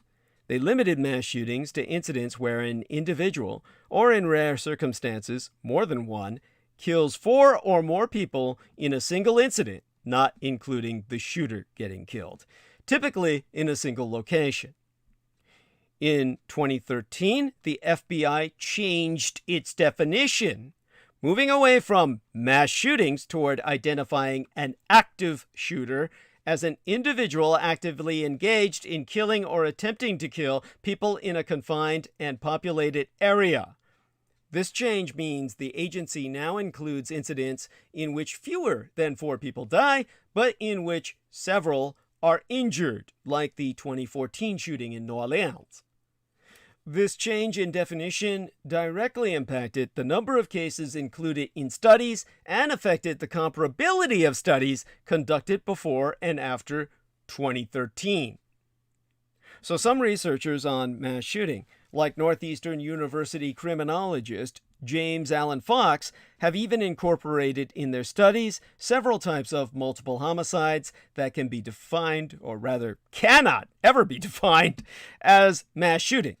For instance, familicide, a form of domestic violence where you kill your entire family, and gang murders. In the case of familicide, victims are exclusively family members and not random bystanders. Gang members are usually crime for profit or a punishment for rival gangs or a member of the gang who is an informer. Such homicides simply don't belong in the analysis of mass shootings. Now, hashtag 6. The half-dozen mark. Not all mass shootings are terrorism. Now, until Oxford High, the official position, as directly influenced by the all-powerful gun lobby, has been never to describe mass shooting as a form of domestic terrorism. This disconnection has been malevolently misleading. Exempli gratiae, the church shooting in Charleston, South Carolina in June of 2015 by Dylan Thomas, killing all of these black churchgoers, was judged by the federal government to be a hate crime, but not a terrorist act. Oh, I mean, those blacks were happy to get shot. They're niggas, they're like walking targets. People hire them as bodyguards all the time because they bulletproof. But white boy took them on because, they were weakened by all that Christian shit. Now, the majority of active shooters are instead linked to mental health issues. Like Peter Moon brought up earlier. Bullying. Like, crumbling underneath all that stress. And disgruntled employees. Active shooters may be motivated by a variety of personal or political motivations, usually not aimed at weakening government legitimacy. As if Dylan Thomas trying to eradicate black people was not somehow a question of government legitimacy. Frequently, motivations are deemed to be either revenge or a quest for power. Or in Dylan Thomas's case, he was obviously trying to correct in his mind what the government what the government mistook by the federal mistake of freeing the slaves, okay? Yet there be no doubt that all mass shootings are terrifying and most certainly terrorize the community where they have happened. While not all active shooters involved in mass shooting have a political message or cause, terror is not a mental disorder. On the 4th day in August of the year before yesteryear, 24-year-old Connor Betts, armed with a .223 caliber high-capacity rifle with 100-round drum magazines, more than one, Betts fired 41 shots in less than 30 seconds, shooting and killing 9 people, including his sister, along critically injuring 17 others near the entrance of the Ned Peppers Bar in the Oregon District of Dayton, Ohio. Betts himself was fatally shot by responding police officers 32 seconds after the first shots were fired, and within the same span of little over half a minute, like clockwork, the pundits and politicians were eager to blame the problem on the mentally ill. That very week, Donald Trump intoned in absolution of the Molochian firearm, "Mental illness and hatred pulled the trigger, not the gun." This is factually and ethically wrong. I know this because of the plethora of available statistics on the issue and because I have both CPTSD, complex post-traumatic stress disorder, a mental disorder, if not an illness, and a gun license in California, which has some of the most restrictive gun laws in the country. To elucidate even further, I've personally pursued a gun license in the strictest city, Golden Gate at San Francisco, of one of the strictest states in this country. Despite my first-hand experience, the most ardent defenders of the Second Amendment will still tell me things like, "We don't need more laws. We need to enforce the laws on the books." Or, "We can't stop every shooting because that's just the price of freedom." That's not freedom. Motherfucker, that's called fear. However, these hashtag 2A Avengers, the Second Amendment Avengers, assemble! Rainbow flag, everybody. We'll still acknowledge that, yeah, okay, maybe NICS, NICS, all uppercase, National Instant Criminal Background Check System, being the FBI's national system that checks records on persons who may be disqualified from receiving firearms, has some problems. Or maybe those Parkland cops should have done something earlier. That is, until they swiftly retreat back into the same tribalistic mindsets that always prevent human progress. But I host this transmission tonight because I truly think that maybe, just maybe, we can find more common ground. The mentally ill, also known as people with actual, diagnosable disorders of the brain, make up about 20% of the population. But they're responsible for less than 5% of gun-related killings, which means they're actually far less violent than the average neurotypical, it-est, normal person. In fact, they're more likely to be victims than perpetrators of gun violence in these United States.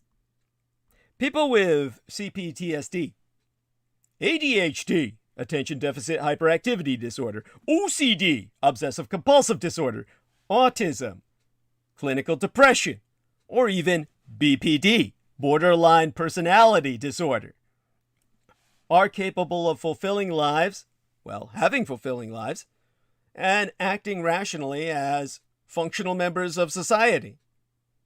None of these conditions have an impact on one's ability to handle a gun responsibly. And none of them make somebody any more likely to do something as audacious as slaughtering people en masse, as we witnessed in El Paso and Dayton preceding the Trump mass diagnoses, the Trump mass misdiagnoses, per his sacerdotal subservience unto Moloch, his god of the gun. Regardless of our political persuasions, we want to separate ourselves from these monstrous acts. We want to find a reason to say, I'm not like those people. It's easy to blame that distinction on the brain, to dismiss these horrors as some kind of cognitive aberration. But racism and terrorism are not predicated on mental illness. As Hannah Arendt famously observed during the war crimes trial of Adolf Eichmann, normal people are fully capable of doing terrible things.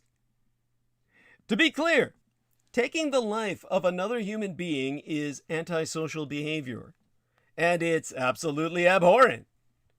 But you don't need a diagnosable, genetically based chemical imbalance in your brain to do it. In fact, there'd be comprehensive academic research to completely disprove this link. More often than not, violence is a byproduct of anger, not mental illness.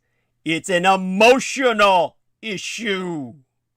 Blaming the misbehavior of mass murderers on mental illness sends a message, inadvertently or not, that those of us with mental disorders are evil. While it's true that some mass shooters suffered from mental disorders, the overwhelming majority of perpetrators in the 2,700 plus mass shootings since Sandy Hook in 2012 have not. A 2018 study published by the FBI proved that 62% of active shooters were suffering from some form of mental stress, such as the aforementioned anger issues, but that only 25% have ever been diagnosed with a mental disorder. This might raise an eyebrow until you consider that mass shootings comprise less than 1% of all gun deaths in America. The rhetoric associating mental health with violent impulses also discourages people from seeking the medical help they need. It strengthens existing stigmas around mental health and makes people feel ashamed of the cognitive disabilities that they were born with. Studies prove that only about 20% of adults with mental disorders ever actively seek treatment each year, while 40% go without treatment entirely for all their lives. That being said, there be instances where mental health does play a clear role in gun violence. According to the American Foundation for Suicide Prevention, nearly 2/3 of all gun deaths are suicides, and almost half of all suicides are gun deaths. The majority of those victims are men, often with military backgrounds, and mostly over the age of 45. Which means I would be primary candidate. But most suicide attempts are impulsive, and 70% of people who survive one attempt won't ever try it again. But only about 10% of people survive a suicide attempt by gun. If we wanted to reduce gun deaths in America, this would be the place to start. And increased mandatory waitlist times to purchase a gun would obviously help. The second area today where mental health comes to play in gun deaths is gang-related violence, particularly in impoverished inner cities.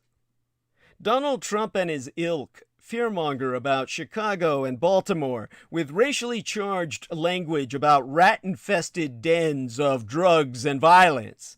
What they don't talk about is the stress of poverty and how a desire to escape its grasp can fuel the gangs that offer an illusion of security and safe harbor. Even schools in some of these communities treat young people like criminals, feeding the school-to-prison pipeline. There is a similar dynamic among people who seek a sense of solace and power by joining in groups like ISIS. All of this compounds together, causing complex PTSD that tends to go undiagnosed, which in turn contributes to violence. But so few politicians and pundits talk about access to mental health services in our inner cities. Instead, they level thinly veiled racist attacks by blaming inner city culture. The diagnosis of mental illness is reserved for white men. Gun violence is a complicated problem. In fact, gun violence isn't a problem. It's actually 5 problems with 5 different solutions. Naming something gives you power over it. That's the basic idea behind all the magic in every folktale dating back for centuries. From Rumpelstiltskin to the Rolling Stones' "Hope You Guess My Name." Ancient shamans didn't practice magic. They just had knowledge and names for things like Eye of Newt that no one else could understand. To name something is to know it, and knowledge is power. Think about the relationship between spelling and spells. It is spell casting, and you won't be so surprised that Harry Potter has been all over the gun violence conversations lately, on both the left and the right, which makes sense considering that they have a word you memorize and practice reciting in order to kill people. But when we talk about gun violence, or gun control, or gun reform, etc., ad nauseum, we're all too busy tripping over words to see the problems that we're trying to address. And no, I'm not talking about gunsplaining, or even about the eye-roll-inducing assault weapon terminology, which is a distraction that I have come to understand and appreciate, and also a debate that is nothing but distracting on every single side of it. It's hard to deny that gun violence is a problem in these United States of America, but it's in our attempts to name that problem where we start to lose our footing, and thus our focus. And I know a thing or two about focus. Perhaps if we learn to name the individual issues of gun violence that need to change, then we can start to identify specific solutions, one at a time, without infringing on civil rights or liberties. Then maybe we could have some real conversations about how to make our society safer. Instead of seeing at gun violence as one big, all-encompassing, monolithic problem, let's look at the isolated areas where gun violence needs to be addressed. Domestic violence, suicides, mass shootings, gang violence, and state violence. You can count that off with every single digit on a single hand. Let's start with domestic violence. An existing history of violence against family or loved ones is the greatest indicator of a person's penchant for gun violence. An American woman is shot and killed by her partner every 16 hours. This was exposed in The Trace. And more male shooters attack their own families than schools or public places. In terms of the sheer number of deaths, the money we spend on terrorism would be better focused on the threat of husbands. American husbands are pieces of shit. that should be put down on short notice. Perhaps none of this is surprising, but for some reason we still don't do anything about it. While the NRA loves to whinge on about self-defense, they ignore the fact that abused women are 5 times more likely to be killed by partners who own firearms, and 90% of women imprisoned for killing men had previously been abused by those same men whom they killed in self-defense. That's what I mean when I say we have a problem. Felony offenses for domestic violence are supposed to mean that an American loses their right to gun ownership. But this requires the person to willingly turn their private property over to the government, or for the ATF, the Alcohol, Tobacco, and Firearms Bureau, to actively pursue civil asset forfeiture on those guns, neither of which is a very practical solution. So, what can we do?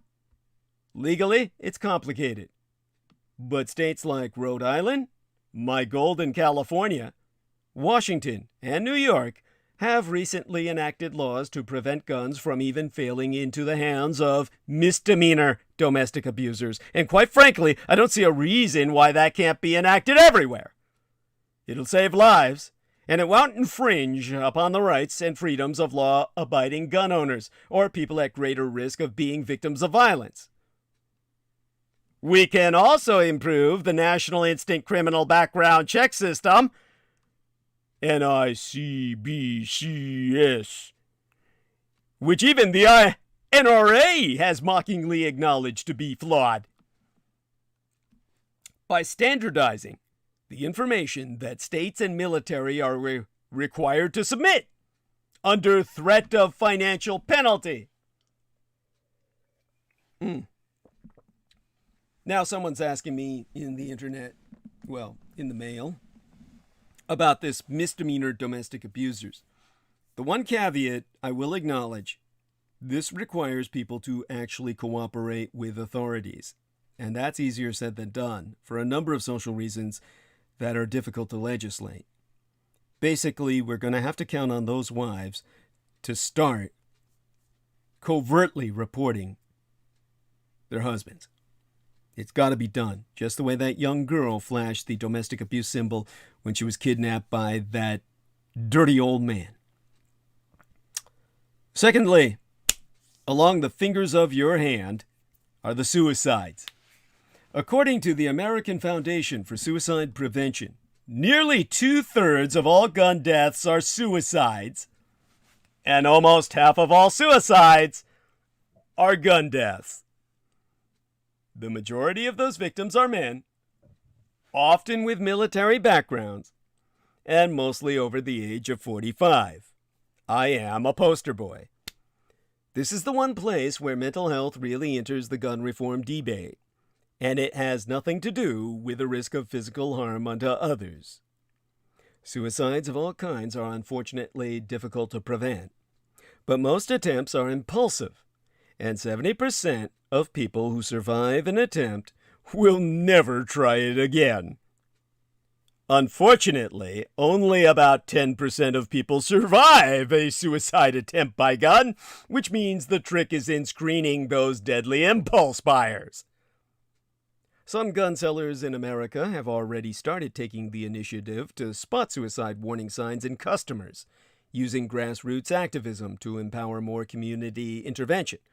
And in fact, when Australia enacted its gun ban, the country saw a drastic drop in suicides as well. If we want to focus our energies on saving lives, this is the place to start it all. And of course, this will also require investing more money in community resources and social work as well. But I think the return on investment is worth it, you know? Then there be mass shootings.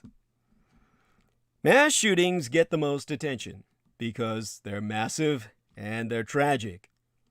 More often than not, the circumstances around them are almost too absurd to wrap our heads around. So we search for scapegoats such as mental illness. But mass shootings account for less than 1% of firearm deaths, which unfortunately makes them kind of hard to plan for and around to base any legislation upon.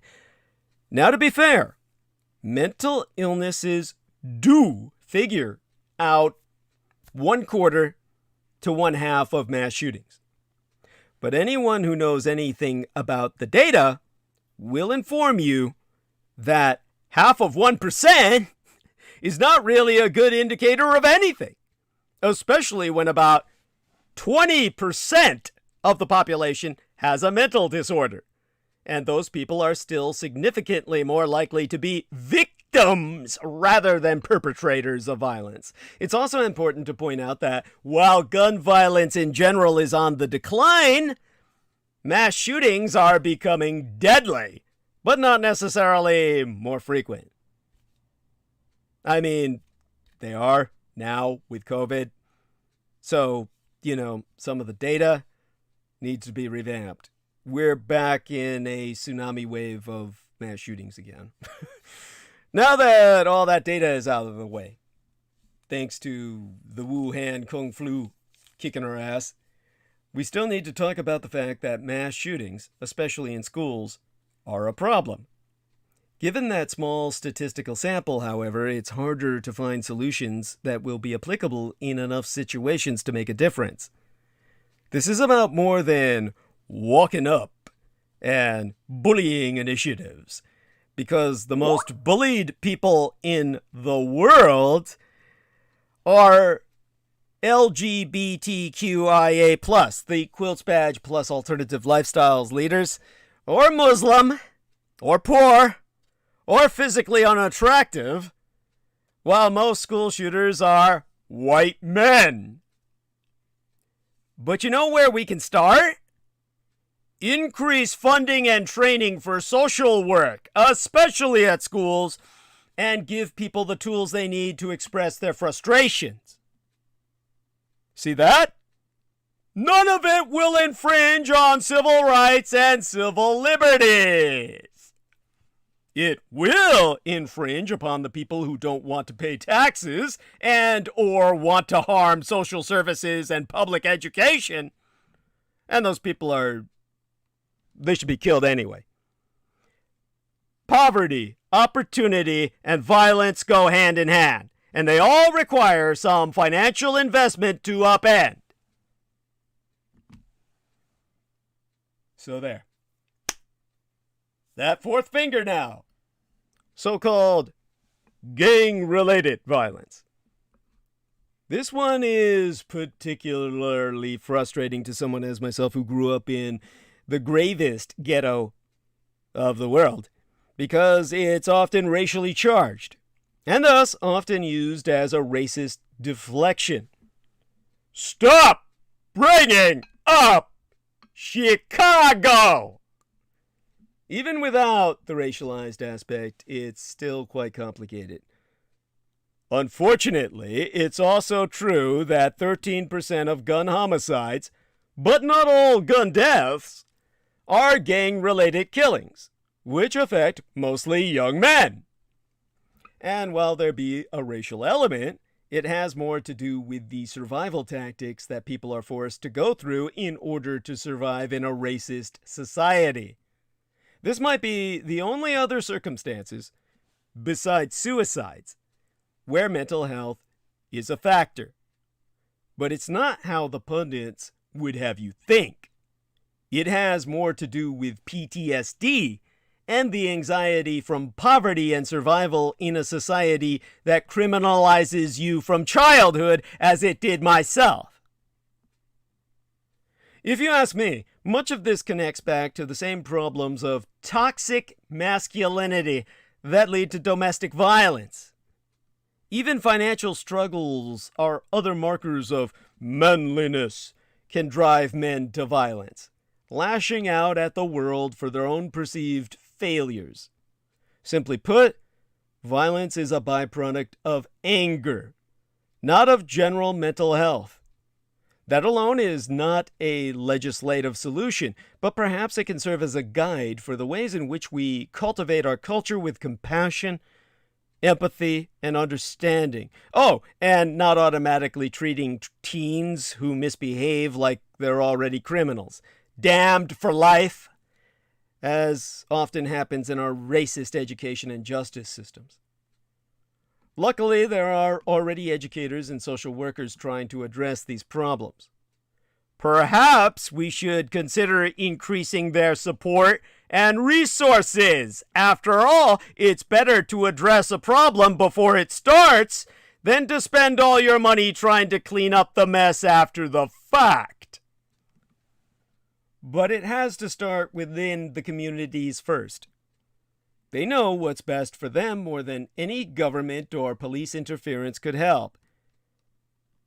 They just need allies and support to make it happen. Now that fifth finger of your hand, likely your opposable thumb that makes the grip possible, round the gun butt, the stock. State violence. Neither the military nor the police should be excused from unnecessary acts of violence. History has shown time and time again that the use of violence as a tool of persuasion only engenders more fear and anger among the general public, and that in turn leads to more violence every time. The state should not have a monopoly on violence. And violence committed at the hands of the government is just as bad or worse than violence between civilians. This harkens back to the original intentions of the Second Amendment, too, to defend against a tyrannical government. It est state-sponsored violence. Militarized policing, for example, is known to harm both police reputations and community stability, without actually making anyone safer. The FBI has been watching and warning of an increase in violent white supremacists infiltrating all our police departments for years, and nothing's happened to stop it. Or consider the fact that 40% of police officer families experience domestic violence, according to the National Center for Women and Policing. And yet, the Blue Fraternity all but ensures that charges are never brought against the officers involved, even though it's been established that patterns of violent behavior almost always lead to more violent behavior. The same goest for the rising problem of police brutality, or as the passive-voiced PR, the public relations, prefers, officer-involved shootings. You like that? Officer-involved shootings, a phrasing that intentionally be designed to absolve the officers of any responsibility, like the gun. Thanks to police union laws, officers who do commit excessive and unnecessary acts of violence are often transferred to or hired by another nearby department with little, actually no consequences for their actions, despite the fact that they are likely to repeat them. We must not excuse these acts of violence simply because they are committed by police officers. By doing so, we just enable more violence, which empowers more cops to act with extreme prejudice, which leads to more violence, which is met by more violence. Much of this goes back to mental health as well, and the way we treat our veterans after subjecting them to the horrors of war. If a history of violence is the best indicator of future acts of violence, then training our soldiers to commit acts of violence with little support for the PTSD they endure when they come home is simply setting them up for more violence. That's why veterans tend to be more susceptible to joining the ranks of white supremacists, or committing acts of domestic violence. It's an outlet for the violence that we inflicted upon them by sending them to war in the first. This especially holds true of men who receive other than honorable or bad conduct discharges. I received worse than that, a dishonorable discharge, and my records have since been erased. But my wounds are quite visible, both mentally and physically, and they're quite visible in either case by imaging. The military has their reasoning for their categories, which don't impact a discharged veteran's ability to purchase a gun in the future, even if the reason for their discharge had to do with violence. An improved FBI background check system would find a way to address this loophole too. Unfortunately, this makes it easier for those same veterans to seek out the camaraderie and power of the military by joining extremist militias, or to seek solace in suicide, as aforementioned. Our society, rightly, likes to talk big of honoring our veterans, but there's nothing honorable about subjecting them to these horrible fates. We can never find common ground unless we can actually identify the problem to solve. And we can't see the problem if we don't share the same words to describe it. That's the source of our gun debate. Regardless of where you fall on the political spectrum, I hope that we can all agree that reducing death and violence is a good thing for everyone. But we can't just throw our arms up in the air and trudge after every god-awful shooting tragedy, nor can we throw up our arms and scream about every single death like they're all the same. Sometimes the best way to tackle a larger problem is to break it down into smaller ones, and to make sure that everyone's using the same words to refer to all the same things. If we're ever going to deal with our gun violence epidemic, then I think this could be a good place to start. But vaguely defined mental health deflections don't actually help anything, and in fact makes things worse for those who are actually struggling with the natural biological functions of their brains. Officials have used the word evil to describe every shooting in a trail of blood and bullets leading us from Oxford High School back to Las Vegas. If we accept evil as a moral absolute, then surely Christian proponents of good must accept the freedom and power God gives you to resist evil, injustice, and oppression in whatever forms they present themselves. What was meant for evil, God uses for good. The sire who raised and guided me, George Joseph Henry Dietrich, Chief Petty Officer and veteran of more than 3 wars. One of his names, his middle name, was Joseph, son of Jacob, graduate with honors from the University of Hard Knocks, director of the global effort to save humanity succeeded. How? How did he flourish in the midst of tragedy? We don't have to speculate. Some 20 years later, the roles were reversed. Joseph as the strong one and his brothers as the weak ones. They came to him in dread. They feared he would settle the score and throw them into a pit of his own making. But Joseph didn't. And in his explanation, we find his inspiration. From the New American Standard Bible, the book of Genesis, the chapter 50, verse 20. As for you, you meant evil against me, but God meant it for good in order to bring about this present result, to preserve many people alive.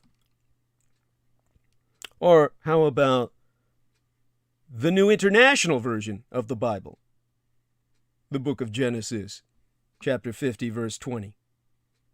You intended to harm me, but God intended it for good to accomplish what is now being done, the saving of many lives.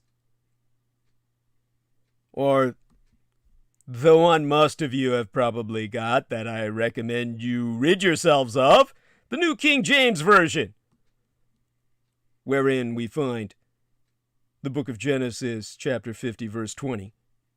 But as for you, you meant evil against me, but God meant it for good, in order to bring it about as it is this day, to save many people alive. In God's hands intended evil becomest eventual good. Joseph tied himself to the pillar of this promise and held on for dear life. Nothing in his story glosses over the presence of evil. Quite the contrary. Blood stains, tear stains are everywhere. Joseph's heart was rubbed raw against the rocks of disloyalty and miscarried justice. Yet time and time again God redeemed the pain. The torn robe became a royal one. The pit became a palace. The broken family grew old together. The very axe intended to destroy God's servant turned out to strengthen him. You meant evil against me, so Joseph told his brothers, using a Hebrew verb that traces its meaning to weave, or playet, as in played. You wove evil, he was saying, but God rewove it together for good. God, the master weaver, he stretches the yarn and intertwines the colors, the ragged twine with the velvet strings, the pains with the pleasures. Nothing escapes his reach. Every king, despot, weather pattern, and molecule are at his command. He passes the shuttle back and forth across the generations. And as he does, a design emerges. Satan weaves, God reweaves. Your turn. One of the most potentially frightening aspects of being a Christian is knowing that when you put your trust in Jesus, all of hell takes arms against you, intending evil upon your life. And yet what trumps that fear and evil is knowing that, no matter what comes, God is the master weaver. He takes what was intended for evil and reweaves it for the good. How have you seen that in your own life? Moloch has drunk enough of our children's blood. It's time, it's past time, to topple the false god of gun worship in America. The blood of innocents cries out from Oxford, Orlando, Las Vegas, Charleston, Columbine, from schools and theaters and street corners, just as Canaanite children screamed when sacrificed alive to placate a god of death. Our prayer of, "How long?" depends entirely upon how quickly and strongly we're willing to denounce America's gun warship and pressure public officials to enact responsible legislation and law enforcement policies to protect lives. As for myself, as a professional historian, what can I do? I can disenthrone that false god Moloch from your historical misperception, and tell you the truth that armed citizens were not what stopped Japan from invading after Pearl Harbor.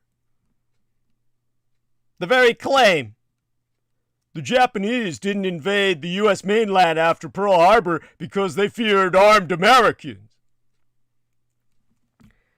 Now on December 7th, 1941, Japan staged a preemptive surgical strike on Pearl Harbor to prevent the American bombardment of the home islands as publicly announced, and collaterally damaging the U.S. Pacific Fleet. Preempting America's publicly announced plans to bomb the Japanese home islands, The Japanese Empire launched a series of surprised attacks on the nation's, well, the American Empire's, westernmost outposts, from here to the Philippines. Though the air attacks inflicted heavy losses, the Japanese military did not advance to the U.S. mainland. A lengthy Facebook post, originally dated from June 28th of yesteryear, that has found renewed life online over a year later, claims fear over private gun ownership in the States is what stopped that invasion. After the Japanese decimated our fleet in Pearl Harbor, December 7th, 1941, they could have sent their troop ships and carriers directly to California to finish what they started. After the war, the remaining Japanese generals and admirals were asked that question. Their answer? They know that almost every home had guns, and the Americans knew how to use them. Now, that inane post drew more than 650 likes within a single minute and was shared more than 1,900 times within the first few minutes of it having been posted. But it's completely wrong. And here's where, don't believe me, believe the professional propagandists. These are historians after all, and professional about it in the sense that they make us money from what they do. And according to all professional American historians of the conventional sort that you would normally hear from, I would almost say the History Channel, but they don't do history anymore. And Jameson Reese says, yeah, the Americans know how to use their guns all right against themselves.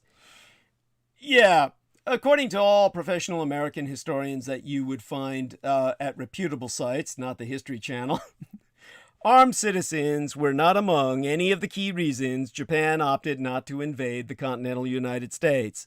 By the way, I myself even reached out to the user for comment, but they refused to respond. They know who I am. 2 core American axioms are false. That means 2 universally accepted truths, like oxygen is what you need to breathe, and water is what you need to hydrate.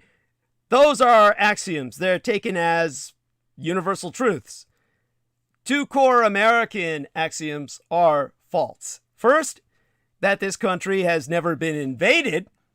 And second, that the Japanese were deterred from invading us because of civilian gun ownership. During the War of 1812, our country was invaded several times. The capture and burning of Washington, D.C., and the attack on Baltimore in 1814 are but 2 strong local examples, not to mention smaller raids all along the Chesapeake by the British during that conflict, the world's first global war, World War Zero, and the Battle of New Orleans took place at the very end of that war after the peace treaty had been signed. The Japanese later invaded Alaska, where, hey, you can check this out yourself, gun ownership is statistically the highest in America. The people in Alaska stockpile guns. They're arsenalists. Every person in Alaska collects their own arsenal. They've got more guns in Alaska than they got arms to lift them with.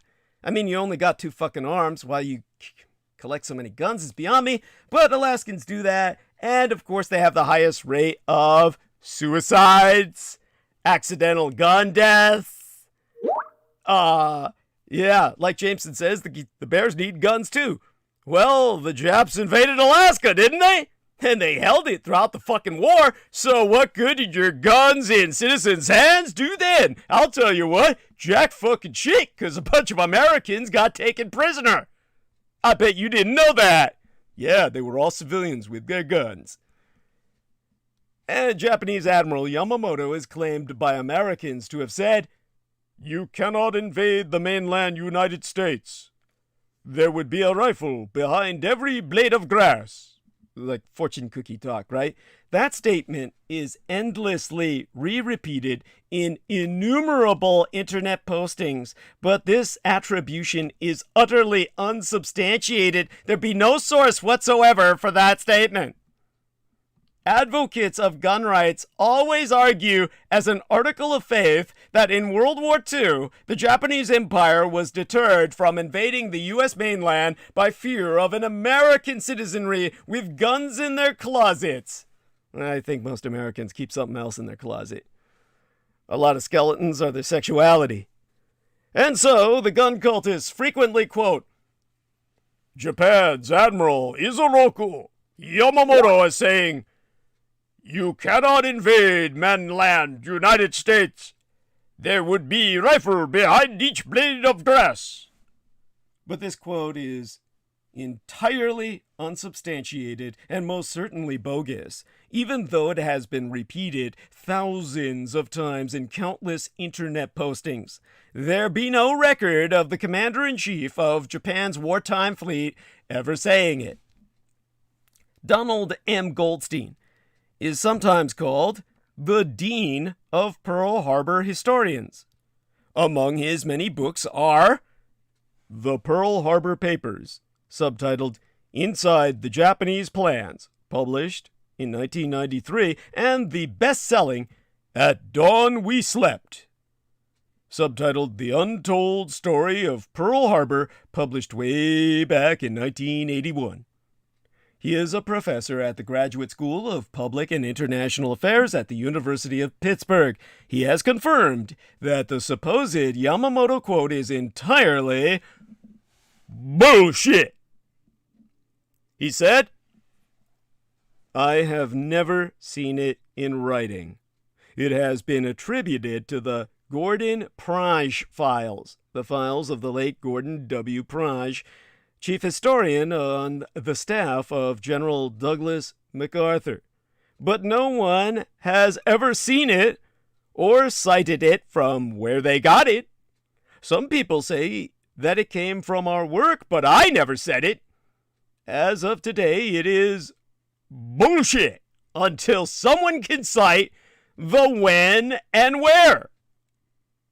So sans any argument either for or against gun ownership, I object to fabricating quotes and passing them off as historical fact. Even according to PBS, the public broadcasting system, Japan's attack on Pearl Harbor delayed American intervention and gave it time to solidify its Asian empire. Japan's decisive victory forced these United States to negotiate a peace that left Japan's government in power. Sheldon Garon, a professor at Princeton University that specializes in Japanese history, concurs that it had nothing to do with America's level of private gun ownership when at that point Japan occupied the Central and South Pacific, as well as Southwest Asia and parts of China, while confirming that there were contingency plans to occupy Hawaii, albeit few naval commanders expected that to happen, as it was obviated by occupying the Aleutian Islands chain of Alaska within these United States. An invasion of your home territory, in case you didn't fucking know. To quote his T, that was to discourage eventual air raids from Alaska, and not intended as a launching point for a ground invasion of Alaska, much less California. That would have only been in the event of the Japanese Navy successfully taking Midway Island in mid-1942, which they definitely did not. They lacked the manpower and logistics to invade the United States, or even Australia or nearby Siberia. It's preposterous to say that in the main reason Japan didn't invade the United States was because of armed citizens. The main reason was because Japan was badly overextended in early 1942, as it was. So, professional rating of all this bullshit is falsehood upon falsehood. The claim that the Japanese didn't invade the mainland U.S. after Pearl Harbor because they feared armed citizens, armed Americans, is false, based on even the most openly accessible public reference sources and professional resources, human resources. All professional historians concur that the main reason given is because Japan was overextended and did not have the manpower or logistics needed to invade the continental United States conventionally.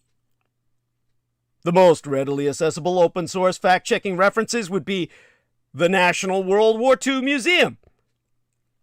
You can look up July 7th, 2017, The Pacific Strategy, 1941 to 1944, when they released that piece, or PBS, your public broadcasting service, July 23rd, 2018, Japan's Plan. Or how about the Encyclopedia Britannica? They still publish that, November 30th, 2020, Pearl Harbor Attack. Look it up. PolitiFact, January 14th, 2020. After Pearl Harbor, Japanese didn't invade U.S. because they feared armed citizens? With a question mark.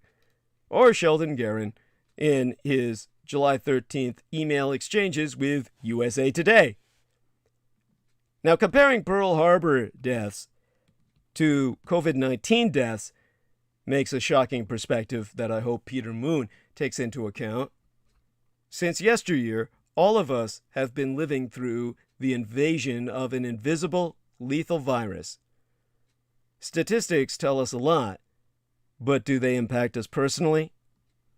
Well, the Japanese felt no need to invade America because they could aerosolize it with biocidals.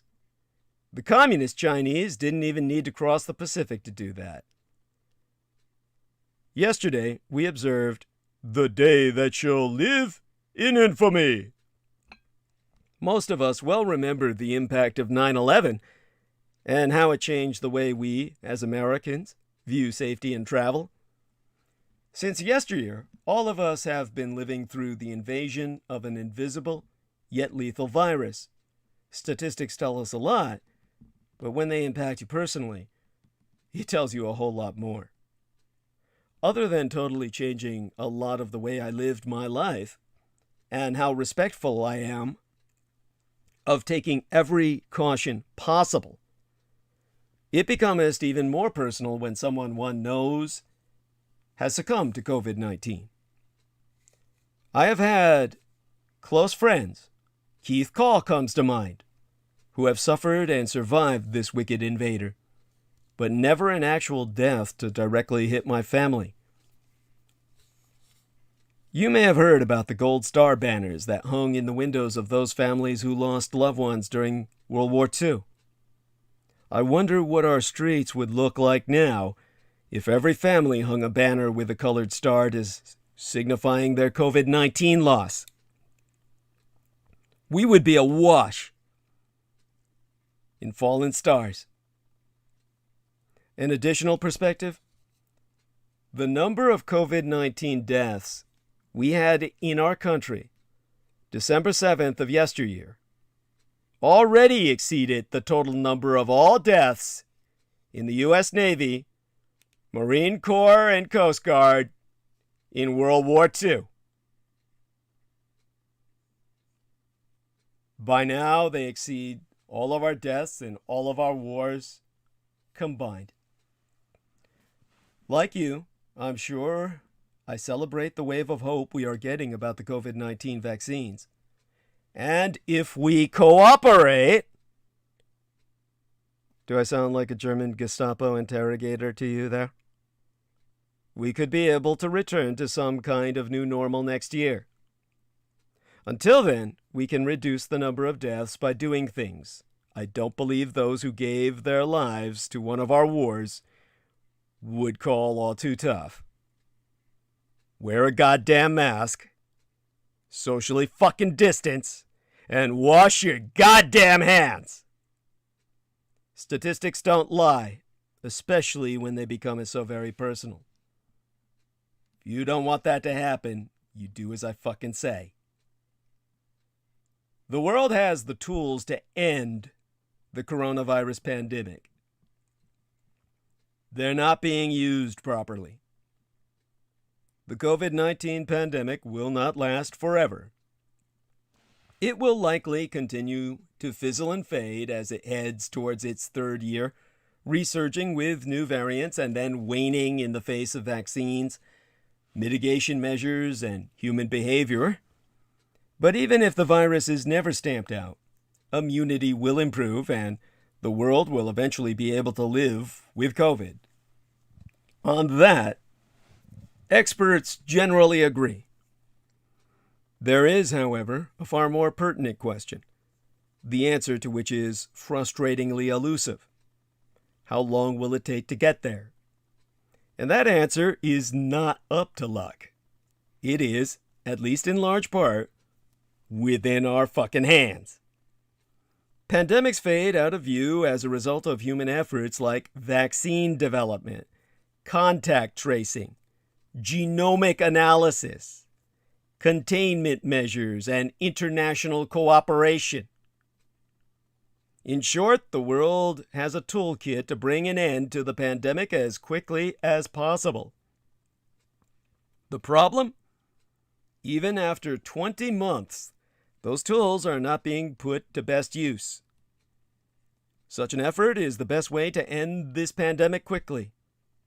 And unless it happens, people in every corner of the world could still be living under a COVID cloud through 2022 and beyond. So what's the world's key tool? If the world has an arsenal to help it end the pandemic, the most important weapon in it is an obvious one. The development of several vaccines, all highly effective in stopping severe disease and useful too in stemming transmission, was a world first. The previous record to get a shot on the market was 4 fucking years, but the COVID-19 pandemic ripped up all expectations and reset the gold standard in the field. It's easy to see how crucial shots are to the concept of a COVID-19 endgame. To quote Paul Hunter, professor in medicine at the University of East Anglia in the United Kingdom, as more people get infected, vaccinated, and reinfected, the severity of illness will gradually decline because of accumulating immunity. That is the theory. The large majority of infectious disease specialists think, and have thought for many months, that SARS-CoV-2 is here to stay. Our grandchildren's grandchildren will still be catching the virus, but COVID, the disease, will become part of our history as the infection morphs into just another cause of the common cold. It's not enough to simply have a vaccine, however. It must be administered to as many people as possible, as many times as required.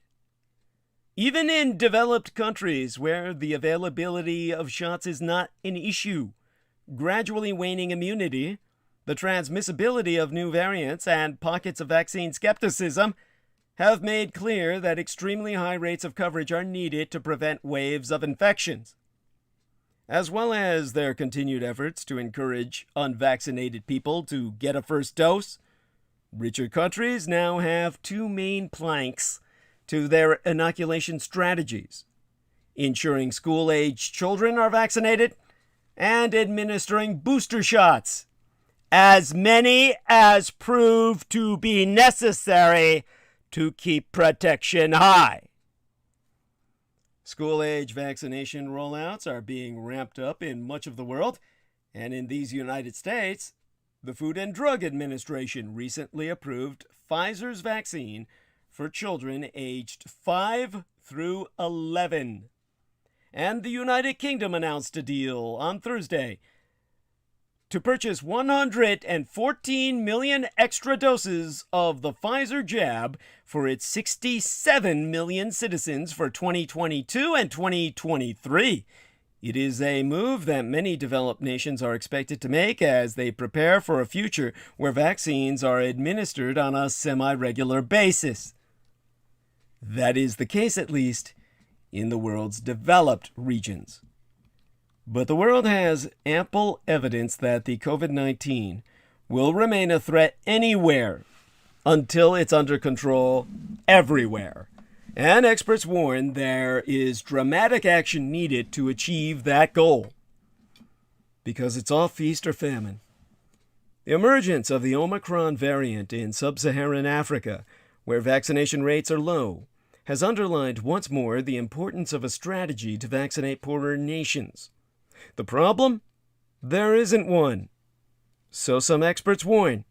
According to the WHO, the WHO, the World Health Organization, less than 8% of people in low-income countries have received at least one dose of the coronavirus vaccine. Meanwhile, 63.9% of people in high-income countries have received at least one shot. Again, according to the WHO. In both the European Union and the United States, around 70% of people have received at least one shot, according to the European Center for Disease Prevention and Control and the US CDC, the Centers for Disease Control and Prevention. How do you like the way those terms kind of mirror each other? There's kind of an inflection there. Inversion, that is. The potential consequences of that disparity are obvious. New, globally problematic variants of the virus have all been first detected in places that experienced large, uncontrolled outbreaks where vaccine coverage was low. Alpha in the United Kingdom last December, Delta in India in February, and Omicron in sub-Saharan Africa. Skipping 2 letters of the Greek alphabet so as not to offend the Communist Chinese Empire, which owns and orchestrates and operates the WHO. Roberto Burioni, a professor of microbiology and virology at San Raffaele University in Milan, a high-profile commentator on Italy's pandemic response, stresses emphatically that the best way to be selfish. You need to provide vaccines to all the world. We don't know how many boosters we will need, but this is a problem of a logistic and an economic nature. Vaccination of children could have a huge impact on the future. What we should achieve is widespread immunization.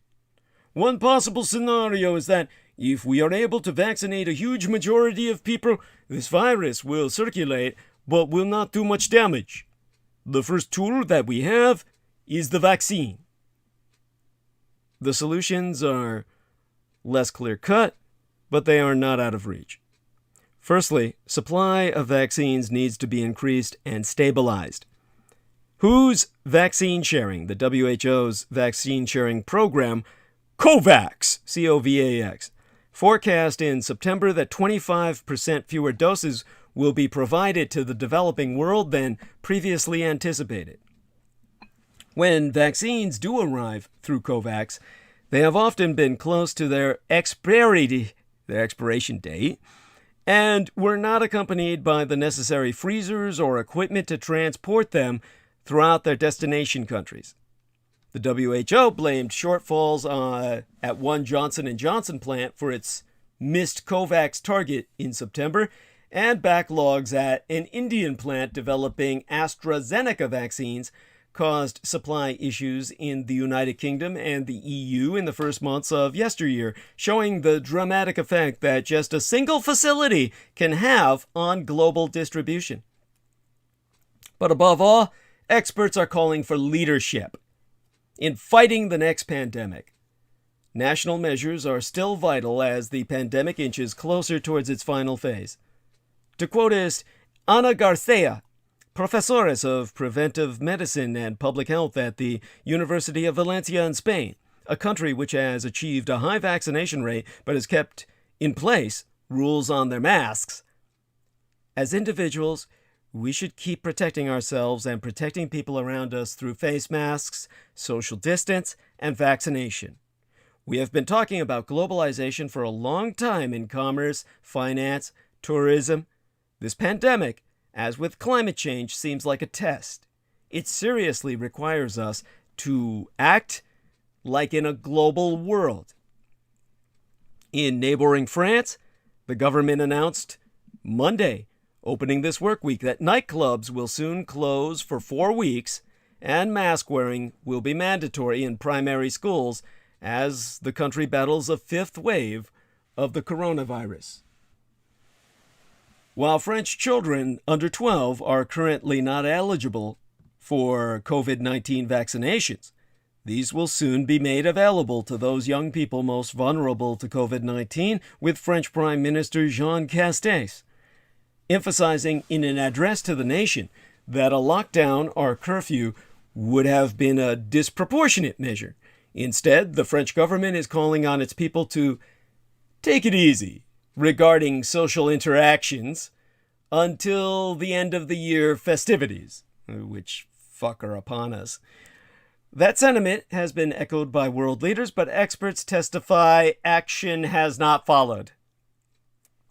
Most recently, travel bans placed on South Africa and other nearby nations after authorities successfully detected the emergence of the Omicron variant have divided scientists. South African President Cyril Ramaphosa has complained the bans are unjustified and they have been condemned by the United Nations and World Health Organization. Neither of which networks can be trusted anyway, but experts are calling for countries to come together on COVID, not pull apart. And that call was taken up by the WHO this week when it called for a global treaty to avoid the same mistakes when the next pandemic strikes. Of course, that would mean they would have to turn against their supplier, Communist China, and bite the hand that fucks them up the ass with its thumb. Now, Wednesday midweek last, the WHO Director General Tedros Adhanom Ghebreyesus, the house nigger of the world to Communist China, added, "Omicron demonstrates just why the world needs a new accord on pandemics. Our current system disincentivizes countries from alerting others to threats that will inevitably land on their shores. It's deeply concerning to me that these countries are now being penalized by others for doing the right thing. At its heart, the pandemic is a crisis of solidarity and sharing." Yeah. Share this, motherfucker. You didn't share the reality of Communist China's Wuhan Kung Flu when it came out, so it may be a tough sell. Several scientists raised parallels with the push to fight climate change, an effort which, even at this critical hour, is being slowed by competing national interests. But it's a proposal that many are desperate to see realized. Michael Head, a senior research fellow at the Global Health, in the Global Health at the University of Southampton, who has published research on vaccine supply in Ghana in the past year. Attests participants in his Ghanaian study were seeing how the Western world had handled the AstraZeneca vaccine, to quote his T, which is the shot that COVAX most relies on, but which suffered several false starts during its rollout in Europe. And he calls for the creation of new vaccine production centers in Africa to establish a more reliable flow of shots. Waves will continue to hit different nations at different times, and developed nations should lead by example too. To quote his T, "Countries will need to work within their own experiences and capabilities. What we see and do in the global north in regards to vaccines is seen and heard in other parts of the world. Vaccine inequity will prolong the epidemic." This included a number of countries suspending the rollout of AstraZeneca shots in March over blood clot concerns. Europe's medicines regulator later pronounced it safe to use, but confidence was undermined. Vaccine hesitancy among his participants increased after those hiccups and pauses in the European rollout. But experts concur that national measures must be coupled with an international outlook to speed up the pandemic's endgame. That could mean a selection of measures to keep COVID at bay are here to stay. Andrea Taylor, Assistant Directoress of Programs at the Duke Global Health Institute, has confirmed that some countries have fared better in the face of COVID than others. But to accelerate the endgame, countless experts, including Taylor, are calling for a new global approach, particularly when it comes to vaccines, treatments, and information sharing. That's the issue Duke's COVID Global Accountability Platform, which Taylor helps to run, is attempting to address. The initiative is providing analysis of trends and obstacles, I mean to say, in poorer nations where vaccine rollouts have been stuttering, and both Head and Taylor concurring that richer countries should also be funding research and on-the-ground help to nations where vaccines aren't being distributed quickly. To quote a she, there's a real lack of... As a matter of fact, I'm going to quote a she at some length here because what she has to say is important. So let me read from about half a page of what she's been trying to explain. There's a real lack of clear data about what's happening on the country level across sub-Saharan Africa. We need more clarity on that so we can understand the scope of the problem. We're never going to make a successful case on altruism, but with a fresh outbreak anywhere in the world threatening every country, you can make a nationalistic case for the need to do things in a coordinated, global way. It would make all the difference if we could make it happen. Some kind of binding legal agreement that countries sign on to could give us something of a coordinated global plan, which is what we're lacking now. That's a very real risk that, she says actually, there's a very real risk that what we're doing now is discouraging them from coming forward with the next one. We have leaders, no, what she goes on to say is, because there will be a next one. It's really similar to what's facing us with climate change. We have leaders who are leaders of nations. We don't really have any global leaders. We don't have global accountability. Supply has to be coupled with financial support to make sure that those doses can get into arms. It's feast or famine at the moment. Countries get nothing for 3 months, and all of a sudden they get millions of doses. Supply has to come in a predictable, reliable manner. It isn't just pockets. Huge swaths of the world have unacceptably low vaccine coverage. We knew ahead of time what would happen if we took this nationalistic approach, but we did it anyway, and we are now living with the consequences of that. This is a major issue. Actually, she says this is the major issue. There was never a plan, and there still isn't a plan at any global level. We're not good at dealing with global crises as a world. We don't really have the infrastructure, or leadership, or accountability. Oh, accounting. Well, that brings us from COVID to how this has impacted, well, the budget. The big budget that everyone's been making a big deal about. Well, the big budget, the big budget deal is no big deal. Now, in the time we have remaining, when I start jumping into, oh God, hey Jameson, hey, we got a lot of trolling out there from the bot people. Let's go into live stream and handle that together. Let's take a look. Oh, maybe what I'm seeing is, anyhow, let's get this guy done. I'll just say pornography and explicit sexual material. Okay, that'll take care of that one that I see. I don't know what you see on your side, but yeah, Zorro 007 Sala. Thank you, sir. He's handled them. Says, thanks, Douglas and friends. I'm in the Philippines. I think I'm the only one who listens to you in this country. Oh, bless you. Oh, you'd be surprised. I mean, the Philippines, that's like right next door in terms of, virtually, there's so much a part of American culture. And, all right, so we got 10 to 11, 11 to 12. We got over 2 hours remaining, 2 hours, 15 minutes. Anyhow, the knives are out regarding the 2-year budget deal that leading lawmakers of both parties recently announced. Maya McGuinness, the presidentress of the Committee for a Responsible Federal Budget, said the deal may be the worst in history. Brian Reidel of the Manhattan Institute excoriated the deal in a piece published via the National Review calling it the final nail in the Tea Party coffin, suggesting that by agreeing to the deal, conservatives are wrongly backing away from their typical deficit concerns. Now, more than 8 months after its enactment, the $1.9 trillion American Rescue Plan, acronymous as ARP or ARP, continues to reveal itself as the most damaging spending bill enacted in decades.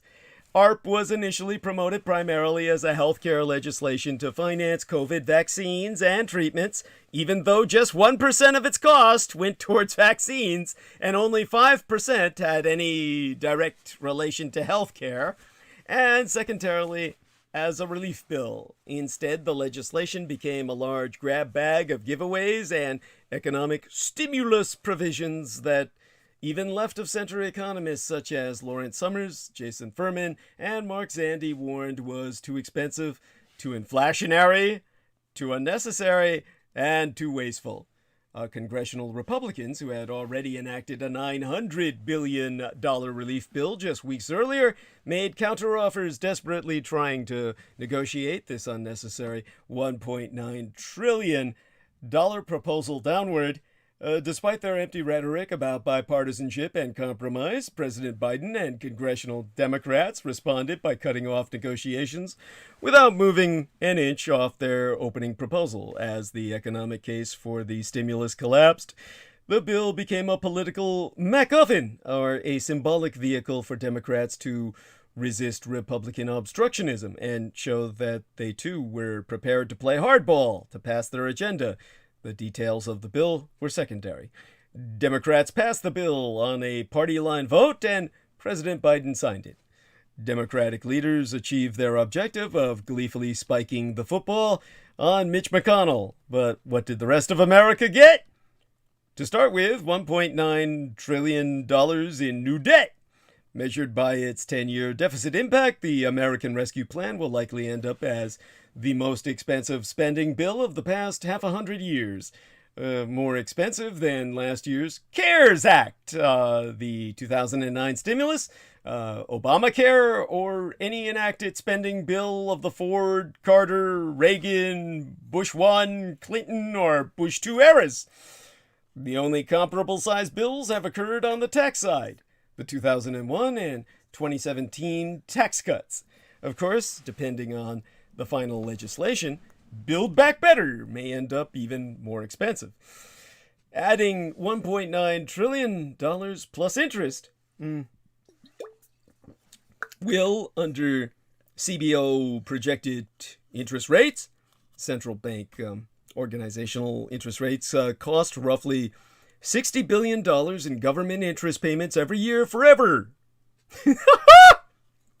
This cost also reduced by $1.9 trillion Washington's fiscal space to enact other legislative priorities or respond to other crises. To the extent that the long-term debt continues to grow to unsustainable levels, this $1.9 trillion in borrowing accelerates the point at which interest rates and taxes will begin rising. ARP's, or ARP's, more urgent failure is its significant contribution to today's soaring inflation.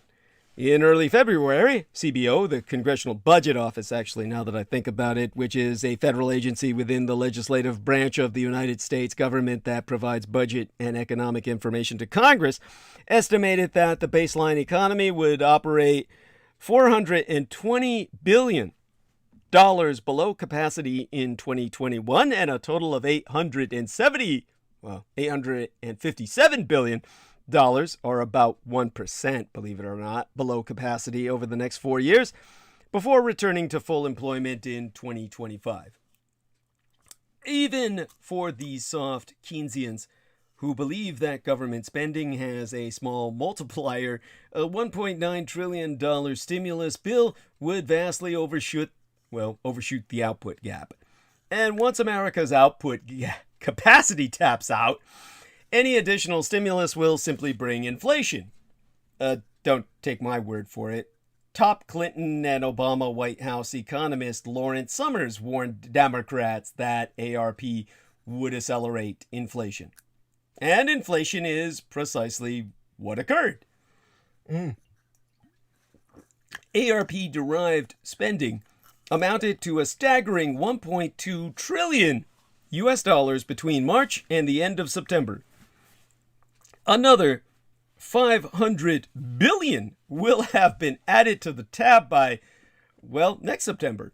At the same time, the Federal Reserve indirectly monetized much of this debt as part of its $120 billion in monthly bond purchases. Washington may as well have printed $1 trillion and thrown it out of helicopters. With supply chains limited and unemployment rates not falling as quickly as desired, but more on that later, the ARP, with the help of the Federal Reserve, shot a bazooka of new demand into an economy struggling with supply and production. As economic malpractice goes, one could argue that this was a textbook case. Speaking of economic malpractice, even rising COVID vaccination rates and the prospect of a general economic reopening did not dissuade lawmakers from including a $300 weekly federal unemployment benefit bonus. This bonus, combined with a typical $387 in weekly state unemployment benefits to equal $687, or the equivalent of roughly $17 an hour. That exceeded the wages that a large share of unemployed workers had been earning in their previous jobs. Accordingly, the number of unfilled job openings soared to unprecedented levels. Many employers proved unable to lure new applicants, and the labor force participation rate remained roughly equal to pre-stimulus levels. The $300 unemployment bonuses were so self-defeating that 26 states took the rare step of refusing federal assistance and canceling the bonuses before they expired. Driven by these poorly designed policies, the first $1.2 trillion in ARP spending failed to raise employment above the zero stimulus baseline scenario that CBO assumed in February. Critics will lazily respond, it otherwise would have been worse. But there is little indication that this so-called stimulus legislation put people to work, especially when it paid many people more to stay home. But perhaps that was a point, and perhaps a wise one, because we're trying to keep the COVID from spreading, right? But perhaps the most absurd ARP provision granted state and local governments an astounding $350 billion to close budget deficits that did not even exist. Democratic economists Jason Furman and Mark Zandi warned lawmakers that $350 billion was excessive and unnecessary, especially since Washington had already provided states with more than $500 billion in emergency pandemic aid. $500 billion. Lawmakers did not listen, and California now projects a $76 billion budget surplus over 2 years. Thumbs up! Nearly half of its $165 billion general fund budget. State and local government revenues are now 16% above pre-pandemic projections, and many governors have little idea what to do with such a large one-time cash infusion. They could give it all to me. Congress forbade states from rebating the federal funds to taxpayers. Creating permanent new state programs would recklessly outlast this one-time cash infusion. Addressing state and local infrastructure backlogs may have made the best sense, but Congress instead went ahead and recently threw $550 billion at infrastructure as well. It makes no sense for Washington to go deeper into debt so that state and local governments can sit on bloated budget surpluses with little use. Oh, but I suppose there is still more nonsense to beat out of the ARP piñata. The $1,400 relief checks were undoubtedly popular, yet there is no policy justification for Washington going deeply in debt to give the typical family member, well, the typical family of four that has lost no income, $11,400 in relief checks over a year when combined with earlier relief checks. Just like the 2020 checks, these grants were largely saved, and their value is being eroded by the very inflation that the ARP worsened. Still not done subsidizing families, the ARP provided for over $110 billion to be spent on a one-year child credit expansion, which lawmakers are now looking to extend at a potential cost of $1 trillion over a full decade, and a $26 billion expansion of the Earned Income Tax Credit. Layering on duplicative benefits did not seem to faze congressional spenders. And the unnecessary and expensive duplication did not end there. States were also given $129 billion for temporary education needs, the largest K-12 grant ever, without a clear purpose, even while state and local governments were sitting on more than $50 billion in unused K-12 school relief funds from earlier emergency bills. Yet the temporary nature of these funds also prevents them from being used for permanent policies such as hiring new teachers. Moreover, any remaining education needs could have been easily financed from the $350 billion federal, $350 billion federal bailout received by state and local governments in the same bill. There was no remaining education emergency for this emergency funding bill to address. Finally, the public barely even noticed an $80 billion bailout of bankrupt union pension systems, which overrode bipartisan negotiations for a cheaper solution. This federal bailout of private pensions sends a message to all corporate and union pension systems that any future underfunding will simply be rewarded with a taxpayer bailout. The American Rescue Plan was the most expensive spending bill in half a century. It takes remarkable economic illiteracy and incompetence to apply $1.9 trillion in stimulus in a manner that actually worsens the economy, and, with few small exceptions, fails to address any significant policy changes. Lawmakers struggling to finance Build Back Better legislation surely wish they could have much of that $1.9 trillion back to finance today's expensive new initiatives. Such is the price of lawmakers dismissing warnings from liberal and conservative economists thanks to their determination to own those obstructionist Republicans.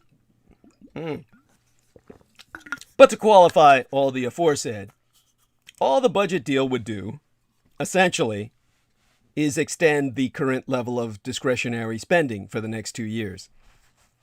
It would do nothing towards addressing our longer-term fiscal problems, but it would not make them worse either, compared to alternative plausible scenarios. Here's some background. There are, for budgetary purposes, two types of government spending. Mandatory programs, sometimes called entitlements, and discretionary programs. Entitlements, including Social Security and Medicare, continue every year under current rules, unless policymakers change the law. In contrast, discretionary spending, including programs like education, research and development, defense, and homeland security, is authorized only for a specified period of time, typically 1 year. Back in 2011, when my late and sainted Cyrus was murdered, leaving us in this vale of tears without the presence of her grace, Congress set some stiff ceilings on annual appropriated discretionary spending. In February of 2018, Congress passed, and President Trump signed, a bill that temporarily raised these ceilings for the fiscal years of 2018 and 2019. The caps were set to bind again in 2020 and 2021. Without a change in the law, discretionary spending in 2020 would have been about 10% below 2019 levels. The budget deal, as it was enacted, avoided this steep decline and roughly maintains discretionary spending for 2020 and 2021 at current levels, adjusted for inflation and population growth.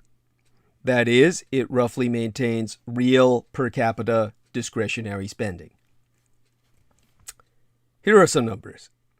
Under the 2018 budget deal, discretionary spending in 2019 was limited to $647 billion for defense and $597 billion for non-defense programs, totaling about $124 trillion. I mean, imagine the fact that we've got more going into defense than we've got going into everything else, and you should shit. Without a change in law, discretionary spending would have been capped at $1.12 trillion and $1.15 trillion respectively in 2020 and 2021, whereas the comparatively recently announced deal set the 2020 and 2021 discretionary spending caps at $1.29 trillion in 2020 and $1.30 trillion this year. That is, in nominal terms, they have been higher by 3.5% in 2020 and 4.3% in 2021 relative to today's levels, or the levels of the year 2015 at the time they were enacted. But adjusted for inflation, the new spending caps are only 1.1% higher in 2020 compared to 2019. In 2021, they are 0.7% lower than they were at the time of proposition. Controlling for population growth as well implies that real per capita discretionary spending rises by just 0.4%.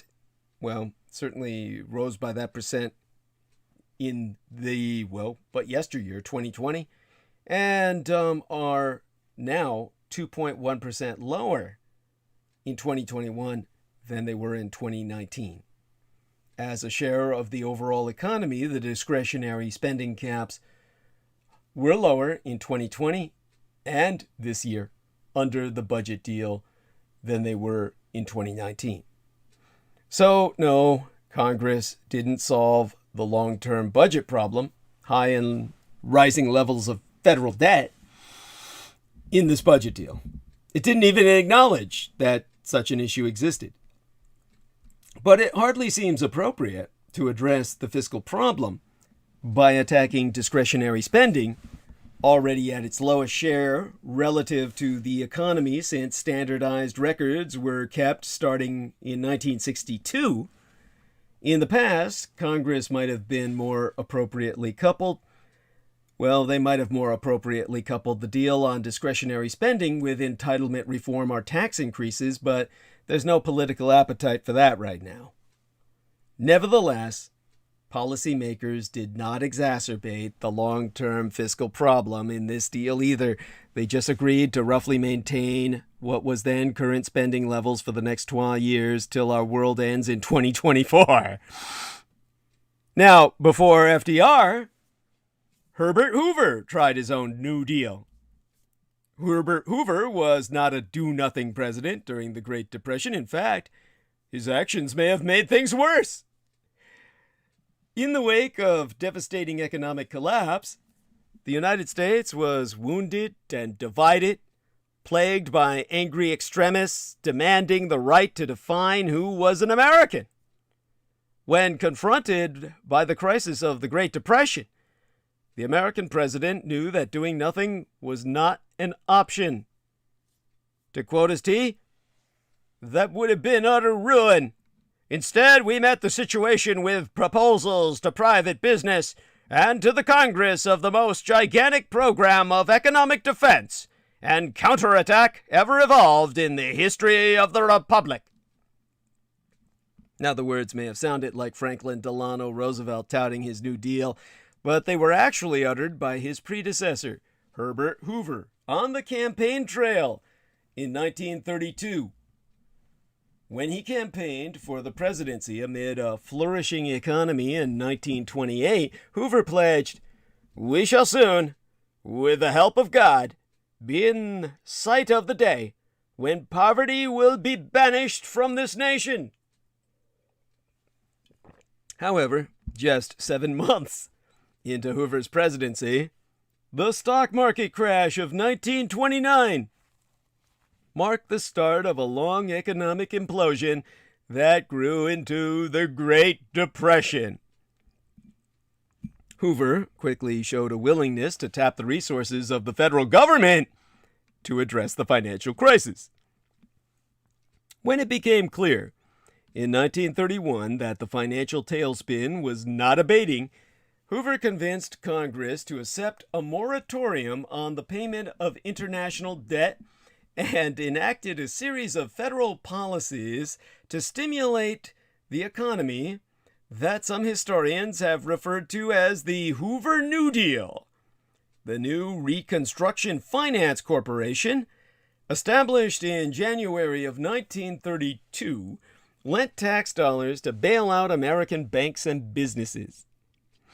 The Emergency Relief and Construction Act, well, as enacted in July of 1932, broadened the agency's lending power to include financing state and local public works projects. Hoover also approved substantial farm subsidy increases, eased requirements for the issuing of Federal Reserve notes, and established the Federal Home Loan Bank Board to support mortgages.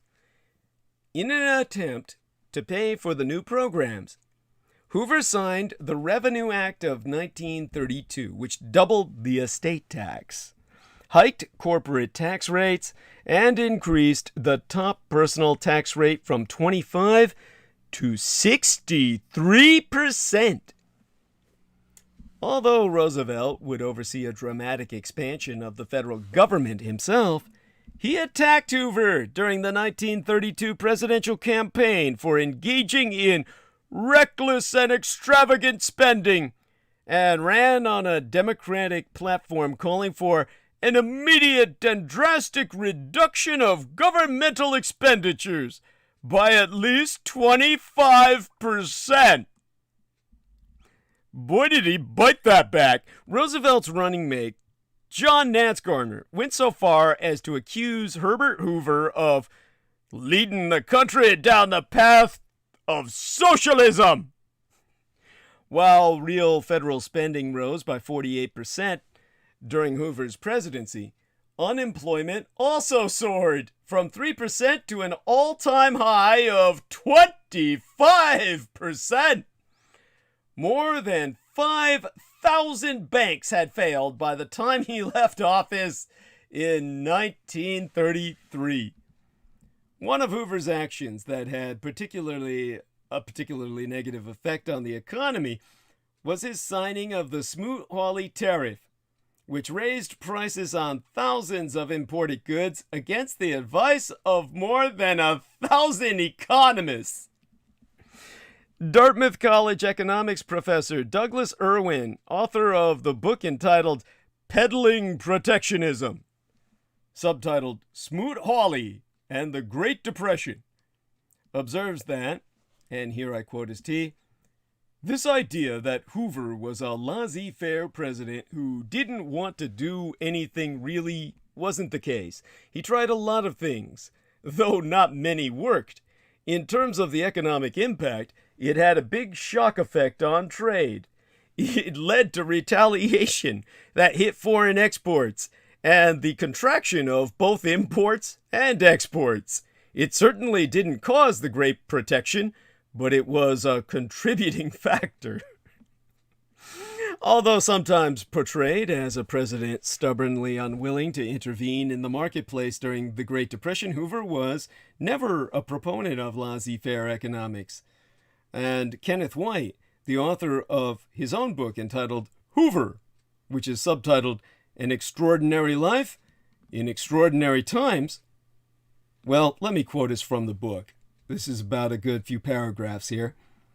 Hoover entered public life during the Great War as Woodrow Wilson's head of the United States Food Administration, and in that position oversaw an unprecedented intervention in the American economy to ensure that the United States and its allies were sufficiently provisioned to win the war. And as president, he put the government to work in ways that were inconceivable to any of his predecessors. He immediately cut taxes and introduced a counter-cyclical program of public works spending, the first of its kind, to stimulate employment and recovery. He bullied the nation's largest employers into holding off on layoffs, their usual reaction to a downturn. To stimulate, oh my God, I lost my place here. To stimulate employment and recovery. No. Here we are. He bullied the nation's largest employers into holding off on layoffs, their usual reaction to a downturn, to stabilize the economy and aid recovery, and to continue investing in new plants and equipment. Hoover's laissez-faire reputation is owed almost entirely to the 1930s Democratic campaign rhetoric and New Deal school of historiography, both of which were determined to blame Hoover for the Depression and present Franklin Roosevelt as sui generis, entirely distinct from his benighted Republican predecessors and responsible for all of the meaningful policy innovation that emerged from the Depression. After leaving the White House, Hoover became a vociferous critic of Roosevelt's economic policies. He warned that the New Deal had a pronounced odor of totalitarian government, and attacked Roosevelt's agricultural policies as goose-stepping the people under this pinkish banner of planned economy. You know, the people who were crypto-communists, they used to call them pinkos. That they weren't red yet, they were pink. But they're red on the inside and would become red on the outside once they had subverted America and the revolution proceeded apace. So, get this shit. I mean, this is Herbert Hoover here. Roosevelt's goose-stepping the people under this pinkish banner of planned economy. I think that that's just such a incredible image, you know, the idea of this kind of pink Hitler that they keep putting on the memes when they say, I did not see that coming. I hate that. It's so fucking stupid. And anyhow, if anything, it just goes to show, well, you know, my biological dad was a lot more open-minded than you motherfuckers putting out those memes. But yeah, as for Roosevelt being pink, man, Hoover didn't know the half of it. In the eyes of some, Hoover had laid the foundation for the subsequent economic policies he so detested. In fact, Roosevelt advisor Rexford G. Tugwell so concluded in his own writ that, I once made a list of New Deal ventures begun during Hoover's years as Secretary of Commerce and then as President. I had to conclude that his policies were substantially correct. The New Deal owed much to what he had begun.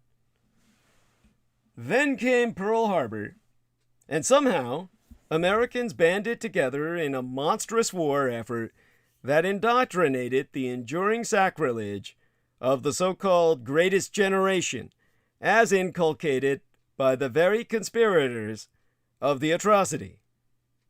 The attack on Pearl Harbor happened on December 7th, 1941. 60 years thereafter, a few months short of its 60th anniversary, on September 11th, 2001, 9/11, following a brutally divisive presidential election ultimately decided by the Supreme Court when the country seemed irredeemably split between red and blue in political and cultural conflict. The 9/11 terrorist attacks overnight generated a wave of patriotic consensus as inculcated yet again by the very conspirators of the atrocity.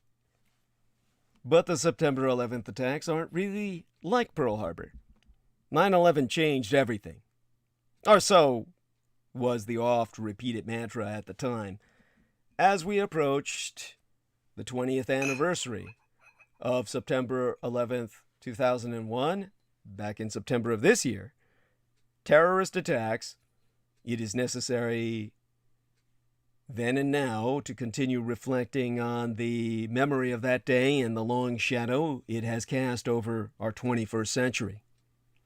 Everyone remembers where they were on September 11th, 2001. For those who lived through it, 9/11 is one of those touchstone moments in American history. People compared it to other monumental historical events, like the assassination of John Fitzgerald Kennedy in the year my late sister was born, 1963, or the Japanese attack on Pearl Harbor in 1941. Pearl Harbor, heralding the entry of these United States into the Second World War by the, shall we say, propaganda arc of narrative, seemed like an apt analogy in 2001 as NATO mobilized to attack Osama bin Laden and al-Qaeda in Afghanistan. No historical analogy is perfect. While we might identify commonalities between historical events, history never actually repeats itself. The attack on Pearl Harbor did not play out in real time for Americans in 1941 in the same way that 9/11 did on network television in 2001. While there were civilian casualties at Pearl Harbor, the main Japanese target was a military installation, preparing to bomb Japan, whereas 9/11 deliberately targeted civilians, who weren't attacking anybody. The Japanese military were the conventional armed forces of a nation-state. The terrorists of 9/11 were either the secret operatives of a transnational organization or American manipulators, mass manipulators here at home. It was both.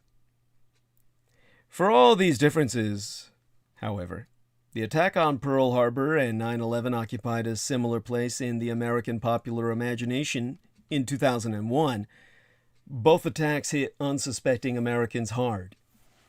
Pearl Harbor and 9/11 revealed the innocence and vulnerability of the tax-paying electorate in 1941 and 2001, and in the immediate aftermath at least, both events galvanized the American people to prosecute righteous wars to avenge our dead. But what about 20 years later? How does the way we remember 9/11 in 2021 compare with how Americans remembered Pearl Harbor in 1961? The answer reveals how our memory of these two events is inextricably linked with our understanding of the conflicts that they spawned. The early anniversaries of Pearl Harbor mobilized the collective memory of Americans to drive the war effort against the Axis powers. Pearl Harbor served as a rallying cry for Americans to ensure that the United States would never again face such an embarrassing military disaster by, as the Americans narrate it, exacting a terrible price from Japan for its sneak attack. Now, all of that being bullshit, but how do we get back into the groove of this, so to speak? Ah, yes. By 1961, the scene had changed. The Second World War was long over. The Empire of Japan was now an important strategic ally of these United States in East Asia in the global fight against communism. The memory of Pearl Harbor changed to reflect these new geopolitical realities. Then President John F. Kennedy's speech commemorating the 20th anniversary reminded Americans that they would always remember where they were on December 7th, 1941, but he also assured his audience that we face entirely different challenges on this Pearl Harbor Day. He made it so that Americans had moved on. We remember where we were on 9/11 because we're still there, stuck in a frozen conflict that was still ongoing up until basically a few days agone. For the first time since 2001, it seems likely that Americans will reflect differently on the 20th anniversary of 9/11, or did so when Biden took advantage of it as the day to pull out, as if he were afraid to ejaculate in the vagina of Afghanistan and leave an impregnated womb that would give birth, well, to responsibility and commitment. And who wants that? Polls suggest that the majority of Americans support the withdrawal of American troops from Afghanistan. But the heartbreaking scenes of Afghan people climbing onto American airplanes in their desperate bid to escape from Kabul inevitably make us question whether the war was worth the immeasurable suffering and sacrifices of the past 20 years. Americans in 1961 had no such qualms about the United States' participation in the Second World War when they commemorated Pearl Harbor Day. The Allies had won! Nation-building projects in West Germany and Japan had proved wildly successful. Well, that's what happens when you pay reparations to your enemy. They've got nothing to bitch about, right? Victory had come at the cost of American lives, but no one seriously questioned the value of that great sacrifice under the mass indoctrination program of the Office of War Information. It was easier for Americans to commemorate Pearl Harbor Day in 1961 because it seemed like the past. They felt that the United States had been on the right side of history then, and that it was now engaged in an equally important global venture to protect democracy from Soviet aggression. It is unclear how long a shadow the withdrawal from Afghanistan will cast on our collective memory of 9/11. The end of the NATO mission may mark a turning point in our relationship with the September 11th attacks themselves. America's longest undeclared illegal conflict had turned into a frozen conflict long agone. The withdrawal was probably the only feasible conclusion for the Western powers at this stage. In 2021, the comparison between Pearl Harbor and 9/11 seems much less powerful than it did 20 years ago. The Pearl Harbor analogy created unrealistic expectations about the kind of war that the United States was about to fight and the sort of victory that it might achieve. There was no political will under either Republican or Democratic administrations to fight a total war in Afghanistan. Indeed, a conventional conflict was not a viable option for fighting terrorist organizations, which did not rely on state infrastructure or popular will to mobilize their campaigns. The stories we will tell about the war on terror will not be as straightforward or as celebratory as those we have been taught to tell about World War II. There being no apparent victory. Nation building failed in Afghanistan. There is no obvious new global mission for Americans to even rally around. But until we begin to reckon with the difficult history of the War on Terror, it will be impossible not to see the tragic scenes at Kabul airport as the continued unfolding of that nightmare day 20 years agone. I mean, 20 years after the attacks, is the 9/11 era even ever over? September 11th, 2001 certainly wasn't the first time the United States was attacked by a foreign foe, but it might as well have been for the two generations of Americans that came of age after the 1941 attack on Pearl Harbor.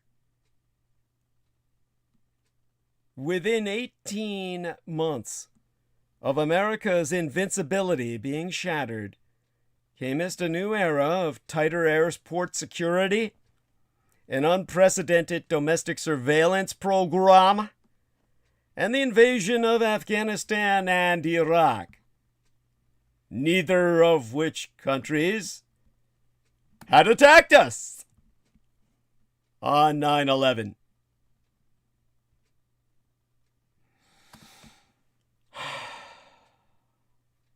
And for a while, we were united.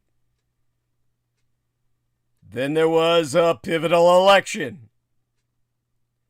Some impacts of the 9/11 attacks, just like the attacks on Fort Sumter and Pearl Harbor, will likely be with us for centuries. Yet, as we have commemorated their 20th anniversary this year, UC San Diego political science professor Thad Kauser couldn't help but wonder if the so-called 9/11 era had already come to an end. Kauser saw the election of Donald Trump as the beginning of the end. With his America First doctrine, Trump was the first president in the post-9/11 era to fully denounce our interventionist foreign policy and sharply reduce the military presence in Afghanistan, leaving Kauser himself to advise taking a page from how the country reacted to 9/11, might ease the path out of its present trauma. Albeit, he affirms, even though the terror attacks 20 years ago affected each American differently, the people came together in a way that seems impossible now. To quote his tea at some length and verbatim, "There's been so much American history written in the last 5 years that it's almost crowds out any attempt to look back if you look at just how momentous everything that's happened has been. The thing that left America so shaken and left me so shaken about 9/11 was not just this horrendous loss of life that we all watched live on TV, but where it happened. It happened on American soil. It led to almost unanimous support for a new American foreign policy, the Bush Doctrine, that was really, we're going to defend American interests wherever they are, and we're going to go it alone if necessary to do that. It may be easy to look back and say, really? That puny event? But on the other hand, 9/11 wasn't just it wasn't just one day. It has set in place a series of things. The war in Afghanistan, our longest undeclared illegal war. The war in Iraq. With the pandemic, the paradox has been we've all been affected in our personal lives in very similar ways, with school closures, work closures, with many more people having friends and family members affected or passing away from COVID. And yet our response has gone in 180 different directions. We continue to polarize as a country. Well, as I will speak to at this point, the continued mass shootings I spracketh on afore, climate-driven weather catastrophes, and the political scandals in the Trump White House all mark the new era. Then, of course, came the pandemic. In fact, during last winter's surge, there were many days when COVID-19 killed more people in a single day than the nearly 3,000 who died on 9/11. Every day. The effects of which remain raw for the families whose loved ones were among the 2,461 U.S. troops killed in Afghanistan and 4,441 service members who perished in Iraq. The UC San Diego political science professor Eric Gartzke concludes that America hasn't and likely won't heal from 9/11 as much as it has just moved on. With a terrorist attack at Kabul airport killing 13 soldiers during the United States' chaotic exit from Afghanistan month before last by now, I believe. Only driving home the futility of that war and how much it damaged America's interests. Himself emphasizing that in foreign policy circles, the past 2 decades are viewed as a lost generation because of the United States' singular focus on terrorism. Meanwhile, the decades-long focus on Islamic terrorism obscured the continual rise of homegrown white supremacist terrorism. To quote his T, it was a terrible failure. It was Vietnam too. That's given much more potent adversaries like Russia and China 20 years to develop and improve and address their deficiencies in terms of their opposition to the United States, a period during which the U.S. was not focused on them. And I think in retrospect, increasingly, we're seeing that as a mistake.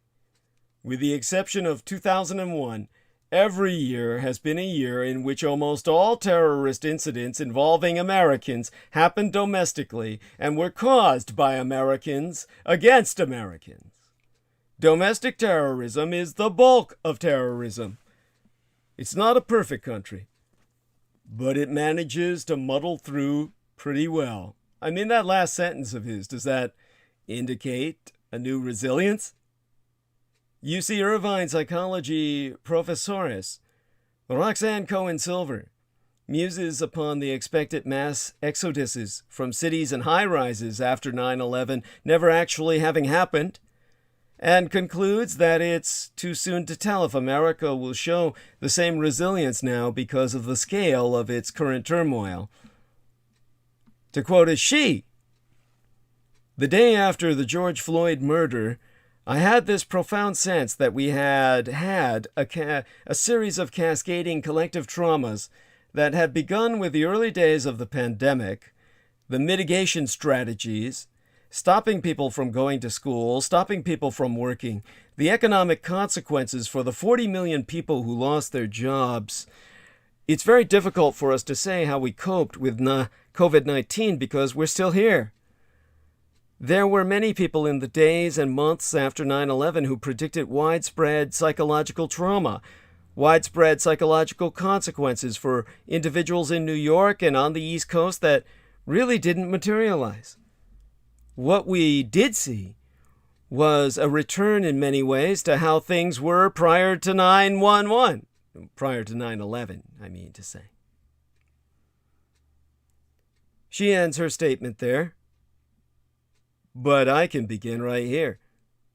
20 years and on, after 9/11, at a September 27th webinar co-sponsored by Boston University's Global Development Policy Center and the United Nations Conference on Trade and Development, Damon Silvers, policy director at the AFL-CIO, the American Federation of Labor and Congress of Industrial Organizations, is the largest federation of unions in the United States, made up of 56 national and international unions, altogether representing more than 12 million active and retired workers. Spracketh about the neoliberal trade ideology, saying its fundamental feature was a race to the bottom on wages.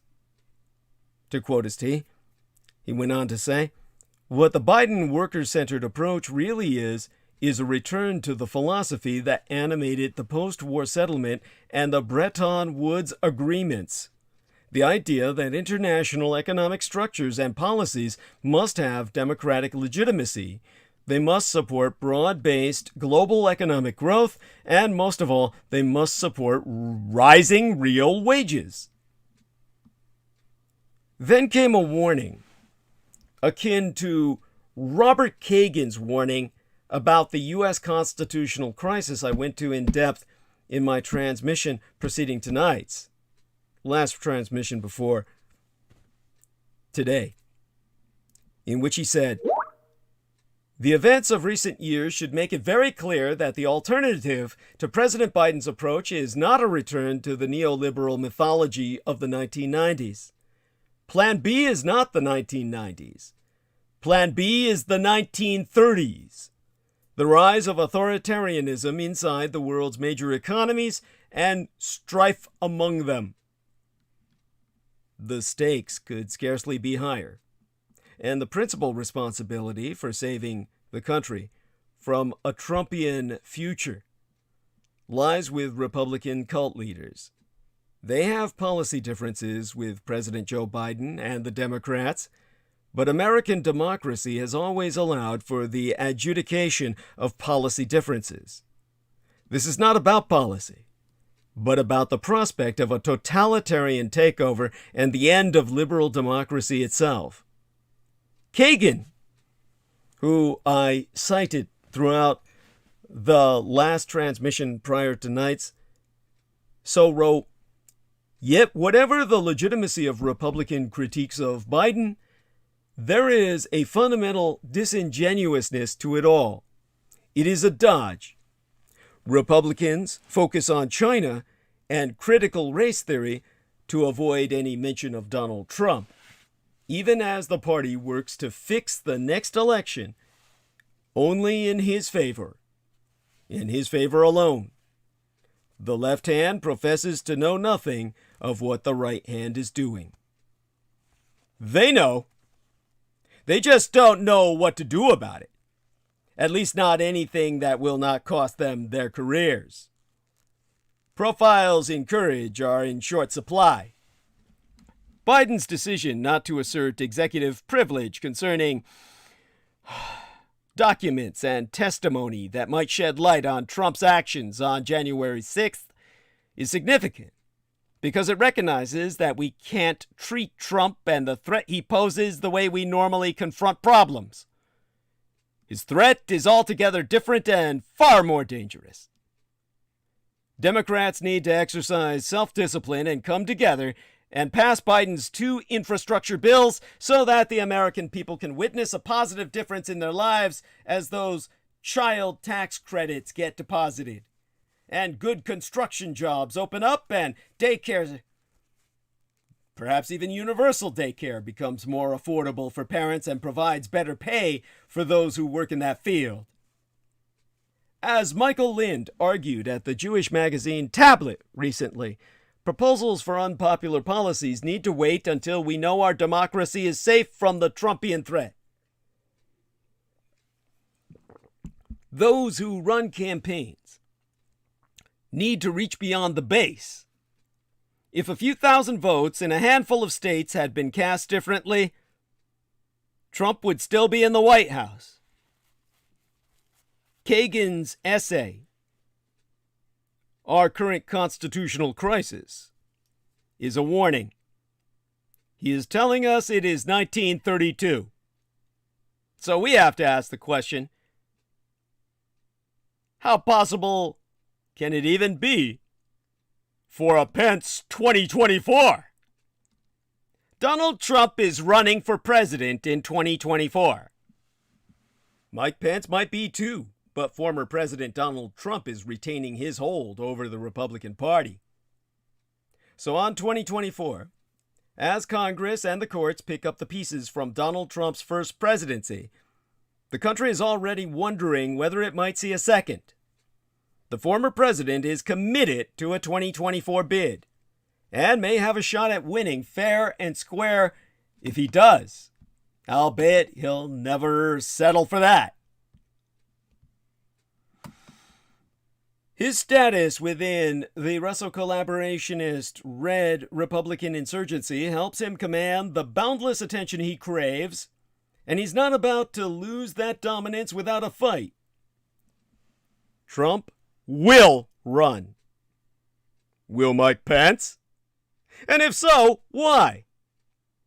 The former vice president is acting as if the old establishment party that gave rise to Bob Dole and Howard Baker is still intact and his to reclaim. Bob Dole is dead. God damn his soul for shattering and sundering Yugoslavia. I've gone into that with his subversive legislation he inserted into the House Appropriations Bill that dismantled a sovereign nation state. He's dead and gone and committed to the flames of hell, one would hope. But as for Pence, who's still above ground, he doesn't understand the replacement for Senator Dole in this day and age. What we have to pass, he doesn't understand Lauren Boebert. Granted, she's a bad joke and ergo hard to get. But Lauren Boebert and Ilhan Omar's congressional clash is getting worse. Unrest is brewing in the House as trois Republican representatives, representatives, Lauren Boebert of Colorado and Marjorie Taylor Greene of Georgia, continue to double down on racist and divisive rhetoric. Boebert has unleashed a string of anti-Muslim remarks against Representativist Ilhan Omar of Minnesota, implying she could be a terrorist or terrorist sympathizer, and calling her and the other lone Muslim representativist the Jihad Squad.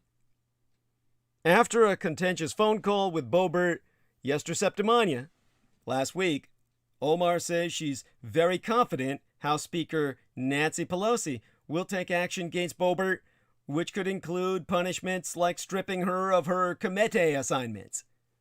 When Republican Representative Nancy Mace criticized Boebert for her remarks, Representativist Greene, who regularly courts controversy with inflammatory comments, called Mace trash and vowed to support a primary challenge against her. The first day in December was day 3 of the controversy caused by Lauren Boebert's suggestion that a Muslim member-ass of Congress might be a terrorist, on which date the Colorado Republican said that she can't wait to debate the issue with Representativist Ilhan Omar on a Fox News primetime show. Yep, that's what she said. What the two would debate is not entirely clear to me. Boebert said on multiple occasions that Omar, a Democrat who represents Minnesota in Congress, is a terrorist. She also said that Omar was black-hearted and evil. And she regularly refers to Omar, as well as Representatives Rashida Tlaib of Michigan, Alexandria Ocasio-Cortez of New York, and Ayanna Pressley of Massachusetts as the Jihad Squad. Omar, for her part, asked Boebert in a phone conversation to issue public apology on Monday opening this last work week. Boebert refused to do so, saying later in an Instagram post, "I will fearlessly continue to put America first, never sympathizing with terrorists. Unfortunately, Ilhan can't say the same thing, and our country is worse off for it." At a news conference held on Tuesday afternoon, Representativist Ilhan Omar, Democrat from Minnesota, played a tape recording of a voice message she received following Boebert's comments conveying a death threat from an unnamed caller in which several slurs were used and in which the male caller who left the voicemail told the Congresswoman that she will not live much longer. "You fucking Muslim piece of shit! You jihadist! We know what you are! You're a fucking traitor! You will not live much longer! Now, this disturbing message was a reminder of the heightened risks Ilhan Omar faces as a prominent Somali American and Muslim lawmaker. It also indicated the stakes of her feud with right-wing firebrand representativist Lauren Boebert, representativist of Colorado, a Republican therefrom, after video surfaced of her seemingly jokingly describing Omar as a terrorist. At an event in her district last week, Boebert described an encounter with Omar, which Omar said is entirely fabricated, as not my first Jihad Squad moment. I was getting into an elevator with one of my staffers. We're leaving the Capitol, and we're going back to my office. And we get an elevator, and I see a Capitol police officer running hurriedly to the elevator. I see fret all over his face, and he's reaching, and the door's shutting, like I can't open it, like what's happening. I look to my left, and there she is, Ilhan Omar. And I said, well, she doesn't have a backpack, we should be fine. So we only had one floor to go. I said, oh look, the Jihad Squad decided to show up for work today. After significant blowback, Boebert issued a dubious apology in which he apologized not for using bigoted language about a colleague, but for the act of potentially offending people. It's an off-used tactic that puts the burden on those who take offense rather than the offender, and dodges the substantive question of the meaning and consequences of her language about a sitting member of Congress who is already constantly targeted with threats based on her ethnicity and religion. As MSNBC columnist Dean Obadiah so noted, the apology, which was tweeted from her congressional account and not her personal account, where she has far more followers, was very much on brand, given her reactionary rhetoric on immigration. The continuing fallout from the video, which has included a rancorous phone call between Boebert and Omar and other Republicans clashing over whether Boebert is in the right, has revealed that Boebert's comments were far from an offhand joke. Instead, they represent yet another volley in the radicalized right's increasingly brazen white nationalist culture wars in the post-Trump era. After all that happened is when Boebert made her comment that she can't wait to debate Omar on Laura Ingram's Fox News Channel show. Remarkably, things have gotten worse since then. Boebert and her colleagues see all this as fertile territory for culture wars over what the Russell collaborationist-led Republican insurgency should stand for. Boebert called Omar on the phone, ostensibly to mend things, but ultimately exploited the call as an arena for but another attack. During the call, Boebert, by her own account, responded to Omar's demand for a public apology by demanding Omar apologize for her anti-American, anti-Semitic, anti-police rhetoric. After some back and forth, Omar hung up on Boebert and issued a statement expressing frustration that Boebert refused to back down from her position. Boebert said in a video statement that rejecting an apology and hanging up on someone is cancel culture 101 and a pillar of the Democrat Party. Both accounts of the call are quite similar, it should be noted. So to recap, Boebert responded to calls for a fuller apology with an accusation that the very person she disparaged should apologize for, among other things, anti-American views. It should be quite obvious that Boebert did not approach the call with much contrition. Instead, she apparently saw an opportunity to advance her racialized nationalist rhetoric, consider what it means to imply a fellow lawmaker in your country secretly hates the very republic they're working for, then use it as fodder for another round of social media controversy. Boebert's desperation to exploit the call as a launch pad for attention is perhaps most evident in her nonsensical rhetoric on cancel culture. Even the most ardent cancel culture obsessives are not known for equating hanging up the phone on someone with cancellation. Other developments have underscored the weight of Boebert's comments.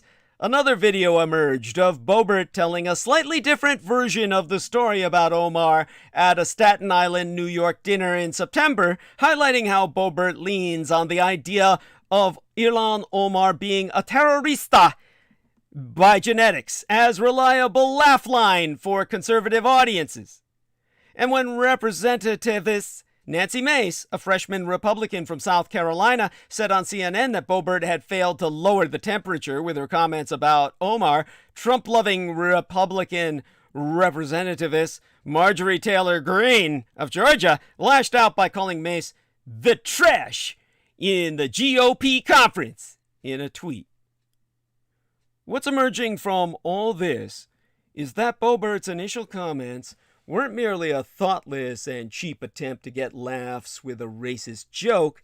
Instead, Boebert and her colleagues see this as fertile territory for culture wars over what the Russo collaborationist Red Republican insurgency should stand for in every respect as its platform. It's its very platform. During his presidency, we constantly saw Donald Trump use jokes or the excuse that he was kidding as a vehicle for mainstreaming toxic ideas about race, gender, and violence. We recently saw the Russo collaborationist Red Republican insurgency decide that the Representative Paul Gosar, who's a bitch, with his animated video depicting him killing a Democratic colleague, Alexandria Ocasio-Cortez, as well as running a sword through his own president, Joe Biden, was mostly harmless fun. That's the Republican stance. Now we're seeing Boebert use the veneer of comedy to express wildly inappropriate comments about a colleague and as a springboard for commenting on political correctness and cancel culture. But jokes have serious consequences.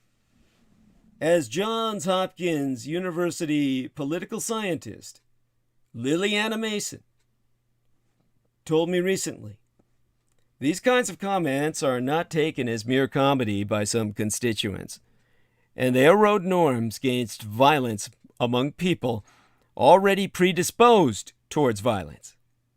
More worrying still is the reality that everyone on the right most certainly already knows that.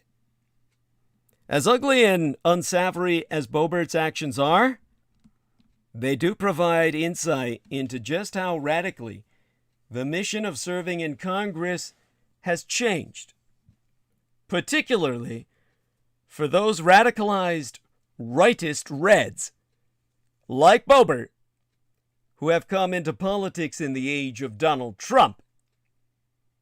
Whenever I see an episode like this one, I am reminded of that quote from the Donald Trump himself, long before he was president.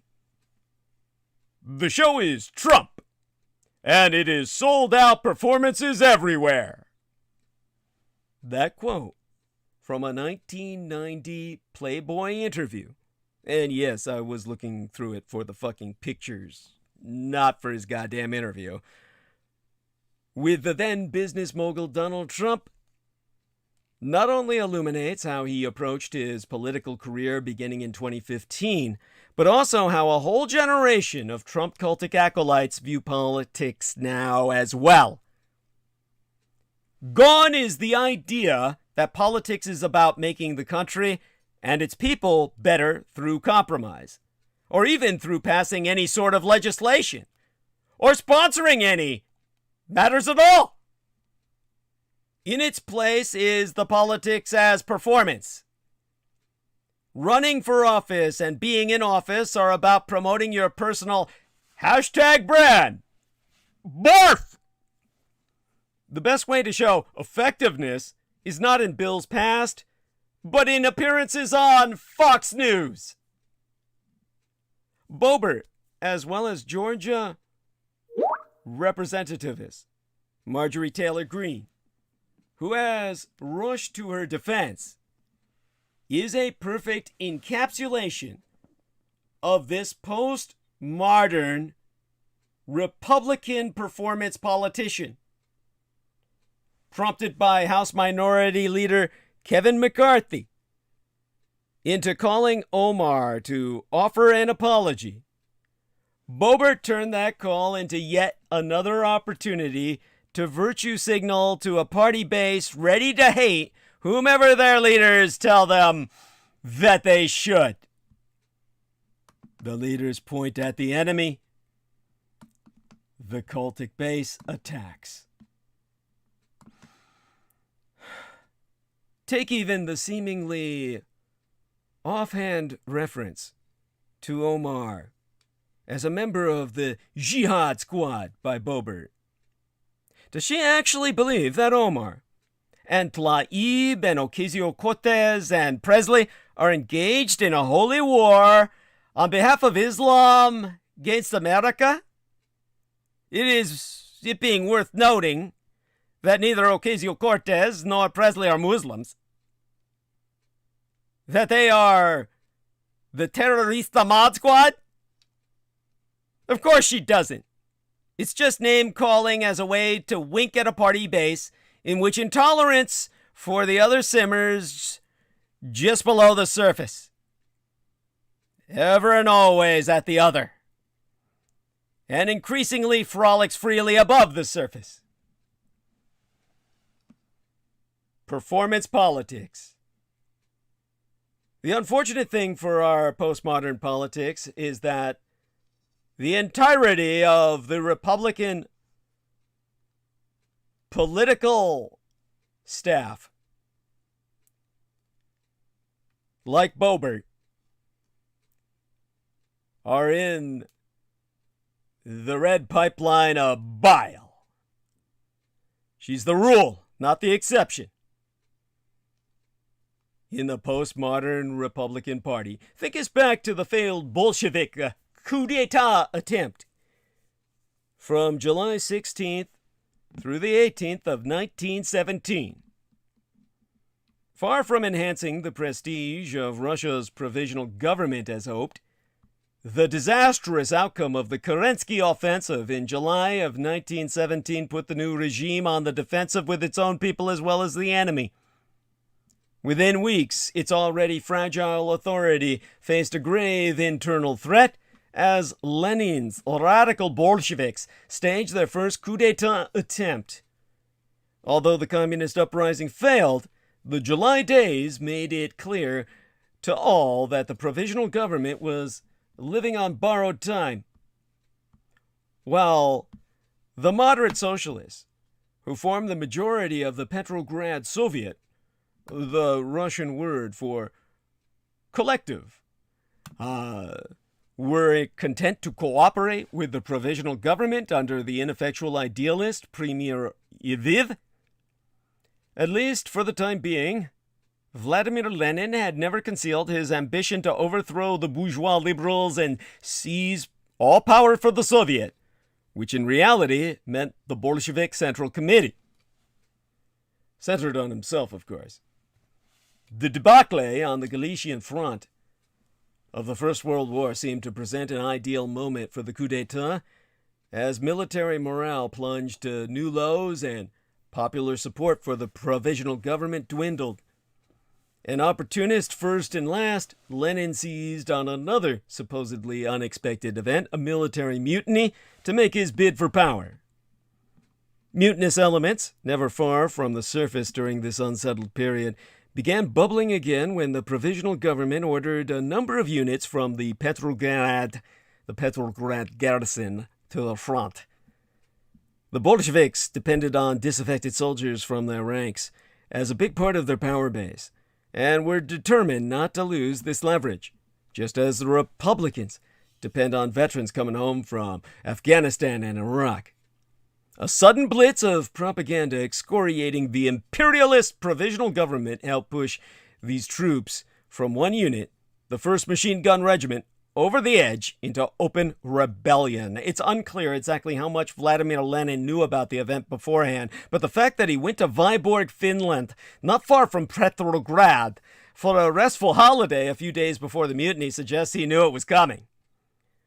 On July 15th, two leading Bolsheviks, Lev Bornstein, better known by his nom de guerre, his name of war, Trotsky, and Anatoly Lunacharsky, addressed thousands of troops from the 1st Machine Gun Regiment, demanding the provisional government hand power to the Petrograd Soviet and encouraging the soldiers to refuse to obey any orders until this happened.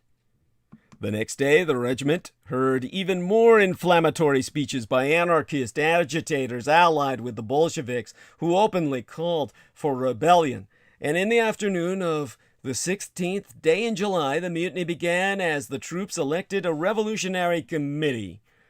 One of their first actions was to send representatives to recruit support from rebellious sailors stationed at the naval base of Kronstadt, who quickly convened their own Soviet and voted to join the rebellion.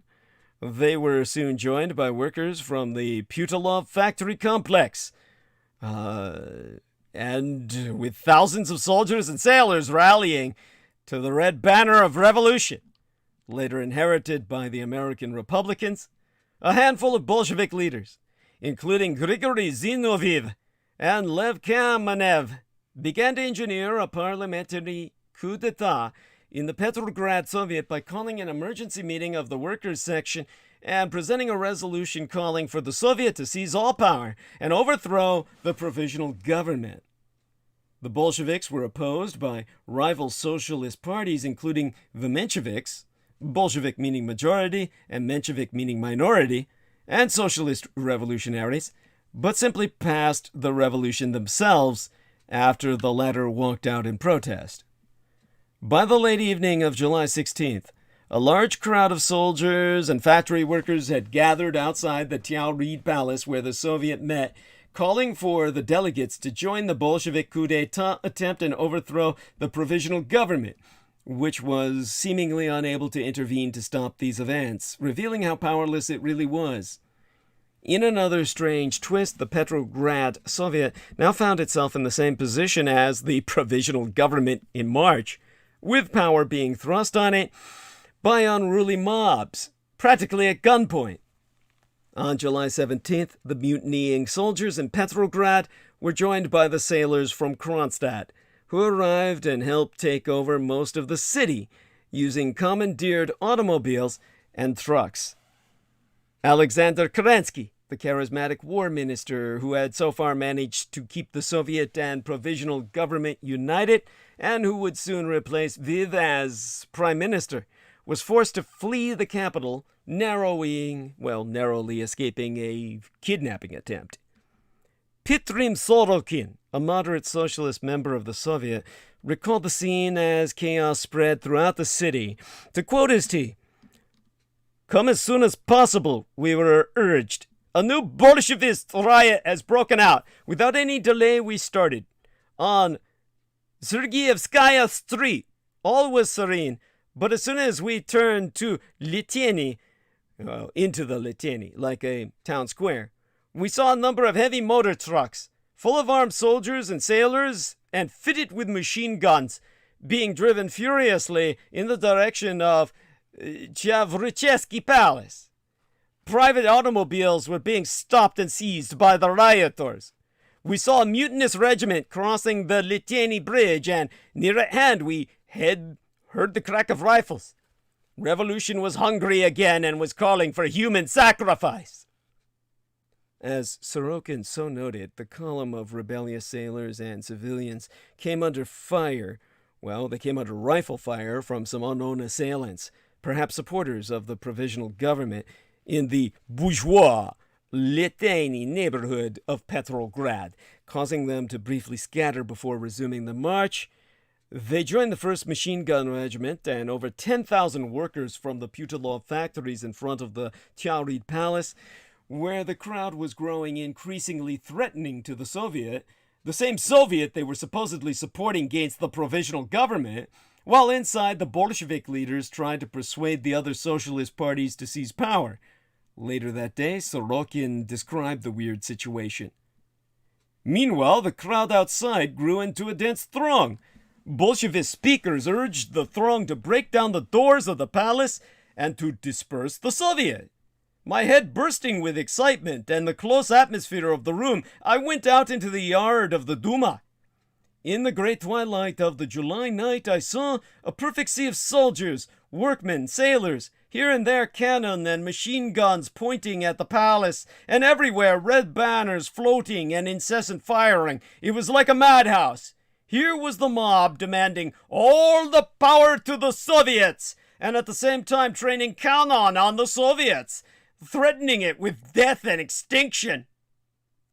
The drama was about to take an even more bizarre turn, thanks to the Provisional Government's Minister of Justice, Pavel PRÄÄMPTIVE, who decided the only way to head off the coup d'etat attempt was to discredit the Bolsheviks, specifically by releasing secret police documents indicating that Vladimir Lenin was in the pay of German intelligence.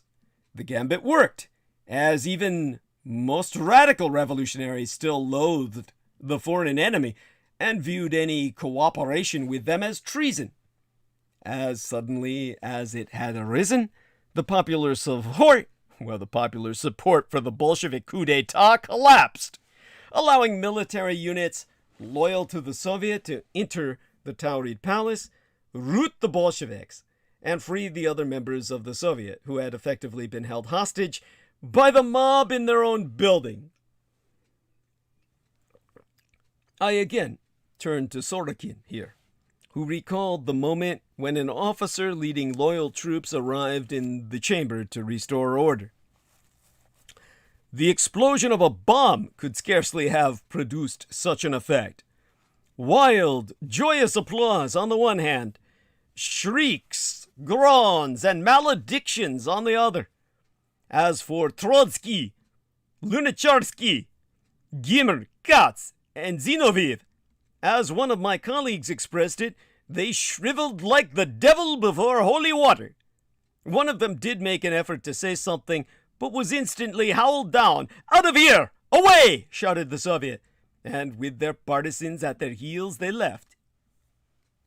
Discredited by the allegations of German support, and sought by the police along with many others of the party's leaders, Lenin was forced to flee Russia in disguise, clean-shaven to look like a Finnish peasant.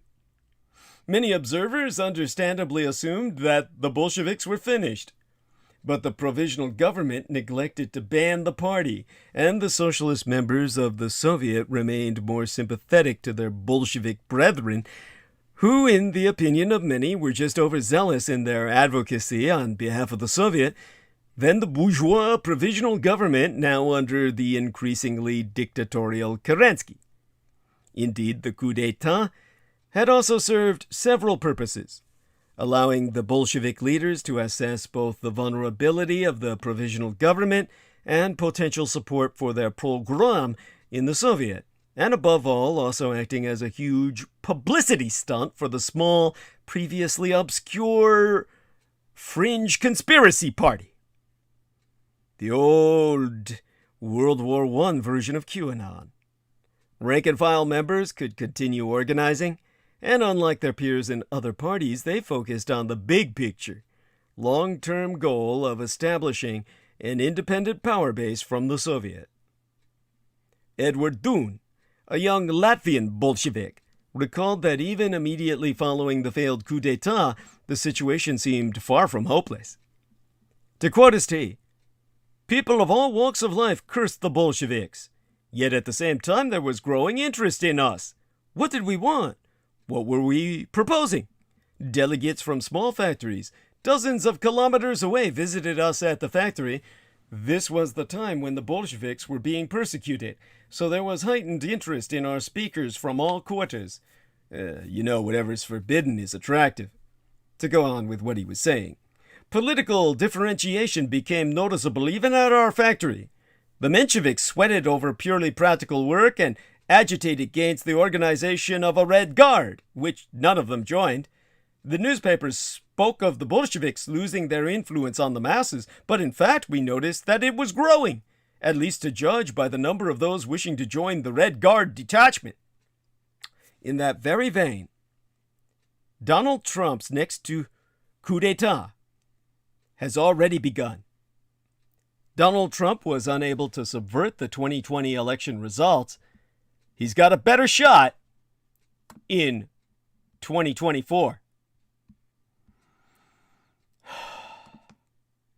Former President Donald Trump's anti-democratic campaign to overturn the 2020 election failed. Next time, and there will be a next time, American democracy might not be so lucky. This isn't the first time I have predicted such an attack on the democratic system. 6 years ago, I did so at Revolution Radio. 6 weeks before the last presidential election, I accurately anticipated in detail that then President Trump would try to undermine the results. Now Trump and his cultic allies are better prepared to do so in 2024. Here's why. They have the numbers. The big lie has radicalized tens of millions of Americans, all of them to the point of violence. The former president has built the first Bolshevist American mass political movement in the past century that is ready to fight by any means necessary, including bloodshed, for its cause. Robert A. Pape, who directs the C-Post, University of Chicago Project on Security and Threats, which has been studying such violent political extremists in these United States, Europe, and the Middle East for decades, inclusive the January 6th attack, compares this period in America to the late 1960s in Northern Ireland, at the beginning of the Troubles, himself so concluding that this really is a new, politically violent mass movement of committed insurrectionists. I'm very concerned it could happen again, because what we're seeing in our surveys is 21 million people in these United States who are essentially a mass of kindling or a mass of dry wood that, if married to a spark, could in fact ignite and burn America down. The C-Post team decided to run a national opinion survey in March based on the themes it had gleaned from the social media posts of insurgents and the statements they'd made to the FBI under questioning. The researchers first looked to identify people who said they don't trust the election results and were prepared to join a protest, even if I thought the protest would turn violent. The survey found that 4% of Americans agreed with both statements, a relatively small fraction that nonetheless corresponds to 10 million American adults, all of them armed. In June, the researchers sharpened the questions. This brought another surprise. In the new poll, they looked for people who not only distrusted the election results, but agreed with the stark assertion that the 2020 election was stolen from Donald Trump and Joe Biden is an illegitimate president. And instead of asking whether survey subjects would join a protest that would turn violent, they looked for people who affirmed that the use of force is justified to restore Donald Trump to the presidency without a vote. Pollsters ordinarily expect survey respondents to give less support to more transgressive language. The more you asked pointed questions about violence, the more you should be getting social desirability bias, where people are just more reluctant. Here, the opposite happened. The more extreme the sentiments, the greater the number of respondents who endorsed them. In the June results, just over 8% agreed that Biden was illegitimate and that violence was necessary and completely justified to restore Trump to the White House without any vote whatsoever. That corresponds to 21 million American adults.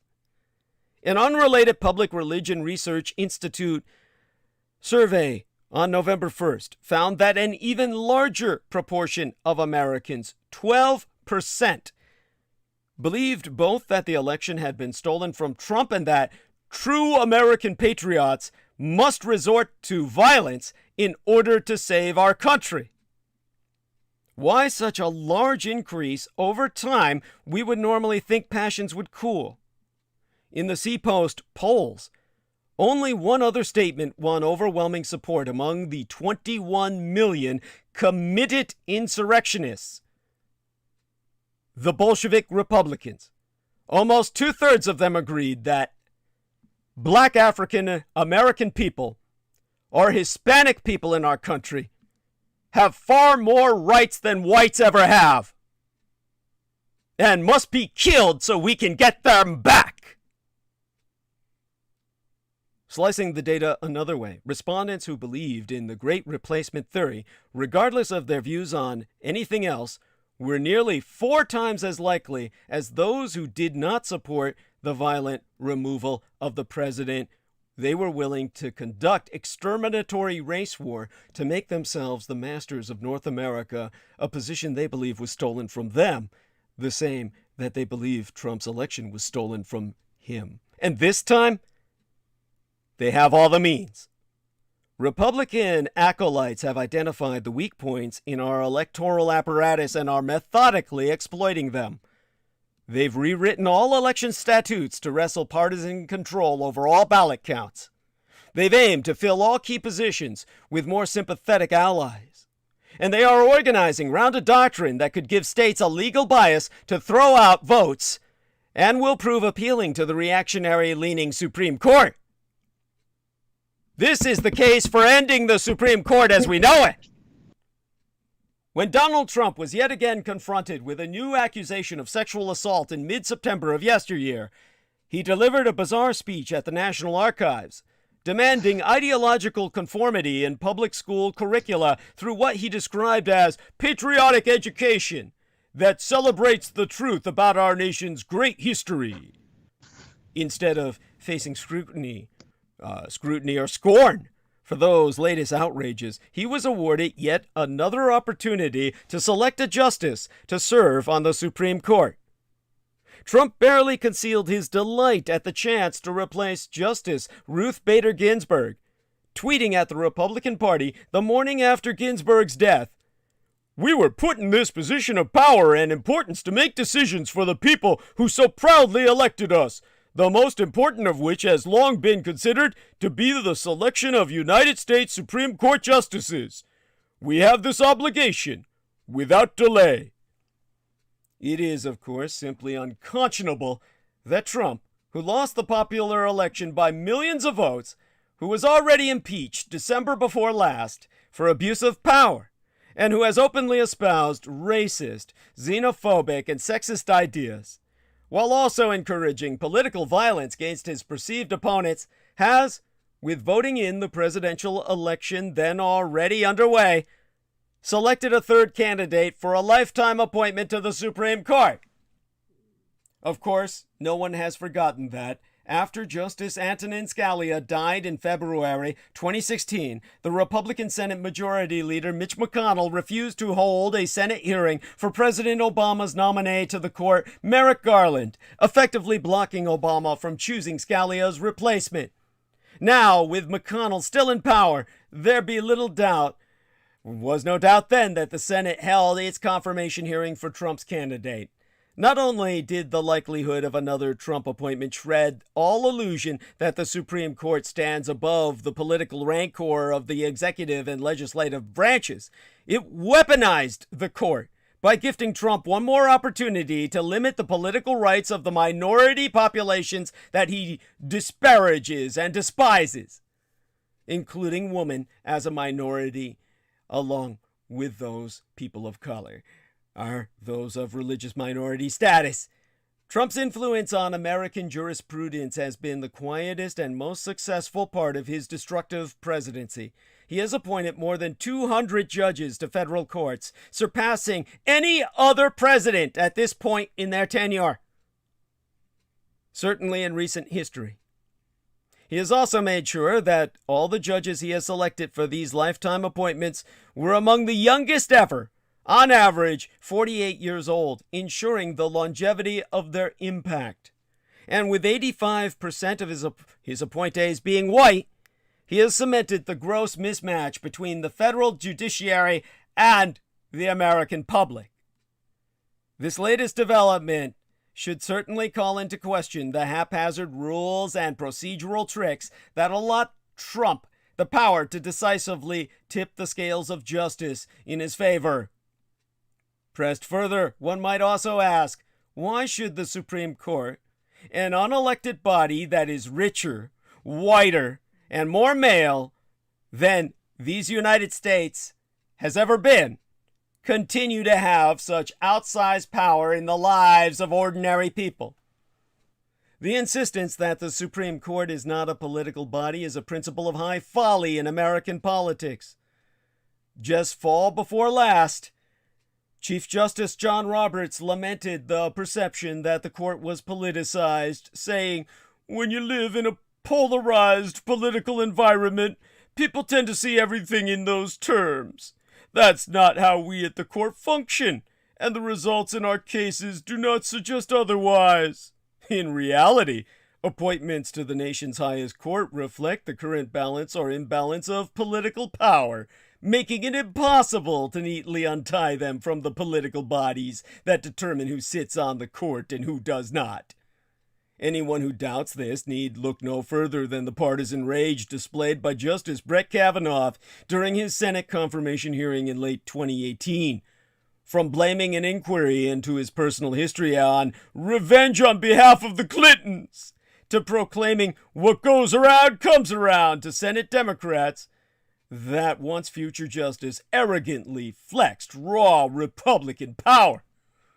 Moreover, as the branch of government that is least accountable to the American public, the Supreme Court has tended for most of its history toward a fundamental conservatism, siding with tradition over more expansive visions of human rights. Indeed, at the most significant moments in Black African American history, the court reflected the most reactionary elements of the culture in its efforts to abridge, degrade, or simply eliminate the rights of African Americans. In 1857, it famously ruled in Dred Scott versus Sanford that Black African Americans were not and could never be citizens of these United States. Chief Justice Roger Taney concluded that Black African Americans were so far inferior that they had no rights which the white man was bound to ever respect. It took a civil war and its revolutionary upending of American society to reverse the Supreme Court's damaging ruling, leading to the passage of the Civil Rights Act of 1866, 100 years before I was born, which guaranteed to all, including the formerly enslaved, and myself, the same rights that are enjoyed by white citizens. Its actual phraseology. The 14th Amendment, guaranteeing birthright citizenship to all and creating the legal principle of equal protection before the law, was built on the foundation of the Civil Rights Act of 1866. In combination with the 13th Amendment, which abolished slavery, and the 15th Amendment, which prohibited racial discrimination as an obstacle to voting, these acts of Congress were intended to elevate Black African Americans into the role of citizens, equal before the law and empowered by the ballot to shape the world in which they lived. But within but a single generation of the passage of this historic legislation, the Supreme Court slowly and assuredly denuded that legislation's most potent power, constructing the personhood of those who were once property. The court's decisions in the aftermath of Reconstruction reduced the amendments to their most literal meanings, ignoring their expansive conceptions as means to protect the rights of newly freed people and guarantee them, indeed all people born in these United States, the privileges and protections of white American citizenship. In 1883, the Supreme Court heard a group of cases that had been bound together to test the constitutionality of the Civil Rights Act of 1875. which prohibited discrimination in hotels, trains, and other public accommodations and places of public amusement. In an 8-1 decision, the court ruled that it was legally permissible to ban all black African Americans from all public accommodations and decried black African American demands to participate in the public sphere as special rights to which they were never entitled. Though the stench of slavery still polluted the air, the court offered willfully ignorant proclamations of colorblindness. In response to black African Americans' demands for equality, the majority opined, there must be some stage in the progress of his elevation when he takes the rank of a mere citizen and cases to be the special favorite of the laws, and when his rights as a citizen or a man are to be protected in the ordinary modes by which other men's rights are protected. Of course, other men had not been enslaved, nor subjected to the savage acts of violence and harassment, nor banished from public life as an affront to their claims of citizenship. On the eve of the 20th century, the court's ruling in Plessy versus Ferguson transformed the regional injustice of Jim Crow into the national lie that separate could be equal, codifying the racial apartheid of the South as the law of the land. And in that sense, the Confederacy won the Civil War, and their rule became the law of the Union. For decades, freed black African Americans had worked arduously to define the meaning of black citizenship. The retrograde Supreme Court of these United States worked immediately to foreclose it, or at least quickly enough. In so doing, the SCOTUS, the Supreme Court of these United States, eviscerated, for millions of black African Americans, any notion that justice is blind, compelling one observer to describe the court, the Supreme Court, our supreme law of this land as the grave of liberty. The accomplishments of the court, while led by Chief Justice Earl Warren from 1953 to 1969, stand out as exceptions in that body's long history of regression. But even the decisions from that period that we now laud for upholding or defending freedom were made within a larger climate of social unrest or outright revolt, and were often aimed at reversing damage that the court had done in the first place. Although the court is celebrated for its historic decision in Brown versus Board of Education in 1954, which finally banned segregation in public education, it was merely undoing policies and practices that the court itself had set in motion with Plessy decades earlier on. It was also responding to the broader dynamics of the emerging civil rights movement, which threatened to embarrass the United States on the global stage, just as the country was attempting to project itself during the Cold War as a beacon of democracy. In 1952, the year the Americans effectively surrendered to Japan, the Truman administration submitted an amicus brief to the Supreme Court, encouraging it to rule against segregation. As the brief so noted, and here I read therefrom, the United States is trying to prove to the people of the world of every nationality, race, and color that a free democracy is the most civilized and most secure form of government yet devised by man. The existence of discrimination against minority groups in these United States has an adverse effect upon our relations with other countries. Racial discrimination furnishes grist for the communist propaganda mills. Indeed. Oh, by the way, hit another assailant in the chat room, dear Jepson. I'll strike it from this side. Two of them, as a matter of fact. And, okay, a report for child abuse on one of them.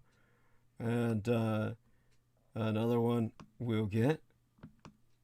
Hate speech or graphic violence. Okay.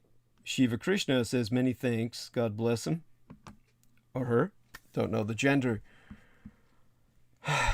All right, then.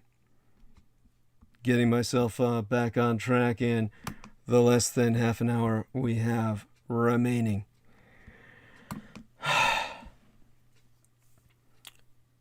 Now, the Brown decision was a public indicator of progress, but its decree was quickly undermined when, the following year, the court prescribed that school desegregation be undertaken with all deliberate speed.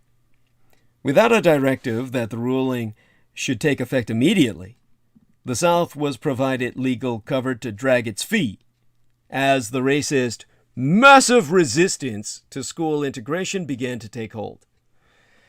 At other moments, the coercive power of a mass social movement compelled the court to act in a proactive, even radical ways. Jones versus Alfred H. Mayer Company, a landmark case addressing housing discrimination, was decided in June of 1968, just months after a series of uprisings catalyzed by the assassination of the Right Reverend Dr. Martin Luther King Jr. The decision surpassed the Fair Housing Act, which was signed that April and set to be phased in over a 2-year period by making racial discrimination in the buying, selling, renting, or financing of housing illegal, effective immediately. The majority's ruling looked to the 13th Amendment and Civil Rights Act of 1866 and declared that housing discrimination, regardless of whether the source was public or private, was a badge and incident of slavery. Justice Potter Stewart, writing for the majority, compared racial discrimination in housing to the black codes enacted at the end of the Civil War, saying that when racial discrimination herds men into ghettos and makes their ability to buy property turn on the color of their skin, then it too is relic of slavery.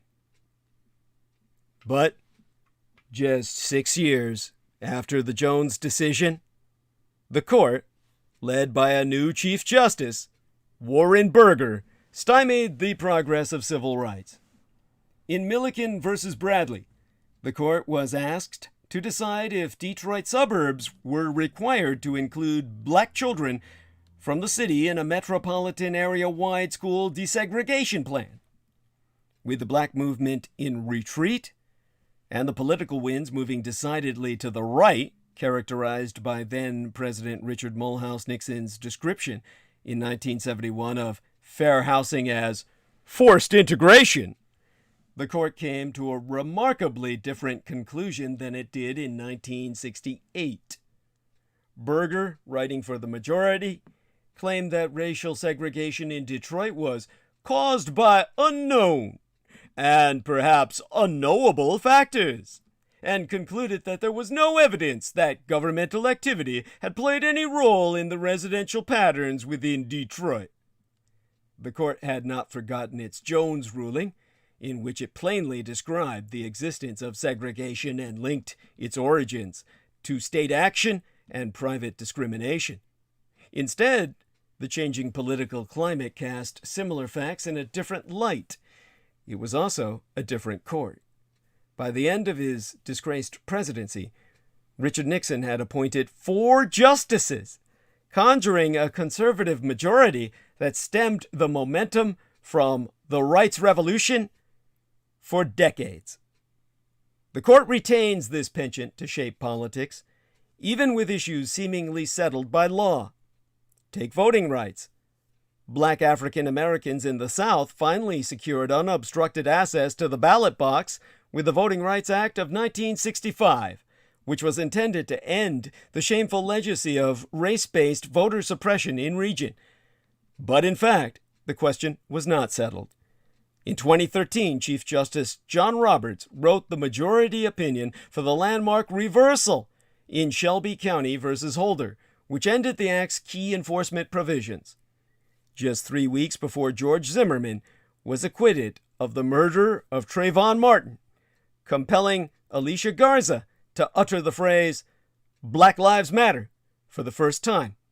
Roberts argued that these civil rights protections were no longer necessary because our country has changed.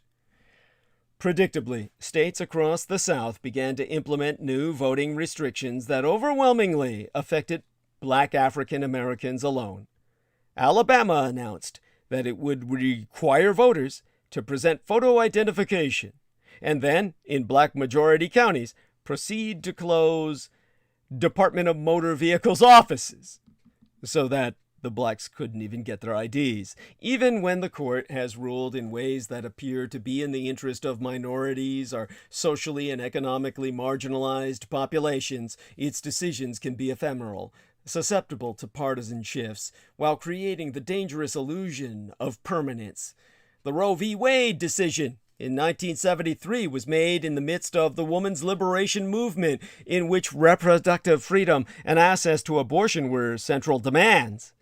In subsequent decades, the changing political climate, including the strategic decisions of liberal feminist organizations to focus their resources and organizing on electoral politics and not the street-level mobilizations that won the right to abortion in the first, has contributed to the erosion of support for abortion rights. The idea that sympathetic politicians were the key to maintaining access to abortion missed the historical lesson that pressure generated by social movements on the street has the greatest potential to overcome the inherently conservative bent of the court. We now live with the reality that a man accused of sexual assault by multiple women has the power to make life-altering decisions about our lives, including whether we will retain the right to legal abortion. The fluidity with which rights can be bequeathed and taken away, in fact, reduces rights to privileges. In a truly democratic society, civil rights should never be contingent on a fortuitous combination of Supreme Court justices. The events of these last tumultuous and tragic years, from the ravages of the coronavirus pandemic to the fresh uprising against racist police violence, have compelled a national reckoning like no other, opening new public, mainstream conversations about how we might remake this country more equitably. Those discussions have been most pointed when trained on the destructive role of police in black and brown communities. Activists have advanced an unpopular but compelling argument: defund the police and redistribute law enforcement budgets to programs that might more effectively respond to social and economic crises in poor and working class communities. We have also seen a growing demand for some form of universal or guaranteed health care, reflecting deepening frustrations with a healthcare system in which access is largely contingent on employment and even then is deeply constrained by costs. For-profit healthcare was unpopular before, but now, as millions have lost their jobs because of the contracting pandemic-era economy, it seems as cruel as it is unjust. One measure of the mounting discontent with the rapacious inequality that defines American society is the number of people who have warmed to the ideas of socialism and the redistributive economics at the core. In a Pew Research poll conducted the year before yesteryear, 42% of adults, 42% of Americans had a positive view of socialism. Months later, Gallup found that all young adults' attitude toward socialism is even rosier, with nearly half viewing it positively. In moments of acute crisis, people question the norms and institutions of a social order that just dated the problems they faced in the first. Trump's constitutional power to manipulate the court in his favor has compelled mainstream elected officials to make dramatic demands that the Supreme Court change. The former Attorney General Eric Holder described the conservative majority as illegitimate because the Senate's refusal to confirm Merrick Garland, and said that if Republicans move forward with confirming Ginsburg's replacement and Democrats win the presidency, we need to think about court reform. And at a minimum, as part of that reform package, I think additional justices need to be placed on the Supreme Court. His words, not mine. Senate Minority Leader At the time, a year agone, Chuck Schumer and House Speaker Nancy Pelosi have never ruled out court backing since the Republicans succeeded at filling Ginsburg's seat before the election. They have also said, in Pelosi's words, that they will use every arrow in our quiver to block Trump's nominee. But neither Schumer nor Pelosi ever even drew the bow. And Trump's nominee has now helping the Supreme Court revoke Roe versus Wade. Joe Biden, for his part, called on Republicans in the Senate to follow your conscience as regards the court. Don't vote to confirm anyone nominated under the circumstances President Trump and Senator McConnell have created. Don't go there. But sure enough, Mitt Romney, the lone Republican who voted to remove Trump from office for corruption during the Senate impeachment trial, pledged to vote to hold a Senate hearing for the president's nominee, all but assuring the candidate's ascension to the Supreme Court. He was the man who you couldn't bank on. Clearly, there is no honor among thieves. And the most troubling part is that Joe Biden even ever thought there was. The Republican Party cult's provocation to rapidly replace Ginsburg has already been met with thousands of people assembling at the steps of the Supreme Court throughout the past several years. In a sharp rebuke to Trump himself, at least one Times and Siena poll of residents in North Carolina, Arizona, and Maine, taken before Ginsburg's death, found that 53% of those asked think that Joe Biden should have picked the next justice.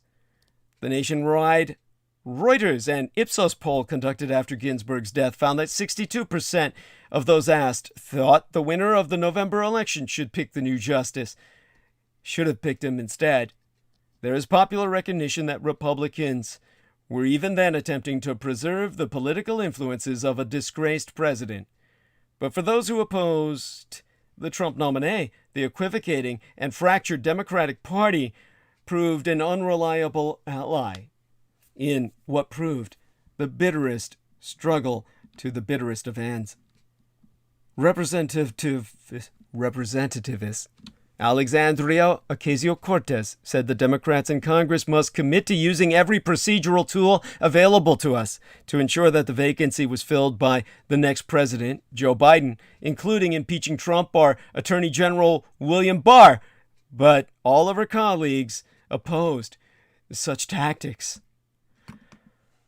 Senator Tim Kaine of Virginia argued it would be foolish to consider impeaching Trump or Barr, and went on to say that he was asking Republicans to be true to their word, apparently holding out hope that they would relinquish the opportunity to reshape the court in their own image. Just as Biden held on to that thread, what is with these people that they think the Republicans would behave in a manner that would benefit anything other than themselves? Those with the most to lose from a reactionary Trump court have the least access to the levers of power that could slow this fast-moving process, even then. But they could still have attempted to interrupt it with popular protest and resistance. Even if the popular resistance was not successful in stopping Trump's nominee, it would have been crucial in the long, ongoing struggle to expand the rights of the people of these United States. As the historian and writer Howard Zinn, whom Donald Trump disparaged in his speech at the National Archives, once wrote, knowing the nature of the political and judicial system of this country, its inherent bias against the poor, against people of color, against dissidents, we cannot become dependent on our courts or on our political leadership. Our culture, the media, the educational system, tries to crowd out of our political consciousness everything except who will be elected president and who will be on the Supreme Court, as if these are the most important decisions that we make. They are not. They deflect us from the most important job citizens have, which is to bring democracy alive by organizing, protesting, engaging in acts of civil disobedience that shake up the system. This doesn't mean that it was unimportant who won the presidency or who is appointed to the Supreme Court. What it does mean is that ordinary people are not powerless to challenge the political and economic elite who have such disproportionate authority over our lives. But our power is often located outside of the institutions of tradition and influence. It is through acts of solidarity and struggle that we have been able to secure our rights and liberties in these United States, and from the shape of things to come, that is how these rights and liberties will have to be defended. This means building movements to pressure an increasingly right-wing Supreme Court, making it more difficult for that body to further usurp the rights of regular people. It also means calling into question the fundamentally undemocratic nature of the court itself. If Trump, as he proved successful in doing, added another right-wing justice, he only continued to erode our court's legitimacy, adding further evidence that it can be brazenly abused to achieve what could never be accomplished through legislative means. The multiplying failures of our existing society have led many of us to reconsider institutions, policies, and practices that have continued to reproduce racial and economic inequalities. In this moment of exalting uprising and re-emergent social movements, we cannot overlook the disturbing history of the Supreme Court and its regressive role in American society. So what do we do about the court? There is an obvious and pressing need now to do whatever is politically permissible. We couldn't stop Trump from further distorting its composition. But beyond that, there is also a need to make it part of our national reckoning with the history and traditions of racism in these United States. It is long overdue to end the Supreme Court's undemocratic role in American society. Potentially end the Supreme Court itself. We have 10 minutes remaining.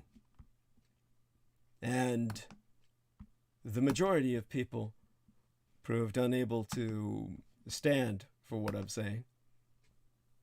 Many have fled, but hopefully they return and replay today's episode so that they can educate themselves in where we can go from here. Now, I still see a bunch of these attackers. Let's see. Yes, James I knocked them all off. Cool, good. I may be still seeing them all as some kind of residue. Yeah, and yeah, thank you very much. So, sound like Elvis Presley with that. Of course, if you've got anything to add, by all means do so. I'm just going to report these ones that stuck on mine. I'm going to use pornography and child abuse at this point to report these punks. And yeah, all I could say is the Supreme Court doesn't serve any real purpose whatsoever anymore. Thank you. I don't think it ever had. Thank you. Yes. I mean, let's be perfectly honest. They don't do anything. They just make our lives worse. Thank you. That's what they exist for. How do you have the two branches of government that we already have make life bad enough as it is. Yes. So they seem to make it monumentally worse. Yes. I mean, honestly, I could make an argument, as I had in the past, that the Trump broke the presidency and we should just eliminate that as well and just kind of establish government by Congress. Of course, Peter Moon would find that absolute nightmare, a true dystopia. I'm actually in favor of what you say, government by Congress, because they're probably the only branch that does anything. Of course, then the problem that we have is that with a two-party system, nothing gets done. So this is why I say we ultimately have to aim for a one-party rule. This is basically the only way to usher in at least a century of progress, and then perhaps allow other parties to form.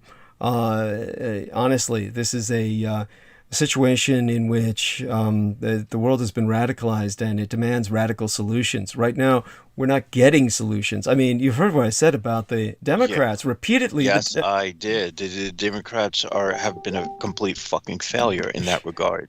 Yes. And they have earned my ire for that. Yes, and it's so sad. I mean, it is so... It's like literally enabling the hand that's going to stab you. It's like, no, push it deeper into my chest. Oh, yes, it's seriously, how fucking pathetic can you be? Oh my God, yes. I mean, just fucking Biden waving his finger at them. Don't go there. Don't go there.